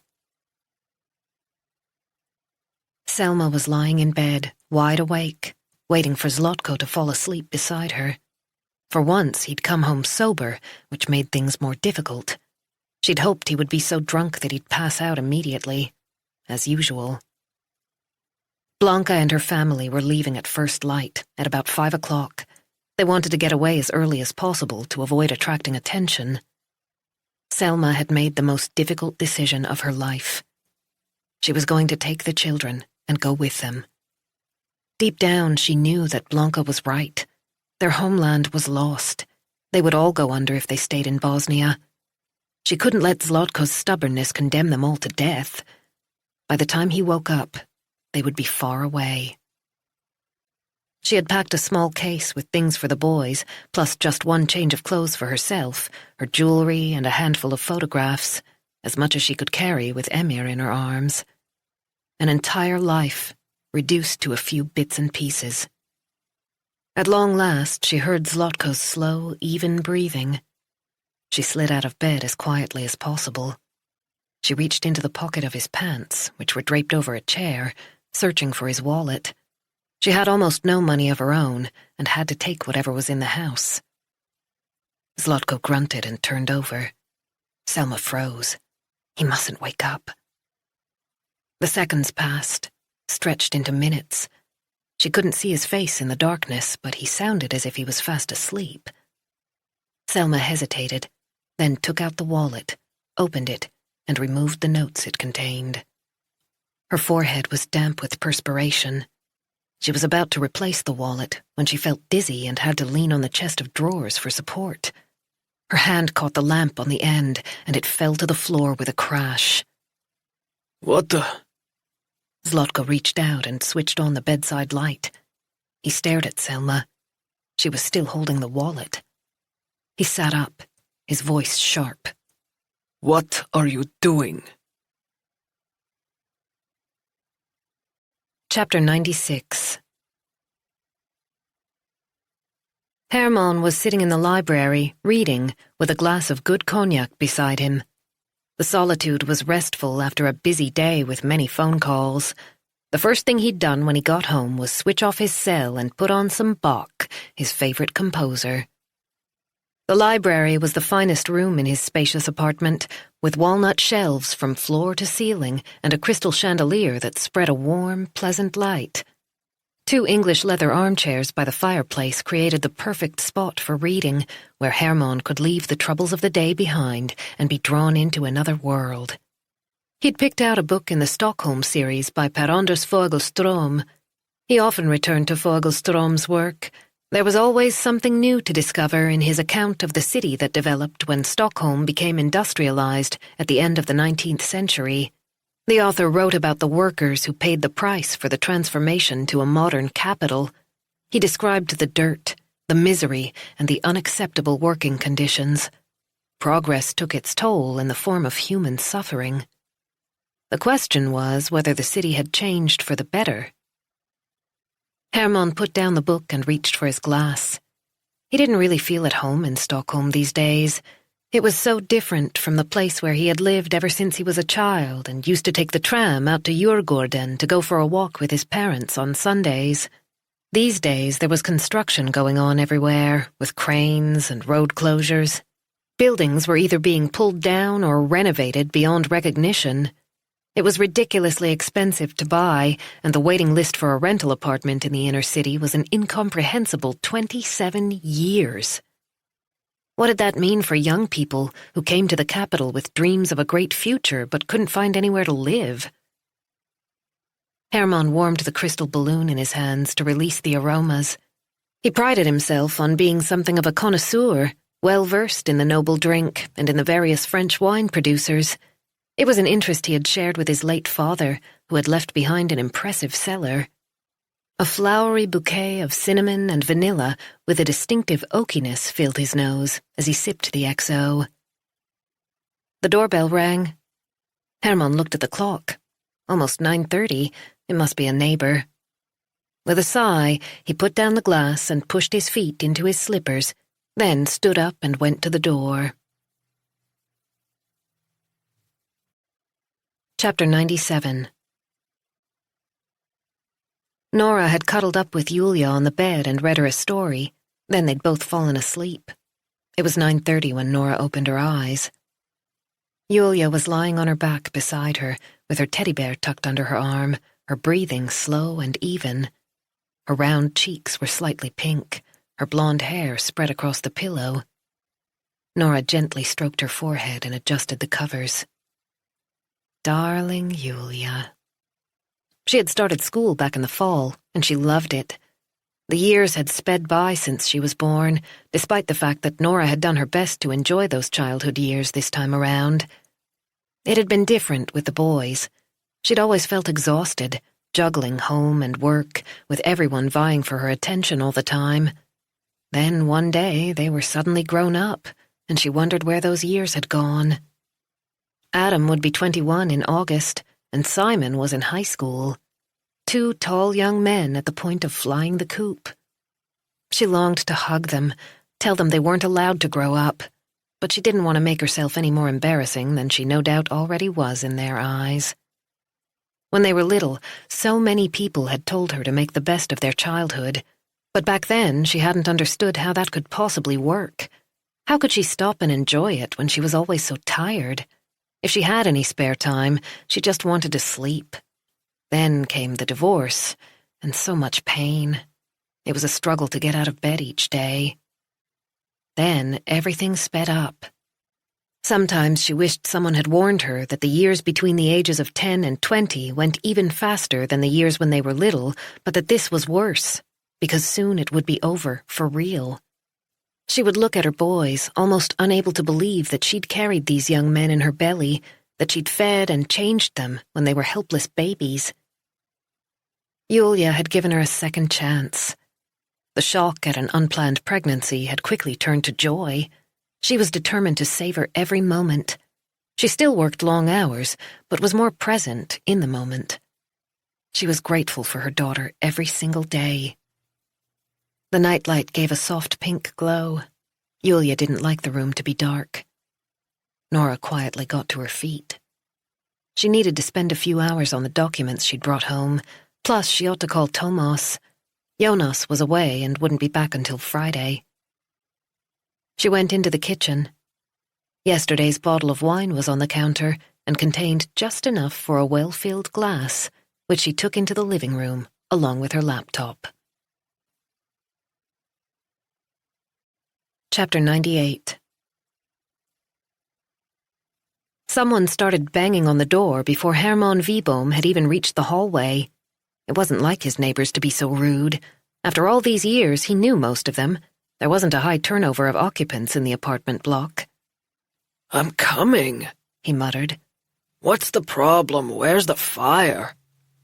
His foot slid out of one slipper on the parquet flooring, and he had to stop to put it back in. Someone rattled the handle, and the bell rang again. A new neighbor had moved into the two-room apartment next to his a few months ago. It must be him. Herman couldn't imagine anyone else behaving like this. "I'm coming," he called out. He turned the key and opened the door without bothering to check the peephole.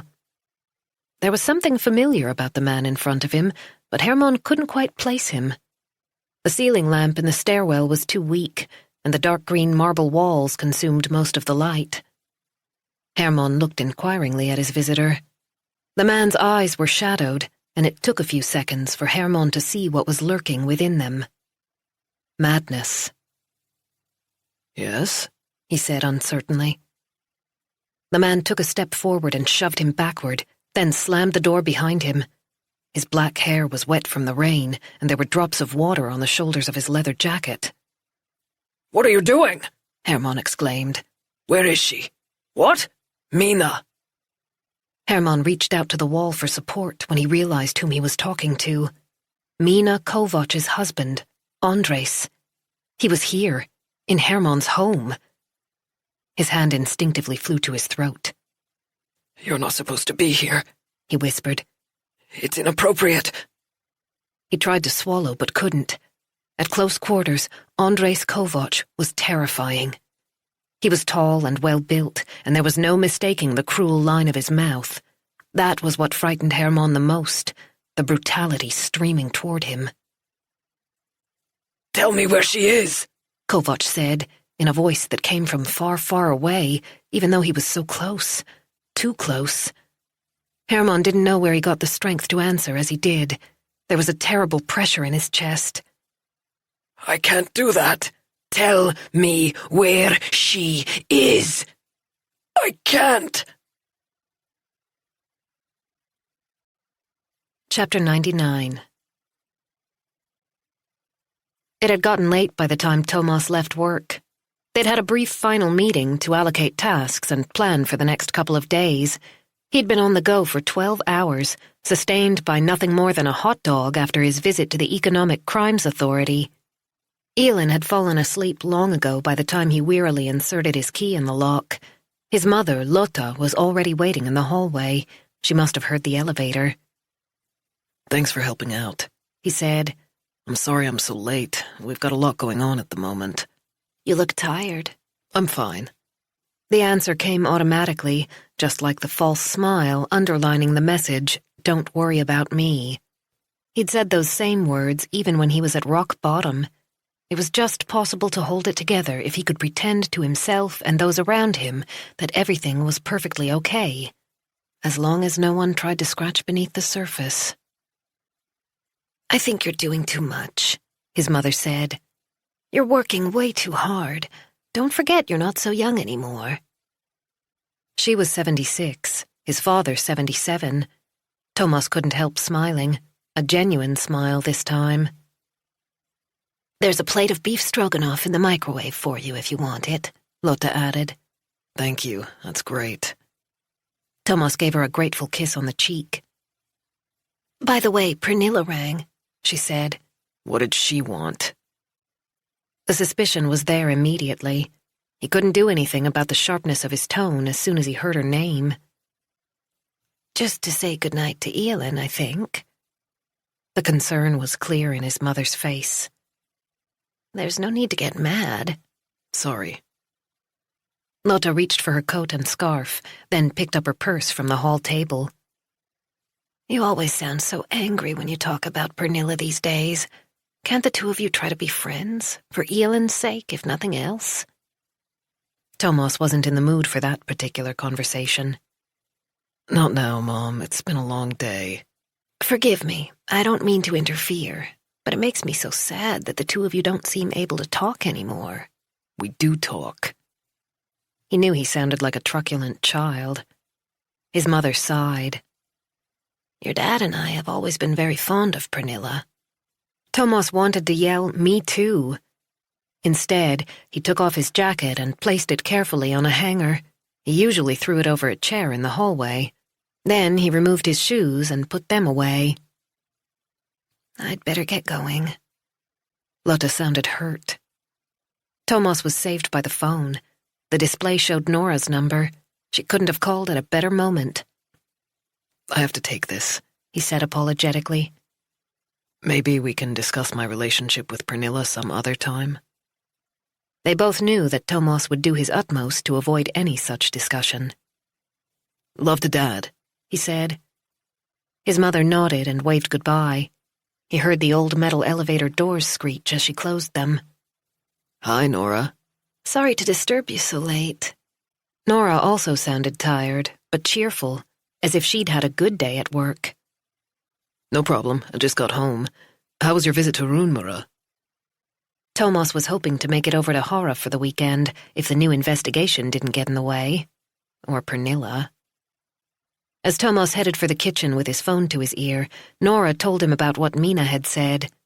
There was indeed a plate of food ready to be reheated in the microwave, and the table had been laid. He shouldn't have snapped at his mother like that. Without her help, his life would collapse. He went to check on Elin. She was fast asleep, surrounded by a sea of cuddly toys. He kissed her gently on the cheek.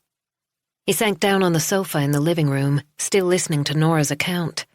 He moved a small collection of Elin's dolls onto the coffee table. Half the apartment looked like a toy store. Mina mentioned Andres' brother, Emir, Nora said. Apparently he was a thorn in Dino's side. Did you know about him? Only 14 hours had passed since Herko's body was found. They'd brought in extra staff who'd worked intensively all day, but there was still so much to do. It was like doing a jigsaw puzzle the size of the Atlantic. They'd made a start on one corner, nothing more, and most of the pieces were missing. Thomas got up and fetched a pen. He grabbed the morning paper, which as usual he hadn't had time to read, and made a note in the margin. Check out brother, Emir Kovac, thorn inside. It was something at least. According to Mina, Emir's worse than his brother, deliberately cruel. She liked Dino, but loathed her brother-in-law, Nora went on. Charming family. Did you manage to pick up Andres Kovac? I'm afraid not. A patrol car went to his house, but he didn't seem to be home. His lawyer claims he's sick. Nora snorted. I told you she was tricky.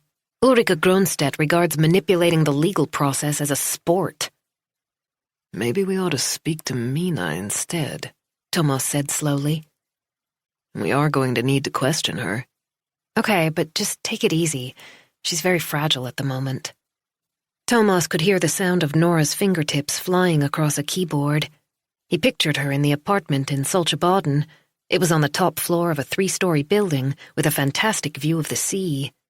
It almost felt like being in the archipelago, yet it was only a 20-minute drive into town.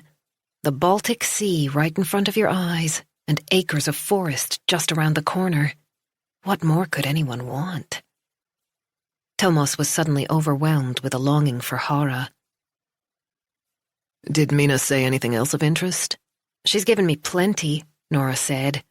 I'm going to go through everything with a fine-toothed comb tomorrow, but it should be enough to have Kovac arrested, even if your investigation hasn't quite reached that stage. I don't need a particular reason to bring him in. Nora laughed. Well, there's nothing wrong with your self-confidence. By the way, you asked me if Kovac is left-handed? The answer is yes. Chapter 100. Hermann backed away. Kovac followed, making sure the distance between them stayed the same. Hermann had never been a brave person. He knew he was no match for a man like Andres Kovac, but he couldn't tell him where Mina was. If he did so, he would be condemning her to death. He knew that with absolute certainty. Kovac had crossed a line. His eyes were wild, and he had only one goal: to force Hermann to reveal Mina's address so that he could track her down. Hermann's brain had never worked so fast. His mind raced as he tried to weigh his options. His cell phone was in his briefcase. Kovac would be on him before he got anywhere near it. He'd gotten rid of the landline last year because only the odd cold caller used it. He could hear his heart pounding in his ears. He was alone in the apartment with a hardened criminal, a man who had almost beaten his own wife to death, a man who seemed prepared to go to any lengths to punish her for leaving him. Hermann was finding it hard to breathe. The dim light reinforced the sense of unreality. A large dust bunny lay in one corner. He hadn't noticed it before. The cleaner must have missed it. The shadows were closing in. Tell me where she is! Kovac yelled again. He hadn't shaved, and the dark stubble made him look even more menacing. This isn't happening. Hermann looked for a weapon, anything at all that he could use to defend himself. There were knives in the kitchen. Could he get that far? Kovac seemed to realize what he was thinking. He raised a warning hand. Otherwise, I'm going to have to hurt you, he said. Hermann backed into the library, where he'd been sitting only minutes ago, enjoying his book and his cognac in peace and quiet. Everything looked the same. Bach's fugue in D minor was playing in the background. Kovac didn't take his eyes off Hermann as he walked over to the CD player and turned the volume up high. The room was filled with loud, dramatic organ music, increasing in intensity as it reached a crescendo. The sound bounced off the walls. Hermann could feel the vibrations right through his shaking body. Sweat was dripping from his upper lip, but he didn't dare wipe it away. He didn't dare do anything at all. His eyes darted between the 3 windows and out toward the street. The apartment opposite was in darkness. There was no one home to see that he was in danger. Shouting for help would be pointless. None of the neighbors would hear him above the deafening music. Kovac was waiting for an answer. He filled the doorway of the library, the light from the hallway forming a blurred halo around his head. He took a step forward. Hermann stared at him, transfixed. He'd already backed so far into the room that he was right in front of the open fire. His shirt was drenched in sweat, the fabric so wet that it was sticking to the grey mantelpiece. His glass was on the table, where he'd put it down when the doorbell rang. The room closed in, then receded. Kovac came closer. Tell me where she is! As if in a dream, Hermann reached out, picked up the glass, and after a second's hesitation, threw it at Kovac with all his strength. Kovac turned his head and the glass went sailing past, some distance from its target, and shattered on the floor. Hermann stared at his failed attempt to fight back. Kovac was smiling in a most peculiar way. He bent down and picked up the stem, which was still intact. It was crowned with sharp edges, the light sparkling on the broken crystal, and it was pointing straight at Hermann. Please, Hermann whispered. Bach's rich melodies filled his head as Kovac moved toward him. Thursday. Chapter 101. When Mina woke up at about 5 o'clock, needing to go to the bathroom, she felt as if something was missing. It took her a few seconds to realize what it was. The weight in her chest, the sense of approaching disaster, was gone. She'd done it. She'd told someone about what Andres had done to her, shown her photographs to an outsider. She had taken a stand against her husband. Her heart skipped a beat at the thought. Had she really been so brave, finally dared to stand up for herself and Lucas? The pictures of her battered body had been her deepest secret. She was so ashamed. It had been impossible to share them with anyone. No one must know what was going on. Now she'd taken irrevocable action. She slipped into the bathroom, then returned to her bedroom. It was beginning to grow light outside. She caught a glimpse of the grey dawn through the gap at the side of the roller blind. The sun was rising. She got back into bed and closed her eyes. Anna Maria had assured her that she'd done the right thing. She would never have to be afraid of Andres again. Still, the tears came. It was hard to believe that it was really true, that she was safe, but she felt safer than she'd been for years. She trusted Nora and Layla when they assured her that Andres couldn't get to her. Layla wasn't like the other police officers she'd met, tall, well-built men who'd tried to persuade her to testify against Andres. They'd made no attempt to hide their frustration when she refused to cooperate. Sometimes they would roll their eyes and sigh at her explanations for her injuries. One of them had gone so far as to say that she had only herself to blame if she came out with excuses so transparent that anyone could see they were made up. Layla was different. She was tough, but she was on Mina's side. Anna Maria had been a huge support too. Mina would never have imagined that there were so many people who wanted to help her. She got out of bed and took her blanket over to the armchair by the window. She'd often sat there over the past few days. There was something peaceful about the view of the water.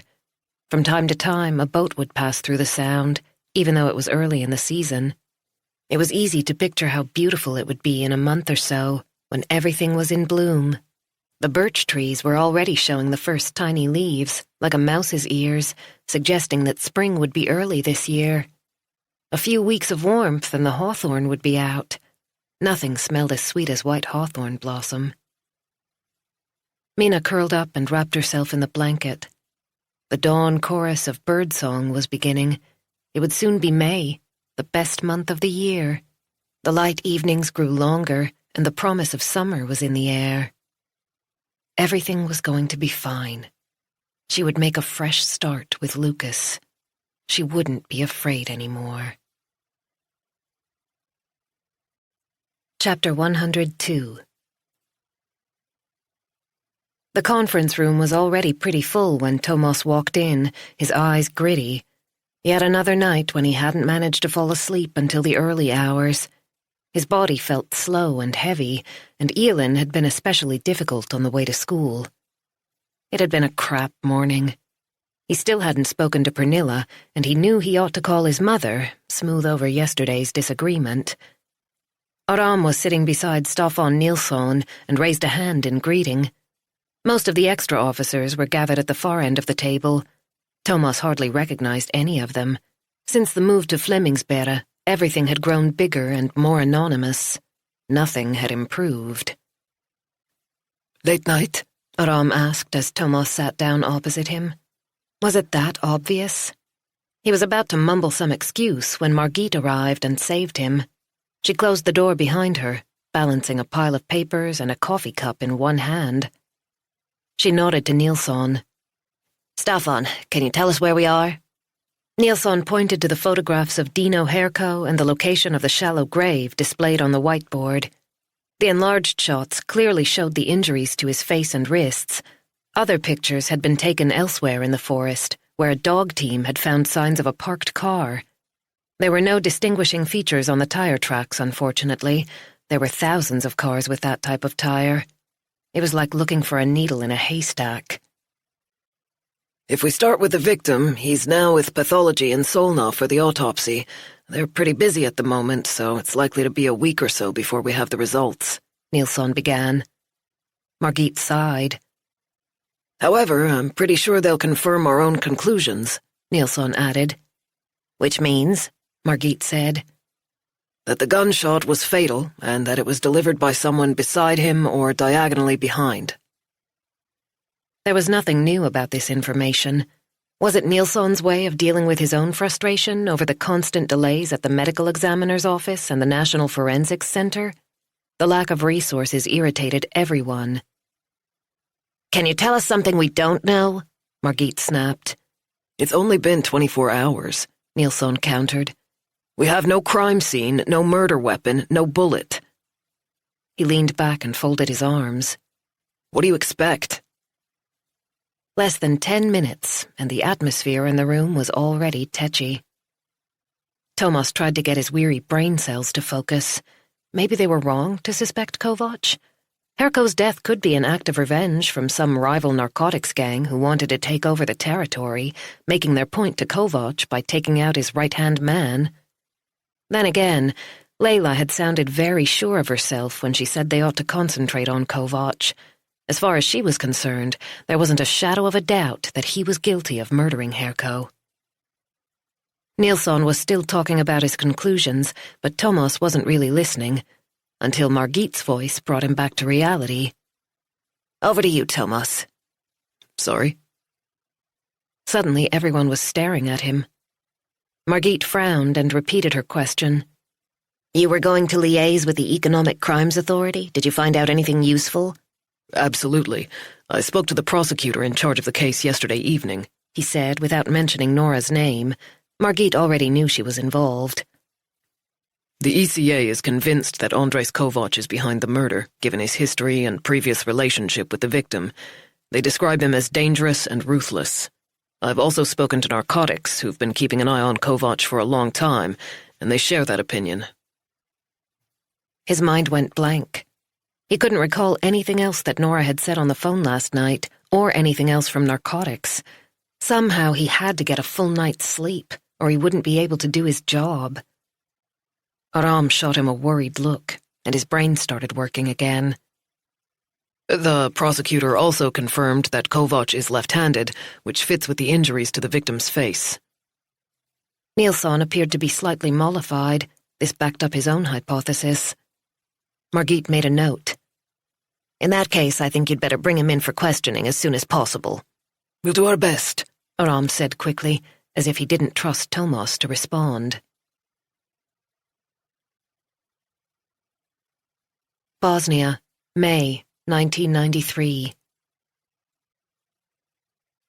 Zlatko's gaze bore into Selma. She was still standing there, clutching his wallet. In seconds, he was out of the bed and by her side. She instinctively cowered, although he hadn't yet raised his fist. What are you doing? He said, his eyes filled with suspicion. It fell out of your pocket, she stammered, trying to come up with a reasonable explanation. I was just picking it up off the floor. She placed it on the chest of drawers, hiding the notes in her left hand. Have you stolen money from me? For the first time during their marriage, Selma wished her husband had drunk himself into a stupor. Then she could simply have walked out on him, consoled herself with the knowledge that they had loved each other once, before the war broke out, before everything was reduced to ashes. The tension was unbearable. We're leaving first thing in the morning, she sobbed. We can't stay here any longer. We'll die if we do. He still didn't understand what she was talking about. I'm so sorry, she said, her voice thick with tears. She could hear the desperation in her voice. I still love you, she whispered, knowing it was true. But I have to save the children. Any second now, he would lose control, but she couldn't let him stop her from getting the boys to safety. Even if he beat her half to death, she was determined to make sure that Andres and Emir grew up in a country free from war and bloody massacres. The love for her husband remained, in spite of everything that had happened between them over the past year, but nothing was stronger than her love for her children. We're going with Blanca and Dario. She says it's possible to drive to Hungary via Croatia. We're aiming for Sweden. They'll accept us. Zlatko's expression changed. The anger and bitterness that had tainted their relationship for so long disappeared. He pulled her close and held her. Selma didn't know what to think. Could she allow herself to relax in his arms? In that case, I'll come with you, he murmured, stroking her hair. It had begun to turn silver at the temples in recent months. You were right all along. I was just too stubborn to see it. Selma couldn't quite believe what she was hearing, but at last she was weeping tears of joy, not sorrow. I'm not losing my family, Zlotka went on, hugging her tightly. We'll all go at first light. Families stick together. Chapter 103. Ulrika had found it impossible to concentrate all morning, even though she had a great deal of preparation to do for the afternoon's trial. Her client was accused of stealing goods in transit and had already been remanded in custody for quite some time. He was also teetering on the brink of depression. In a couple of hours, she would have to get in the car and drive to the courthouse. Before then, she needed to polish her opening address and check a few legal details. Nico was going with her. There was a knock on the door. Yes? Nico came in clutching a pile of documents, presumably the cases she'd asked him to dig out at short notice. I just wondered, what time are we leaving? He said. 12:15. Ulrika gave him a look. Don't you have a calendar where you can keep track of your appointments? Yes, sorry. He placed the papers on her desk, then turned away. Close the door behind you, she called after him. She knew she sounded disproportionately annoyed, but her nerves were as taut as violin strings. Kovac still hadn't been in touch, although she'd left even more voicemail messages. She'd also tried Hermann Wiebohm, but he wasn't answering his cell phone. She was reluctant to contact his secretary. She didn't want to arouse suspicions unnecessarily. When her office phone rang, she grabbed the receiver with such force that the whole thing nearly fell on the floor. It was her dishwasher repairman. He couldn't make it today. Would next week be okay? Ulrika put down the receiver, then took a swipe at the documents Nico had brought, scattering them in all directions like oversized snowflakes. Shit. One last sheet of paper drifted down onto the carpet. Where the hell was Kovac? She picked up her cell phone and dialed his number one last time. Hello, a voice mumbled. Ulrika couldn't determine whether she'd woken him or he was drunk. Didn't you get my messages? I'm sleeping. I can't talk to you right now. The call ended, leaving Ulrika staring in disbelief at her phone. Who the fuck did he think he was? She sent a message. Call me! 3 exclamation marks to underline the urgency of the situation. He would no doubt ignore that as well, just as he ignored anything he didn't regard as important. She couldn't settle. The restlessness was eating her up. She called Hermann Wiebohm yet again, listened to the signals ringing out until the voicemail took over. She didn't leave a message. She took several deep breaths, then looked up the number of his practice. His secretary answered. Ulrika recognized her voice. She had a good memory when it came to people. She didn't bother introducing herself. I need to speak to Hermann Wiebohm. Who's calling? Ulrika hesitated. No one could dispute the fact that she had a legitimate reason for contacting Wiebohm. She was representing Andres Kovac. She could always claim that he wanted to know how his son was. Ulrika Grunstedt. I'm an attorney, she said reluctantly. There was a brief pause. Ulrika held her breath. She was still hoping to be put through to Wiebohm, in which case her fears would prove to be unfounded. I'm afraid he's not here, the secretary said. When will he be in? I don't actually know. I haven't heard from him this morning. Chapter 104. The sky was overcast, but the day was pleasantly warm. Mina decided to take Lucas out for some fresh air. She settled him in his stroller and set out along the road. Anna Maria had mentioned Solberga Farm, a family-run business in the south of the island. They grew crops and farmed sheep, and apparently there was a really nice store. Maybe she could find a soft sheepskin blanket for Lucas's stroller. He fell asleep after only 10 minutes. She still had that secure feeling from earlier this morning, a kind of warmth in her heart. It was a long time since she'd felt that way. She was almost happy. It was good to get out. Her ribs didn't hurt so much anymore, and with a little makeup, she looked perfectly normal. She missed the opportunity to exercise. Maybe she could ask someone at the shelter to watch Lucas tomorrow so that she could go for a run. She passed the bridge leading to Stura and continued beside the narrow channel between the islands. There wasn't a soul in sight, but she didn't mind. In fact, she appreciated the peace and quiet. Several new women had arrived at the shelter over the past couple of days, and there were people everywhere.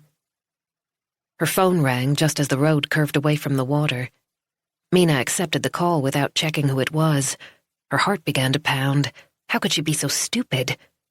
She stared in horror at the display, then realized there was no need to be afraid. It wasn't Andres calling to hassle her. It was her father. "Hi, Dad," she said cheerfully. "How's Mom?" Darling Mina. His voice broke, and she could hear what sounded like sobs. "Dad?" His distress turned her blood to ice. "What's happened, Dad?" It's Mom. "What do you mean it's Mom?" She's not with us anymore. "I don't understand." Mom passed away an hour ago." Mina swayed. It couldn't be true. She was having a nightmare, just like the other day. She was asleep in her bed. She would wake up in a minute, and everything would be back to normal. Like this morning, when she'd almost felt happy. Sweetheart, I'm so sorry. Her father's voice penetrated Mina's consciousness. She let go of the stroller and doubled over. The phone slipped from her grasp and fell to the ground. No, no, no. She was violently sick, right in the middle of the road. From a great distance, she heard her father calling out her name. Mina? Mina? Hello, are you still there? She vomited until there was nothing left in her stomach. In the end, she was bringing up clear phlegm that hurt her throat. Mina? Mina? Slowly, she began to breathe. She picked up the phone, leaned on the handle of the stroller for support, and managed to straighten up. How could anything hurt so much? "Sorry," she whispered eventually. "I dropped my phone." Her hands were shaking so much that she could hardly hold the phone to her ear. She forced her voice to obey. "What happened?" Her condition deteriorated during the night. I thought they were going to be able to save her. She got worse the other day, too, but they stabilized her. She just stopped breathing. Mina couldn't speak. There was nothing they could do. And they tried, but it was too late. She'd had a cardiac arrest, and her heart was too weak. He let out a sob. She passed away at 9:20 this morning. I've been sitting with her ever since. I couldn't just get up and walk away, so I sat beside her and held her hand until they came for her. Mina stared at the remains of her breakfast in the dusty gravel. It stank, and something pink and half-digested with little lumps in it had splashed onto one of her boots. Bright green blades of grass were sticking up in the middle of the disgusting slop. Tears poured down her cheeks. She looked so peaceful, lying there, her father went on. I think she murmured your name before she fell asleep. She was thinking of you right to the end. Always remember that. Mina couldn't take it in. Her mother would never give her another hug or a reassuring pat on the cheek, never hold Lucas in her arms. She was sweating and shivering at the same time. She loved you so much, Mina. Dad's breathing was uneven. She wasn't in pain. The staff assured me of that. She didn't suffer. Guilt sucked all the air out of her lungs. This was all her fault. If she hadn't gotten together with Andres, none of this would have happened. He wouldn't have gone to her parents' house and threatened them. If she hadn't married Andres, her mother would still be alive.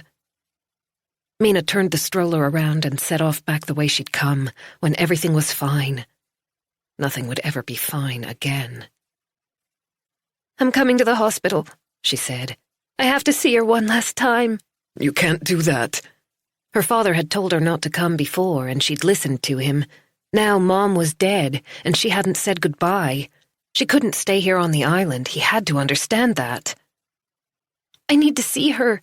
Please, Mina, do this one thing for me. He was crying now. I can't lose you as well. Promise me you'll stay where you are. I'll come to you instead when everything's taken care of here. I'll come as soon as I can. Tomorrow at the latest. Mina gave in. Okay, she whispered. I'll see you very soon, darling girl. Where are you? I'm at a shelter called Freya's Haven on Runmaro, directly opposite Stofsness. Chapter 105.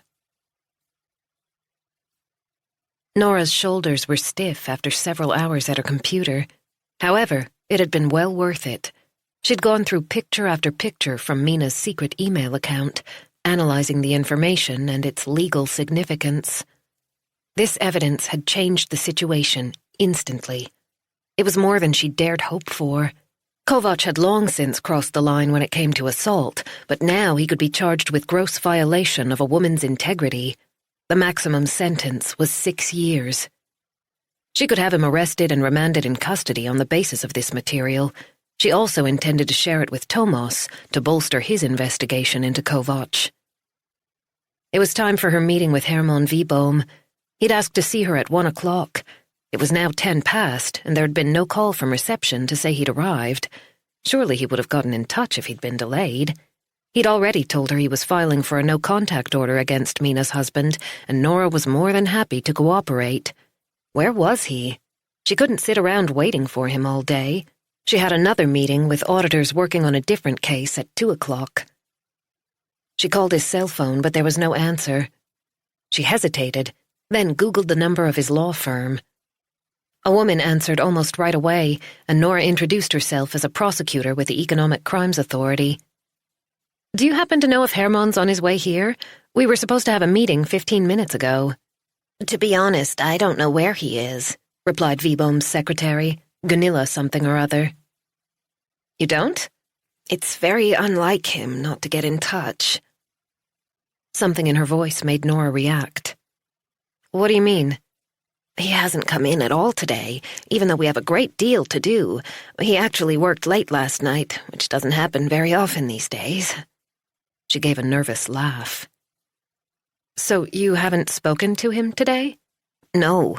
Have you called his cell phone? Yes, but there's no answer. Nora stood up and stretched in order to get her circulation going.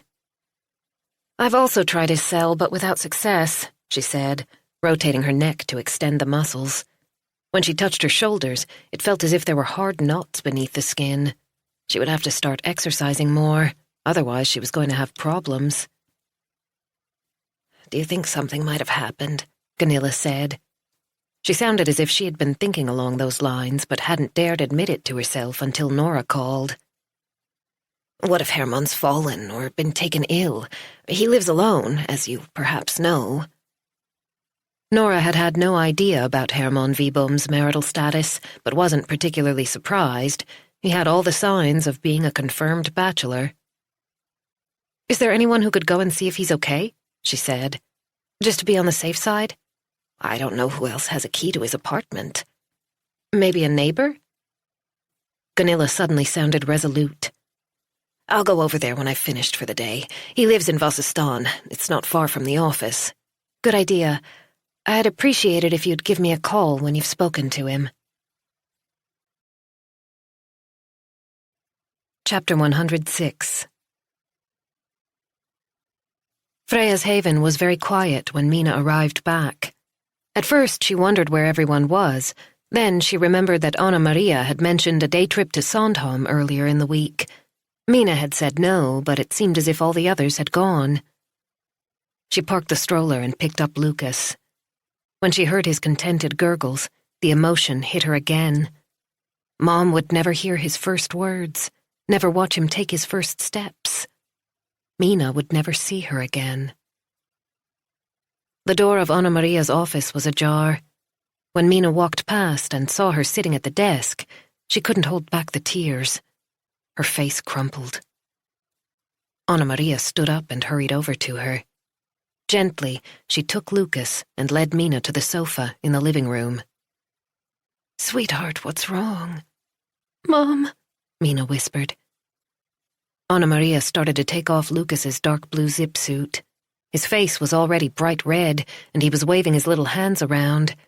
He soon settled when the outer garment was removed. "Tell me what's happened." "Dad called," Mina began.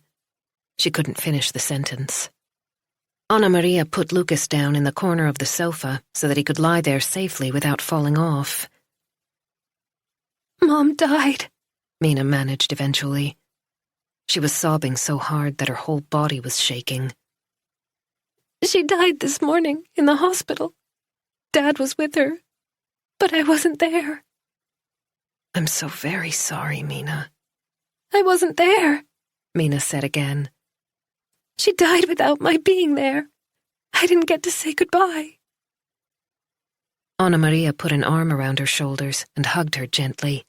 She too had tears in her eyes. "You couldn't help that." "You don't understand. It's my fault that she's dead." Andres had done this to her parents, to her. She hated him. "I can't do this anymore. I'm done." She rested her head on her knees and closed her eyes. Not even childbirth had been this painful. Anna Maria held her and let her cry. Mina's face was wet with tears and snot when she finally straightened up. "You'll feel better in a while," Anna Maria reassured her quietly. "I know that's hard to believe right now when it's all so fresh, but I promise you won't always feel this bad." She held out a wad of the tissues she always seemed to carry around with her, and Mina wiped her face. "Why don't you go and lie down?" "I have to go to Dad. He needs me." "Would he really want you to do that?" Mina looked down at the floor. "It's way too dangerous for you to leave Runmara at the moment," Anna Maria went on. "And I'm sure he realizes that."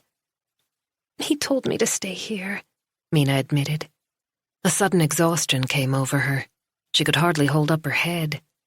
Her neck felt weak and thin, her eyelids as heavy as lead. She was so cold that her teeth were chattering.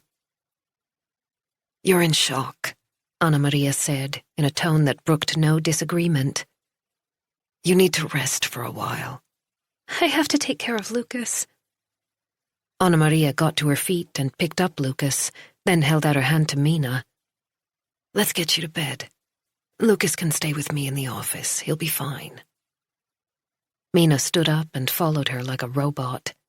She climbed into bed, and Anna Maria tucked her in with an extra blanket. "Try to get some sleep." "Thank you," Mina murmured, her eyes already closed. "None of this is your fault," Anna Maria said quietly before she left the room. "You mustn't blame yourself for your mom's death." Mina knew she was wrong. Chapter 107. It was 3:30 by the time Nora got back to her office. The meeting with the auditors had dragged on. Then she'd spent some time with Layla, going through the new criteria for Kovac's arrest. If they could be sure that Mina wasn't about to change her mind again, she was prepared to have him picked up this evening. She decided to speak to Thomas, assess the situation. "How's it going?" Not great. We can't find Kovac. We'll have to put out a call for him soon. "We need to liaise on that. I'm thinking of issuing a warrant for his arrest." Nora filled Thomas in on the latest developments. He's a popular guy. Thomas's ironic comment fell flat. He sounded so tired. Nora wished there was an easy way to make him feel better. A pill, a button to press, a witch's brew to put everything right. He'd been with Pernilla for so many years. Why was it always the people you loved best who hurt you the most? I really need to talk to Mina, Thomas went on.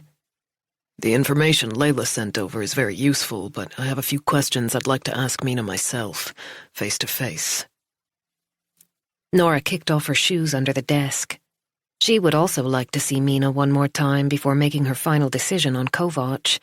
Depriving someone of their freedom was no small matter, and she still didn't entirely trust Mina to keep her promise and testify against her husband.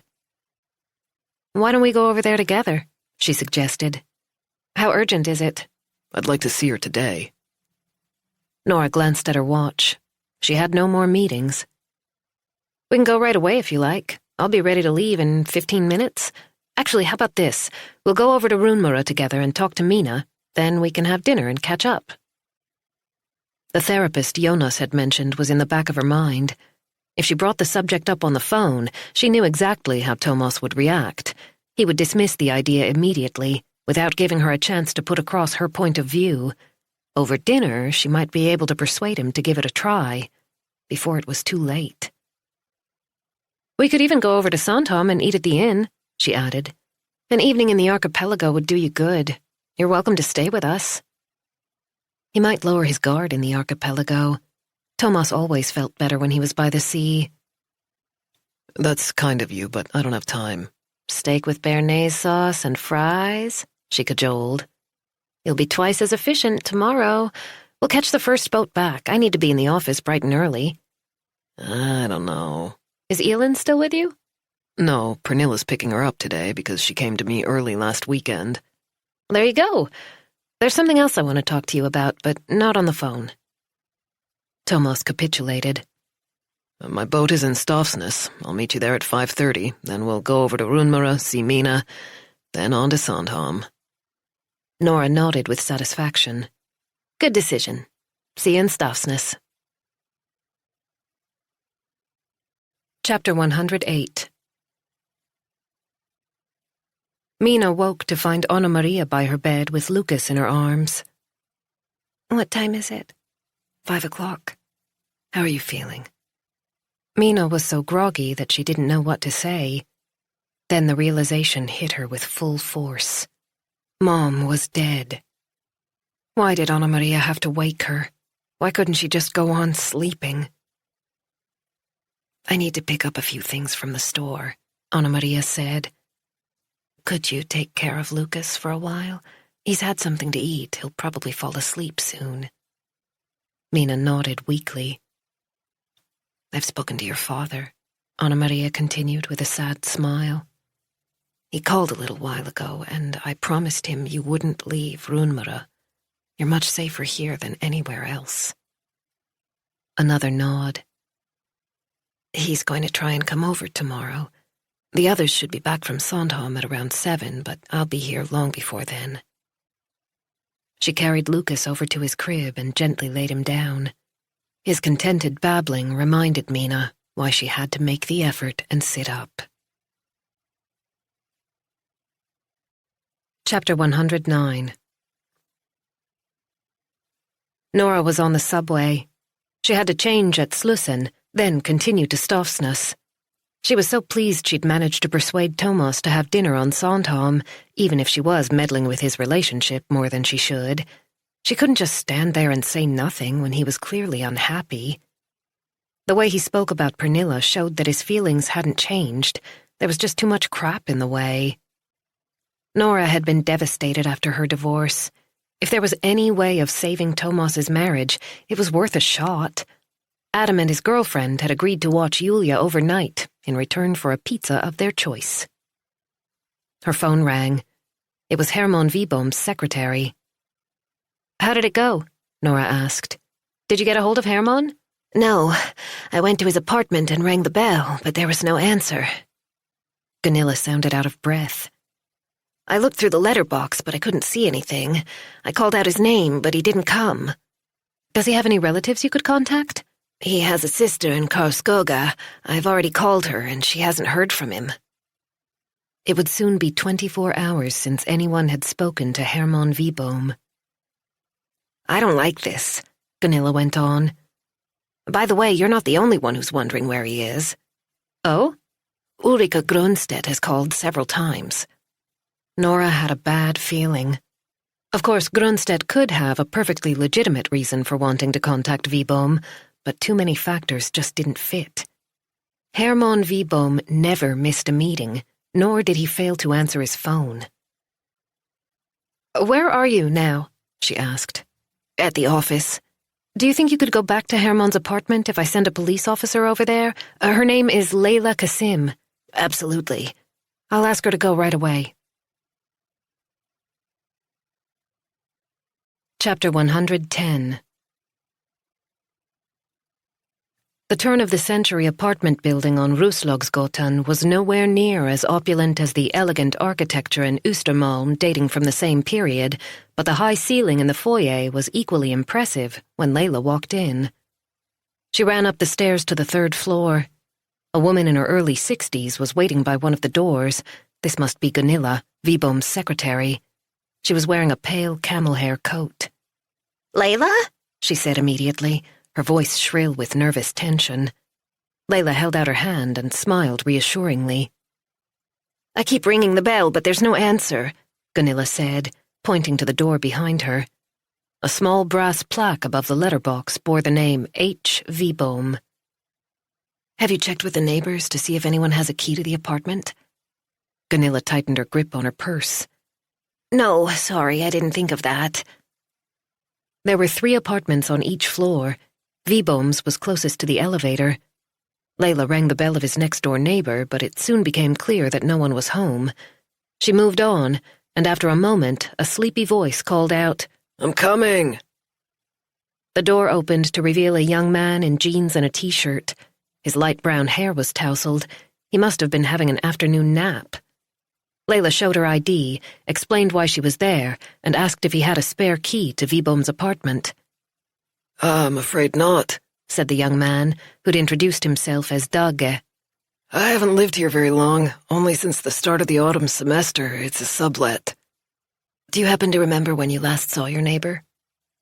Dagge shrugged. I'm not sure. We keep different hours. I'm studying biology at the university, so I often work late, and if I don't have lectures in the mornings, I sleep in. He yawned and scratched the back of his neck.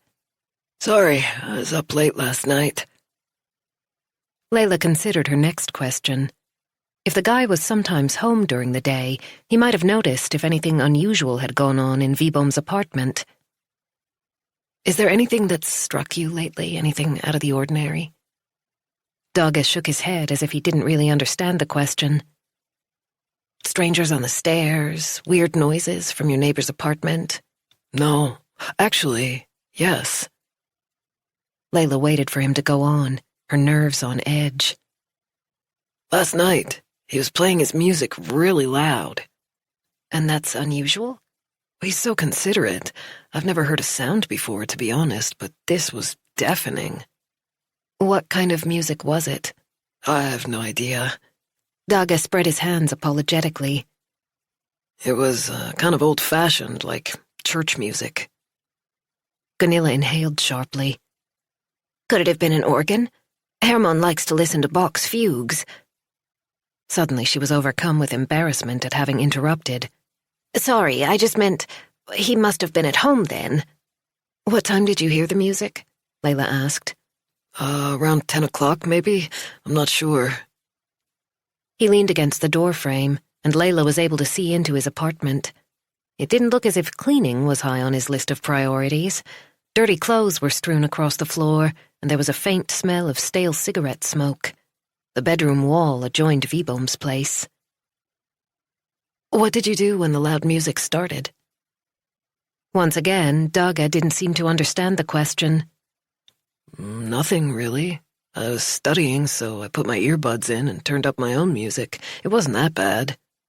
"Do you know when the music stopped?" Sorry, no. I've got an exam soon. I was concentrating on my work. "When did you go to bed?" After 1, maybe? Was the music still playing then? I don't think so. I guess he'd turned it off. "And you didn't hear anything else?" No.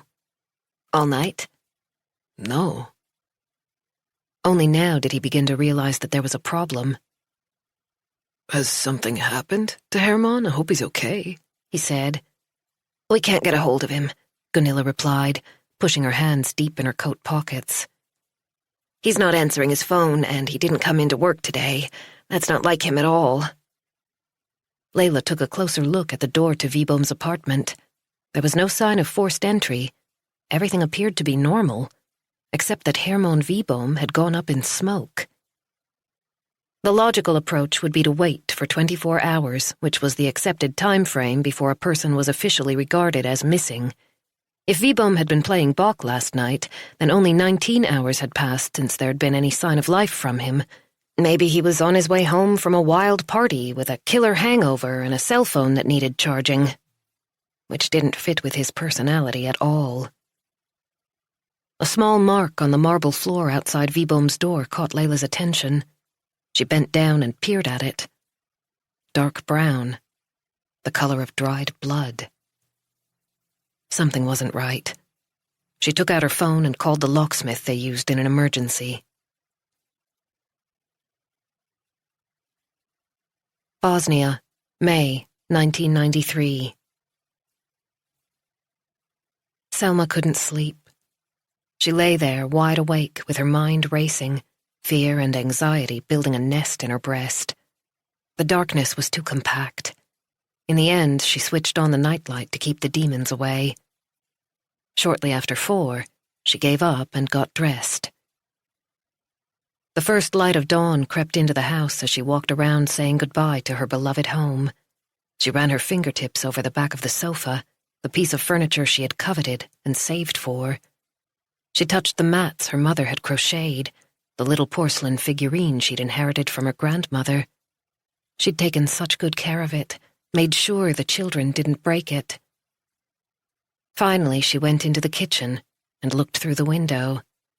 The garden was a riot of color. Was there any other country where the plants were so lush, where the roses were so beautiful, so perfect? Selma blinked away the tears. Maybe another family would move in and tend her lovely flowers. She would like to think so, but she knew there was a good chance that the place would be shelled and destroyed in a firestorm. She fetched her keys and put them on the table. There was no point in taking them with her, or locking the door behind her. She would never see her home again. With a heart so full of despair she thought it might burst, she opened one cupboard after another, trying to imprint every single thing on her memory.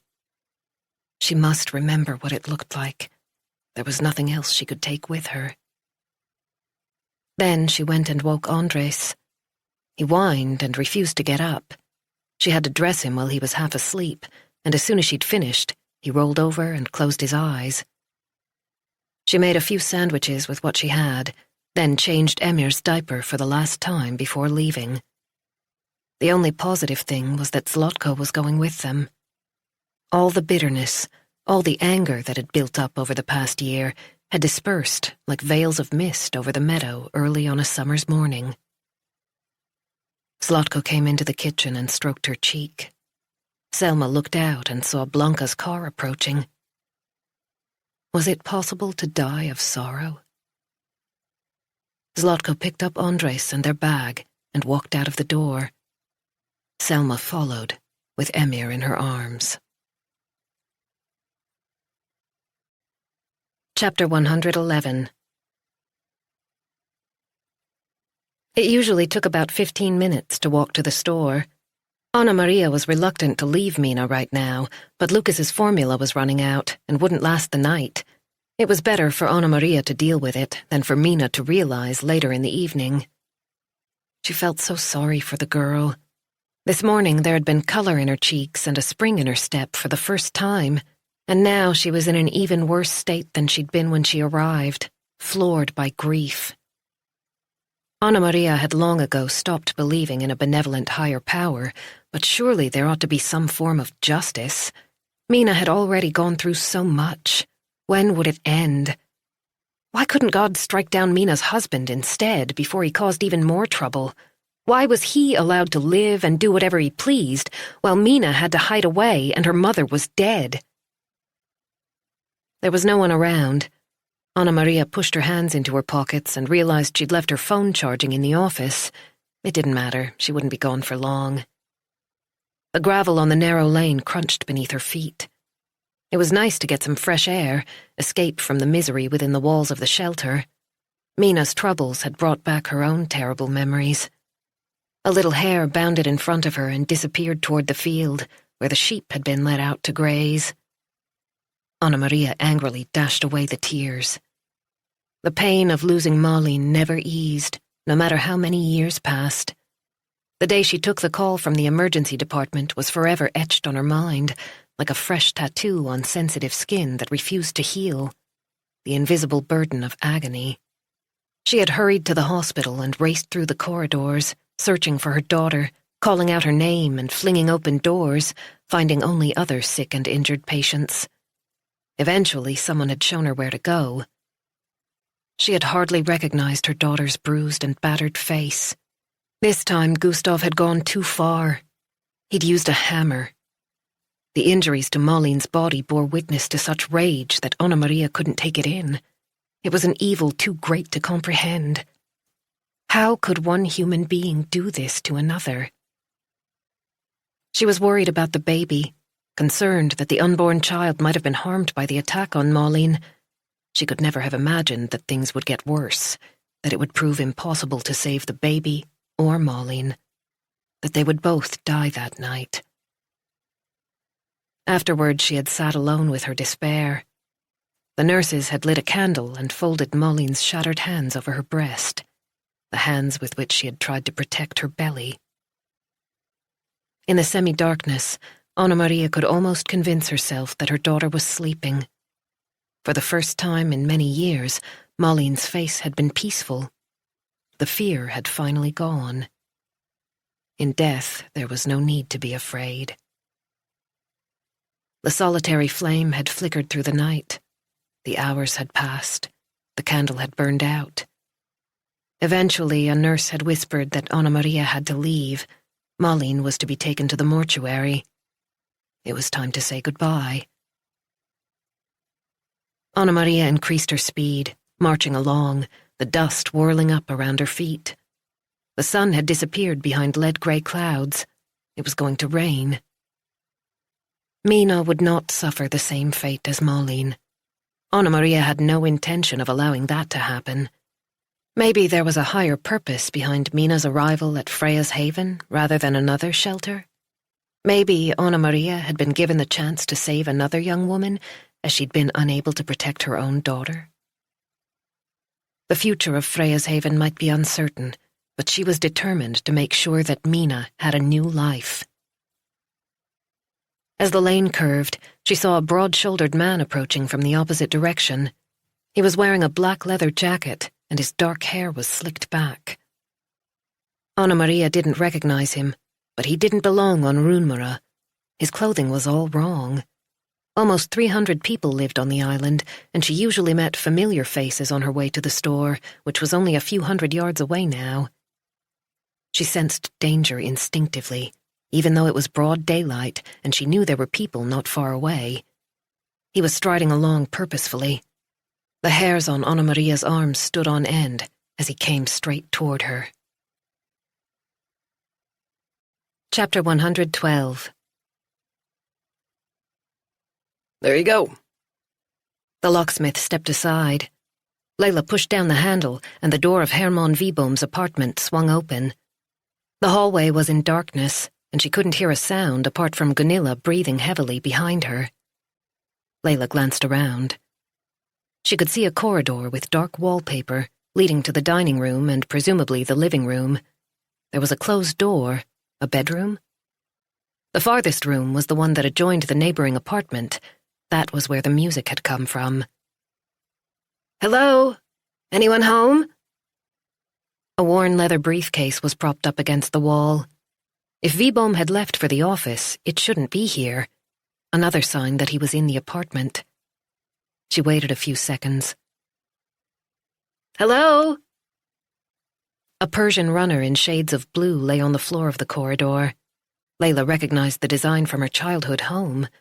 It was an elegant Nain rug, patterned with ornate flowers, their stems intertwined. Her father had been very fond of that particular style. Several irregular reddish-brown stains marred its beauty. The distance between them suggested that someone had walked to the door with something unpleasant on the soles of their shoes. Someone who'd been in a hurry. The locksmith was leaving. The sound of his footsteps echoed in the stairwell, then the outside door slammed shut. Silence. Layla knew she ought to call for backup, but instead she drew her gun. "Stay here," she said to Gunilla. The adrenaline was pumping as she edged forward, holding the gun in front of her. She checked the kitchen. Vibom wasn't there. She stopped outside the bedroom, took a deep breath. Then she flung the door open in a single movement with her left hand, not knowing what she might find. A neatly made-up bed stared back at her. Hermann Vibom hadn't slept there last night, which left only one more room. Chapter 113. The man was only 50 yards away when Anna Maria recognized him. Andres Kovac. The deep-set brown eyes, the broad mouth with well-formed lips. It couldn't be anyone else. He'd found out where Mina was hiding. How the hell had that happened? She reached into her pocket for the phone that should have been there, remembering too late that it was out of reach in her office. She had no way of calling for help or warning Mina. What was she going to do? She stopped dead. He was only a couple of yards away now. She stared at him, and fear took over. "Oh my God," she gasped. As soon as the words left her lips, she saw her mistake. He would realize that she knew who he was, and where Mina was hiding. What had she done? Kovac strode right up to her and grabbed her by the wrist, twisting the skin so that she cried out in pain. "I want to see Mina," he said. "Take me to her." A flash of insight.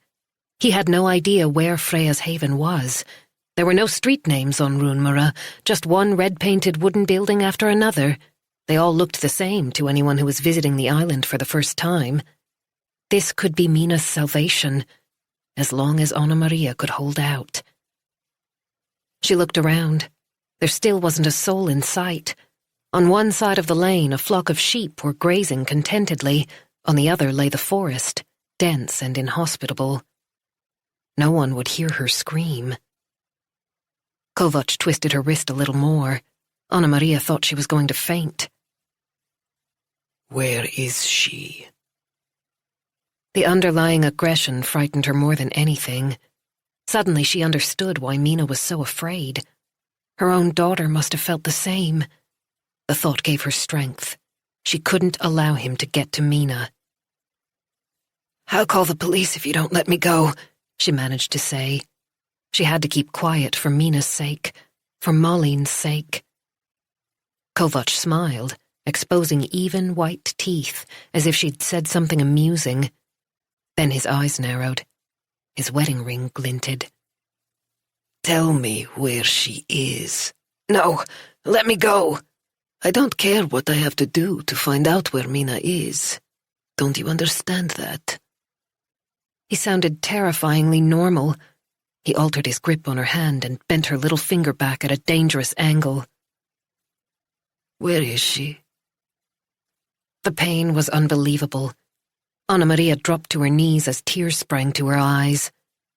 "Please, no," she gasped. She heard herself scream as the finger snapped like a chicken bone. "Where is she?" Anna Maria shook her head. Kovac produced a knife and brought it close to her face. She felt the touch of cold metal. He slowly stroked the blade over her skin, from temple to chin. "Tell me where she is, or I'll cut you." "No," Anna Maria sobbed. "I can't." Chapter 114. Layla hesitated outside the last closed door in Hermann Vibom's apartment. Her mouth went dry when she saw another dark red stain. Slowly, she pushed the door open. The sun wouldn't set for a few hours, but the room was gloomy. It faced northeast, and the building opposite took most of the light. The dark furniture and crowded bookshelves reinforced the impression of a cave. There were 2 wing-backed leather armchairs by the fireplace. Layla took a step forward, her feet crunching on broken glass on the floor. It took her a second or two to register the leg sticking out from behind one of the armchairs. She moved closer. Herman Wiboom was lying on his back with his eyes closed, his face battered. Blood had run down onto the parquet flooring, discoloring the herringbone pattern. Both palms were badly cut, as if he tried to defend himself against his attacker with his bare hands. Was he still alive? Layla slipped her gun back into its holster and knelt down beside Wiboom's unconscious body. His face was deathly white. She couldn't tell if he was breathing. She placed 2 fingers on the side of his neck, checking for a pulse. "Oh, God," she heard from the doorway. Gunilla was standing there, eyes wide with horror. "Is he dead?" At that moment, Layla felt the faintest beat beneath her fingertips. "Call an ambulance," she shouted. "He's still alive." Suddenly, Wiboom opened his eyes. The whites were bloodshot. He tried desperately to say something. His lips moved, but nothing came out. He groaned. "What are you trying to say?" Layla leaned closer and put her ear to his mouth. "He was here," Wiboom mumbled eventually. "Who was here?" "Mina's husband knows where she is." He tried to raise his hand, but his eyes rolled back in his head, and he lost consciousness. Chapter 115. Thomas left his car in the parking lot at Stafsnäs and headed for the small marina where he usually moored his boat when he went into town. He looked around for Nora. He was a few minutes early, so maybe she hadn't arrived yet. The Vaxholm ferry was still at the main quay, waiting for the bus from Slussen. He continued toward the Buster. The sky was overcast. He hoped it wouldn't start raining before they reached Runmura. At that moment, the bus pulled in. Thomas saw Nora as soon as the double doors opened. Most of the passengers made their way toward the ferry, weighed down with shopping bags. It must be the last trip of the day. Nora waved to him, but stopped when her cell phone rang. She fished it out of her purse and answered it. Her face changed immediately. Shock and horror were written all over it. She broke into a run. "Kovac has found out where Mina is," she shouted. "We have to go." Thomas moored the Buster in Stursvik as quickly as he could. Every second counted, bearing in mind what Kovac had done to Herman Wiboom. Nora had tried to contact Anna Maria during the short crossing, but there was no answer. Mina's phone was switched off. Even if they used a helicopter, backup wouldn't get there in time. Nora's face was white as she slipped her phone into her purse and jumped ashore before Thomas had tied the last knot. Dusk was falling, rain hung in the air, and the water was the color of lead. Nora had a head start, but Thomas soon caught up with her. They ran past the store and around a corner. A small group of people had gathered in the middle of the lane. A car with the driver's door open and the engine running was parked behind the group. Someone was lying on the ground. Thomas felt a surge of adrenaline. He increased his speed, even though he knew Nora wouldn't be able to keep up. "I'm a police officer," he shouted when he was about 15 yards away. "What happened?" A young man in blue dungarees turned toward him, looking horrified. "She was just lying there," he stammered. "I think I might have hit her, but it was an accident. I couldn't avoid her." He broke off and swayed where he stood. "She's covered in blood, and there's something wrong with her hand." No one else spoke, but people stepped aside to let Thomas through. An unconscious woman was lying on her back. She had a slash wound to one cheek, and the blood had run down her chin. 2 of the fingers on her right hand were sticking out at an impossible angle. They were broken in a way that couldn't possibly have anything to do with the car. She hadn't been there long. The blood hadn't dried. The attack had been brutal and deliberate. "It wasn't me," the driver whispered. "I swear I barely touched her with the fender." His face crumpled, and he sank to the ground, his back against the car. Thomas crouched down to check for a pulse just as Nora arrived, panting. "She's alive," he said over his shoulder. But she needs to go to the hospital. Has anyone called an ambulance? Nora inhaled sharply. That's Anna Maria, she exclaimed, looking around. She's the manager at Freya's Haven. She tugged at Tomas's jacket. Kovac must be here. Who else could have done this to Anna Maria? Call an ambulance and the police, Tomas yelled to the onlookers as he began to run. Chapter 116. Nora stopped behind a thick tree trunk around 50 yards from the white gate leading into Freya's Haven. That's it, she whispered, pointing to a large wooden house surrounded by several small cottages. Everything looked peaceful. There were no lights showing in most of the rooms. Tomas narrowed his eyes, trying to spot anyone moving around inside. Stay here, he said to Nora as he drew his gun. Be careful. Tomas was well aware that Kovac was dangerous. He was certainly armed with a sharp knife, at least. Presumably he was carrying a gun as well. Dino Herko had been shot dead. Nora grabbed his arm. It's too risky to go in on your own. Can't you wait for backup? There was no time, and they both knew it, given Mina's situation. Please? Tomas gently loosened Nora's grip.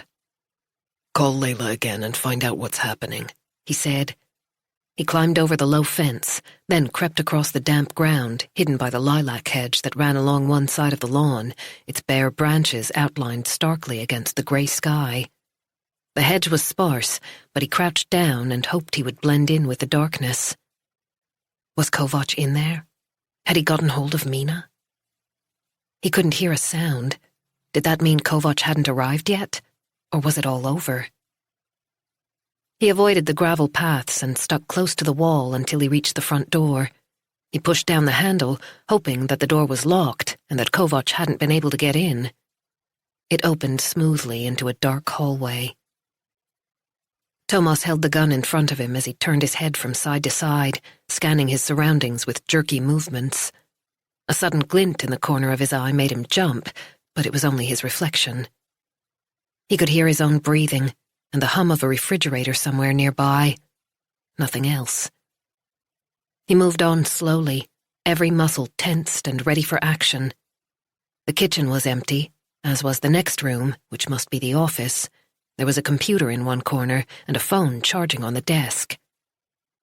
Something broke the silence, and Tomas stopped. A baby crying. He followed the noise along a corridor. He turned a corner and saw light seeping out of a half-opened door. He edged closer. A woman was sitting in an armchair, about to feed a baby with a bottle. It had to be Mina. At that moment, she became aware of Tomas outside the door. She dropped the bottle and clutched the baby to her breast. Tomas put a finger to his lips and mouthed, "Police," to reassure her. He stepped into the room and closed the door. Is your husband here? He whispered. Mina's hand flew to her mouth.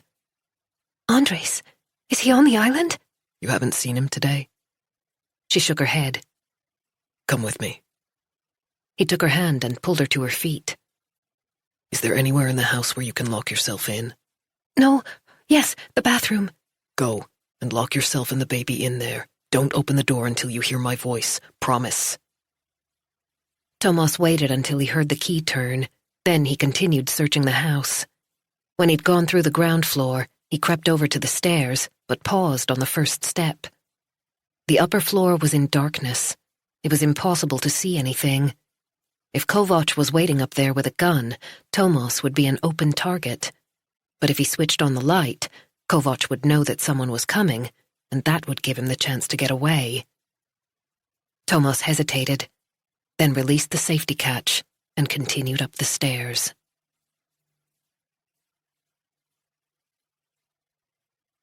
Bosnia, May 1993.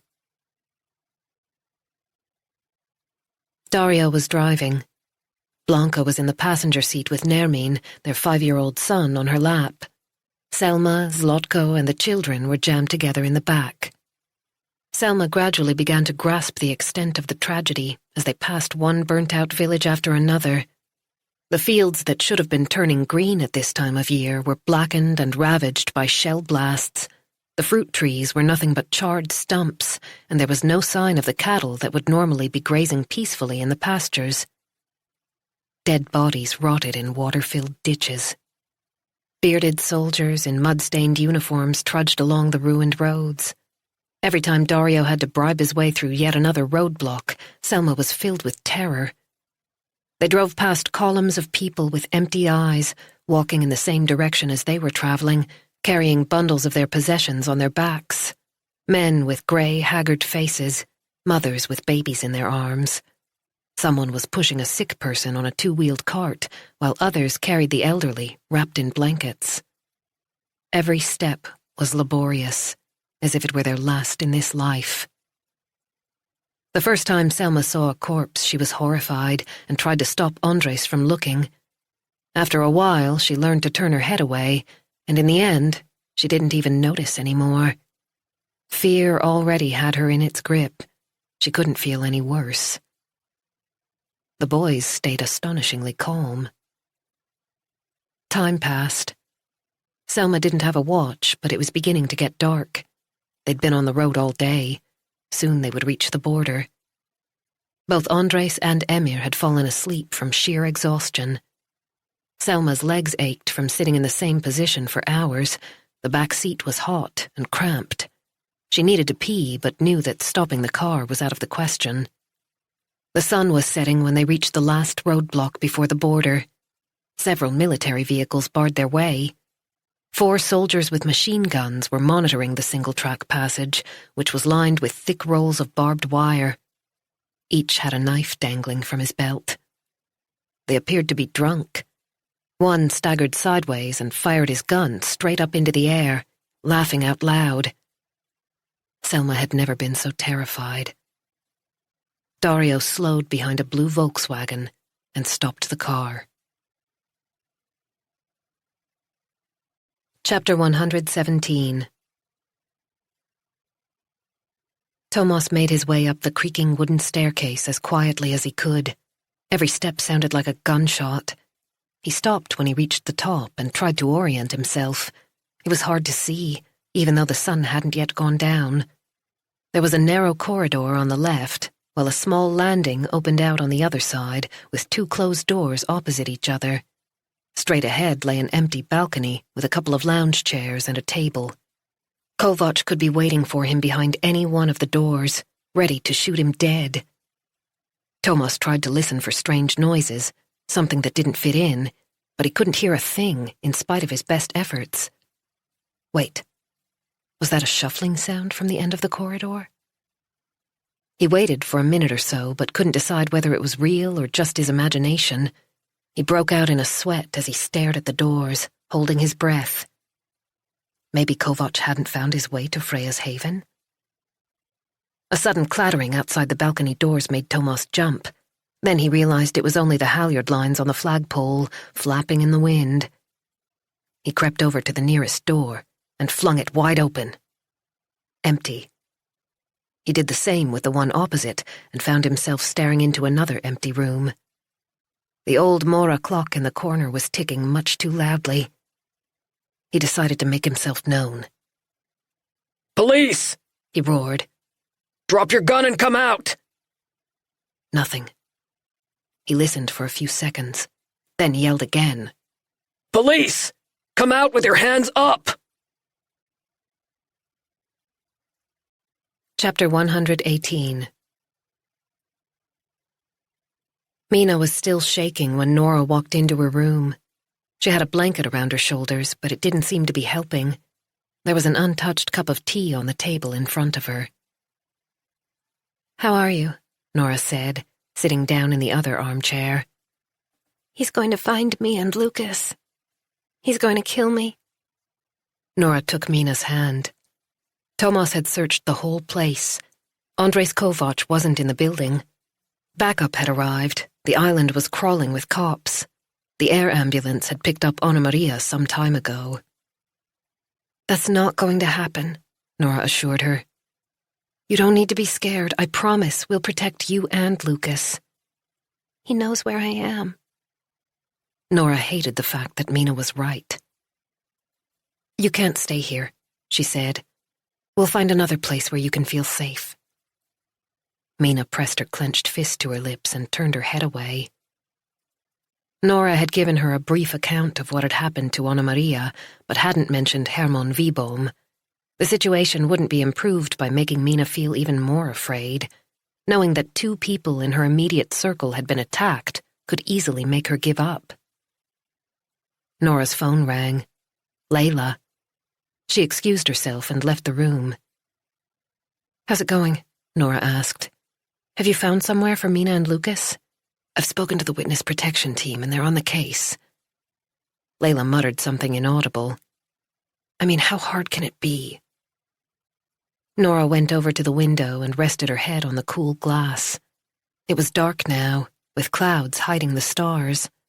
She could hear the barking of the police dogs searching for Kovac. "She can't stay here, Layla. I know. She'll probably end up in some crap hotel over the weekend." "A hotel?" "If they can't find a room in a safe house, they usually go for a hotel as a temporary measure. They said they'd call back as soon as possible." A movement behind Nora made her turn around. Mina was standing there. "Will you come with me? To the hotel?" she whispered. "I don't want to be in a new place all by myself. Please." Nora didn't even know what she was going to say until she said it. "I'll take her to Sandhamn. She can stay the night in my guest room, or she can have my old house. I don't have a tenant at the moment. No one will find her there." Layla didn't say anything. "Hello? Are you sure that's a good idea? Do you have a better suggestion?" Nora took a deep breath. "I can ask Thomas to take us over there in the buster when he's finished. He can stay the night too. No one will see Mina leave the island or find out where she's gone. Besides, I'm sure they'll find Kovac before long. There are cops everywhere, and a warrant has already been issued for his arrest." "Do you really want to take on the responsibility?" Nora saw Anna Maria's unconscious face in her mind's eye, the vicious cut on her cheek, the broken fingers. Herman Wiboom was in the hospital, seriously injured.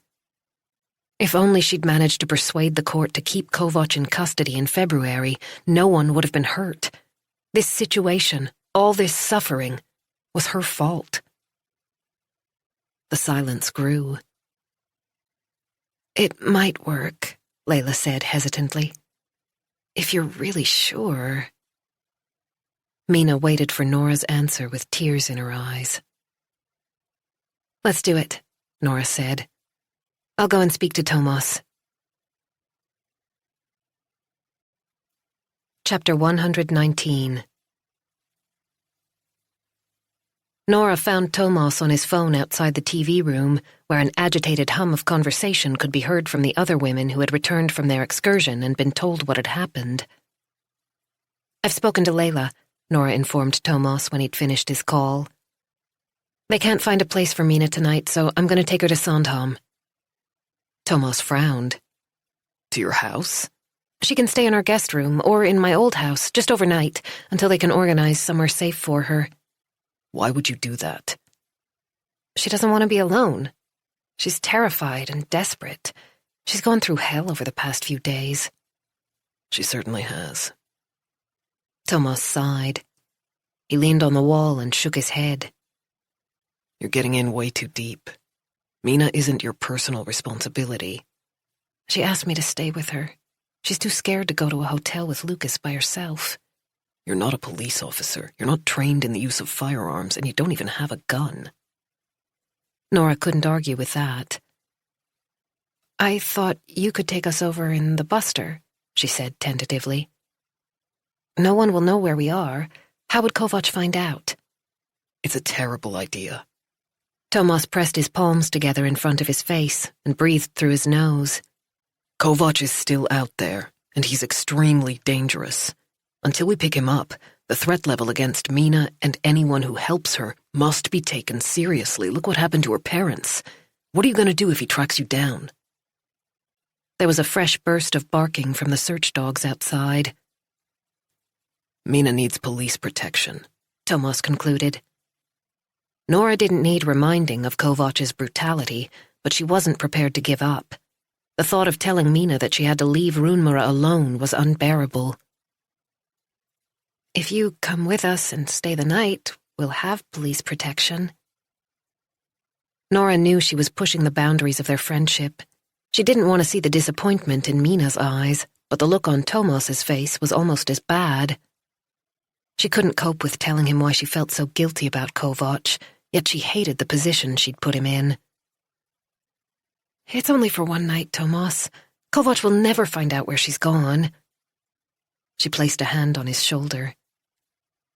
Please.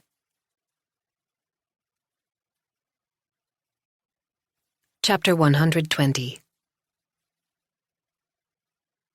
The wind was blowing straight in Nora's face as they set off from Runmara, with the lights of Stofsness sparkling directly opposite. A little voice whispered in her ear that they were going in the wrong direction, that she should be heading home to her own family instead of sitting in a freezing cold boat with a knot in her stomach. Mina was crouched in the stern in a borrowed sailing jacket, staring blankly into space with Lucas in her arms. Nora could see the tears dripping onto the baby's head. In the end, Tomas had agreed to let Mina spend the night in Sandhamn. With a bit of luck, they would pick up Kovac before dawn. There was a warrant out for his arrest, and dog teams were searching for him all over Runmara. As soon as he was in custody, the danger would be over. It couldn't take long. Everyone realized that Mina couldn't stay at Freya's Haven, but Nora had almost fallen out with Tomas before he gave in. They had just passed Iekne, where the illuminated sign on the jetty made it possible to orient oneself in the pitch darkness. The buster was moving fast, and Tomas was concentrating hard with the help of the lighthouses. The boat jolted, and Nora shivered in the cold. She hoped she wasn't putting herself in danger by taking Mina and her son to the Brand Villa, but there was no way she could leave Mina to her fate when she had failed so spectacularly to protect her from her husband. Her throat contracted.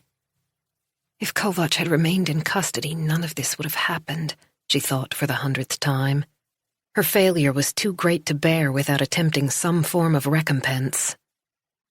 Jonas was due to land in Stockholm early tomorrow morning. Nora wasn't intending to tell him what had gone on until he arrived home. She thought it was best to avoid a discussion until Mina was safely installed in the house. The children were in the apartment in town, so she wasn't exposing them to any danger. Everything will be fine, she told herself. She knew she'd acted impulsively and compromised her professional integrity, but it was too late to change her mind now. The islands whizzed by, dissolving into dark silhouettes against the night sky.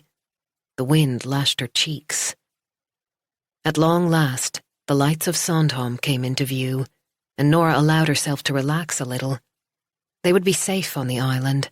There was no way Kovac would be able to track them down. Tomas slowed to 8 knots as they passed Vesterud and entered the zone where the speed limit applied. In a few minutes, they would reach Kvarnberget and Nora's own jetty.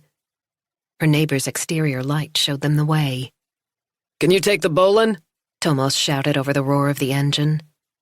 Nora made her way forward and got ready. She could feel his displeasure. He'd hardly said a word since they left Runmara. This is for Mina. I have to do this for Mina. And for myself. Chapter 121. Nora put down her knife and fork. She hadn't had much of an appetite, but had put together an improvised meal of spaghetti with a jar of pasta sauce.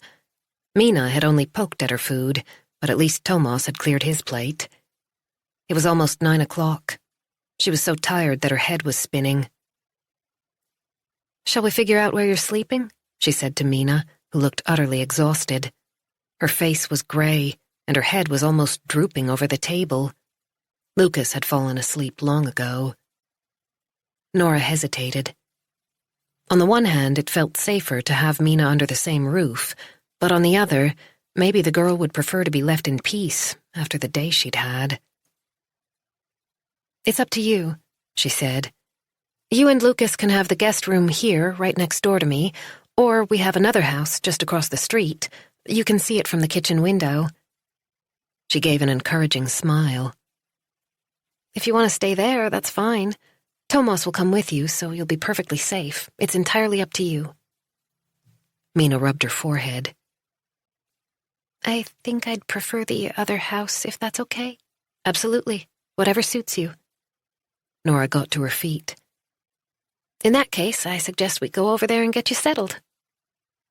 Nora unlocked the door and led the way in. She switched on the lights and turned up the heat. She'd lived here with Henrik throughout their marriage.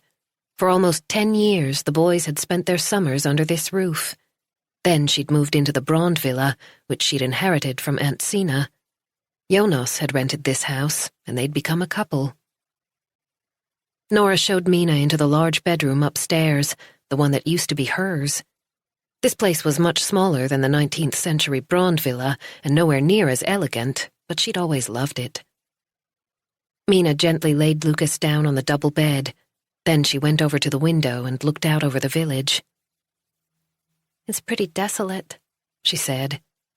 Most of the houses are unoccupied at this time of year. There are only about 90 permanent residents on the island. Mina ran her finger along the sill. Is that all?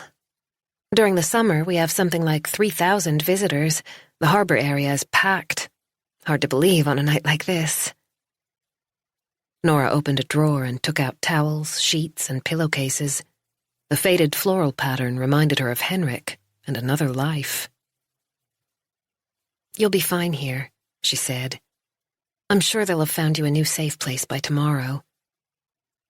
Mina was still gazing out of the window. They'll have picked up Andres long before that, Nora added as she began to make the bed. When she'd done one side, she moved Lucas across and made the other. He was still fast asleep, with his pacifier in his mouth and fingers spread like starfish. He was so beautiful. Nora gently stroked his cheek.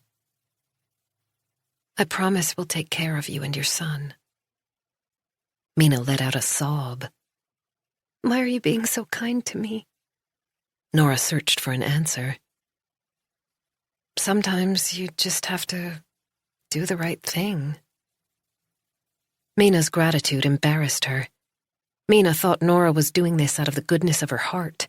She didn't know that the real reason was Nora's failure, the guilt she couldn't shake off. Anyway, Nora said, I hope you can get some sleep. She slipped the pillow into its case and smoothed down the covers. Don't worry about a thing. No one knows you're here, and Thomas will be sleeping in the other room. You won't be alone tonight. Mina shook her head. There's no need, I'll be okay. It's for the best. I'm sorry to be so much trouble, Mina whispered. Nora had a lump in her throat. You're no trouble. Thomas will be over soon. He's just making a couple of phone calls. Chapter 122. Mina locked the front door behind Nora, but left the light on in the hallway. She almost changed her mind. Maybe it would have been better to stay with Nora in the big house. And yet she longed to be alone, not to have to encounter a stranger every time she left her room. The stairs creaked as she went back to Lucas. There were 3 bedrooms, and she'd been given the largest. She switched on the lights in the other rooms, including the bathroom, which made her feel better. Then she got into bed, curled up in the fetal position next to Lucas, and closed her eyes. She filled her lungs with air, but she still couldn't breathe properly. Her chest seemed to have shrunk, as if something heavy were crushing it. This morning she'd thought life was getting better, that all the bad stuff had already happened. Then disaster struck. Mom. She longed for her mother. There was no one left now except for Dad. She had to take care of Lucas, but who would take care of her?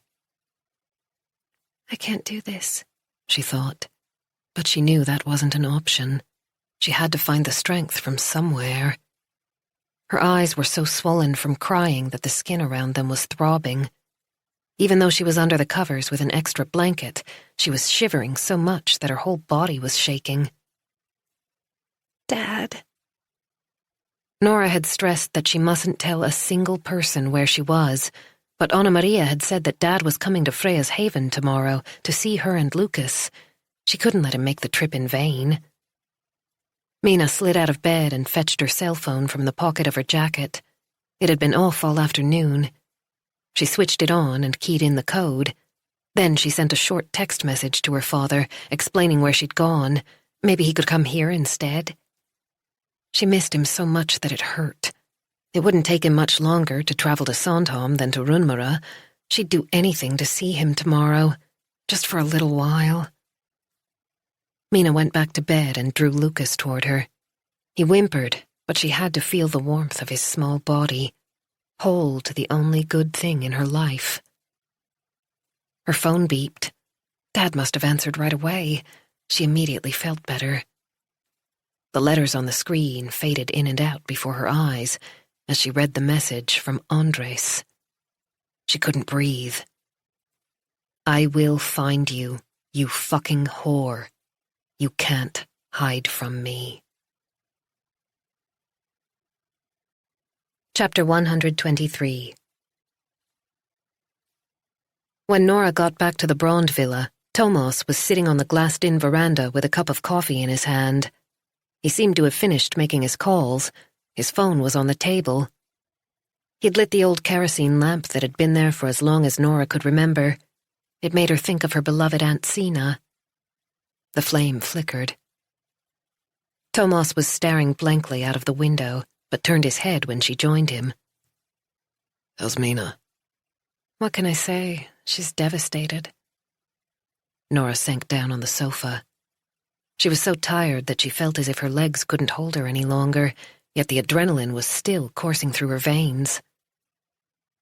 I think I'll have a whiskey. Would you like one? I would, but I'd better not, Thomas said with a weary smile. I need to keep a clear head since you got your own way. I'll go over to the house in a few minutes. He was right, unfortunately. Nora didn't want to be reminded that Thomas needed to stay sober in case anything happened during the night. She'd convinced herself that Mina was safe now. The alternative was too awful to think about. She went over to the big cabinet in the dining room where she kept her china and glasses. One shelf was set aside for Jonas's modest stock of booze. She found a half-full bottle of whiskey and poured a measure into one of Sina's fine crystal glasses, then rejoined Thomas. The alcohol burned on her tongue, but she began to feel warm again. Thomas was sitting in the wicker chair with his eyes closed. He was as exhausted as she was. It would have been much better if Mina had moved straight into a safe house, he said after a while. Well, she's here now.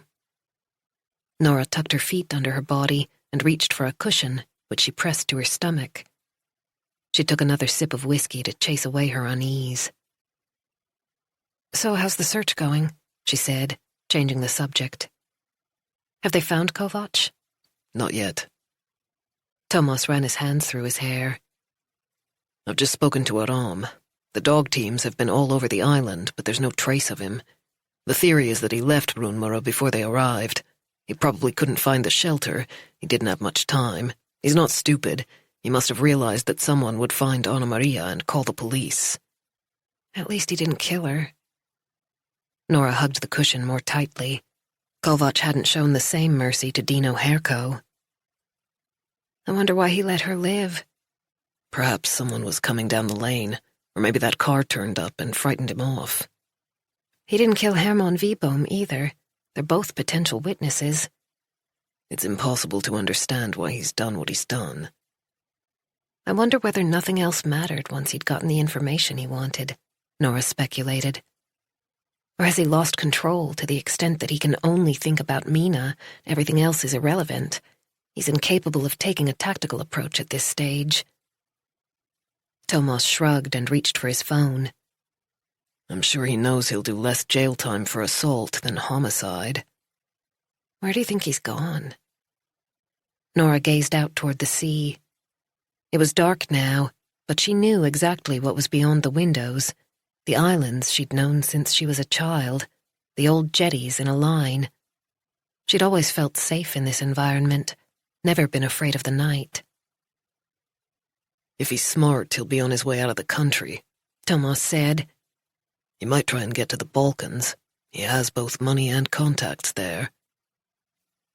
Nora was still mortified that Kovac hadn't been held in custody, but the net was tightening around him. He wasn't going to escape.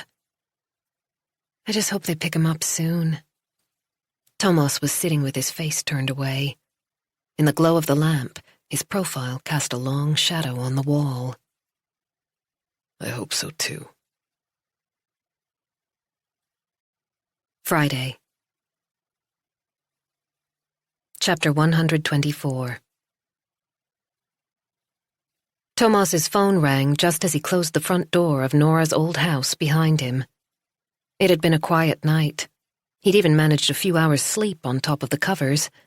This morning, the adrenaline was keeping him going. He wasn't as tired as he should have been under the circumstances. It was only 7 o'clock. Mina and Lucas were still asleep. It wasn't raining yet, but the sky was overcast. He glanced at the display. Aram. A patrol has seen a guy matching Kovac's description outside his brother's apartment. Of course Kovac wasn't dumb enough to go anywhere near his own home, but he should have realized that Emir's place would also be under surveillance. Or maybe not. A man on the run wasn't always on top of things. We're getting ready to go in, Aram continued. With a bit of luck, we'll arrest him by lunchtime. Thomas switched his phone to the other hand. If they were about to pick up Kovac, then he didn't need to worry about Mina or Nora. He could safely leave them for a few hours. I'm on my way over, he said. Okay. Thomas ended the call, and his phone immediately rang again. This time it was Layla Kasim. We have forensic evidence linking Kovac to the attack on Herman Vibohm, she began. The CSIs have found his fingerprints on a shard of glass and on the front door handle. Any news on Vibohm? He's not doing too well. He'd lost a lot of blood, and he'd also had a stroke. When will we be able to question him? It's impossible to say. He's in intensive care and he's unconscious. Thomas set off toward the jetty without knocking on Nora's door. He would call her from the boat.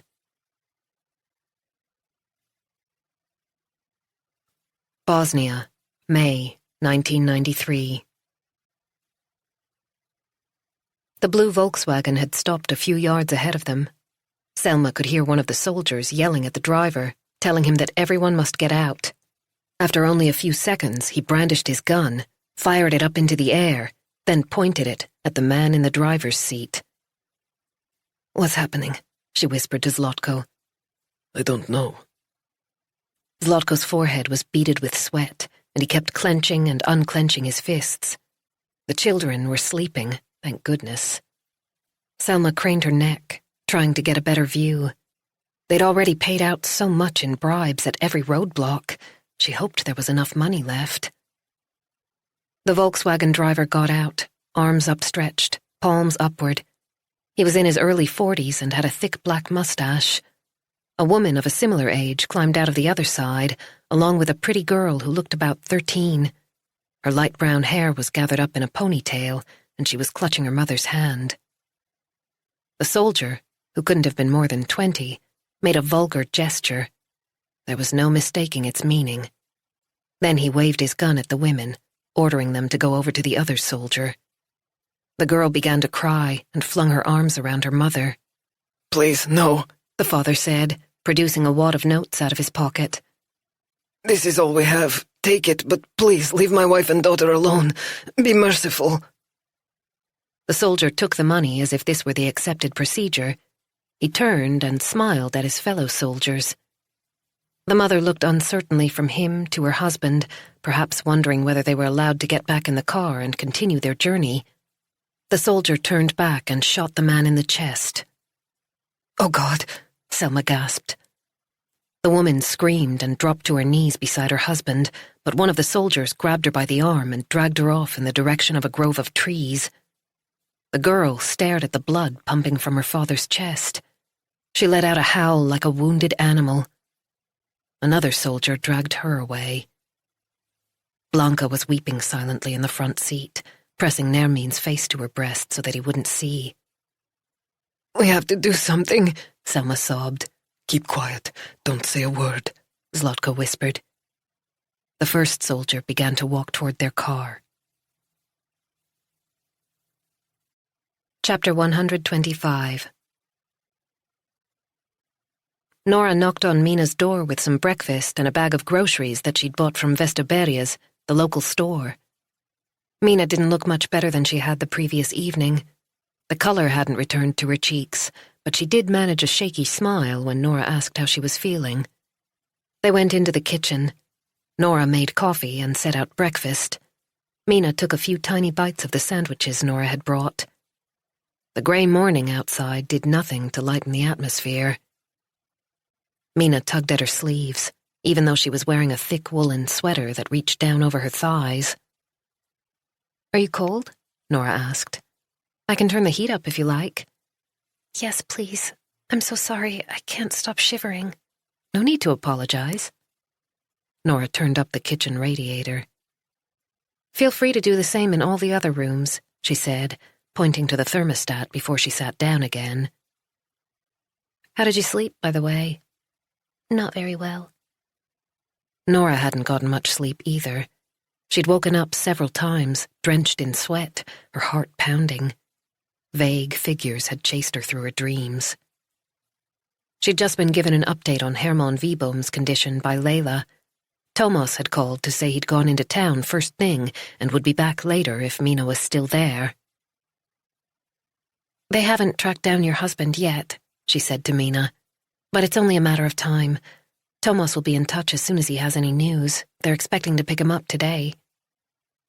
Mina nodded but didn't say anything.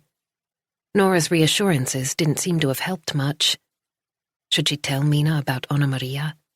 They'd operated on her broken fingers overnight, and she was in severe shock. However, she had managed to identify Andres Kovac as her attacker.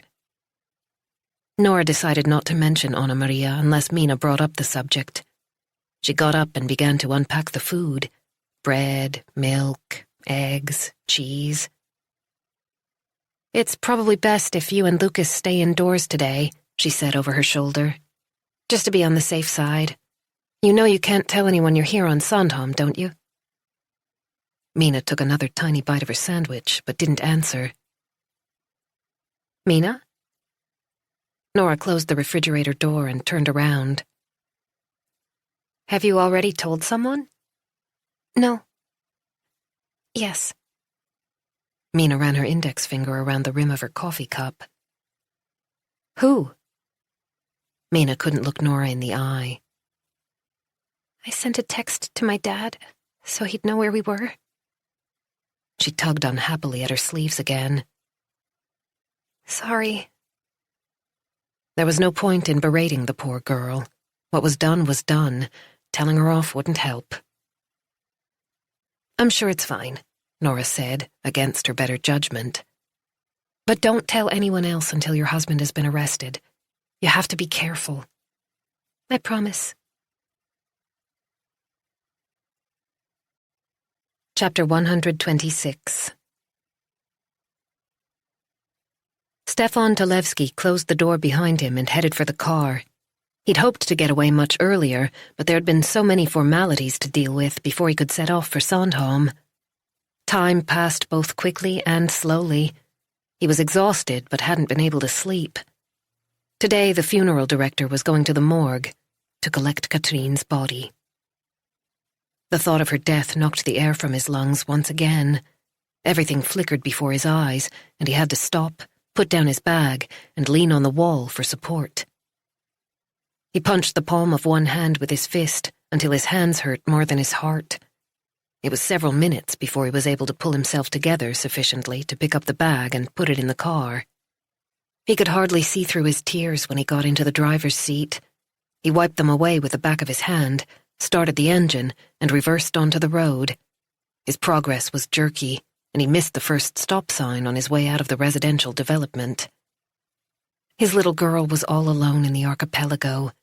This time, he was determined not to let anything stop him from seeing her and Lucas. She wouldn't have to struggle by herself anymore. He'd made a promise to Katrine on her deathbed, and he was going to keep it. Whatever happened, he would be there for Mina and Lucas. He would protect them from Andres. What else did he have to live for? Katrine was gone. Nothing he could say or do would change that. She was never coming back. Stefan took the on-ramp to the freeway and continued toward Gustavsberg. There was very little traffic, thank God. The last ferry of the day was due to leave at 6. He mustn't miss it. Soon he would see his darling daughter and grandson. He reached Mölnvik and dropped his speed to 30 miles per hour. In the rearview mirror, he noticed a black BMW pull in behind his Passat. Stefan signaled right and joined the correct lane for the exit for Stafsnäs. It shouldn't take more than 20 minutes from here. He was on his way. Mina wouldn't have to face her demons by herself. Chapter 127. Nora was standing in the kitchen with a cup of coffee. Things seemed better in daylight. Yesterday's fear had abated slightly.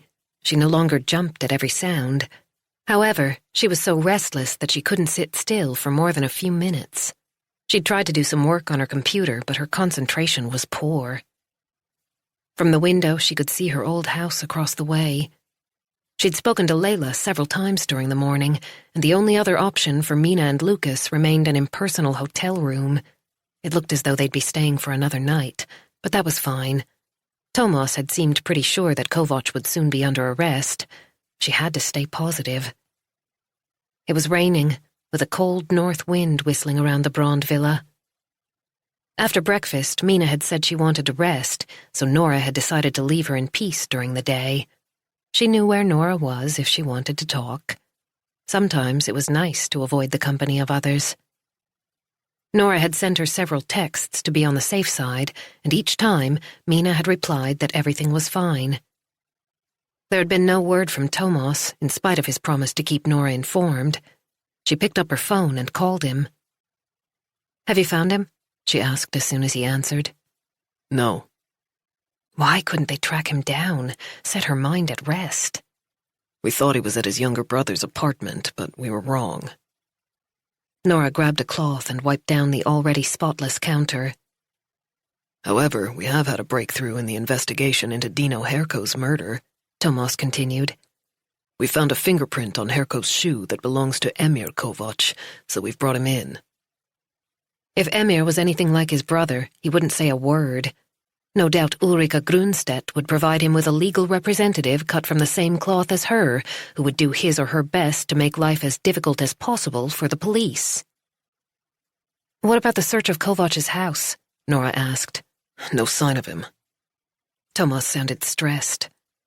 It's only a matter of time, though. We've got people in all his usual haunts. Okay.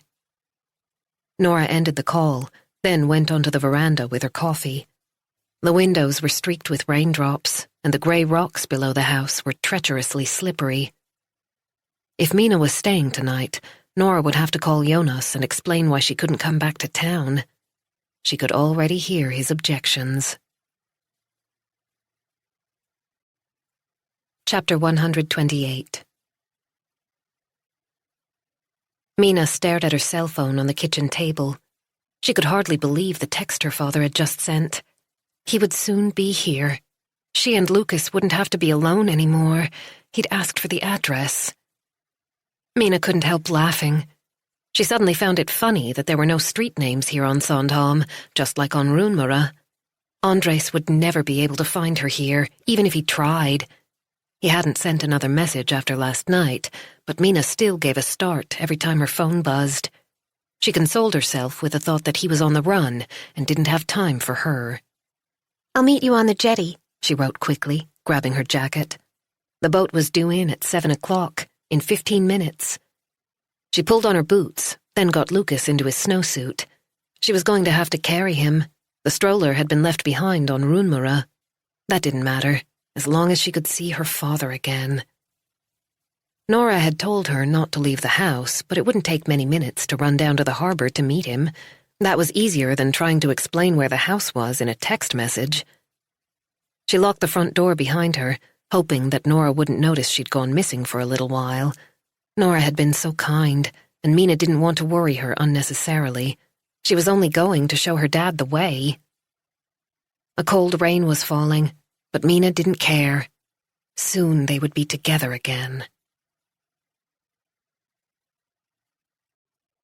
Chapter 129. Thomas was back at the police station. They'd had another tip-off about Kovac's whereabouts, but it had turned out to be another false alarm. This wasn't good. Thomas had been convinced that they'd arrest him during the course of the day. Now he had to reevaluate Mina and Lucas's safety. Nora had informed him that they would be spending a second night on Sandhamn. He rubbed his eyes and drank a cup of cold coffee that was sitting on his desk. The day had been full to bursting point, but he felt somehow inadequate. He went over to Margit's office. She was absorbed in something on the screen. "Do we have Kovac?" she asked without looking up. No. "He can't stay under the radar for long." She turned her chair in Tomas's direction. "Don't you think you should go home and get some sleep? You look as if you need it." Thomas considered telling her that Mina was still in Nora's house, but decided against it. They should have been able to provide round-the-clock protection for Mina, but the resources just weren't there. They'd already blown the overtime budget, and the staffing situation was at the breaking point as a result of the reorganization. The murder of Dino Herko and the intensive search for Kovac on Runmara hadn't improved things. He knew exactly what Margit would say if he told her that he'd offered to look after Mina on Sandhamn. No point in bringing it up now. He didn't think Mina was in any immediate danger. Even Kovac couldn't be so dumb as to stay in the Stockholm area when every cop in town was looking for him. However, he didn't want to leave Nora and Mina on their own. He had no intention of taking any risks at this stage. He yawned. He wasn't looking forward to another sleepless night. "Go home, Thomas," Margit said. "You look like shit." Chapter 130. Mina couldn't take her eyes off her father. He was sitting opposite her at the kitchen table, with Lucas on his lap. Mina was so happy that they were together again. And yet, tears lurked just below the surface. She wished she could sit on her daddy's knee and have him tell her that everything was going to be all right. At some point, she would ask him to tell her about her mother's final hours when he'd sat by her side, but not now. Mina had made them both an omelette. She'd texted Nora, saying she was going to have an early night. She knew she ought to tell Nora that her father was here, but didn't quite know how to explain it. It was easier to make an excuse, although of course the cat would be out of the bag when Thomas arrived later. Lucas gave his grandfather a big, toothless smile, and Mina felt a lump in her throat. He was the image of her dad with that same crooked grin. He was hers, and hers alone. She would never let Andres have him. She reached across the table and squeezed her father's hand. The smell of his aftershave reminded her of the home she'd grown up in on Schorsbergsvägen, the bathroom she and Mom had quarreled about when she was a teenager. Mom. Thank you for coming, she said quietly. Stefan kissed Lucas on the forehead and bounced him up and down. "You have nothing to worry about now," he said. "I'm staying right here, and everything will be fine." Mina really wanted to believe him. Lucas yawned, showing his pink gums. It was almost 9 o'clock, high time he was in bed. Tiredness was making Mina's eyelids droop too. She'd lain awake until the early hours. Maybe she'd be able to sleep tonight, knowing that her father was in the room next door. A sound outside the house made them both jump. Someone was tugging at the front door handle. Stefan frowned. What was that? The handle moved again. Chapter 131. Thomas wiped his mouth with his napkin and pushed his plate away. "Thank you," he said. "It was good to have a hot meal. I really needed it." He looked even worse than the previous evening, if that were possible. "You must eat," Nora had said. "If I know you, you've had nothing all day." She'd made a beef stew and laid the dining room table, candles flickering in the old silver candelabra. She wanted to create a cozy atmosphere, but the light made Thomas look even paler. His face had a greenish tinge. Mina had texted to say that she was going to have an early night and didn't want any dinner. Nora hadn't insisted. She put down her knife and fork and shivered. There was a draft from the windows when the wind blew from the north. The halyard lines on the flagpole were clattering angrily in the storm. It was the kind of evening when it was best to curl up indoors.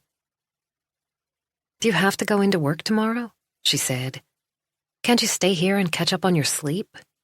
You know we're in the early stages of an investigation. Yes, but you need to take care of yourself. There was so much she wanted to say to Thomas. Life was short and fragile, and he looked worn out. Wrong time, wrong place. By the way, what did Jonas say when you told him Mina was staying in your old house? Nora wished he hadn't asked. Jonas had been just as angry as she'd feared. They'd quarreled, and he'd accused her of being irresponsible and putting others before her own family. No point in going into all that now. "He reacted more or less the way you did at first," she said, turning her glass around in her fingers. "I'll talk to him later." She'd allowed herself a glass of red wine with dinner. Thomas had decided to stick to water, but now he was looking longingly at the cupboard from which Nora had produced the bottle of whiskey the previous evening. "Would you like something?" she asked. Maybe a small one. He rubbed the back of his neck and blinked several times. I know I shouldn't, but I'm so tired. Nora glanced at her watch. "I'm sure you can stay for a few minutes. Mina's already gone to bed." Thomas had told her that both he and Aram were convinced that Kovac had left the country by this stage and that Mina was in no immediate danger. "Everything's under control," Nora added, with an attempt at a smile. Chapter 132. Are you expecting anyone? Stefan said quietly. "No." Nora had texted Mina to say that Thomas was going to eat with her before he came over, and he had a key. Mina stared at the door. The handle moved again. Stefan stood up and passed Lucas to her. He went to the kitchen door, then stopped and listened. A sound from the window made Mina turn her head. It was pitch dark outside, and she hadn't closed the curtains. Anyone could see in. Nora had told her to be careful, but she hadn't thought about the fact that the sun had gone down and the lights were on in the house. As if he'd read her mind, Stefan switched off the kitchen light. "What are you doing?" Mina whispered. Trying to see who it is. He crept over to the front door and peered through the pane of glass. There's no one there. Shh. Mina heard footsteps on the gravel. There was no lawn in the small yard surrounding Nora's house. Someone was moving around out there. Her father remained in the hallway while Mina focused on the other door. The kitchen had two entrances, one of which led onto the small glassed-in veranda. She'd sat there with a cup of tea this afternoon, gazing out at the village's empty houses. The veranda had beautiful windows that had presumably been there since the place was built in the 1920s. Narrow strips of wood divided the glass, letting in light from floor to ceiling. The front door was locked, but the veranda doors were old and far from robust. It wouldn't be difficult for a strong, fit man to kick them open. A strong, fit man, like Andres. Mina kept her eyes fixed on those doors as the seconds ticked by. Lucas sensed her unease and began to whimper. She held him tight. She couldn't let go. Footsteps crunched on the gravel again. A shadow grew before Mina's eyes. Someone dressed in black climbed the steps to the porch and met her eyes. By the light of the street lamp, she saw who it was. She could hear her heart pounding. He had found her. "He's here!" she tried to yell. Bosnia, May, 1993. Andres was woken by the sound of the gunshot. He sat up sleepily, wondering what was going on. Mom didn't notice that he was awake. Her face was ashen, and she was gabbling incoherent prayers to herself. Emir was in her arms, still sleeping. Dad was on the other side of Andres, tense and on full alert. His shirt was wet with sweat. Uncle Dario wound down the window. A bearded soldier had come up to the car and was shouting at him to get out. He swore and struck the hood with his gun. "He's going to kill you too," Aunt Blanca wept, reaching out to stop Dario. "Stay here," Dario said as he opened the door. Andres saw that he'd left the keys in the ignition. The soldier pointed to Andres' father. Mom was slumped in her seat, her lips still moving. Dad kissed Andres on the forehead and whispered, "Look after Mom," before getting out of the car. Through the open door, Andres could hear a girl screaming, but he couldn't see her. The noise seemed to be coming from a grove of trees a short distance away. Then he saw the man lying on the ground, his chest covered in blood. His eyes were staring blankly into space, and his mouth was half open. Andres had seen dead bodies on TV and during their journey. They frightened him, but not as much as Dad's words. A gust of wind carried the smell of blood and metal into the car, making him feel sick. "Show me your papers," the soldier yelled to Dario and Dad, who were standing in front of him. Emir woke up and started to cry, which roused Mom from her paralysis. She began to rock Emir back and forth, trying to soothe him, but the child was having none of it. She pushed her finger into his mouth, hoping he would suck on it and settle down. Another soldier reacted to the noise and leaned forward to peer into the car. Mom bent over Emir and put him to her breast to shut him up. Out of the corner of his eye, Andres saw the soldier walk away. The man with the gun slowly read through Dario's papers and gave them back to him without a word. Then he held out his hand for Dad's documents. Chapter 133. Mina couldn't take her eyes off the tall figure outside the veranda doors. Andres had found her. It ought to have been impossible, and yet he was standing just a few feet away. "Dad," she whispered, clutching Lucas tightly. "He's here." Lucas began to cry. Andres' eyes locked onto hers. His lips were moving, but she couldn't hear what he was saying. Time stood still. Then he drew back and kicked in the door. The sound of breaking glass was shockingly loud. The wooden framework shattered like matchsticks, and yet it wasn't until the cold air struck her face that Mina realized Andres was in the house. She knew she ought to get out, take Lucas and run for her life, but she couldn't move. Her muscles refused to cooperate. Andres was breathing heavily. "Did you really think I'd let you have my son?" "Please, Andres." "You know me better than that."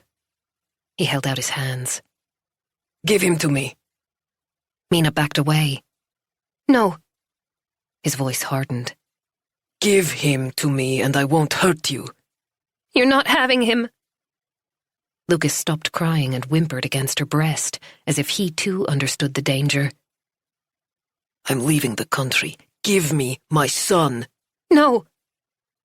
Andres reached into his pocket and pulled out a black, gleaming gun, which he pointed at Mina. "I'm warning you," he said quietly. He came toward her, and Mina backed away even more until she bumped into the kitchen counter. The room was in darkness, but she could see his face by the light of the street lamp. Eyes without mercy. He raised the gun. "I'll shoot both you and the boy if you don't give him to me right now." Mina closed her eyes as the shot was fired. Chapter 134. The sudden bang made Thomas leap to his feet. He reacted instinctively, running for the door without thinking. The noise could only have come from Nora's old house. He raced across the yard, yanked open the gate, and tugged at the front door. It was locked, and the place was in darkness. Nora caught up with him. "The veranda doors!" she yelled. They ran around the back. There was broken glass everywhere, and the wooden frames were smashed to pieces. Where was Mina? "Oh, God," Nora gasped, dropping to her knees. Kovac must have found them. He's shot her. Thomas pulled her to her feet. Go and get your phone and call Layla. Quickly. We need backup if Kovac is here. Nora stared at him in shock, incapable of taking in what he was saying. Don't do this to me, Nora. Go and get your phone and call for backup. He pushed her toward the gate and turned back to the house. He could see something. Someone. Lying on the floor inside the doors. Was it Mina's body? He removed the safety catch from his gun. Less than 24 hours ago, he'd been hunting for Kovac on Runmara. The adrenaline was pumping just as hard now. The sound of a child crying reached him. If Lucas was alone with Kovac, anything could happen. Should he go in or wait for reinforcements? Mina might still be alive. He had no choice. He crept forward and positioned himself against the wall.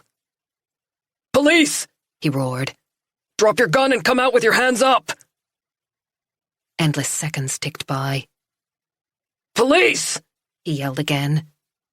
Don't shoot, said a faint male voice. Thomas edged closer, crouching by the dark entrance to the veranda. It took a few seconds for his eyes to adjust.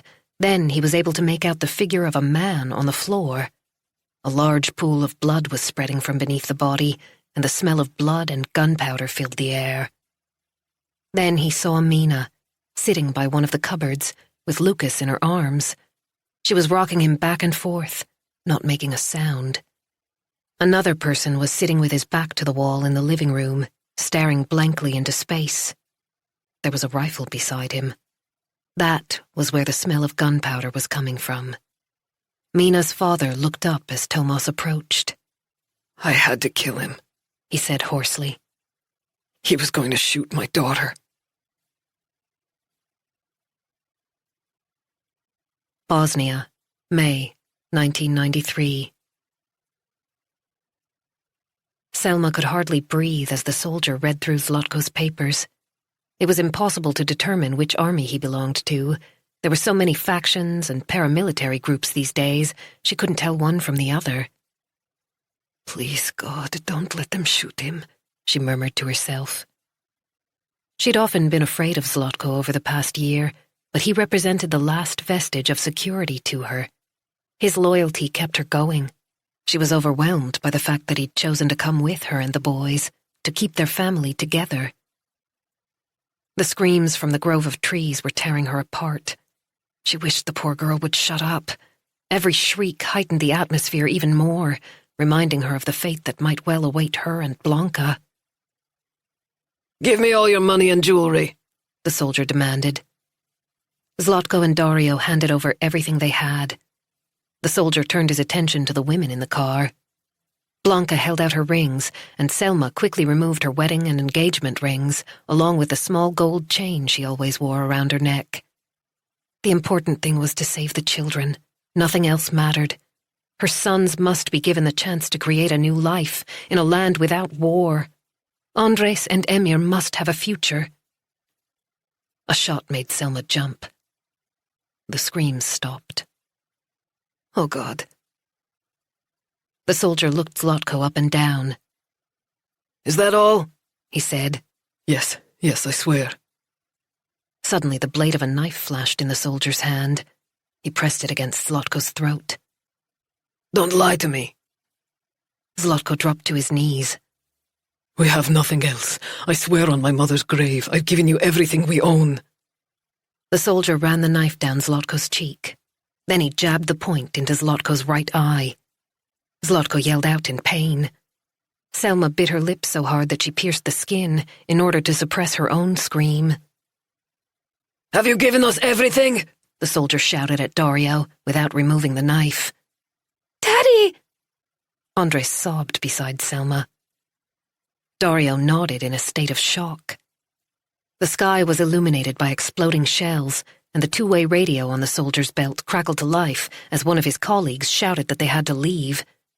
He pulled out the knife, altered the angle a fraction, and slid it deep into Zlatko's jugular vein.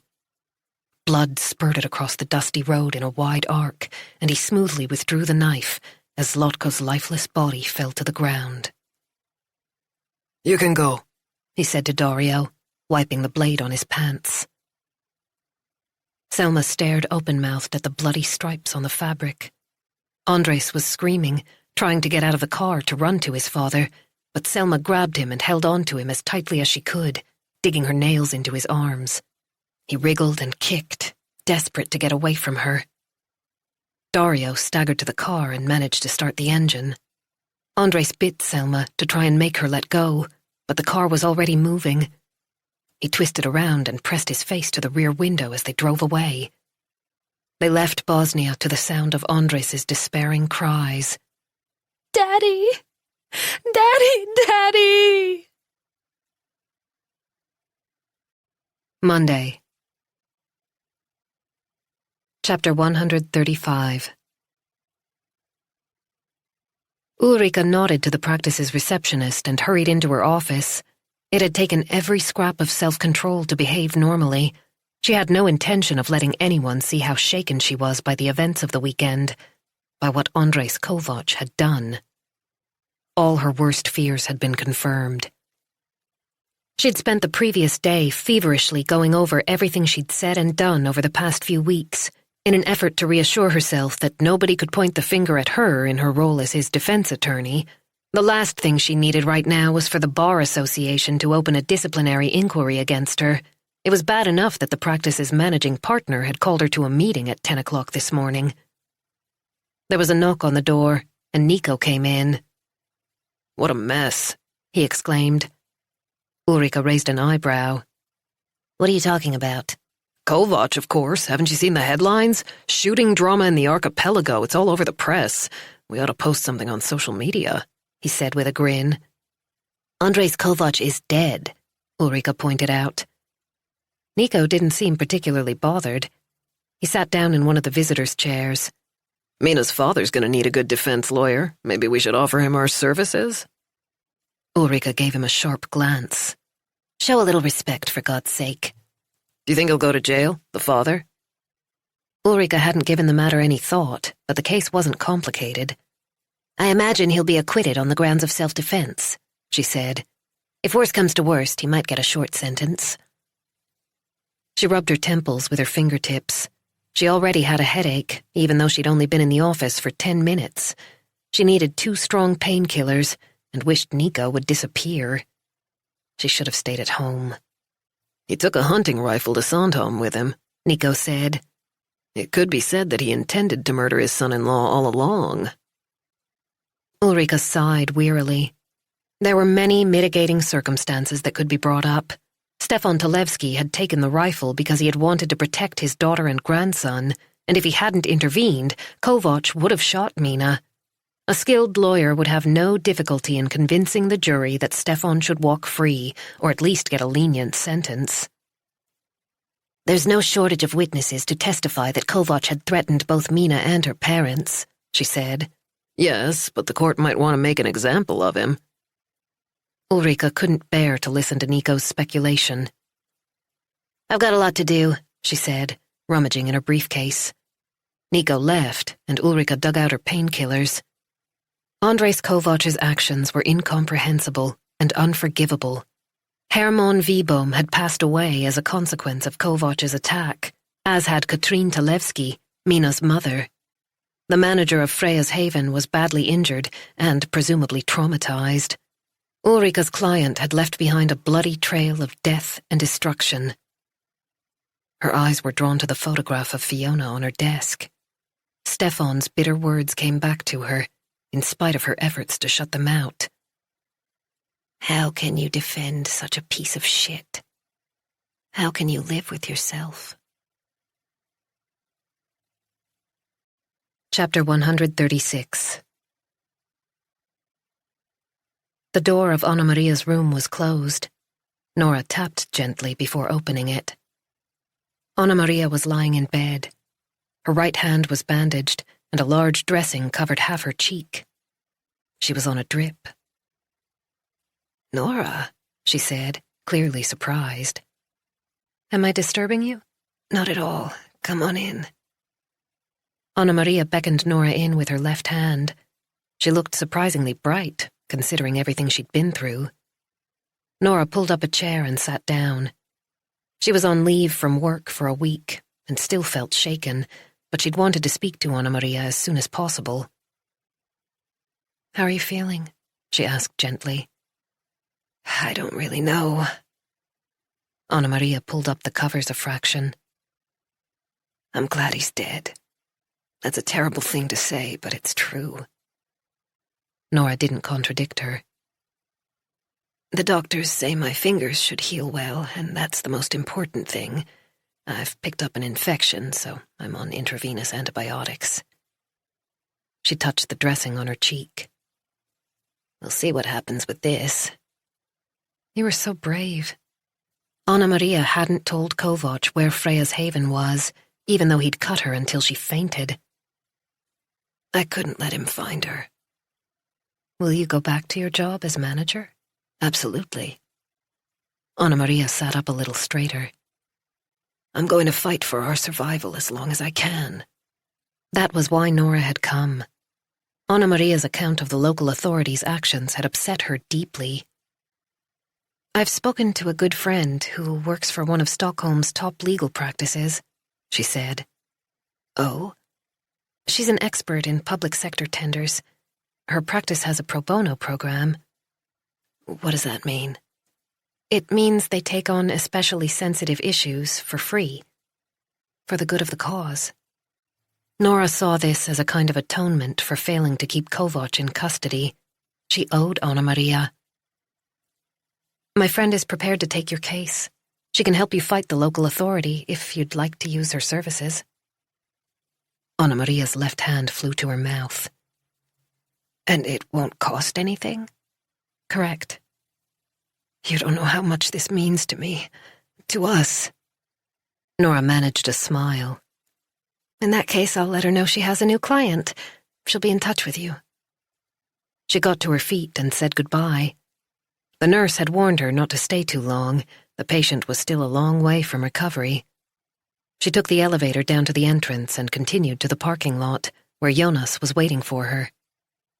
"How'd it go?" he asked. She was pleased. Nora expected him to start the car, but instead he leaned over and gently stroked her cheek. "It could have been you who was attacked and ended up in a hospital bed," he said quietly. "Don't ever put yourself in danger like that again." Nora leaned back against the headrest. The visit had taken its toll on her. Jonas was right. She'd acted with the best of intentions, but without thinking about the possible consequences. And she still couldn't shake off the guilt. When she saw Anna Maria lying there, she'd felt even worse. Kovac might be dead, but life had changed forever for the people he'd hurt so much. It was still her fault that he'd been released too early, and she was going to have to live with that for the rest of her life. She just wanted to go home and curl up on the sofa with enough red wine to slow her racing heart and stop her thinking. She had no idea how she was going to go back to work in only a week. "Can we go now?" she said, fighting to hold back the tears. Chapter 137. Thomas was waiting for Pernilla on Gutgatan. They were due to meet at 10 o'clock, and he was a little early. The door opened, and a man and a woman came out. They set off in the same direction, but a short distance apart, not really together. Thomas couldn't help wondering if they'd been to the therapist he and Pernilla were due to see. If so, they didn't seem very happy. He wasn't looking forward to this. The idea of exposing his innermost thoughts and feelings to a total stranger was unbearable. He'd rejected the suggestion at first, but Nora had persuaded him. "Think about Eowyn," she'd said. "Even if you and Pernilla can't find your way back to each other, you have to be able to talk. You'll never be able to cut the tie between you, not when you have a child together." Thomas still hadn't been convinced.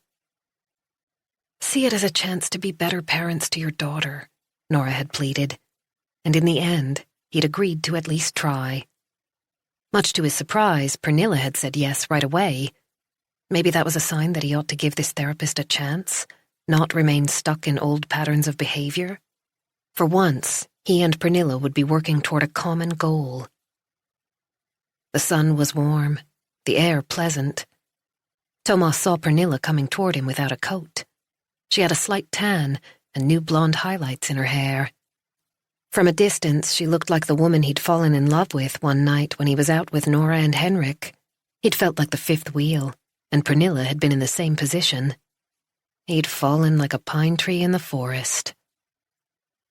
Pernilla waved, and soon she was by his side. "Hi," she said. She hesitated for a moment, then gave him a cautious hug. He inhaled her scent, the pure freshness she carried without any apparent effort. She was still just as beautiful as that first time they met. "Shall we go up?" she said, opening the door. Thomas nodded and followed her. Epilogue. Mina opened the gate and pushed the stroller into the churchyard. The lilacs were in full bloom. It was only a few weeks to midsummer. Lucas was fast asleep. Slowly, Mina walked over to her mother's grave. There was no headstone yet, and the earth was covered with wilted funeral tributes. They'd chosen a beautiful spot in the shade of a weeping willow. She sank to her knees, brushed aside some leaves, and added fresh flowers. A few blades of grass had begun to appear. "Forgive me, Mom," she whispered. She had to be strong for Lucas's sake, and for her father. He was going to need her support during the upcoming trial. He was in custody at the moment. He'd looked so tired the last time she went to see him, his face gaunt and grey. The green standard-issue shirt and pants hung loosely on his body. Mina ran her fingertips over the black soil. It wasn't her father's fault that Andres had followed him to Sandhamn and found her new hiding place. She would never blame him for that. He had sacrificed everything to protect his daughter and grandson. He had saved her, more than once. He had finally admitted that he was the one who had anonymously tipped off the authorities about Andres' business affairs. As an accountant, he knew what the consequences would be if Andres were convicted for tax evasion. He had understood the significance of the information Mina had sent him late one night in desperation. Andres had been drunk and left out his black notebook, and Mina had photographed the pages. Her father had done everything in his power to help her, and had paid a terrible price. His trial would soon be over, and he would be released, just as his defense attorney had promised. Then they would make a fresh start. Learn to live without Mom, and without threats and violence, and constant fear. It would be a different kind of life. Her cell phone buzzed in her purse. Mina gave a start, even though she didn't need to be afraid of messages from Andres anymore. It wasn't easy to forget. She blinked away the tears and took out the phone. It was a few seconds before she recognized the number. The message came from Emir, Andres' younger brother. He'd been arrested for the murder of Dino Herko, but he'd blamed everything on Andres, and there wasn't enough evidence to convict him. Andres was a convenient scapegoat. Mina stared at the screen. The letters flowed together. Lucas belongs to our family. Support for vulnerable women. You can turn to any of the following organizations if you or someone you know needs support. In the U.S., numerous resources also exist at the city, county, and state level. The following organizations can direct you to them for help. National Domestic Violence Hotline, 1-800-799-7233. That's 1-800-799-SAFE. Or 1-800-787-3224 for TTY. Thehotline.org. Or text LOVE IS, that's one word, LOVEIS, to 22522. Love is Respect. 1-866-331-9474. Call or text. Or 1-866-331-8453 for TTY. www.loveisrespect.org. National Sexual Assault Hotline, 1-800-656-4673. That's 1-800-656-HOPE. www.rainn.org. National Center on Domestic Violence, Trauma and Mental Health. 1-312-726-7020. www.nationalcenterdvtraumamh.org. National Network for Immigrant and Refugee Rights. 1-510-465-1984. www.nnirr.org. In the UK, National Domestic Violence Helpline 0808 2000 247. Women's Aid womensaid.org.uk. Victim Support victimsupport.org.uk 0808 506 6380.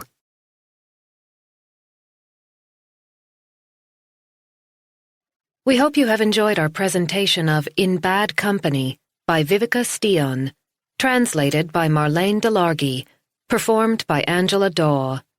Performance copyright 2020 by Brilliance Publishing, Inc., all rights reserved. For further information concerning this program or other Brilliance audio titles, please visit our website at www.brilliancepublishing.com. No part of this recording may be played for an audience or reproduced in any form. It may not be streamed, downloaded, broadcast, or copied without written permission. Address all inquiries to Brilliance Audio, P.O. Box 887, Grand Haven, Michigan 49417. Audible hopes you have enjoyed this program.